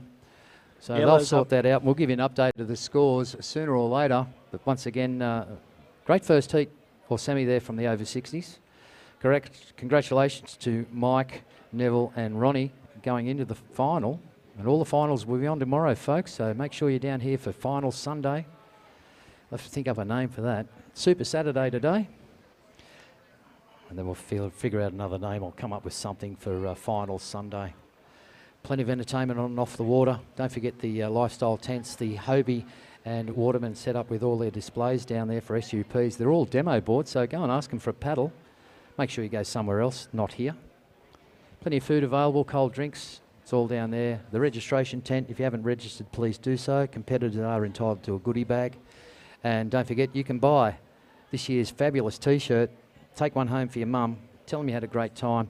And once again, all those people watching live on the webcast, we do hope you're enjoying. Red's up on his backhand. Some of the action here at the Woody's doing it. 2015 Australian Longboard Surfing Open as Woody just bounces a big backhand hack. And that's huge for a guy that's over 60. So remember, these guys are old enough to be your father or your grandfather. Or your great-grandfather, depending how many kids you got. But that was a good wave for Red Woody. And the judges awarded that too. Currently, Woody in first place with a 3.67 for your last wave and a 3.33. Phil Roxburgh, your first wave of 2.43. You are in second place. Dennis Lowe, the Scorpion, 2.27 for yours. A 1.87 for Dunny, all the way from WA. I know my friend Jason Weeks is over there tuned in. How you going, pal? Heckle and Jekyll, we're missing you over here, buddy. Chris Newling, he's the surfer in yellow, waiting to enter the race. And we did have a wave, I think, from Greg Bedgegood. Anyway, the judges will work that out and put that score down. But it's early days. 16.5 minutes remaining, surfers, 16.5 minutes. And isn't a 6-man heat exciting? There's always some action out there.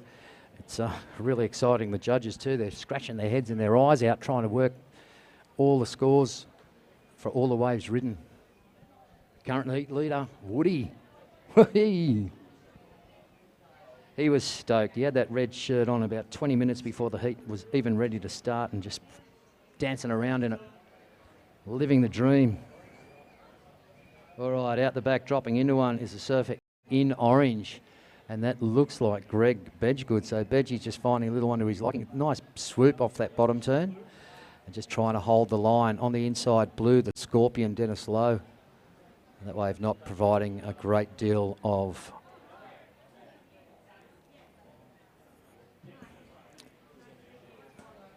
oh, he's riding it right through. He's just going for a nice little stroll up the beach and then actually strolled too far and came off the back.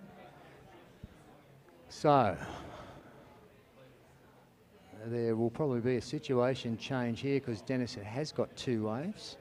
Phil currently in second spot. Phil Roxburgh in second spot with a 2.43. Only 1 wave ridden for him.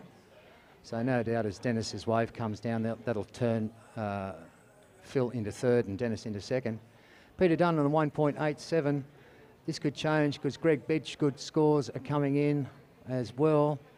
And there is always going to be something happening in a 6-man heat. Phil Roxy got a little one, throwaway for you, Phil. And there has been a situation change. Red first, blue second, white third. Now white, Phil Roxburgh. Greg Bedgegood, your first wave came into the 3. You have actually jumped into third spot, relegating Phil down to 4th. Phil knows that. He knows he needs a decent ride to get him back into contention. He only requires a 2.35 to progress. Greg Bedgegood, a 1.78 to get you into second. A 4.51 from Dennis Lowe to take the lead from Woody. So Woody currently holding with a 3.3 and a 3.67. 2 waves in the bank and 2 scorers. The over 60s here at the Australian Longboard Surfing Open for 2015. Hope you're having some fun.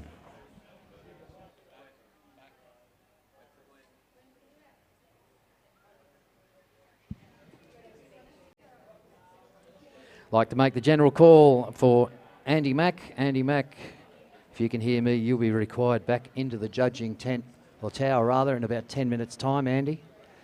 So we'll leave you up here to, along with Michael Cottier, to run some excellent commentary, no doubt, through the next event, the Nose Rider. Money up for grabs in that one. First semi-final of the Nose Rider reads like a who's who in the surfing longboard world. Dane Pioli in red, Taylor Jensen in white, and Nick Jones in yellow. Second semi-final, one of the best goofy footers anywhere in the world right now, Jared Neal in red. Matty Aldridge, the little man, another goofy footer, he'll be in white against current world champion Harley Ingleby. So 2 really great heats for the Nose Rider coming up after second semi of the over 60s, as we see Dennis Lowe carving through the inside there. And over 60s cruisers. They're just cruising. They're loving it out there. The water is so beautiful. Nice 25, 26 degrees, clear as a bell out there. Just need a bit more swell, but there are some very rideable waves. And as we saw in the previous heat, Mike Pym with a pair of 7s, dominating the first over 60 semi, laying down the law and putting the scare into the rest of them. He'd be the youngest of the over 60s, where some of them are actually closer to 70. So that's what happens with the 10-year age gap. Put up with it, go for it. All right, we are 12 minutes and 20 seconds remaining, so I'll give you an update. Greg Bedgegood has moved into second spot. Greg, your last wave at 3.6, along with your 3, has put you into second position. Dennis Lowe, a score still to come in. It is a keeper, but I don't think it's enough to push you. You're in third at the moment. Phil Roxy, there it goes. As you speak, there's always a change. Phil Roxburgh, a 2.9 for your last, along with a 2.43, has put you back into third spot and pushing Dennis Lowe back into fourth. Dunny, nice score coming in for your last wave. It will change, no doubt. We're just waiting to see what happens. And Chris Newling with only 1 wave. Here comes another one for you. So they're all up in the average ranges. I'll just keep it quiet for a minute and let the computer sort it out. I'm starting to dribble. 4 days on a microphone, it's starting to affect me.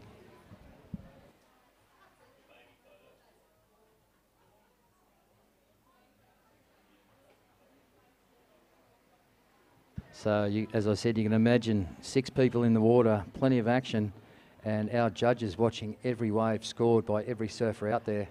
They are scratching their eyes out trying to keep up with what's going on. But being professionals, under the guidance of head judge Keenan Roxburgh, they know what they're looking at and they know what they're doing. So, yes, too early to call. Woody still in front, Bedgie second. There's been a situation change. Dennis Lowe's moved back into third. Phil Roxburgh now in white in fourth. Chris Newling has moved up into 5th spot. Peter Dunn, your last wave, a 2.93, along with a small throwaway, hasn't progressed. You're in 6th at the moment. Must have been the beer on the balcony as part of the training regime that might have upset you there. But current heat leader, Woody, with a 3.67 and a 3.33 in front of surfer in orange, Greg Bedgegood, up and riding. And where'd he go? He's got a 3.6 and a 3. He's holding down second spot at the moment. Dennis Lowe moved back into third with a 3.2 and a 2.5. Phil Roxy, a 2.9 to 2.43. Phil knows what he needs. A 3.71 to progress. Knock Dennis back out of that third spot. Chris Newling, 2 waves ridden, a 3.7 and a 1.5. 3.37 rather, and 1.5, holding 5th. Peter Dunn, a 2.93 and a 1.9. This is the semi-final of the over 60s division here at the 2015 Australian Longboard Surfing Open. Combined age of these gentlemen in the water. Oh, what would you call that, mate? Close to the age of Buddha. Well, Jesus Christ, they were probably there, BC. But just going to show that surfing being the fountain of youth, they're out there having a laugh and a blast. smaller waves, it'll suit them down to the ground. We'll keep the ticker in tow. There is an oxygen tent. You know the lifeguards are here, and there's an O2 unit down there. If you're feeling a bit stressed, do come in and have a puff or two on the O2. And once again, we are looking for a sponsor for the over 60s, proving that old isn't an age, it's an attitude. So if you're in the marketing world and you know of a suitable sponsor, get along and be part of the Australian Longboard Surfing Open and sponsor the over 60s. Vitamin companies, Beaver scooters, oxygen equipment, retirement villages, investment funds, Bupa, Apia Insurance. I know plenty of them, but let's get them down here and sponsor this great event, the over 60s. All right. With coming down towards the 8.5 minute mark. He's doing a great job, isn't he? I won't let him. Mick Cottier, assistant announcer right now, I won't let him say a word. I've shut him out, but look at the smile on his face. Mick is just loving it, and it's happy Saturday, Michael. Every day's a happy day to the colourful man, Michael Cottier. He's just enjoying the whole vibe down here. Been a great asset to Sean and the gang too. He helps the guys set up and pull down. He's the unofficial security guard, and just loves being part of the event and meeting and greeting old friends and new. The wonderful Michael Cottier. So we watch Phil Roxburgh, surfer in white, looking to improve himself out of 4th place right now. And I hesitate to say that this is probably a good scoring ride, but we'll let the judges decide. He only requires a 3.71 to progress and knock Dennis Lowe back down to 4th. The Scorpion with a 3.2 and a 2.5 hanging on desperately to that 3rd place to go into the final. And we'll give you an update of these scores come to hand, but right now, and there it is, a 5.17 for Phil Roxburgh's last wave, along with a 2.9. He's gone from 4th to 1st. He's jumped the whole table. So Phil Roxburgh now in 1st place. Woody relegated to 2nd, was the heat leader for a considerable time.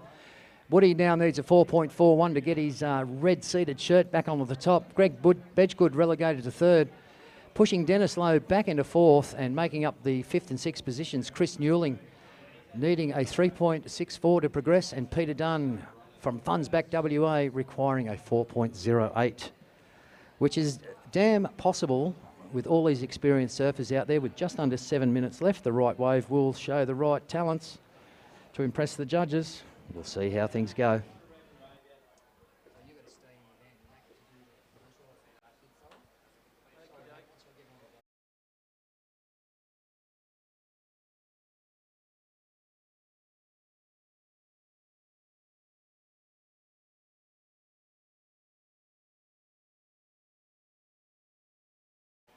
Oh, and another situation change. Greg Bedgegood, your last wave came in at a 6.07, Bedgie.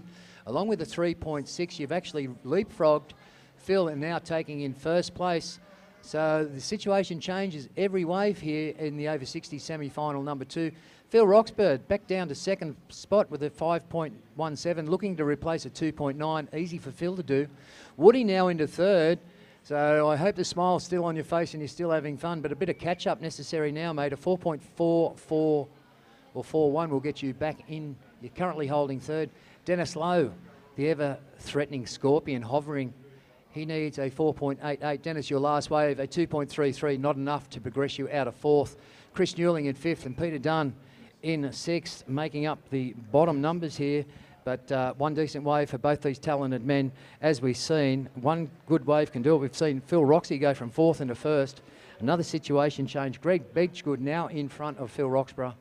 And very tight heat right across the board here with all these over 60 competitors. 20 seconds to the 5-minute paddle out.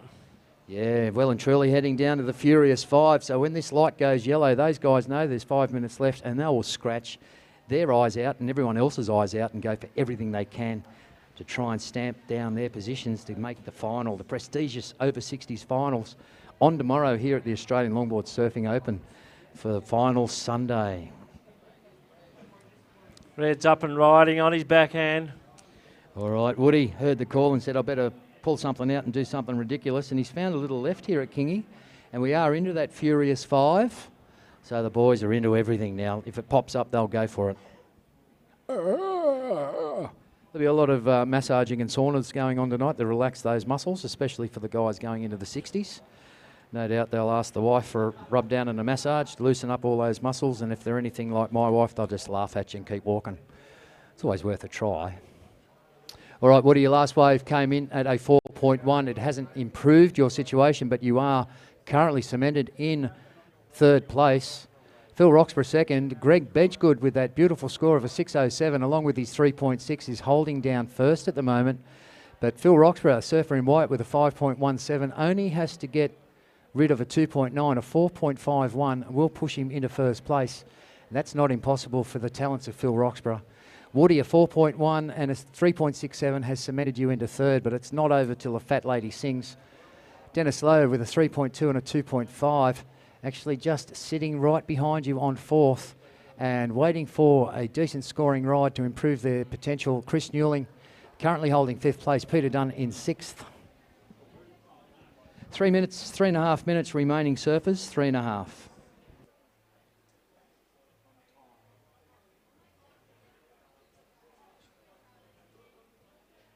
And don't forget the survey put on by the registration tent down there. Everyone's entitled to fill out the survey. It's great feedback for the event.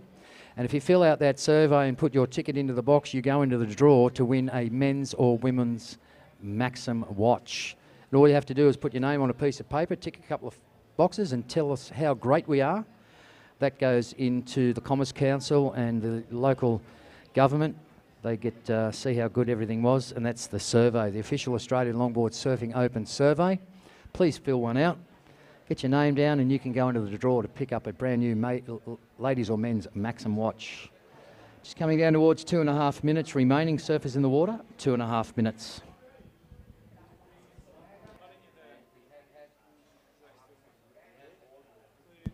We have had a situation change. 6.9, Phil, for your last wave, along with the 5.17, has rocketed you back into first place. So Greg Bedgegood requiring a 6.01 to take the lead. He's currently sitting on a 6.07 and a 3.6.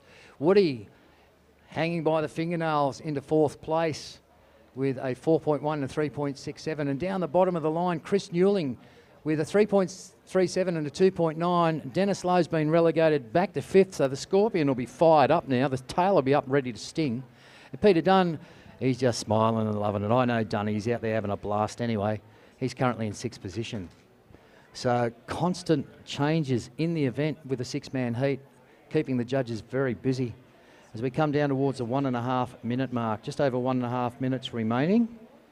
And a flurry of activity out there, keeping the judges honest and on their pens, so to speak. Orange got a sizable wave here coming through all the way. Going to get past that white water. Yeah, Greg Bedgegood, a swap between him and Phil Roxburgh. Will this be enough to put Bedgie back into first spot? Bedgie casually looks at the watch. Just over a minute, mate. Come on, Greg. You can paddle out for another 2, mate. Never give up. Green and blue looking at this one. Green's got the inside. They both pass it up. So let's wait for the scores to come on down. Red's taking off. Here's Woody. Currently in third spot, Woody, and no doubt holding it as we see Dennis Lowe trying to play catch-up behind him on a foam, on a waste of time. The wave selection wasn't so good there. Didn't hold up for Woody the way he wanted there. You've just got over 1:39 seconds, Woody. Yeah, 30 seconds, old fella. Come on in. Have a rest. Grab a schooner and an oxygen bottle. As we watch Chris Newling, last throw at the dice for him and never gave up. Is Peter Dunn avoiding the embarrassment of paddling out with almost 20 seconds remaining. And Greg Bedgegood, your last wave came in at a 4.63 along with a 6.07, has cemented your place in second. Phil Roxburgh with a 6.9 on his last wave and a 5.17 stamped down the boot and said, I'm taking this one out. So with 5 seconds remaining, we're counting this heat out of the water. Please make your way in. 0-1.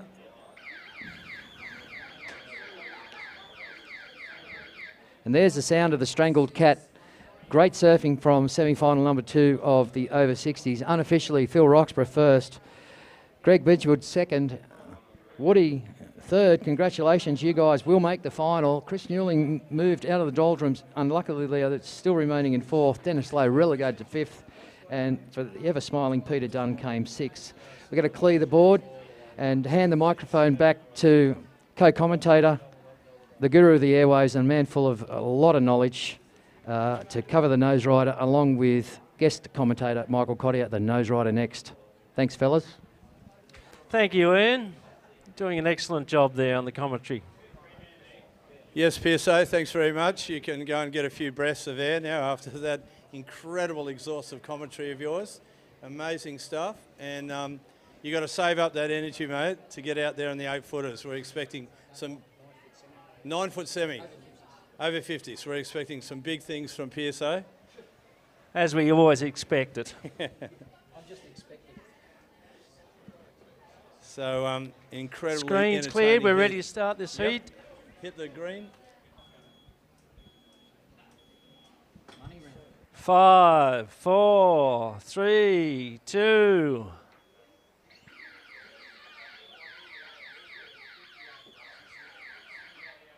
This is the nose rider. Dane Pioli out there in red. Kyle Teal in white. Matty Aldridge in yellow. Is that correct? No, that's incorrect. Dane Pioli in red. Taylor Jensen in white. Nick Jones in yellow.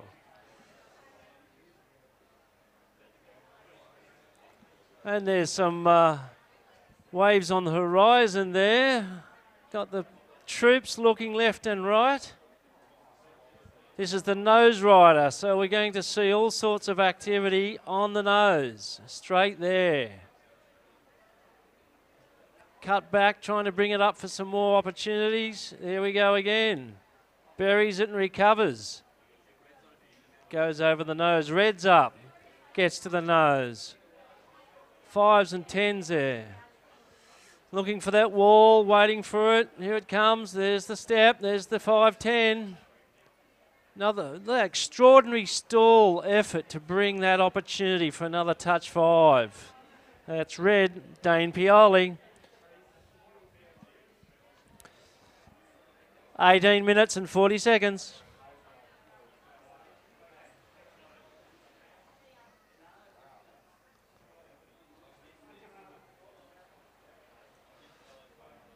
So these conditions are quite a challenge, but you'll see the scores will be dropping shortly for Dane Pioli. These people are absolute champions. Not just getting to the nose, it's how you get to the nose, how you are on the nose, how you get back off the nose. All of these ingredients are considered by the judge, and do you do that with the style appropriate?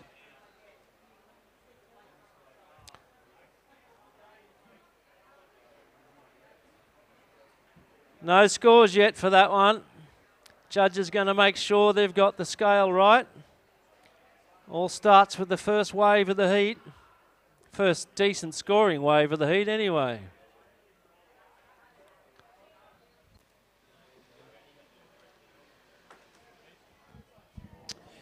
Well, Mick, I was watching the over 60s who put on a fabulous show of surfing for their age, and some of those guys are well over 60, like Neville Smith. I think, as you said, he's the 65 champion for Queensland, and good old mate Ronnie Silcock also, I think he's about 66 now. So yes. I saw them both go second and third. And elder champions. Do we call them that? Yeah, absolutely. Legendary stuff. And Mike Pimmy's first year in the over 60s, so winning that semi to get through the final. But then in the second semi of the over 60s, you had Phil Roxburgh eventually winning that from Greg Bedgood in second. Woody, not Woody Guthrie, Graham Wood getting third. Well done. Yeah, so that was the all-important position there for Woody to get through the final. Bad luck there for Chris Newlings in fourth. Dennis Lowe was fifth. And Peter Dunny, who's been doing some commentary for us from West Australia, in sixth. So plenty of competition. Oh, yes, the waves didn't come for the bottom end of the field there. They hunted and looked and tried, but it just didn't come for them. Yeah, it's like hunting and gathering out there, isn't it, to try and find the right one, the one that's going to connect on the bank. And I was sitting at the end of the deck here, right up there in the corner, and you can actually visibly see that sandbank running out from outside onto the inside, and then these mysterious little double-ups that can be the money waves. Action. Well, they're paddling further up the point there. Well, we don't want them to paddle too far up so the judges can't see them, but you know, you've got that peak right out there at the end of the point, and then you've got these inside sections. But of course, this is all about nose riding now. We're not actually timing them on the nose with a stopwatch. It's all about how critical their nose riding is and the part of the wave that they perform the tip riding on. Well, Dane Pioli realised he was a little bit south there. He paddled back north, and he's taking this one. Oh, just a beautiful setup turn there with the tail and stalling up the front, hanging 10 effortlessly. Oh, and holds that just dead straight. Beautiful to watch. And that's where you're going to get the points, when you do Here's the White. big 10. White's up and riding. Straight to the nose, almost at the same moment of takeoff. Well, Taylor Jensen, of course, this is one of his strengths too, doing the hang 10, so this is going to be a 10 off this heat. Oh, for sure, yeah. I mean, I don't think you could get quicker to the nose than what Taylor just did. Here he is fiving it. Very close five with the second foot. Somehow they get speed, those boards, the skills. That's White. Taylor Jensen.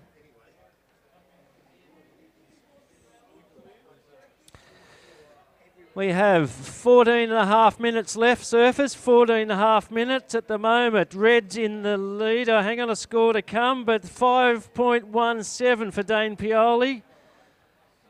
Nick Jones had a 3.17, and Taylor, yours is still coming in.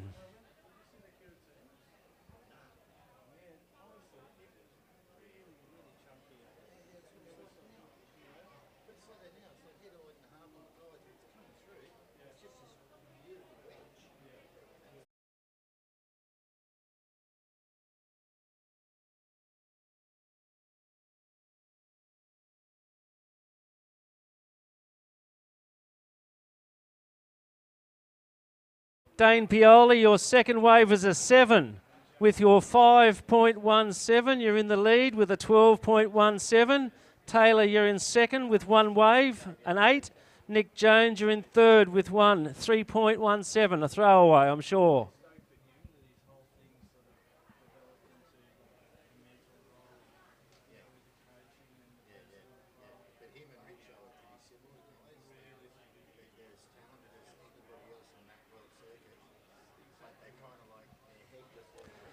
Yes, just had a lovely comment from Jason Weeks. He was hoped to be here as our head man, the commentary, and wasn't able to be here. Came a week early for our good friend Macca's passing away and family and friend support.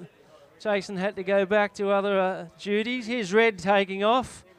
Dane Pioli looking for the wall. There's his 5. He loves that straight up stance. I'd love to talk to the head judges about exactly what stance does turn their eyes to a beautiful glowing happiness.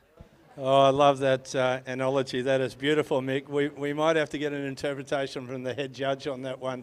What, you know, absolutely sort of turns him on the style of hang 10, and because there's so many different variations now of it.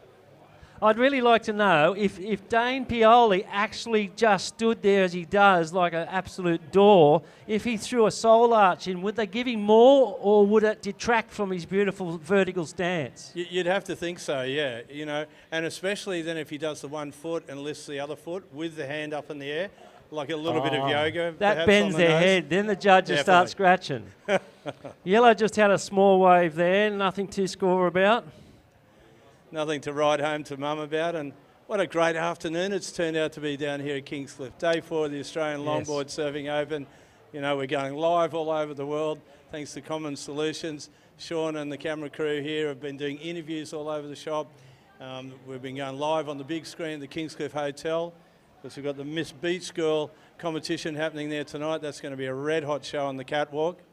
Oh, too much fun to be had. That's a Peter Dunn saying. Too much fun to be had. Fun's back surf shop. I learnt that one. Yeah, it's fun in a big way, and that's what it's all about, as Dunny said. Fun in the Dunn sun. 11 minutes, 20 seconds, surfers. 11 minutes, 20 seconds. Dane Pioli, your third wave was a throwaway. Jay Taylor still waiting for a second, and your score for Nick, your second one hasn't come in, but it's not going to be the one you want, I'm sure. Well, three incredibly talented surfers, and I mean, we saw Nick Jones out there before on the retro boards, so he's just gone from basically a 5-foot board to a 9-foot board, and you know, that's pretty hard to sort of do that adaptation straight up, but because he's so incredibly talented, Nick Jones knows what he's got to do, but he's up against two of the best nose riders arguably in the world, with Dane Pioli leading this heat and Taylor Jensen in second. Taylor sitting on an 8-point ride. 10.5 minutes to go. The nose riders. Is the beach girl going to be streamed?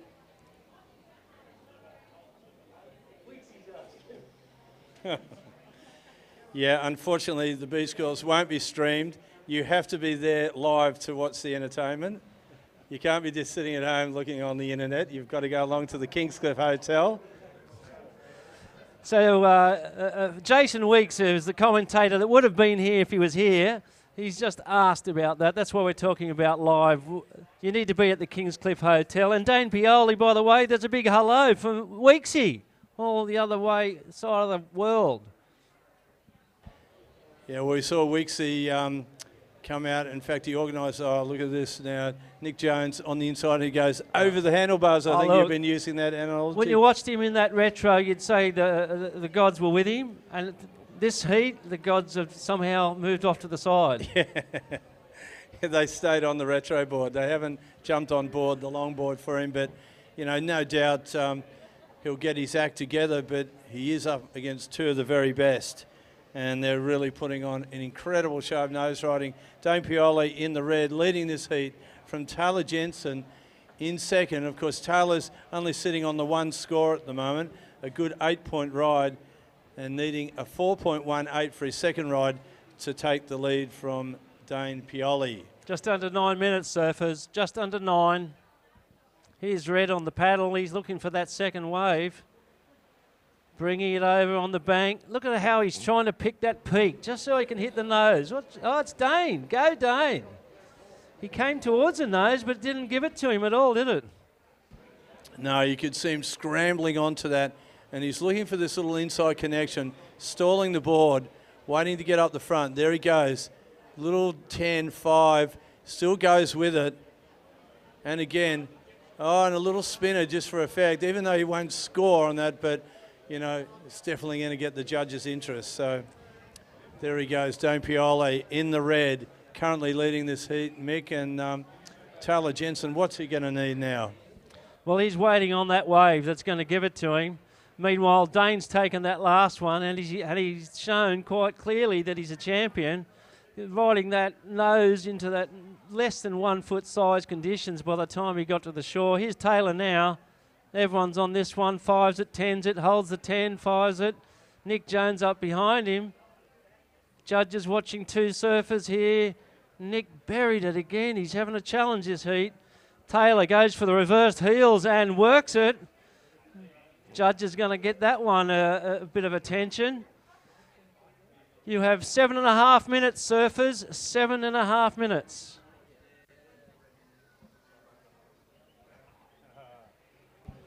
Okay, so I understand we still need some more contestants for the Miss Beach Girl tonight. So if you're really keen, you think you've got a show, there's 2 return airfares thanks to Scoot to Singapore. That's a great prize.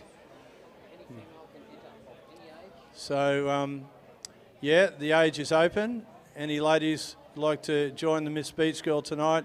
2 return airfares Look at this one, to Andy. Singapore. Nick Jones, he needs a good score. Oh, did you see Dane almost turn around behind him? Almost took it. There's a touch. There's a touch and a 10. Well, now he's getting the nose riding act together. There's the well and truly Wow. 5-10. Got the toes right over for that 5. Well, the thing about that 10, it was Red's so up. critical.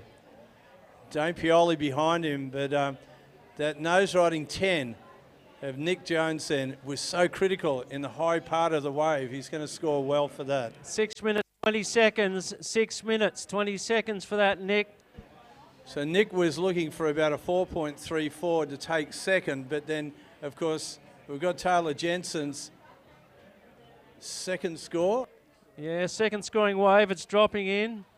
Looks like it might be just under his first one. And that means that Nick Jones is going to need a whole lot more than 4.34 when that second score comes in. But, you know, having said that, it's going to be really interesting to see what Nick Jones gets for his score. Taylor Jensen's gone to the lead with a 7.73 on his last score. Dane Pioli in second. Now an 8.83 for Nick Jones, but it wasn't enough to actually change the situation from third, but it is enough to take to second. So here's the situation. You have got Taylor Jensen in the lead now. White is first, yellow second, red is third. Dane, you now need a 5.18 to take second. So how's that score of Nick Jones? He nined it. That's the highest score of the heat so far in this nose rider. Well done, Nick. And Dane scrambling outside, knowing that he's got to come up with something special now in third position. Up the front, beautiful 10, just holds it. He'll look for another possibility on the end here. Red bringing it through. He's looking to overtake Nick Jones. We'll wait for the judges to score that one. 4 minutes and 30 seconds, surfers. 4 minutes 30. Okay, so Leonie Brown has just told me that we do need some more competitors for Miss Beach Girl tonight. And if you'd like to enter, please go down to the registration desk in the park. Put your names down. You can also join us on Facebook and follow us, or on Instagram. So we need more competitors for tonight's Miss Beach Girl. And as I said, 2 return airfares to Singapore thanks to Scoot Airlines. So that's something to scoot about. What have we got? The last score of Dane Pioli's, it was enough to move him from third into second. A 7.1 Dane on your last wave. So really getting rewarded for that clean hang 10. It puts Nick Jones back in third. And here he goes now. Up the front, looking for the tip time. Up the front, 5.10, and just loses it on the end of that. So, but look at Nick Jones. He's got that 9-point ride. He's actually got the single highest score of the heat, and yet he's sitting in third position. He just needs a 5.11, Nick, a 5.11 as Taylor takes off. He's in the lead. Gets a bit of a 5 there. Hoping that wall's going to stand up for him. There's the 5, there's a heel and a stumble. The old hanging the heel, that's something that Kevin Brennan could do so effectively. And David Naweaver, they were just amazing at doing that manoeuvre. But what I noticed on the start of that wave of Taylor's, he was able to cross-step through the whitewater to get on the nose, and that's very, very difficult. Very, very difficult, and he shows such talent at it. Yeah, this is a super nose riding heat, folks. You won't see anything like this worldwide going down here at Kingscliff. So much. There's a 10 on the takeoff. Another little quickie.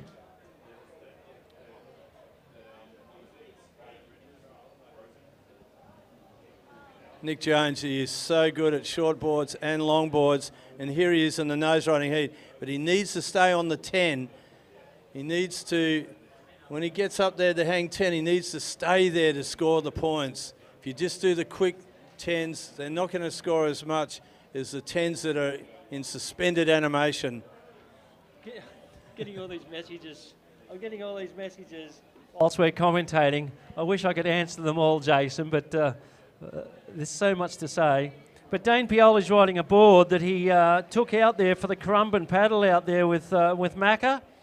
And he and Snozzer were last ones to come in. So that's the board he's riding at the moment, I'm told, by Jason.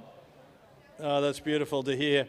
And of course, Jason organised a little get-together at Currumbin Alley for Macca, and we all had a bit of a get-together for our great friend Macca. 1.5 minutes to go. Now, Nick Jones has moved from third into second again. The last score of yellows, a 6.17. So the situation's really changing between second and third. With Dane Pioli in third, needing an 8.08, Dane. You need an 8.08 to move from third into second. 1 minute, 10 seconds.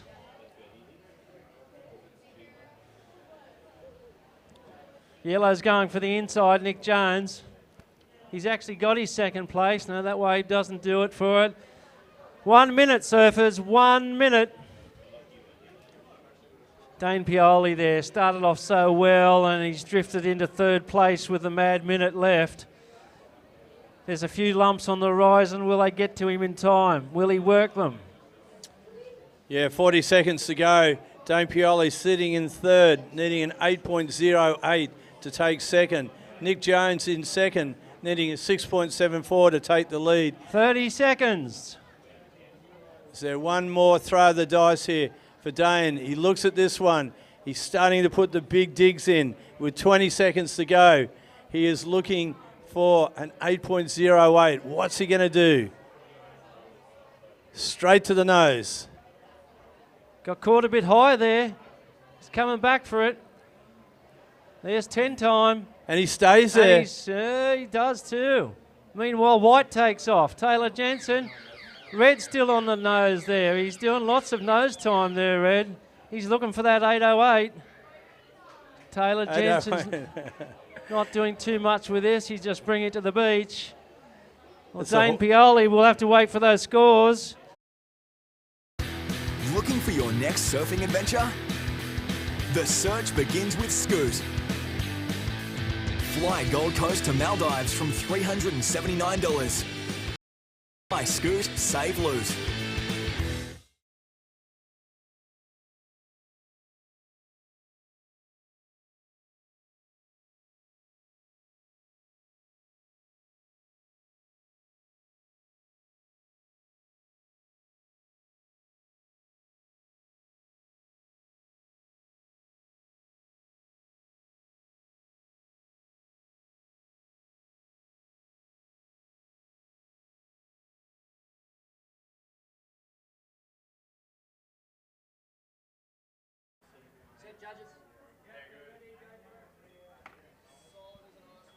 All right, we're counting this one in, guys. In 5, 4, 3, 2, 1. Strangle the cat.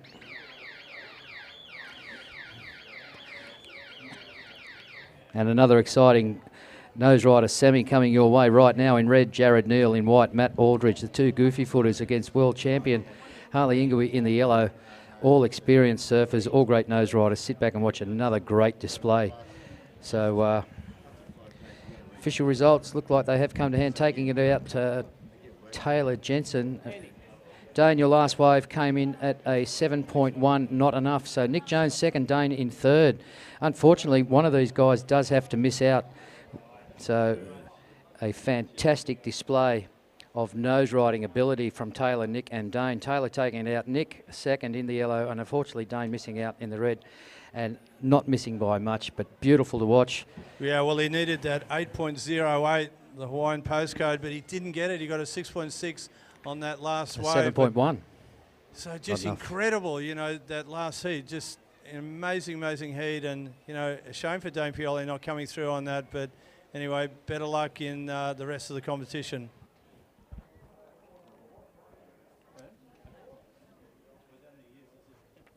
Sounds good. All right, guys, this heat is well and truly underway. Coming up next will be the Pacific Longboarders over 50s, back into two six-man semis. Semi 1 reads Mick Gett, Ray Gleave, Michael Thompson, Storm Carter, John Hippocrates and Phil Blanche. Get down there when you're ready, check in with Uncle Owie. You can pick up your rashies. Second semi-final reads something like Tony Ray, Scott Durra, Tony Abood, Mick Jackson, myself and Stephen Chenrick. So I get to go out and play again. Lucky me. Need a swim. It's starting to stink. No waves caught yet, and nearly 18 minutes gone. So these guys know what they're doing. All professionals know exactly what they're looking for out there. And as I said, in red, Jared Neal, one of the strongest goofy footers in the world. Matt Aldridge, no slouch as a goofy footer either. And they're faced against current world champion Harley Ingleby in the yellow. So two goofies versus the natural. Let's see what happens when the waves come in and the boys start racking those scores up. Remember, folks, it is a nose rider event. Points only for time for the degree of difficulty on the nose, holding those 5s and 10s, and as we saw before, some amazing 5-10 nose rides in what can only be argued as difficult conditions out there.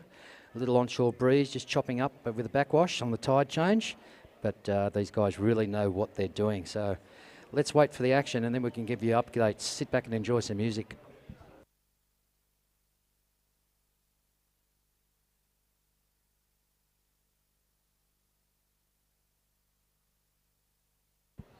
Sorry to interrupt your music, but Peter Dunny from Funsback WA. Peter Dunn, if you're within earshot, you can make your way upstairs to the balcony and come in and see Andy Mack and do some commentating, mate. We'd love to have your dulcet tones back on the microphone because I've got to go and have a paddle. Okay, well, that's Hallie Engelby up there. Good 10 on the front of that wave. Just not being able to get down the face, and Hallie Engelby surfing there in the yellow up against Matt Aldridge in the white and Jared Neal in the red. Coming up next will be the semi-finals of the over 50s. Mick Gett, Ray Gleave, Michael Thompson, Storm Carter, John Hippocrates and Philip Blanche. So they're coming up next in the semi-finals of the over 50s. And Dunny's back with us in the commentary. Peter Dunn, how are you going, Matty? Yeah, good, mate. Nice to be out there in the water with all the boys. Good vibes. Nice feeling. Clear water. Clean. Beautiful, mate. Really inviting. So you've just, you had a surf in the over 60s. Incredible competition, Dunny. Oh, amazing, mate. Good, you know, just nice to be out there with the boys. No hassles. All enjoying, hooting each other. And there wasn't much hooting to do for me, but... mate, it's all about having fun and getting out there and having a go. You know, if one comes your way, you can do something with it. But if you don't, you've just got to cop it and keep on, having fun. That's what it's about. Yeah, the fun factor. And you definitely look like you're having fun out in that heat. But it just amazed me, the guys in the over 60s. I mean, some of those guys are well over 60. You know, in the previous... I mean, Woody, for instance, is 65. In the first semi, you know, Neville Smith is 65. Ronnie Silcock, 66, still going so strong. So, oh, mate, it's a credit to the guys, and it just shows you that surfing is a saviour. You know, if you just keep on surfing, it's so good for you. It doesn't matter if it's surfing on a board; you can be lying on a bodyboard. You know, here goes red. Yeah, Jared Neal here up on the nose. Wow. On the backhand. Trying to get around that section. Behind him, it looks to be Harley, I think. Yep, Harley. Looks like Engelby. Harley. You know, they make it look so good. These are the best longboard surfers in the world. Macca, look at that. 10? Wow. He held that. He did 2 10s. He did one. He came back for a 5. And he's then coming to got do back. another. Wow. The best surfer on the planet. Well, he's definitely the number one at the moment, the World Professional Longboard Champion, having won that title again in China last year. So he's a 2 times World Longboard Champion. Yeah, mate.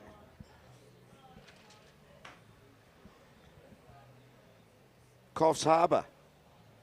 Emerald Beach. Emerald Beach. I love that name. And, you know, surfing the Aussie titles at Coffs Harbour, what a beautiful place. And so many nice places around there. Sawtell, Arrawarra. Yummy, yummy. Okay, this looks to be Matt Aldridge looking at that wave, but decided not to go for it. So we've got a few scores going down, but once they go in there, first score for Harley was a 4, but that wasn't the wave that we just saw. That was his opening score.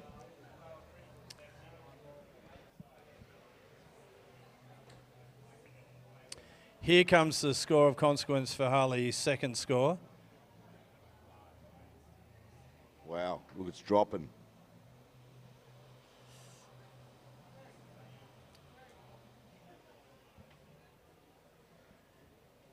Nice sunshine, get plenty of water into you today's.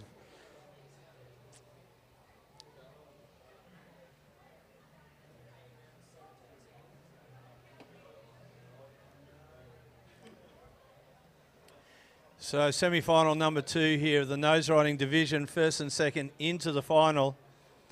We've already seen Taylor Jensen and Nick Jones in their previous heat go through to the final. And of course, they'll be joined by whoever gets first and second in this heat. Such top talent, Macca, isn't it? Unbelievable. It's as good as it gets, Dunny. Doesn't Jared, get much better than this. No, well, Jared's been over at Telos, hasn't he, working with Dane over there, and, you know, the experience and waves that he must be getting over there, must be just mind-blowing, eh? I'm envious. Oh, wow. Imagine a job like that. Oh, a dream. A dream job. Disneyland.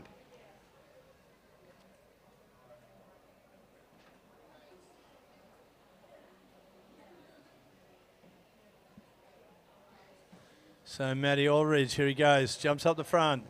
There's the 10. Really nice. Looks for another one. Couldn't hook up there. It's good to see Matty back too. Yeah, that's right. Well, he went to Hawaii, had a fantastic time there, and when he came back, he ended up rolling his ankle in 2-foot D-bar. After serving 20-foot Waimea and some really big waves over there, he rolled the ankle at D-bar and 2-foot surf, but at least he's back and he's competing here. He's been competing in both the shortboards and the longboards, and he's an incredible, versatile competitor.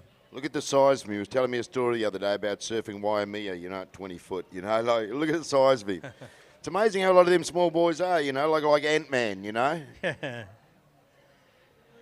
Well, he's being mentored by Mark Healy, who's one of the best out there at Waimea. Right. And he's so pumped after his first trip to Hawaii. He wants to go back again and go and surf all those huge cloud breaks. So good luck to him. Different kind of human being. So the first score for Jared Niels was a 5. Just waiting for that second score of Harley Engleby's to come up. And the second score of Matt Aldridge. 10 minutes, 27, guys. Do we have a third score for Harley? Second score, sorry? Okay. Oh, wow, what do you got there? Do you want a feed? Huh? Want a feed? Me and you can have a feed. Okay, sure. Put it on here for us. Yeah, we'll eat it. Well done. There you go. Cheers. Look what your wife, your lovely wife, has provided here. This looks pretty good. Mate, you got another fork? All right, the second score there for Harley is an 8.17. Harley, an 8.17. You're in the lead. Jared, first score was a 5. Here he goes now, Jared Neal. Looking for the nose. There he is.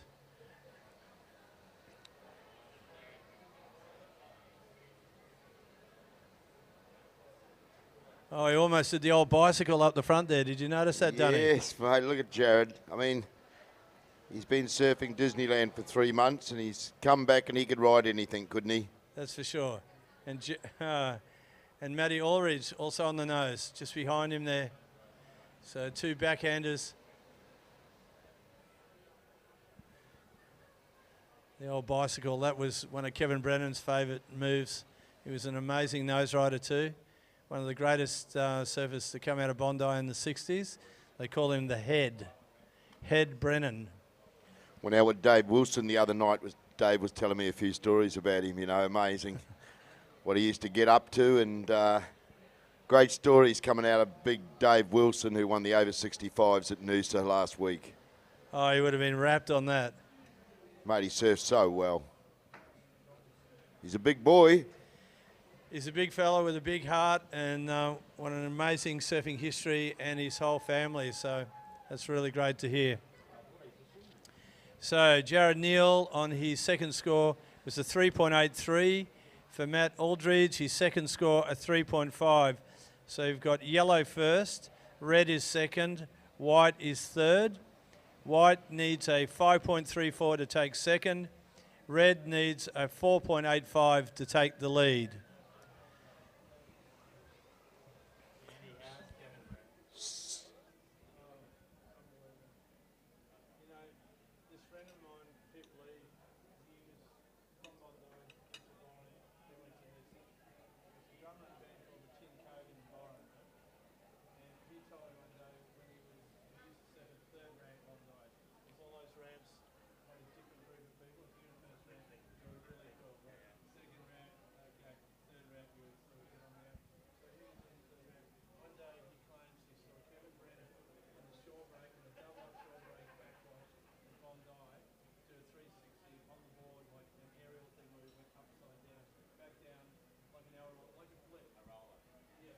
So Maddie, you need a 5.34 to progress. Jared, you need a 4.85 to progress. Very close heat. Very close semi. Thank you.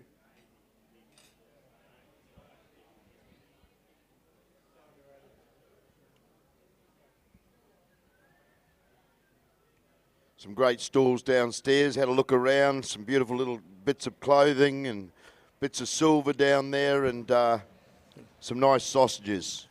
Nice sausages. Some beauty sausages being cooked by the crew downstairs. Oh, look, the barbecue's going off down there. And I tell you what, the vegetarian burger is the best you're ever going to get in the world. Downstairs? Yum. Downstairs, yep. And, yeah, it's like a marketplace down there, isn't it? You can see everything. You've got clothes, you've got boards, you've got the best food and drinks, information. Make sure you register down there on the survey form, because we want to hear what you think about it all, because that obviously helps with the marketing of the event. So back to this heat, it's situation's unchanged with yellow first, red is second, white third, and Harley Engelby, the world longboard champ, throwing down a bit of a gauntlet here to take the lead with that last score of an 8.17, and he can certainly improve because his first score was only a 1.67. Jared Neal's got a 5 and a 3.83, only needing a 4.85 to take the lead, and Matt Aldridge sitting in third with a 2.5 and a 3.5. Matt, you need a 5.34 to take second.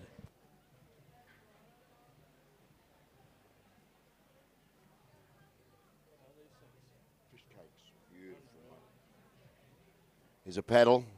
So Harley. Little fade there.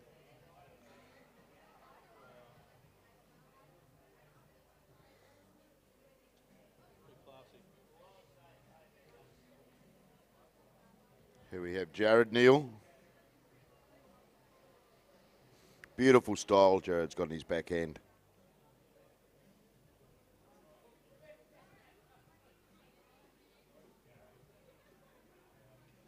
That water's so clear today, Macca. You know, sitting out there, it's just beautiful. There's fish around you. Just a really good vibe out in the water. Yeah, it's excellent. I think the water temp's around about 26.5. It's still incredibly warm for this time of the year. Amazing with the wax, you know. You got to put on a super hard wax because it's 26 degrees and the red wax is just copping it. It's still a bit soft, sort of going to the blue, aren't you? Yeah, definitely. As we're watching Jared Neal on the inside down, out the back is Matt Aldridge, the goofy footers, trying to challenge the world champ out here.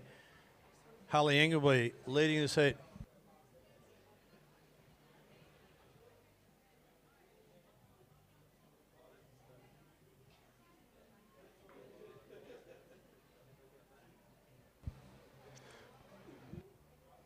We have 3 minutes 46, guys.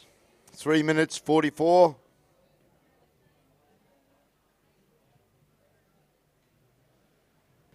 We've got the fabulous 50s after the nose riding heat. Isn't there some top surfers in that, mate? Oh, incredibly competitive. And look at that first heat. Yeah, we're going to have Mick Gett, Ray Gleave, Michael Thompson, Storm Carter, John Hipkreitz, and Philip Blanche. It's going to be a hottie.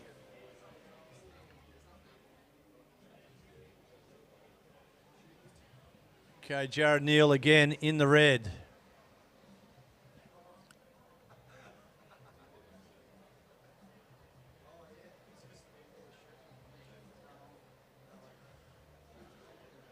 So just looking for the section. There's a little nose ride there. Might get another little section in here. Here we go. He's going to the nose again. Beautiful little nose. And Harley out the back. He's out of that one. So, Jared, he really made that wave work, didn't he? That little double up inside section. So you're watching Matt Aldridge out the back. No luck with that wave. So that's going to be a good score for Jared. And is it enough to challenge for the lead? Yes, well, he needs, he needs a 6.41 to take the lead from Harley.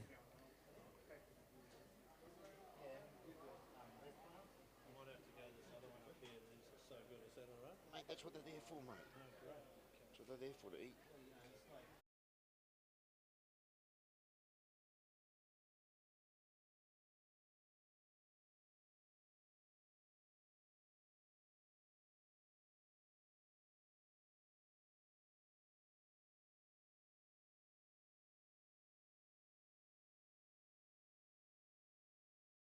Harley.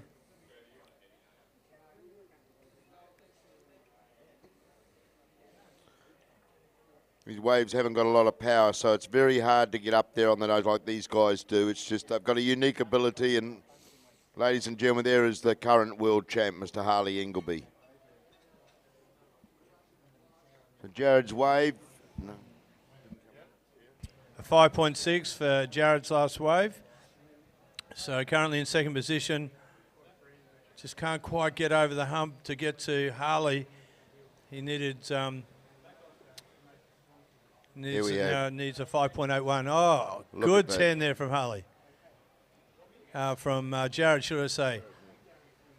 And look at Matty Adridge. Matty's up, back again.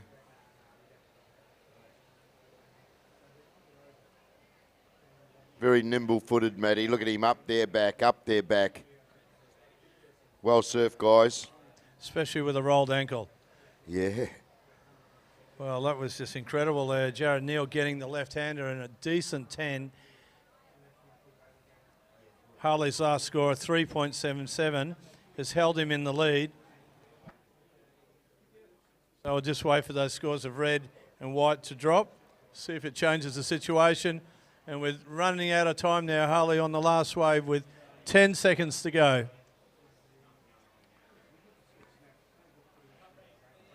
5, 4, 3, 2, 1. Well done, guys. Has Matty gone up on the nose?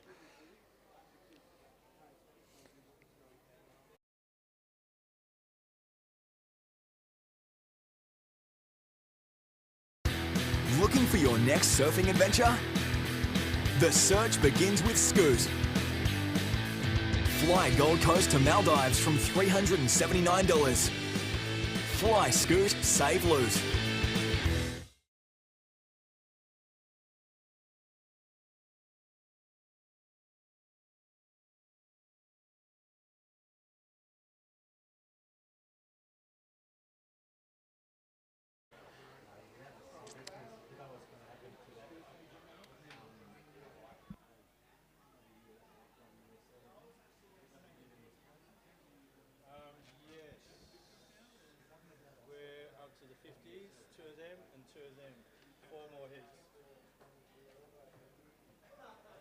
So 4 more semi-finals to go now, Dunny.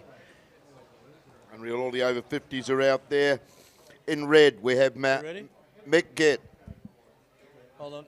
Here we go. I'm going to hit the green. In white, Mr. Ray Gleave. In yellow, Michael Thompson. In blue, Storm Carter. In green, John Hypocrites. And orange, we have Philip Blanche. Okay, you guys, you are underway. Semi-final number 1 of the Pacific Longboard magazine over 50s. And it's a great magazine at the PLB. Oh, John beautiful. Brazen. Mate, it's really, I don't think there's another one, is there now? No, No. there's no other. I mean, That's it's it. the only one. There's so much good stuff, and it's all about the world. It's not only about one place, it's all about the world of longboarding and the great camaraderie and trips that we and our families and brothers and sisters and uncles and aunties share together. Beautiful waves around the planet.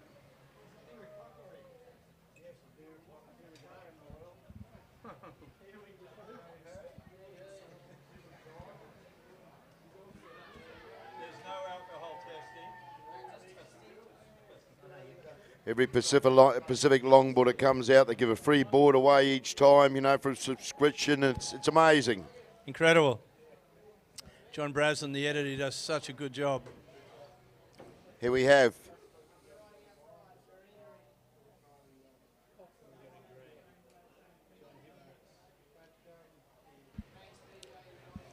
And Mick Gett outside in the red.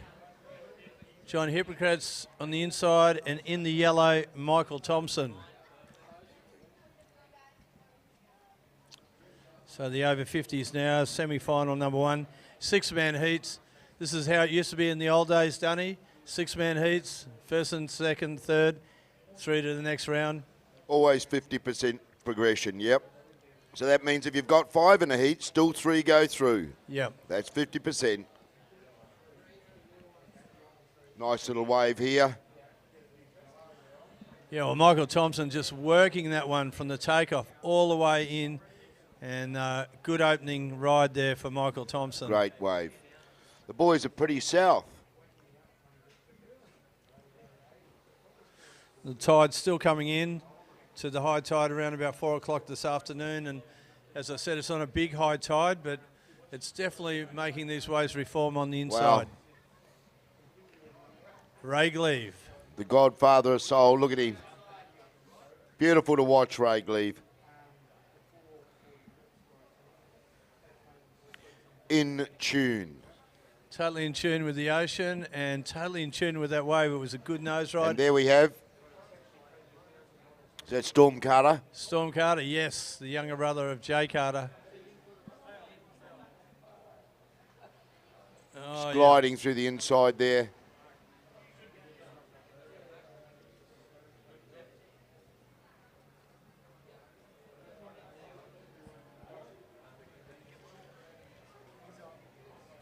And out the back we have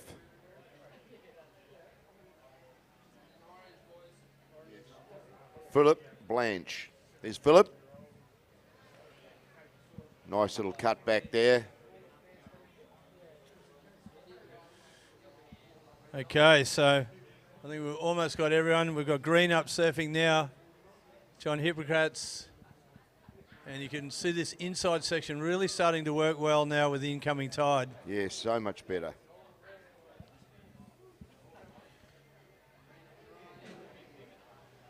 Little bit of Yeah, backwash. beautifully. Little bank coming right on the inside. And a little bit of bow leg there too, I noticed. The good old bow leg stance. The Always old bow good. leg. Here's Red. Here's Mick Get. No.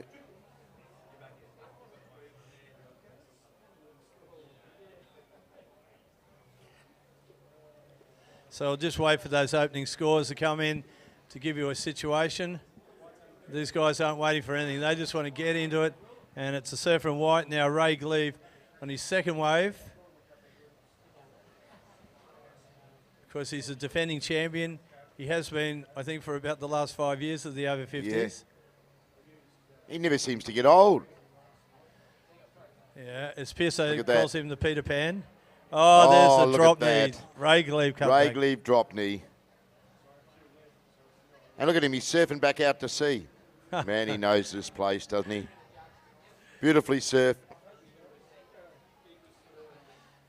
Okay, well, that's going to be a good score. His first score was a 7 to take Ray into an early lead, so that's going to be a great backup score.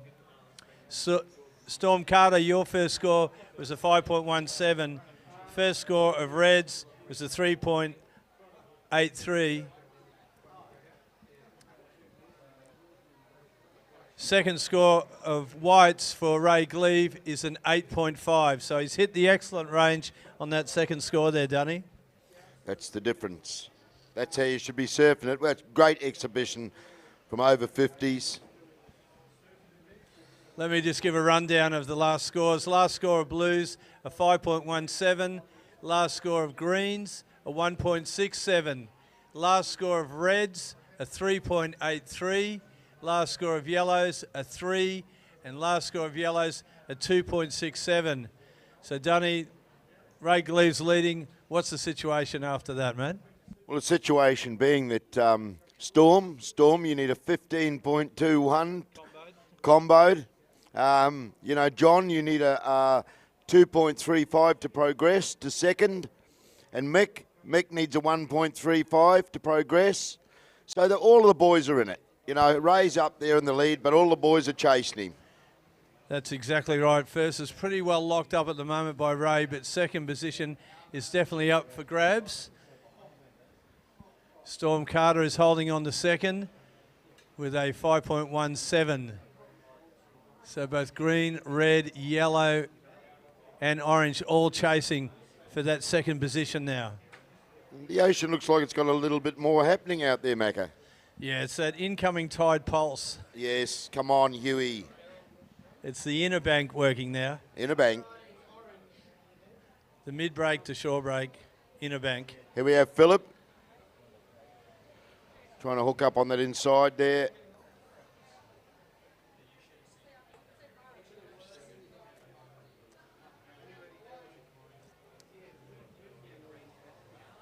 So 14 minutes on the clock, guys. 14 minutes. Plenty of waves being scored. Storm Carter now. Nice cutback. Nice cutback. Setting it up on the inside dunny. Beautiful little wave here. Nice little cutback.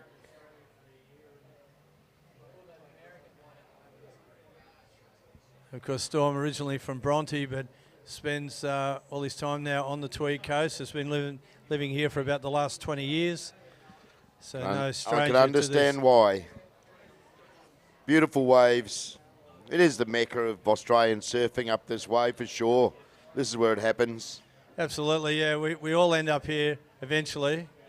I moved up a long time ago from Melbourne.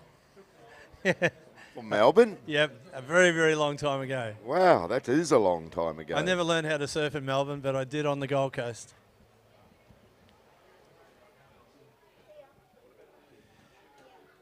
Okay, guys, there's just under 12 minutes remaining. And the situation is we have white in first, blue is second, green third, red fourth, yellow fourth, and that's just changed. So we've got white first, blue second, orange is third, green is fourth, red is fifth, and yellow is sixth.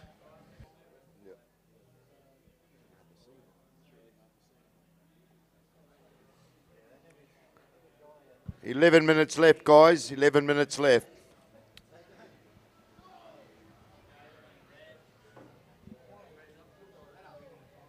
Here we have red. Mick Gett in the red. Nice cutback. Currently in fifth. Oh, a belly lay. So last score of blues for Storm Carter was a 3.93 Storm. A 3.93 last score of blues, consolidating his second position. Mick Gett has moved into third. Last score of reds, a 1.6. And now orange. Orange now challenging. Nice wave. Phillip Blanche. Some Great nice drop control. knees. Great control. And plenty of style. Looking good. And finished with style too. The old one-legged flick out. So very entertaining stuff, Phillip.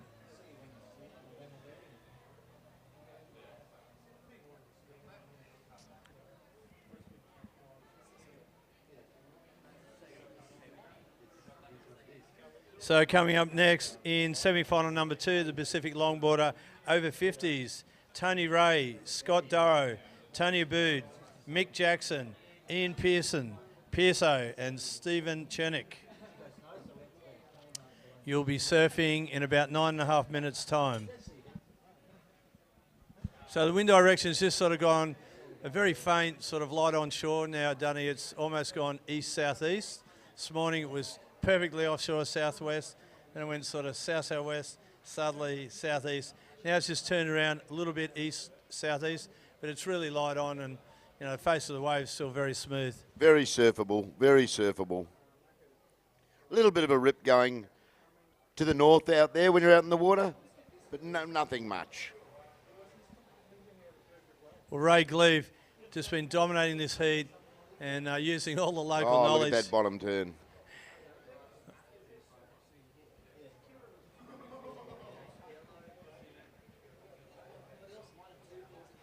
We don't see this man fall off very often, do we, Macca? He's That's just for in sure. flow with Mother Nature. And out the back there we have in yellow. Yellow and green. That's Michael and John.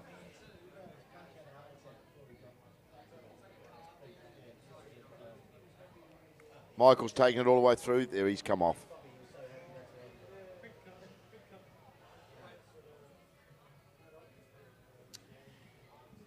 So 8 minutes remaining, 8 minutes to go.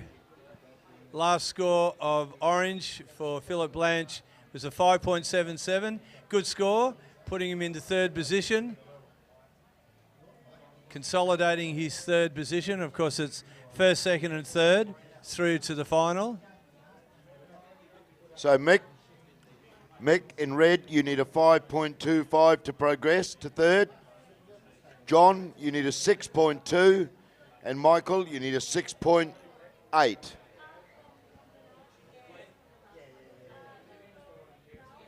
Still pretty close for all the minors, mate. Very close indeed, Dunny, especially for red, green and yellow, all vying for the line here. 7 minutes to go, guys. Ray Gleave has totally comboed the field for first position. It's Storm Carter also with a good hold on second. But Philip Blanche catching up now in third position. Philip only needs a 3.34 to take second. Mick Gett needs a 5.28. Michael Thompson's last score, a 4.83 for yellow. A 4.83 for yellow. You're in fourth position. Michael, you now need a 4.28 to take third. Nice little Philip wave. Blanche is in third. Hooking up on the inside, on the outside of that bank. Oh. Okay, looks like Raimondo going for this one. Yellow it is, sorry, Michael Thompson. Michael's got a little bit of a close out there. Okay, situation is we've got white first, blue is second, orange is third, yellow is fourth, green is fifth, and red is sixth. So Mick Gett in third position, you need a 5.28 to take third. John Hippocrates in fifth, you need a 5.34 to take third. Michael Thompson, you're in fourth position, you need a 4.28 to take third. And just coming up to the 5 minute mark, guys. And Philip Blanche in third position only needs a 3.34 to take second from Storm Carter. So Storm and Philip Blanche really vying for that second position. And it's first, second and third through to the final. It's a close one, mate. It's a close one for the miners. Everyone's scraping.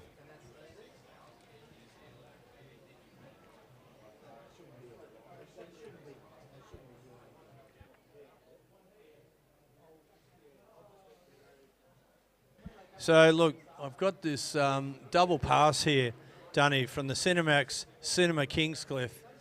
And I'm going to come up with a big question here as you're watching the surfer there in yellow. Michael Thompson would Nice like way. to get out of fourth and the third.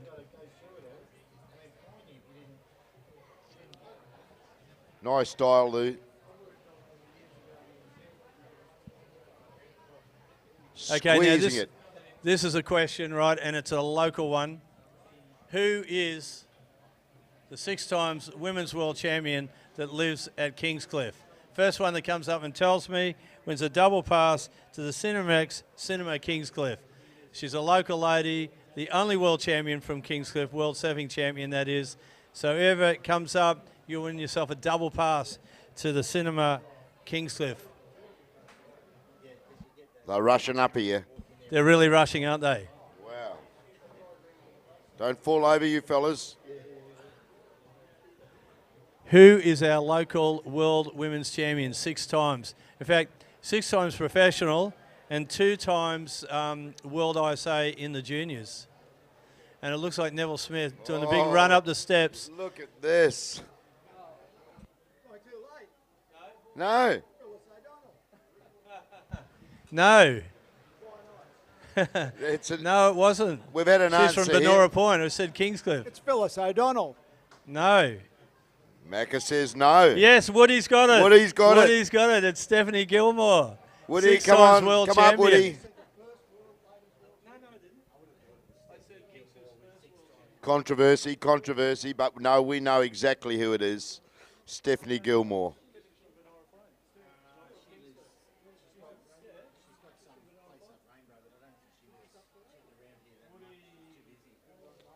Present, Woody.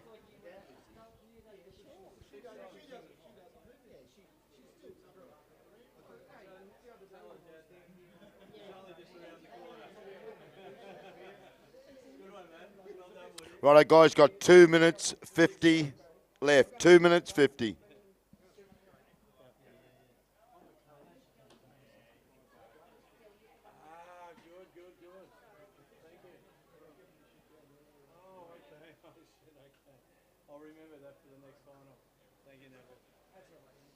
Okay, what's the update on the scores?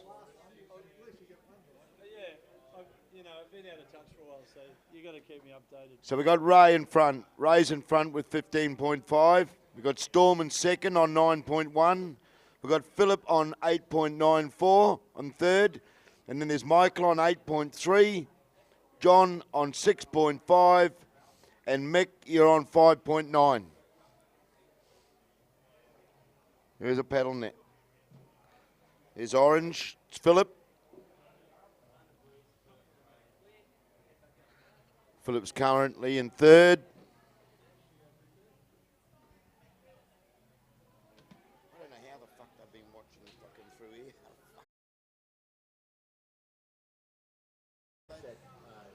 Getting into the dying minutes now with 1 minute and 30 seconds remaining. Ray Gleave in first. Philip Blanche now in second. Overtook Storm Carter, who's now in third. Michael Thompson in fourth. John Hippocrates in fifth. And Mick Gatt in the red in sixth. As you're watching Storm Carter on the inside there. Currently in third position. Surfing all the way through there, Macca. Yeah, nice ride there from Storm. He wasn't second, he dropped the third. I'm not sure if that last wave will improve his situation, but he is looking good for third. Outside in white is Ray Gleave. Under a minute, guys, under a minute. Very close for the Miners. But a standout performance by the Godfather of Soul, mate.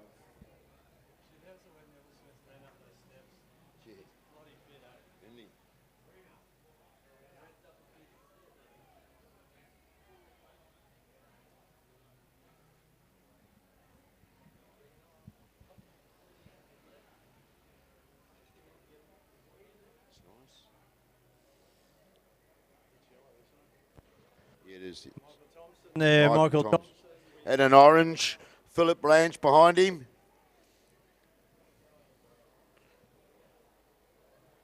Counting down, 3, 2, 1.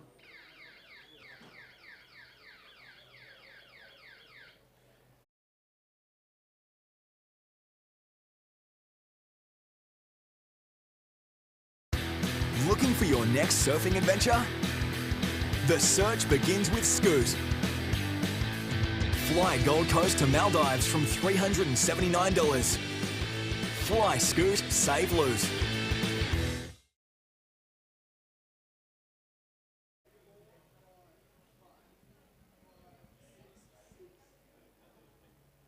We'll just wait for them last scores to drop in, Mac, and we can give the final results.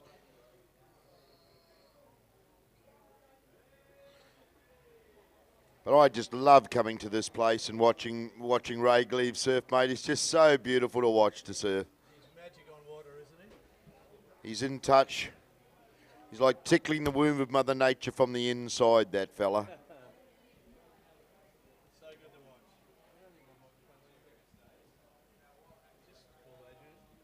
Just call Adrian for us. Adrian, if you're there, could you just pop back up, please?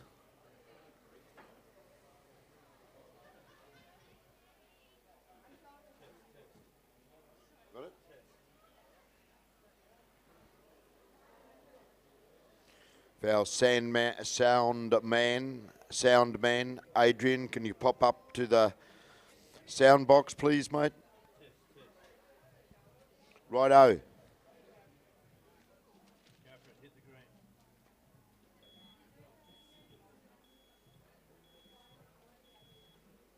Okay, the Pacific Longboarder over 50s, semi 2.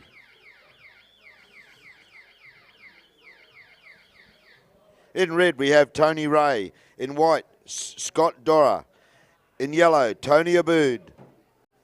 In blue, Mick Jackson. In G, Ian Pearson. And in orange, Stephen Kimmich. Test. Okay, I'm back on air. We're on. So we're watching semi-final number 2 of the Pacific Longboarders over 50s. And a fantastic last heat. Saw Ray Gleave take that from Michael Thompson. Actually, I'll just get the official result on that. I know for sure that Ray won that.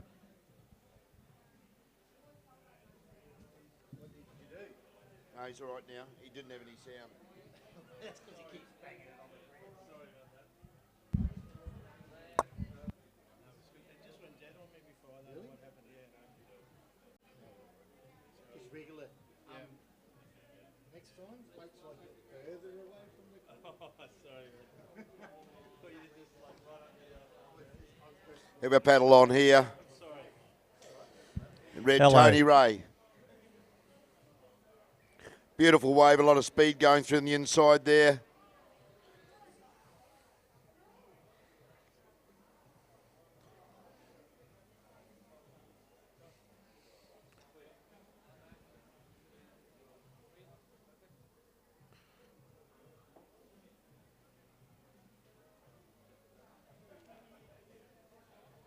Right, PSO, your first score was a 3.6.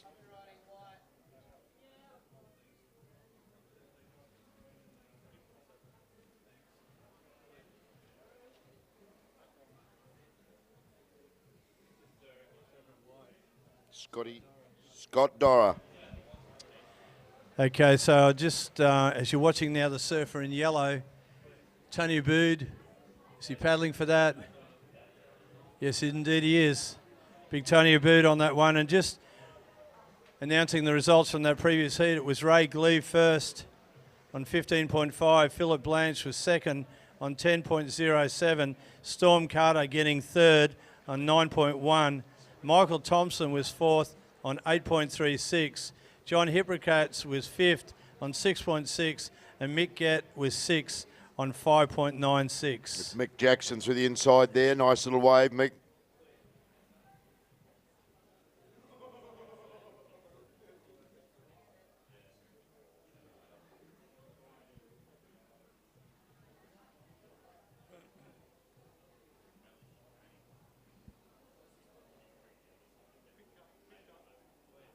Yellow now. Nice fade. Well, that's our very own PSO. That's PSO. And a really nice fade bottom turn takeoff there from PSO. He's currently in third position after his first wave. Here we have red. Tony Ray getting a lot of speed there. Nice cut back. Just hooking up on that inside bank.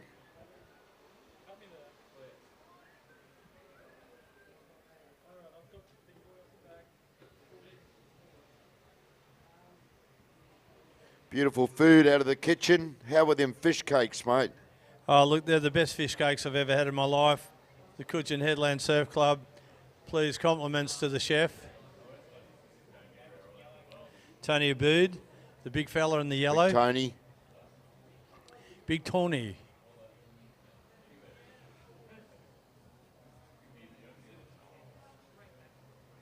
Up on the that was nose good there. control. That was well, good control.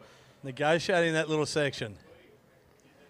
Knowing this place is as good as anybody around. Yep, this is his local break. That's his local.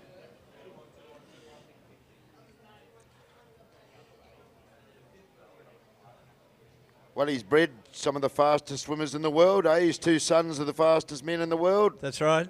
Yeah. Huge swimming careers. Huge swimming careers. And they're like not even a quarter of a second apart, eh? They're just so close. Yeah, Kingscliff actually got some amazing champion swimmers. Here's Blue. Mick Jackson.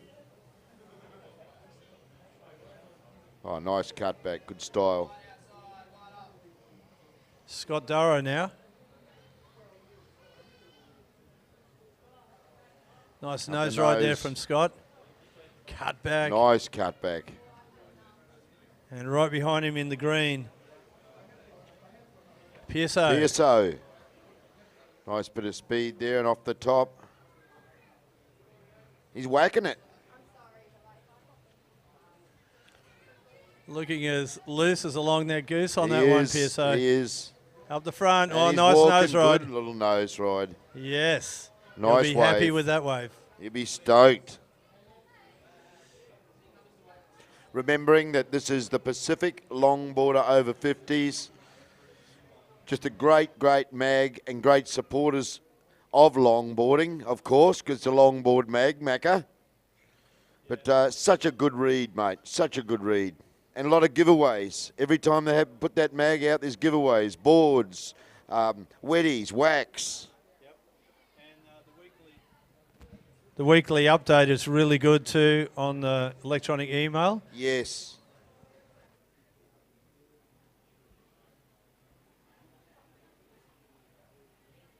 In other words, you must get it. You should subscribe to Pacific Longboarder.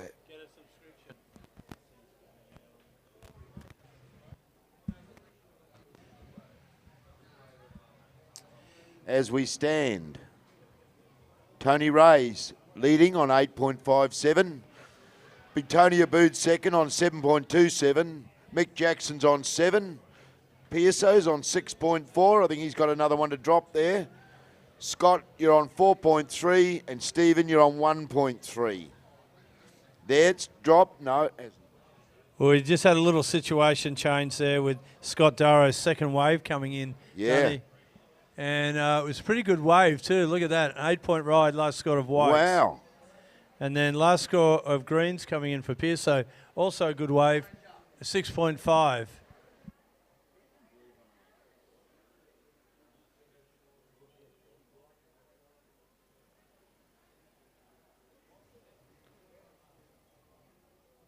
It's a nice little wave from Red, from Tony.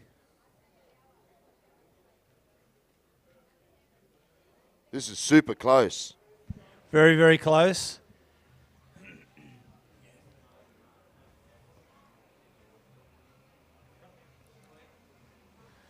So Pearso will be happy with that last wave, a 6.5 to put him into second position. But Scott Durrow, his last score an 8. So Mick Jackson on the inside there. Nice off the top. Nice cutback. Just hooking up on that inside bank there. Out the back is yellow. Tony Abood.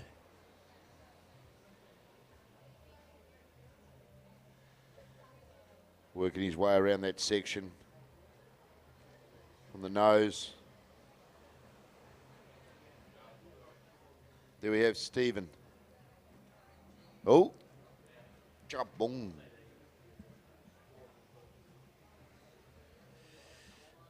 Okay, so a flurry of waves there. Just wait for all those scores to come in to give you a situation. But the surfer in white, Scott Durrow, looking fairly dominant at the moment in first. Ian Pearson in second. Tony Ray in third. Tony Abood in fourth. Mick Jackson in fifth. And Stephen Chernick in sixth.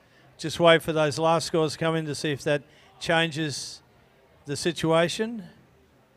So Tony to get into third. Oh. We've had a change We've for had a change. Mick Jackson. He's gone from fifth into third. Wow. So last score of Blues, what is it there, Dunny? 5.67. That's put Mick into third.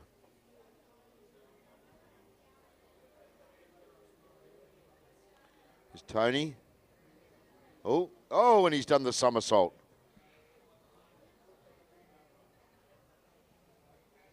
Here we have Scott. Nice clean turn. Nice wave. Just gliding through to that next section there. He's got a beautiful little section in front of him here. He walks up the little 5.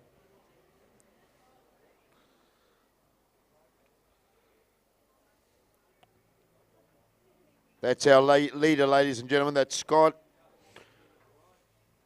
That'll be a good wave for you. So, PSO, you need a 5.5 to progress. Mick, you need a 4.4 to progress. Little flurry coming through here. 9 minutes left, guys. 9 minutes left.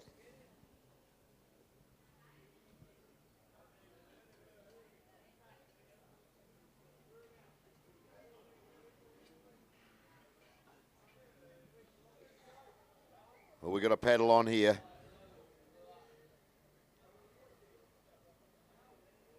Oh, nice off the top.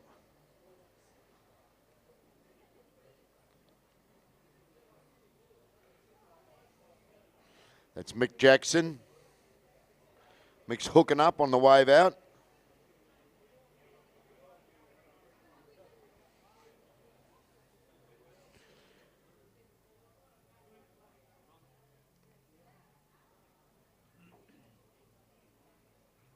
So it's white, green, blue, red, orange. No, we've had a change. White, blue, green, red, yellow. What's that? And orange.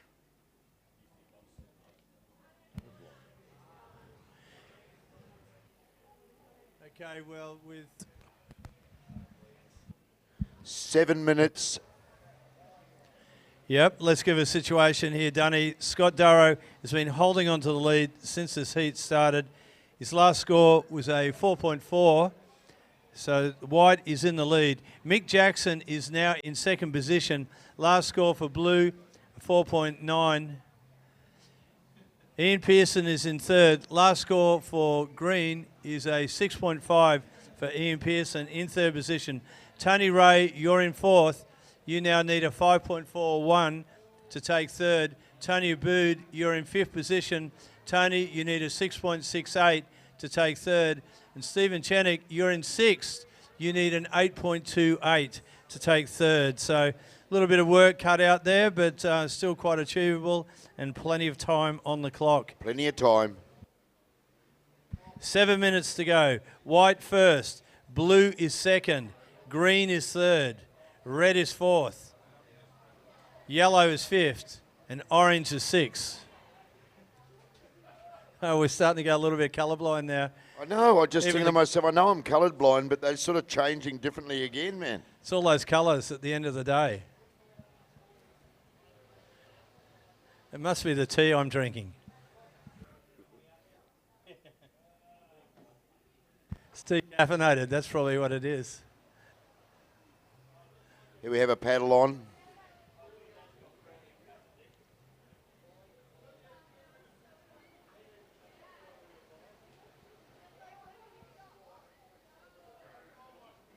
So you reckon there was a little bit of a sweep from south to north out there, Dunny? Yeah, just a little one. It's not much at all, mate. It's just, you can just feel it when you're paddling out, you know. It's nice when you get on that outer bank over there when you're paddling out, you can feel it dragging.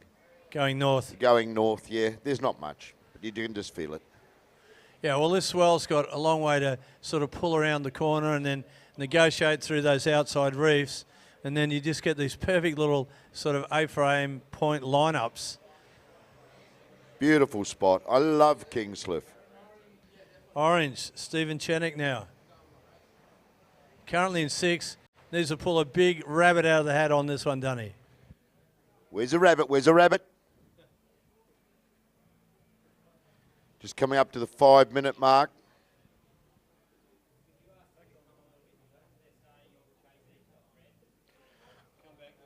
Guys, could you please come north a little bit? You're getting a little bit out of whack. You're going too far south, guys. The judges have asked, would you come north?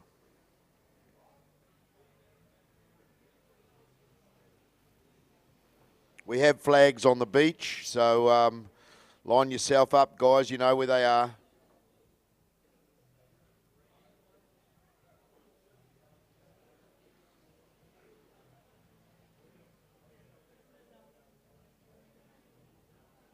Michael Tom, oh, sorry, that's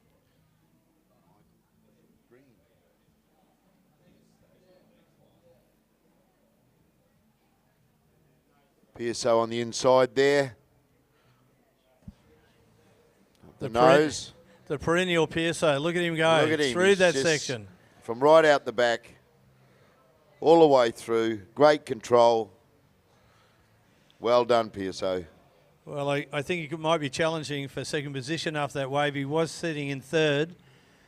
So Ian Pearson throwing down a late challenge now to try and retake that second position back. With 4 minutes, guys, 4 minutes on the clock. Been quite warm again today, eh? Very steamy.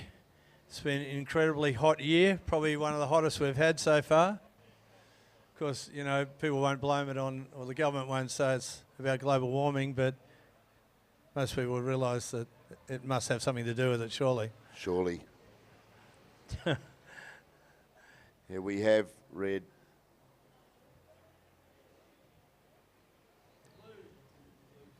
Blue on the inside. Well, Mick Jackson's in second position, Dunnies.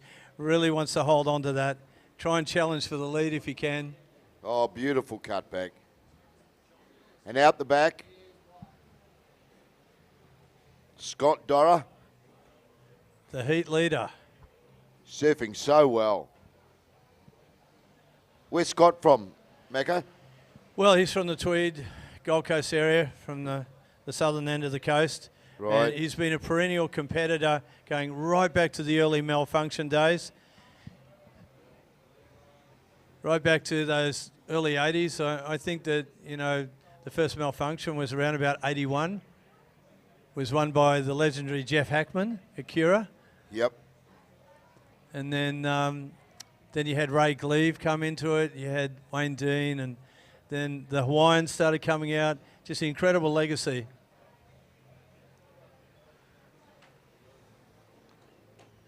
And then, of course, the event then came from Rainbow Bay to Kingscliff in 2007. It's been here ever since, and what a great move. But look at that last score of Mick Jackson. He's hit the front. Wow. Last score of Mick was an 8.5, Mick. You are in the front. So it's Mick from Scott, from Tony and PSO. You need a 5.9 to progress. Tony, you need an 8.5. And Stephen, you're in combo. But have some fun out there, guys. Well, it was that big cutback there of Mick Jackson. Put him back into, he was back out of contention, and then he hit the front with an 8.5, single highest score so far of the heat. Judges loved it. Here he is again, our current lead winner. And another beautiful cutback. Look at that.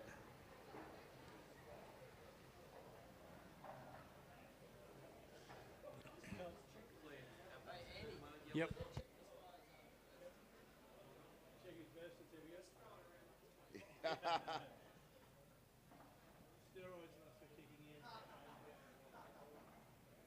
Here we have it, yellows. Big Tony Abood. And out the back, Scott Dora. Nice little walk there by Tony. Scott's doing an elo. Tony Bird going for the shore break, and that's a good long wave for him. Whoa! Tony was currently in 5th position, so just wait for the scores coming in. Seconds are ticking away. We're down to 35 seconds. Well, that chopped and changed, Mecca. That really changed. PSO was looking really good there at one stage in second, but then he just got overtaken. Here we go. We've got a paddle. Now Tony Ray in the red. Pearso on the inside. Gets a nice little nose ride. Pearso still challenging to try and get back into the seat. But we're going to count them down in 5, 4, 3, 2, 1. That was the Pacific Longboarder semi-final 2 of the over 50s. Well, that was just an incredible heat there from those guys. They did so well. Chopped and changed. You know, we didn't know until the last couple of minutes who was going to win that because Mick was nowhere and then he's come out of the blue, mate. He just came out of the blocks bursting. And from the back of the field to first position with Scott Darrow in second, Tony Ray in third, Ian Pearson in fourth, Tony Abood in fifth, and Stephen Chenick in sixth. That is the unofficial result.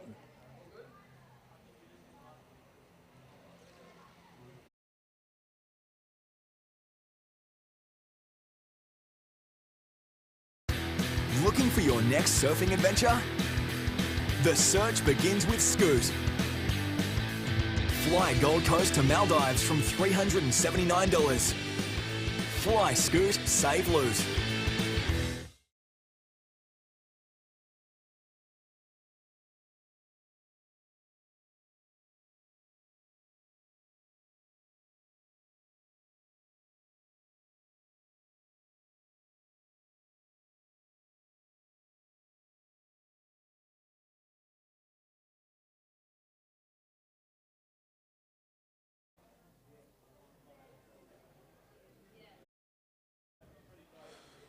Well done, PSO. Last guy hasn't dropped yet.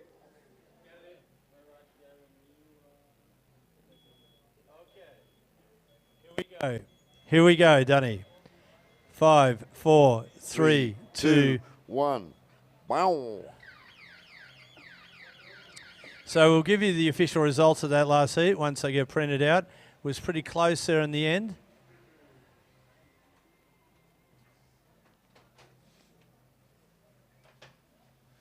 So this one is an absolute cracker. Wow. The Villa World Loggers with Harley Engelby, the World Longboard Champion, in the red. Dane Piole in the white, a 3 times former winner here at Kingscliff. Jared Neal, a World Tour competitor. And Ray Gleave. Ray You Gleave. don't get a greater heat than that one, I can tell you. This will be a doozy.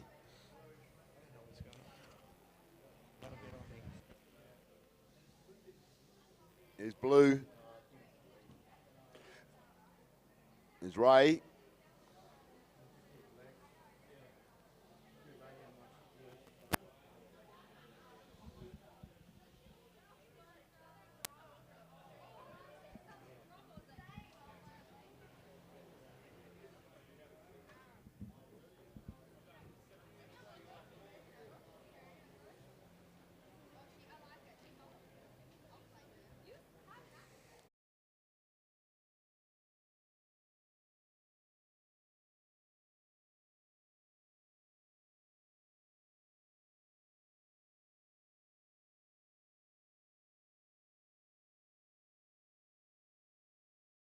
Michael Jackson winning that.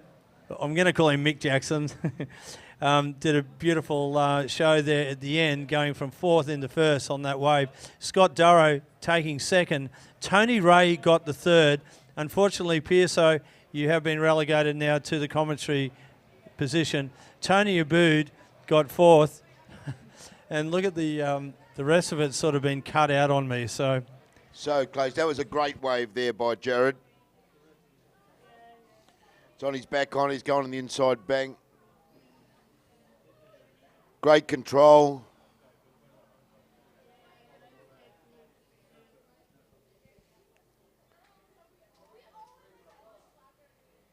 It's a great wave by Jared there.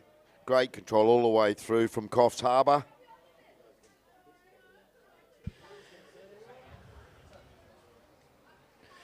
Yeah, well, it doesn't get any tougher than this, Dunny. I mean, Harley Engelby, the world champion, out there in the red, up against Dane Piole, a former 3 times winner here, the Kingscliff Australian Longboard Open, in the white. Jared Neal, perennial World Tour competitor, in the yellow. And the godfather of Kingscliff longboard style. Ray Gleave in the blue. This is a super heat. He loves a challenge. He loves getting up there and stepping up to the big boys, doesn't he, Ray? Yep, he doesn't back away from a challenge, and He it loves just it. inspires him. Yep. So we've got a score dropped in there. Ooh, they're starting to drop in all right. Looks like Jared's wave was a beauty. We'll wait for them to be dropped, though. Yeah, it looks like after the first wave exchange that Jared Neal might take an early lead. Harley will be in second. Dane will be... Didn't go. What happened? I'm just looking at it. We've got a problem here, Keenan. This clock's not working. We pushed it.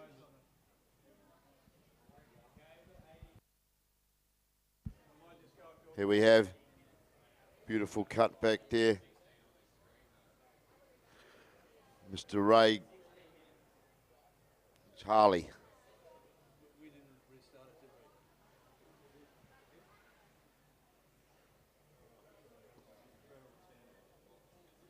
That was just an incredible hang 10 there from There he Harley goes. Engleby. I mean, you know, we saw him in the nose Beautiful riding. cutback. Now he's in the old loggers, so he's just really on form at the moment. On point, I think they say. On point at the Kingscliff Point for the Australian Longboard Surfing Open. And out the back we have Is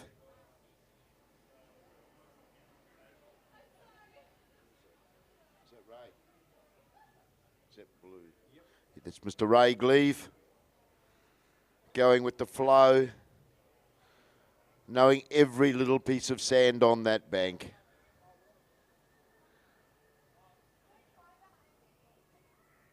Finished it off beautifully.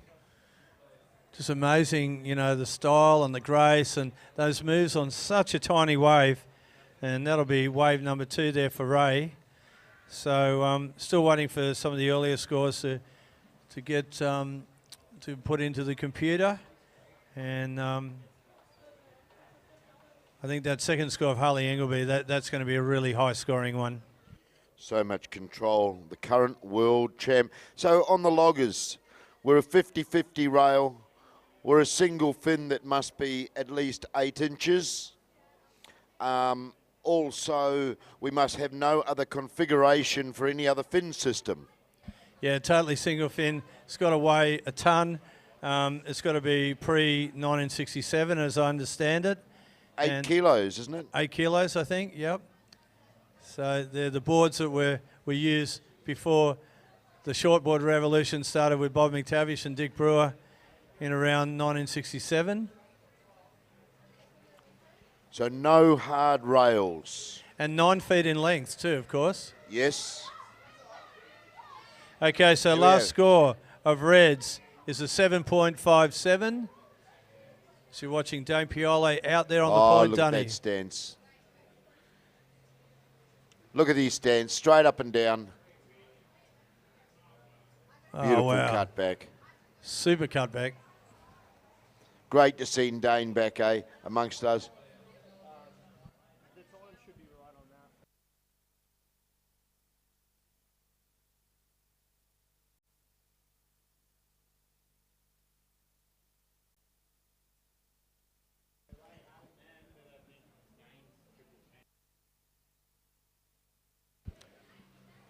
Thanks, Keenan, the head judge here, Keenan Roxburgh, just letting us know what happened there on that last wave of Dane Piola's, the triple tens, he's calling it.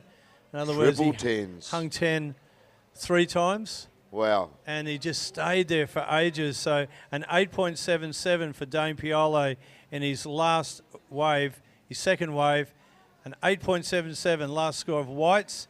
Harley Engleby, his last score is 7.57. He's in second. Ray Gleed, his last score, a 7.83. He's the surfer in blue in third. And Jared Neal, sitting on one score, a 7, in fourth position. So even on the strength of that, Jared in fourth position, needing a 5.08 to take second. Ray Gleave in third, needing a 4.25 to take second. Harley, you need a 5.21 to take the lead. So it is white first, red is second, blue third, and yellow fourth. And there's 12 minutes on the clock. It's so good to see these loggers get into it now. I mean, we didn't have loggers a while. We did have them, but we didn't have a category for them. So it's put another oomph into it all, hasn't it? Absolutely, yeah, and it's become part of the Surfing Australia national title as well. Oh, It's great. another Oh, look at great that. hang 10 from Dane Pioli. Look at Dane's speed there across the face. Wow, Wow. redirectional change. Oh, and up up he there again, goes. so quickly. Stick man. Stick in the 10. Yay. And again. And again.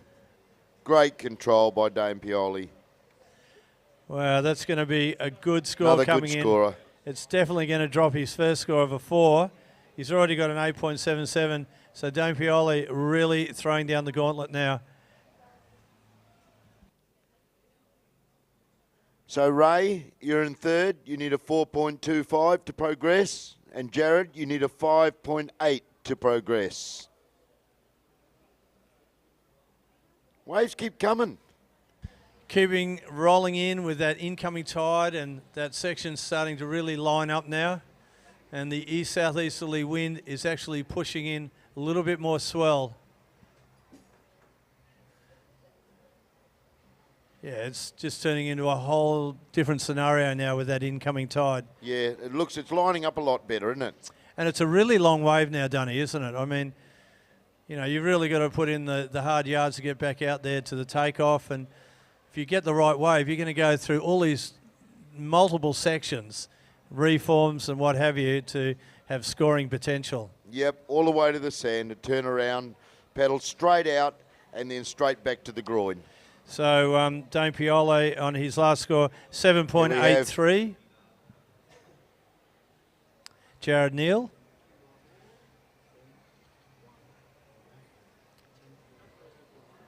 And Dane swinging around on the inside here. This is going to be wave number 4. And he's looking at it. He's looking at it. Delayed turn. A nice fade.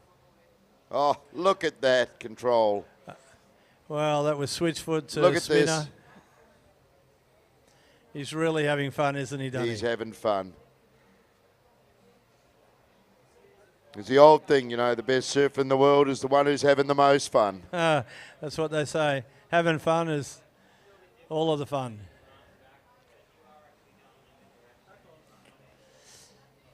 And outside in the red, Great. Hully. Wow. Plenty of spray out of that cutback, Dunny. He whacked it. Setting up for a nose ride through here. Oh, through the whitewater, Look such at that. great control. And a beautiful Ladies drop and gentlemen, there. this is the current world champion, longboard champion, Mr. Harley Ingleby. Well, I'm going to hand you over to Pearso. Well served, Pearso. Just missed by, what, a what? 0.1. Oh, well, mate, you served well. You got a smile on your dial. I'll go and have a little refreshment. Thank you very much. This is a great heat. Yeah, Well, the old proverbial bees, right? That was so close. So close. I thought you had it all in the bag, but then Mick Jackson came from nowhere and overtook all of you. Exactly, and just having a look at a quick sheet there, Tony Ray at 10.44 and I was on 10.43, so do the math. No. But the fantastic fourth, but that relegates me back to my favourite position for this event, the commentary, just to upset everyone else on the beach.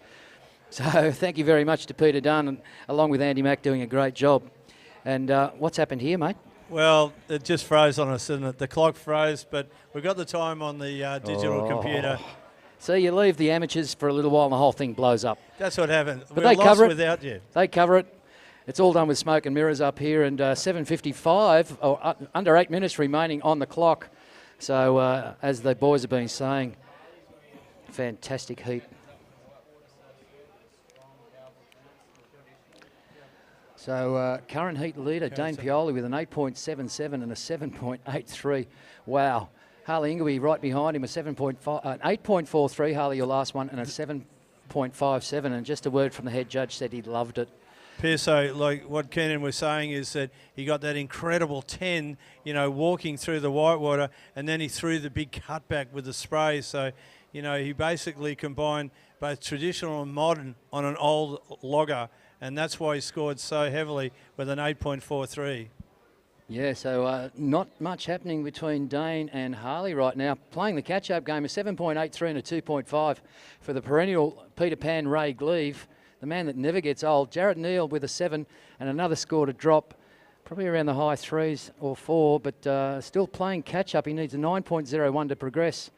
There it is. He did catch up. So Jared Neal, a 4.07, along with your 7, has pushed you into third, relegating Peter Pan Ray Gleave back to fourth. Well, talking about Peter Pan, he just got a boomer out the back there and got it from right onto the inside of the point. He's trying to battle through the whitewater here to get back onto the green face, and he's using all that control to do so with the drop knee. Ray Gleave there, currently in fourth position, and I guess when he got behind the whitewood, he just didn't really get what he wanted out of that wave. The takeoff looked sensational, but the section just flopped in front of him. So yeah, we'll see what the judges think as it comes to hand. There's just over 6 minutes remaining on the clock on screen. 6 minutes, gentlemen.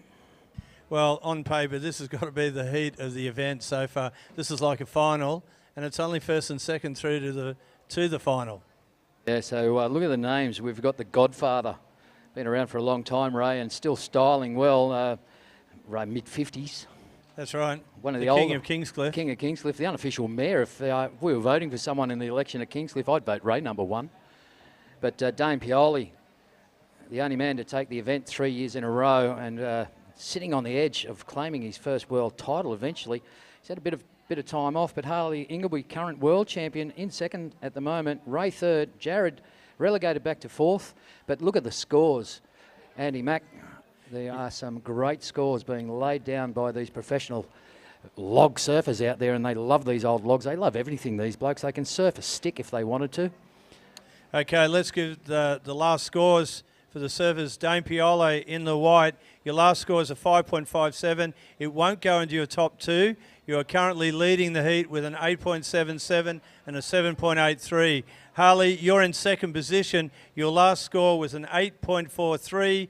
You got a 7.57 to hold down second. You need an 8.1 to take the lead. Ray Gleave, you're in third position. You've got a 7.83, and the last score, Ray, was a 3.83. So, Ray, you need an 8.18 to take second. Jared, your last score, a 4.07. You're in fourth position. Jared, you need a 9.01 to take second. So as you can see, PSA, first and second with those high scores, really making it tough for third and fourth. And although the lights aren't working, there is just under 4.5 minutes remaining. So second semi, Nick Jones, Taylor Jensen, Joel Tilley and Edward Del Perro. Please paddle out into the lineup. We'll see how we go with the lights and the clock when we start the next heat. Unfortunately, we've had a technical breakdown. You leave the kids alone and they play with the cookie jar, and what happens? They break it. So we'll see if we can rectify that.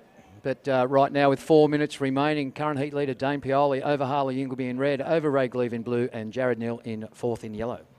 Harley Ingleby there in red, currently in second position. And that last score was absolute beauty. He's going to kick out of that one.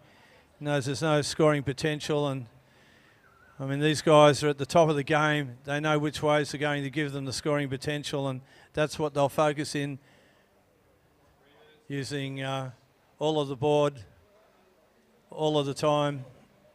On all of the wave. On all of the wave. That's exactly right. Less than 3.5 minutes remaining. So Nick Jones in red, Taylor Jensen in white, Joel Tilley in yellow, and Edward Del Perro in blue. Please paddle out and jockey into the lineup.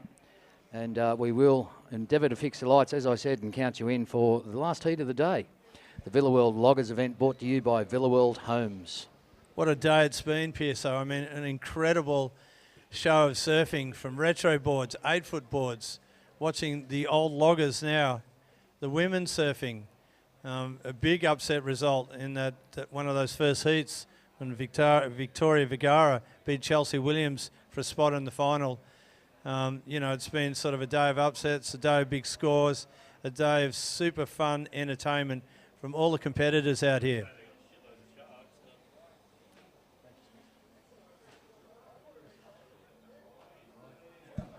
2.5 minutes remaining on the timepiece, fellas. 2.5 minutes.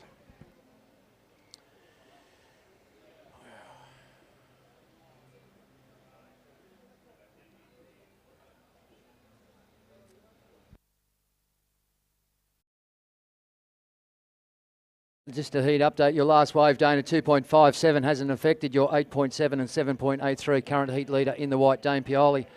Harley Ingleby, a last score of 2.03 will not affect your 8.43 and 7.57. You are holding second place. You need an 8.18 to catch Dane, but currently in second. Ray Gleave requiring an 8.18 to progress into second spot with a 7.83 and a 3.83. Looking to improve, 1.33 for your last rave. And Jared Neal, a 7 and a 4.07. Currently sitting in fourth place in yellow with 1.5 minutes remaining in the water. 1.5 minutes.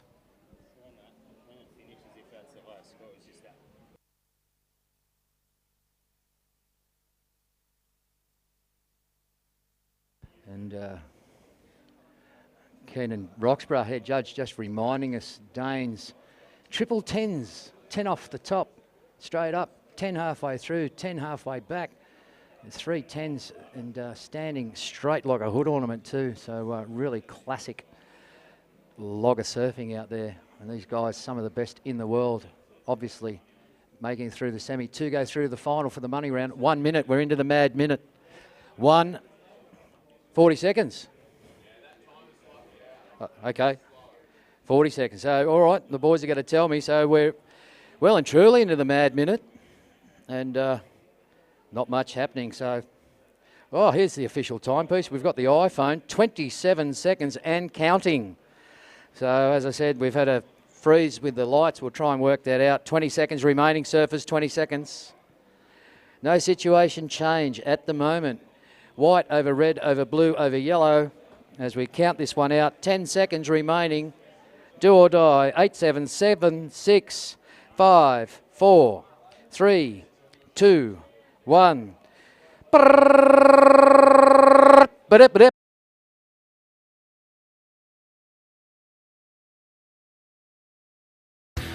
Looking for your next surfing adventure? The search begins with Scoot. Fly Gold Coast to Maldives from $379. Fly Scoot, save loot.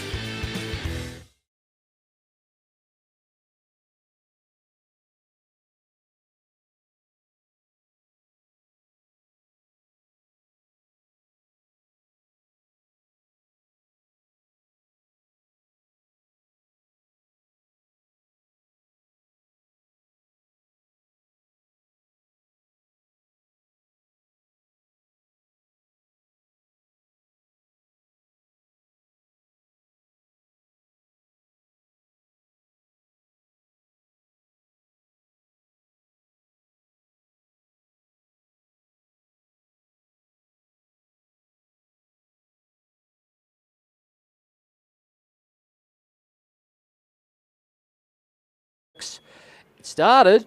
Let's hope for the best. In 5, 4, 3, 2, 1.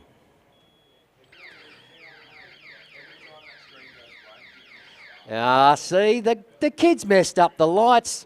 It's the magic finger. You just got to press that button firmly. So we are on. The clock, no, it's frozen. It has frozen. So the siren worked. So we're using the iPhone. So we've still got 19 minutes and 40 seconds.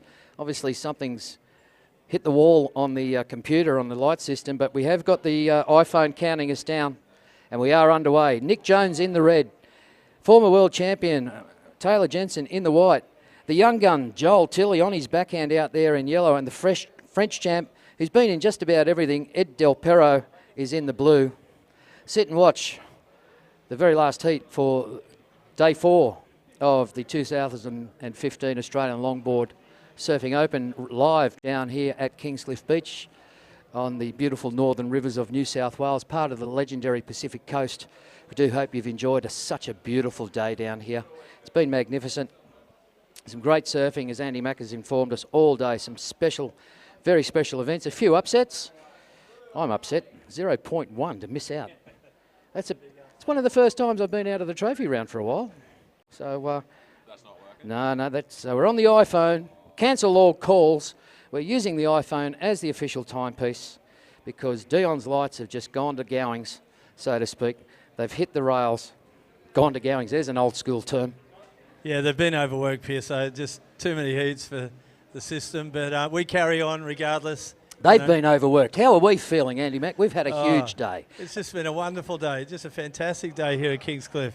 You know, I'm a little bit upset for you because, you know, you were a bee's, whisper out of contention there, but I'm sort of glad that you're in the commentary the whole time because, you know, we really depend on you to be our anchor man. Yeah, well, some people might argue with that because I drive them nuts. But anyway, someone's got to do it. If you think it's easy, I tell you, Andy Mack, it's not easy, hey? It's not easy, no. Trying to keep people informed and entertained and relay all these scores, especially in a six-man heat, it's a tongue twister at the best of times. What did Malcolm Fraser say? Life wasn't meant to be greasy. Yeah. Was it Keating? He was the greaser. Oh, that's a political statement. I'm not into him. Up and riding. Looks like Taylor Jensen, surfer in white, goes for a quick 5.10, cuts it back, looking for the dribble on the inside to wall up for him and pull something out of the bag. The high tide virtually upon us, and Taylor, look at this one. 5, nice little 10. Oh, pearls, but pulls it out. Very difficult to do. That board went 6 inches under the water. He just said, get up. Incredible recovery home. Great recovery and milked that one as for all it was worth. So we'll get some scores coming down. We will keep you updated. The balcony bar is open. The best view on the beach, besides the one the judges and us commentators has, is the balcony bar. So don't forget, we'll have a little meet and greet after this. You can sit back and congratulate or commiserate. And once again, congratulations to all those people that did make tomorrow's fabulous finals day here at Sunday at the 2015 Australian Longboard Surfing Open. Brought to you by the team from Island Style Promotions. Thank you very much to all the workforce for getting involved and being part of it. Okay, just watching Nick Jones out the back there, and boy, he's had a big day. The retro boards, the old boards, the nose riding, just a fantastic surfer. Nick Jones from the sunny coast, and just calling out the official result of that last semi-final, the loggers. It was Dane Piole winning that heat on 16.6, the triple hang tens. Harley Ingleby second on 16.0. So only 0.6 the difference there between first and second. It's tight all round, aren't they? That's for sure. Ray Gleave third on 11.66 and Jared Neal fourth on 11.07. So Ray and Jared really sort of going, you know, back to back there, trying to get through to second. But Dane Piole and Harley Ingleby through to the final of the loggers. And we're getting a couple of scores coming in now with 15 and a half minutes remaining, surfers. 15 minutes, 30 seconds remaining. And there will be a situation change. There's only a couple of scores coming in. Taylor, a throwaway for your first one, but that last ride of yours came in at a 6.67 and that's put you in the lead. Right behind you, Nick Jones, your score a 5.17. And there's going to be a little change down the back end here. We're just waiting on scores to drop for Edward Del Perro in blue and Joel Tilley in the yellow. We'll keep you updated as they come on screen. But here we are, semi-final 2 of the Villa World Homes Logger Division.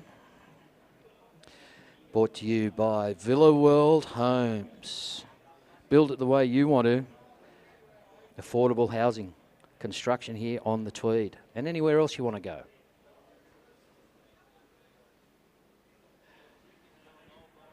A huge day, 7:20 start this morning. Tomorrow's even better, fellas. 7 a.m. we're kicking off tomorrow morning, 7 a.m. So it's been a big day for all us in the commentary team and especially those judges rattling through those six-man heats.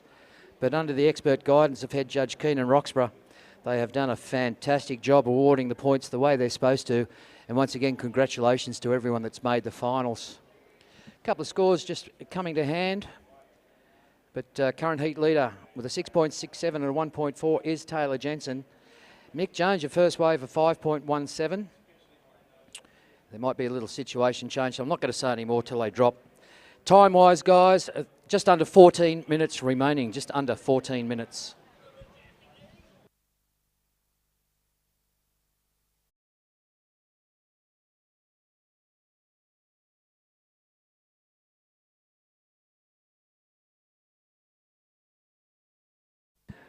Judges furiously putting pen to paper and then transferring it to the computer system for those scores to average out. So as they do come to hand, we will keep you updated.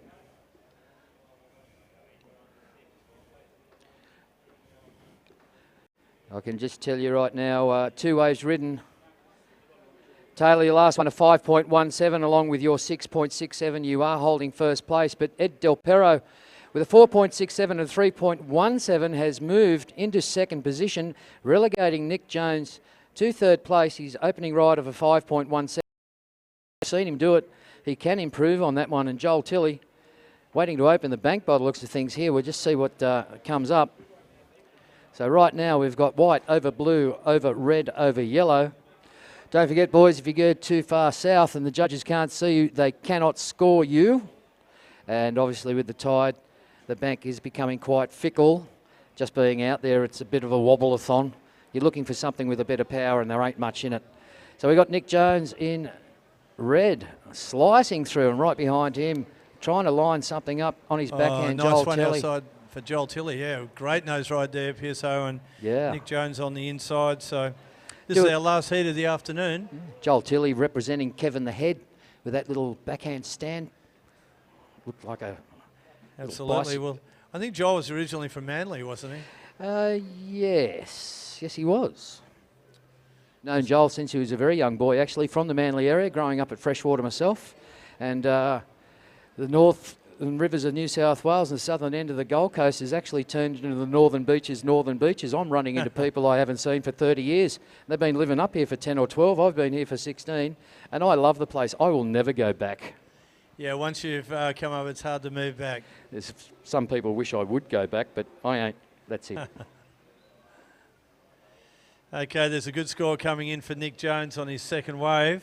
It's definitely going to challenge for first. Taylor Jensen holding down the first position with a 6.67 and a 5.17. Edouard Del Piero has gone to third because Nick Jones has now bounced into second. Last score of Reds, a 6.5. So Nick Jones with a 6.5 and a 5.17 has slid into second place right now, relegating Ed Del Perro back to third with a 4.67 and 3.17. Joel Tilley coming up with a score of 4 for your first ride. You are in fourth at the moment and need to improve on that. But the official time is just 10 minutes 45 seconds remaining, so that is plenty of time for these expert surfers to manage to find the right ways to improve all the scores across the board. And we'll give you all the results as they come to us. Okay. I'll just give you the scores of the last waves. Taylor Jensen in the white is leading the semi-final number 2 of the Old Loggers. 5.17 was his last wave. There goes Nick Jones now. He's currently in second position. His last score was a 6.5. Edouard Del Piero, you're in third. The surfer in blue, your last score was a 3.17. And the surfer in yellow, Joel Tilley, you're currently in fourth. Your last score was a 4. There is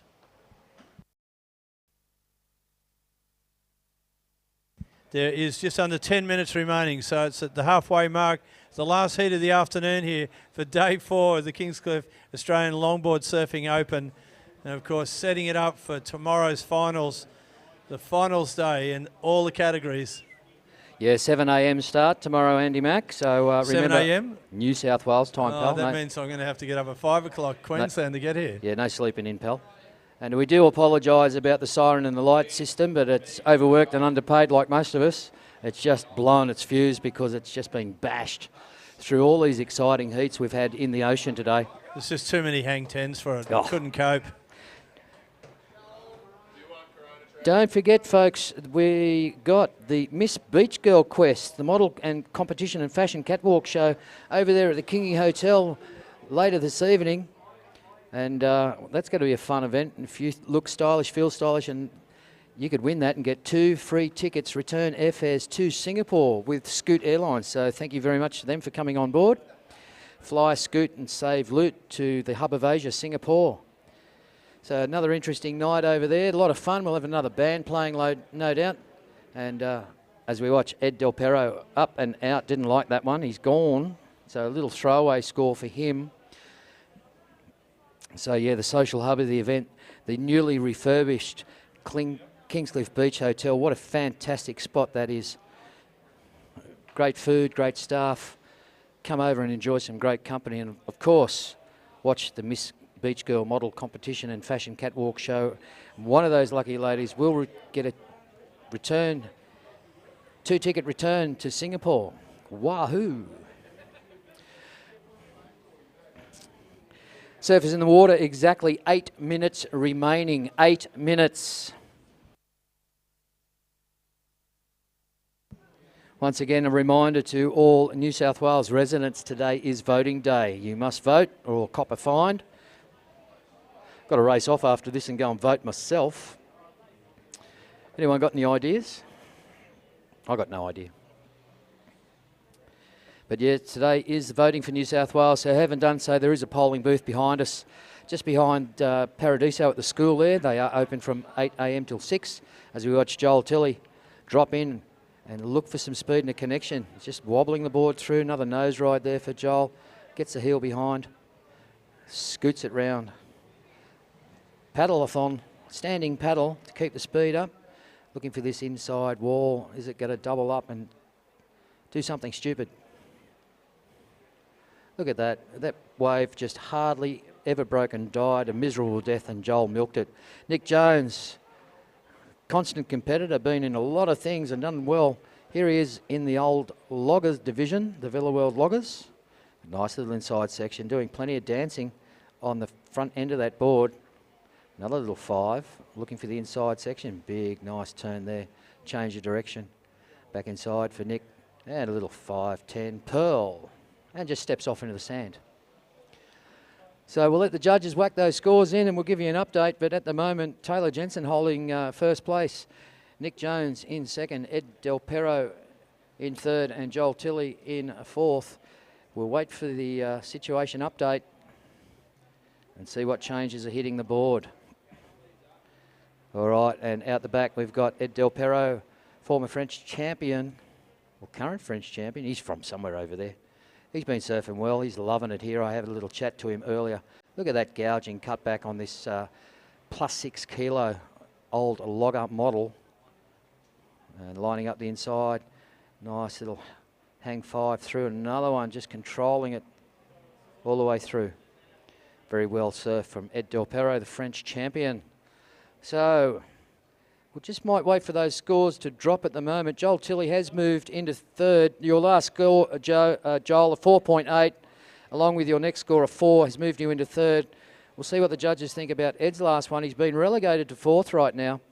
Still holding first place, Taylor Jensen with a 6.67 and 5.17. Nick Jones has had a flurry. Oh, hang on. It's a complete turnaround, this one. Edward Del Perro, your last wave came in at a 7.67. That has rocketed you into first place at the moment. 7.67 along with a 4.67. You are now holding first place. These heats are unbelievable all day, even with the amateurs and the age divisions swapping and changing. Taylor Jensen back into second, Taylor. A 6.67 and a 5.17. You need a 5.68 to take the lead. Nick Jones has had a wonderful day. Been in everything. Your last wave came in at a 4. You're now in third. You need a 5.35 to take second spot. Joel Tilley, 4.8 and a 4. You require a 7.05 to go into second. And God knows what else. I failed maths for years at school. But a very tight, topsy-turvy heat again here for the last one of the day at the Villa World Loggers Division at Kingscliff Beach as we watch Nick Jones just smack another nice turn on this board. And he's decided to cut out and go out and get some more. Sorry about the lights, guys, but we are into the last 5 minutes. 4 minutes, 15 seconds remaining. 4 minutes, 15 seconds. Technical breakdown.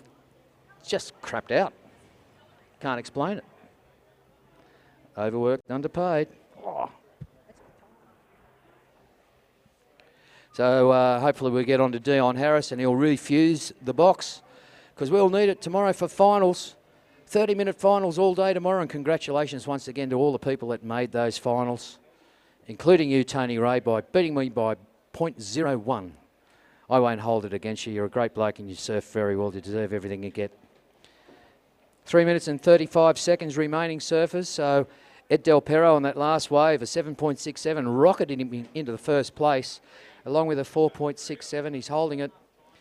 Taylor Jensen relegated to second, a 6.67 and a 5.17, needing a 5.68 to regain that lead. Nick Jones, your last wave came into the 3.23. Nick, it hasn't improved your scores of a 6.5 and a 5.17. You do need a 5.35 to take Taylor out. And Joel Tilley, a 4.8 and a 4, you require a 7.05 to move into second place. And that is possible anytime, anywhere with these guys. They're so talented. They'll be able to work it out, and they know what they're doing. So as we watch Ed Del Perro from France just milking it through the inside there. Very pretty to watch. He's very dainty on his feet out there, constantly moving, all of the board, all of the time on all of the wave. And obviously been rewarded with that current high score of this heat, 7.67, rocketing into first. Just under 2.5 minutes remaining, surfers, 2.5.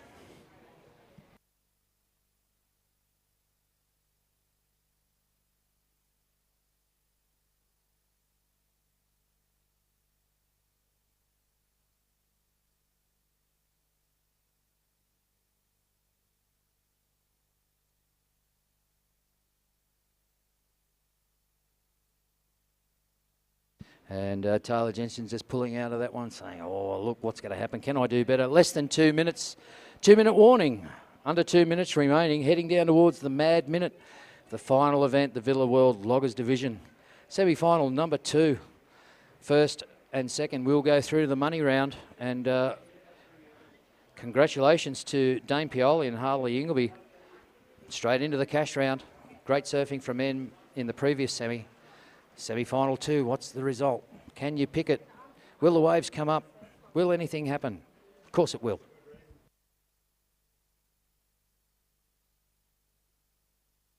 Once again, we do apologise about the lights, but surfers, let me tell you, 1 minute 15 seconds, 1 minute 15 seconds remaining. Desperately searching the horizon, looking for a bump to come their way. All surfers in contention because they're all so good at it.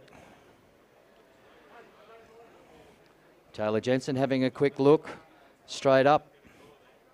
Little foam climb there and straight back off. That one just tailed out on him. Right on the tide, so there's not much push left out there. It's a few deep holes. Frustrating at the best of times in small surf.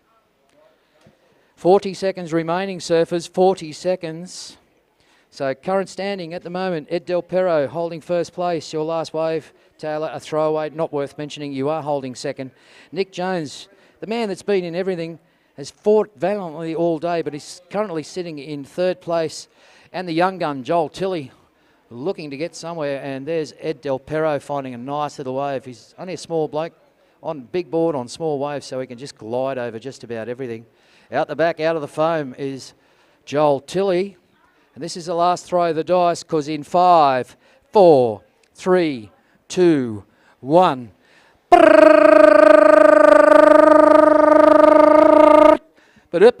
That's all, folks. That's the end of the second semi. We'll wait for the official.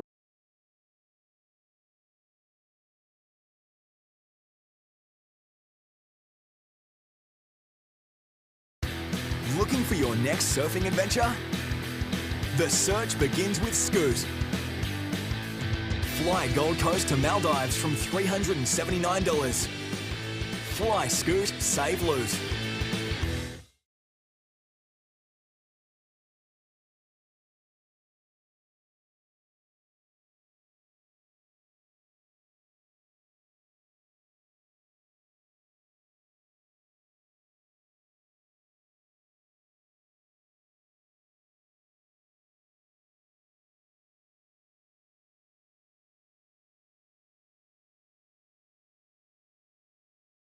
We Well, have what a day.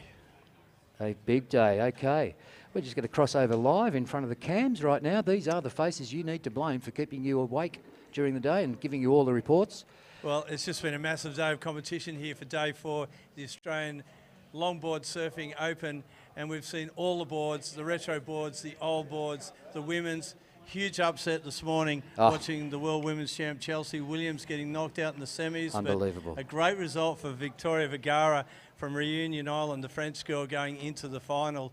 So tomorrow we've got all the finals, and I noticed some of the guys like Harley Ingleby, Nick Jones, Dane Pioli, the triple 10 today. Triple 10. The triple 10 man into multiple finals tomorrow, PSO. That blew the judges out of the water, and they rewarded that one so very, very well. So, yeah, as you said, Andy, it was a plethora of excitement here today. It's been a huge day. Some upsets, obviously, but congratulations to all the guys that made it through to the finals. And we're going to be back here tomorrow with a great finals day, a 7 o'clock start tomorrow. All the finals will be won and run tomorrow, and the cream will rise to the top. We'll find out who it's going to be, and I hope you can join us to work out and see the results yourself live on the webcast. Thank you to Common Solutions for doing that for us. And with all the guest commentators we had today, Peter Dunn from Funds Back WA, and of course the most colourful man on the beach, Michael Cottier, assisting. And of course, with your great help and expertise, Andy Mack, my name's Ian Pearson. Over to you. Sign us out. That's it for us today, folks. See you tomorrow morning, 7 a.m. New South Wales time. Aloha. Thanks for having us at your place. Good night.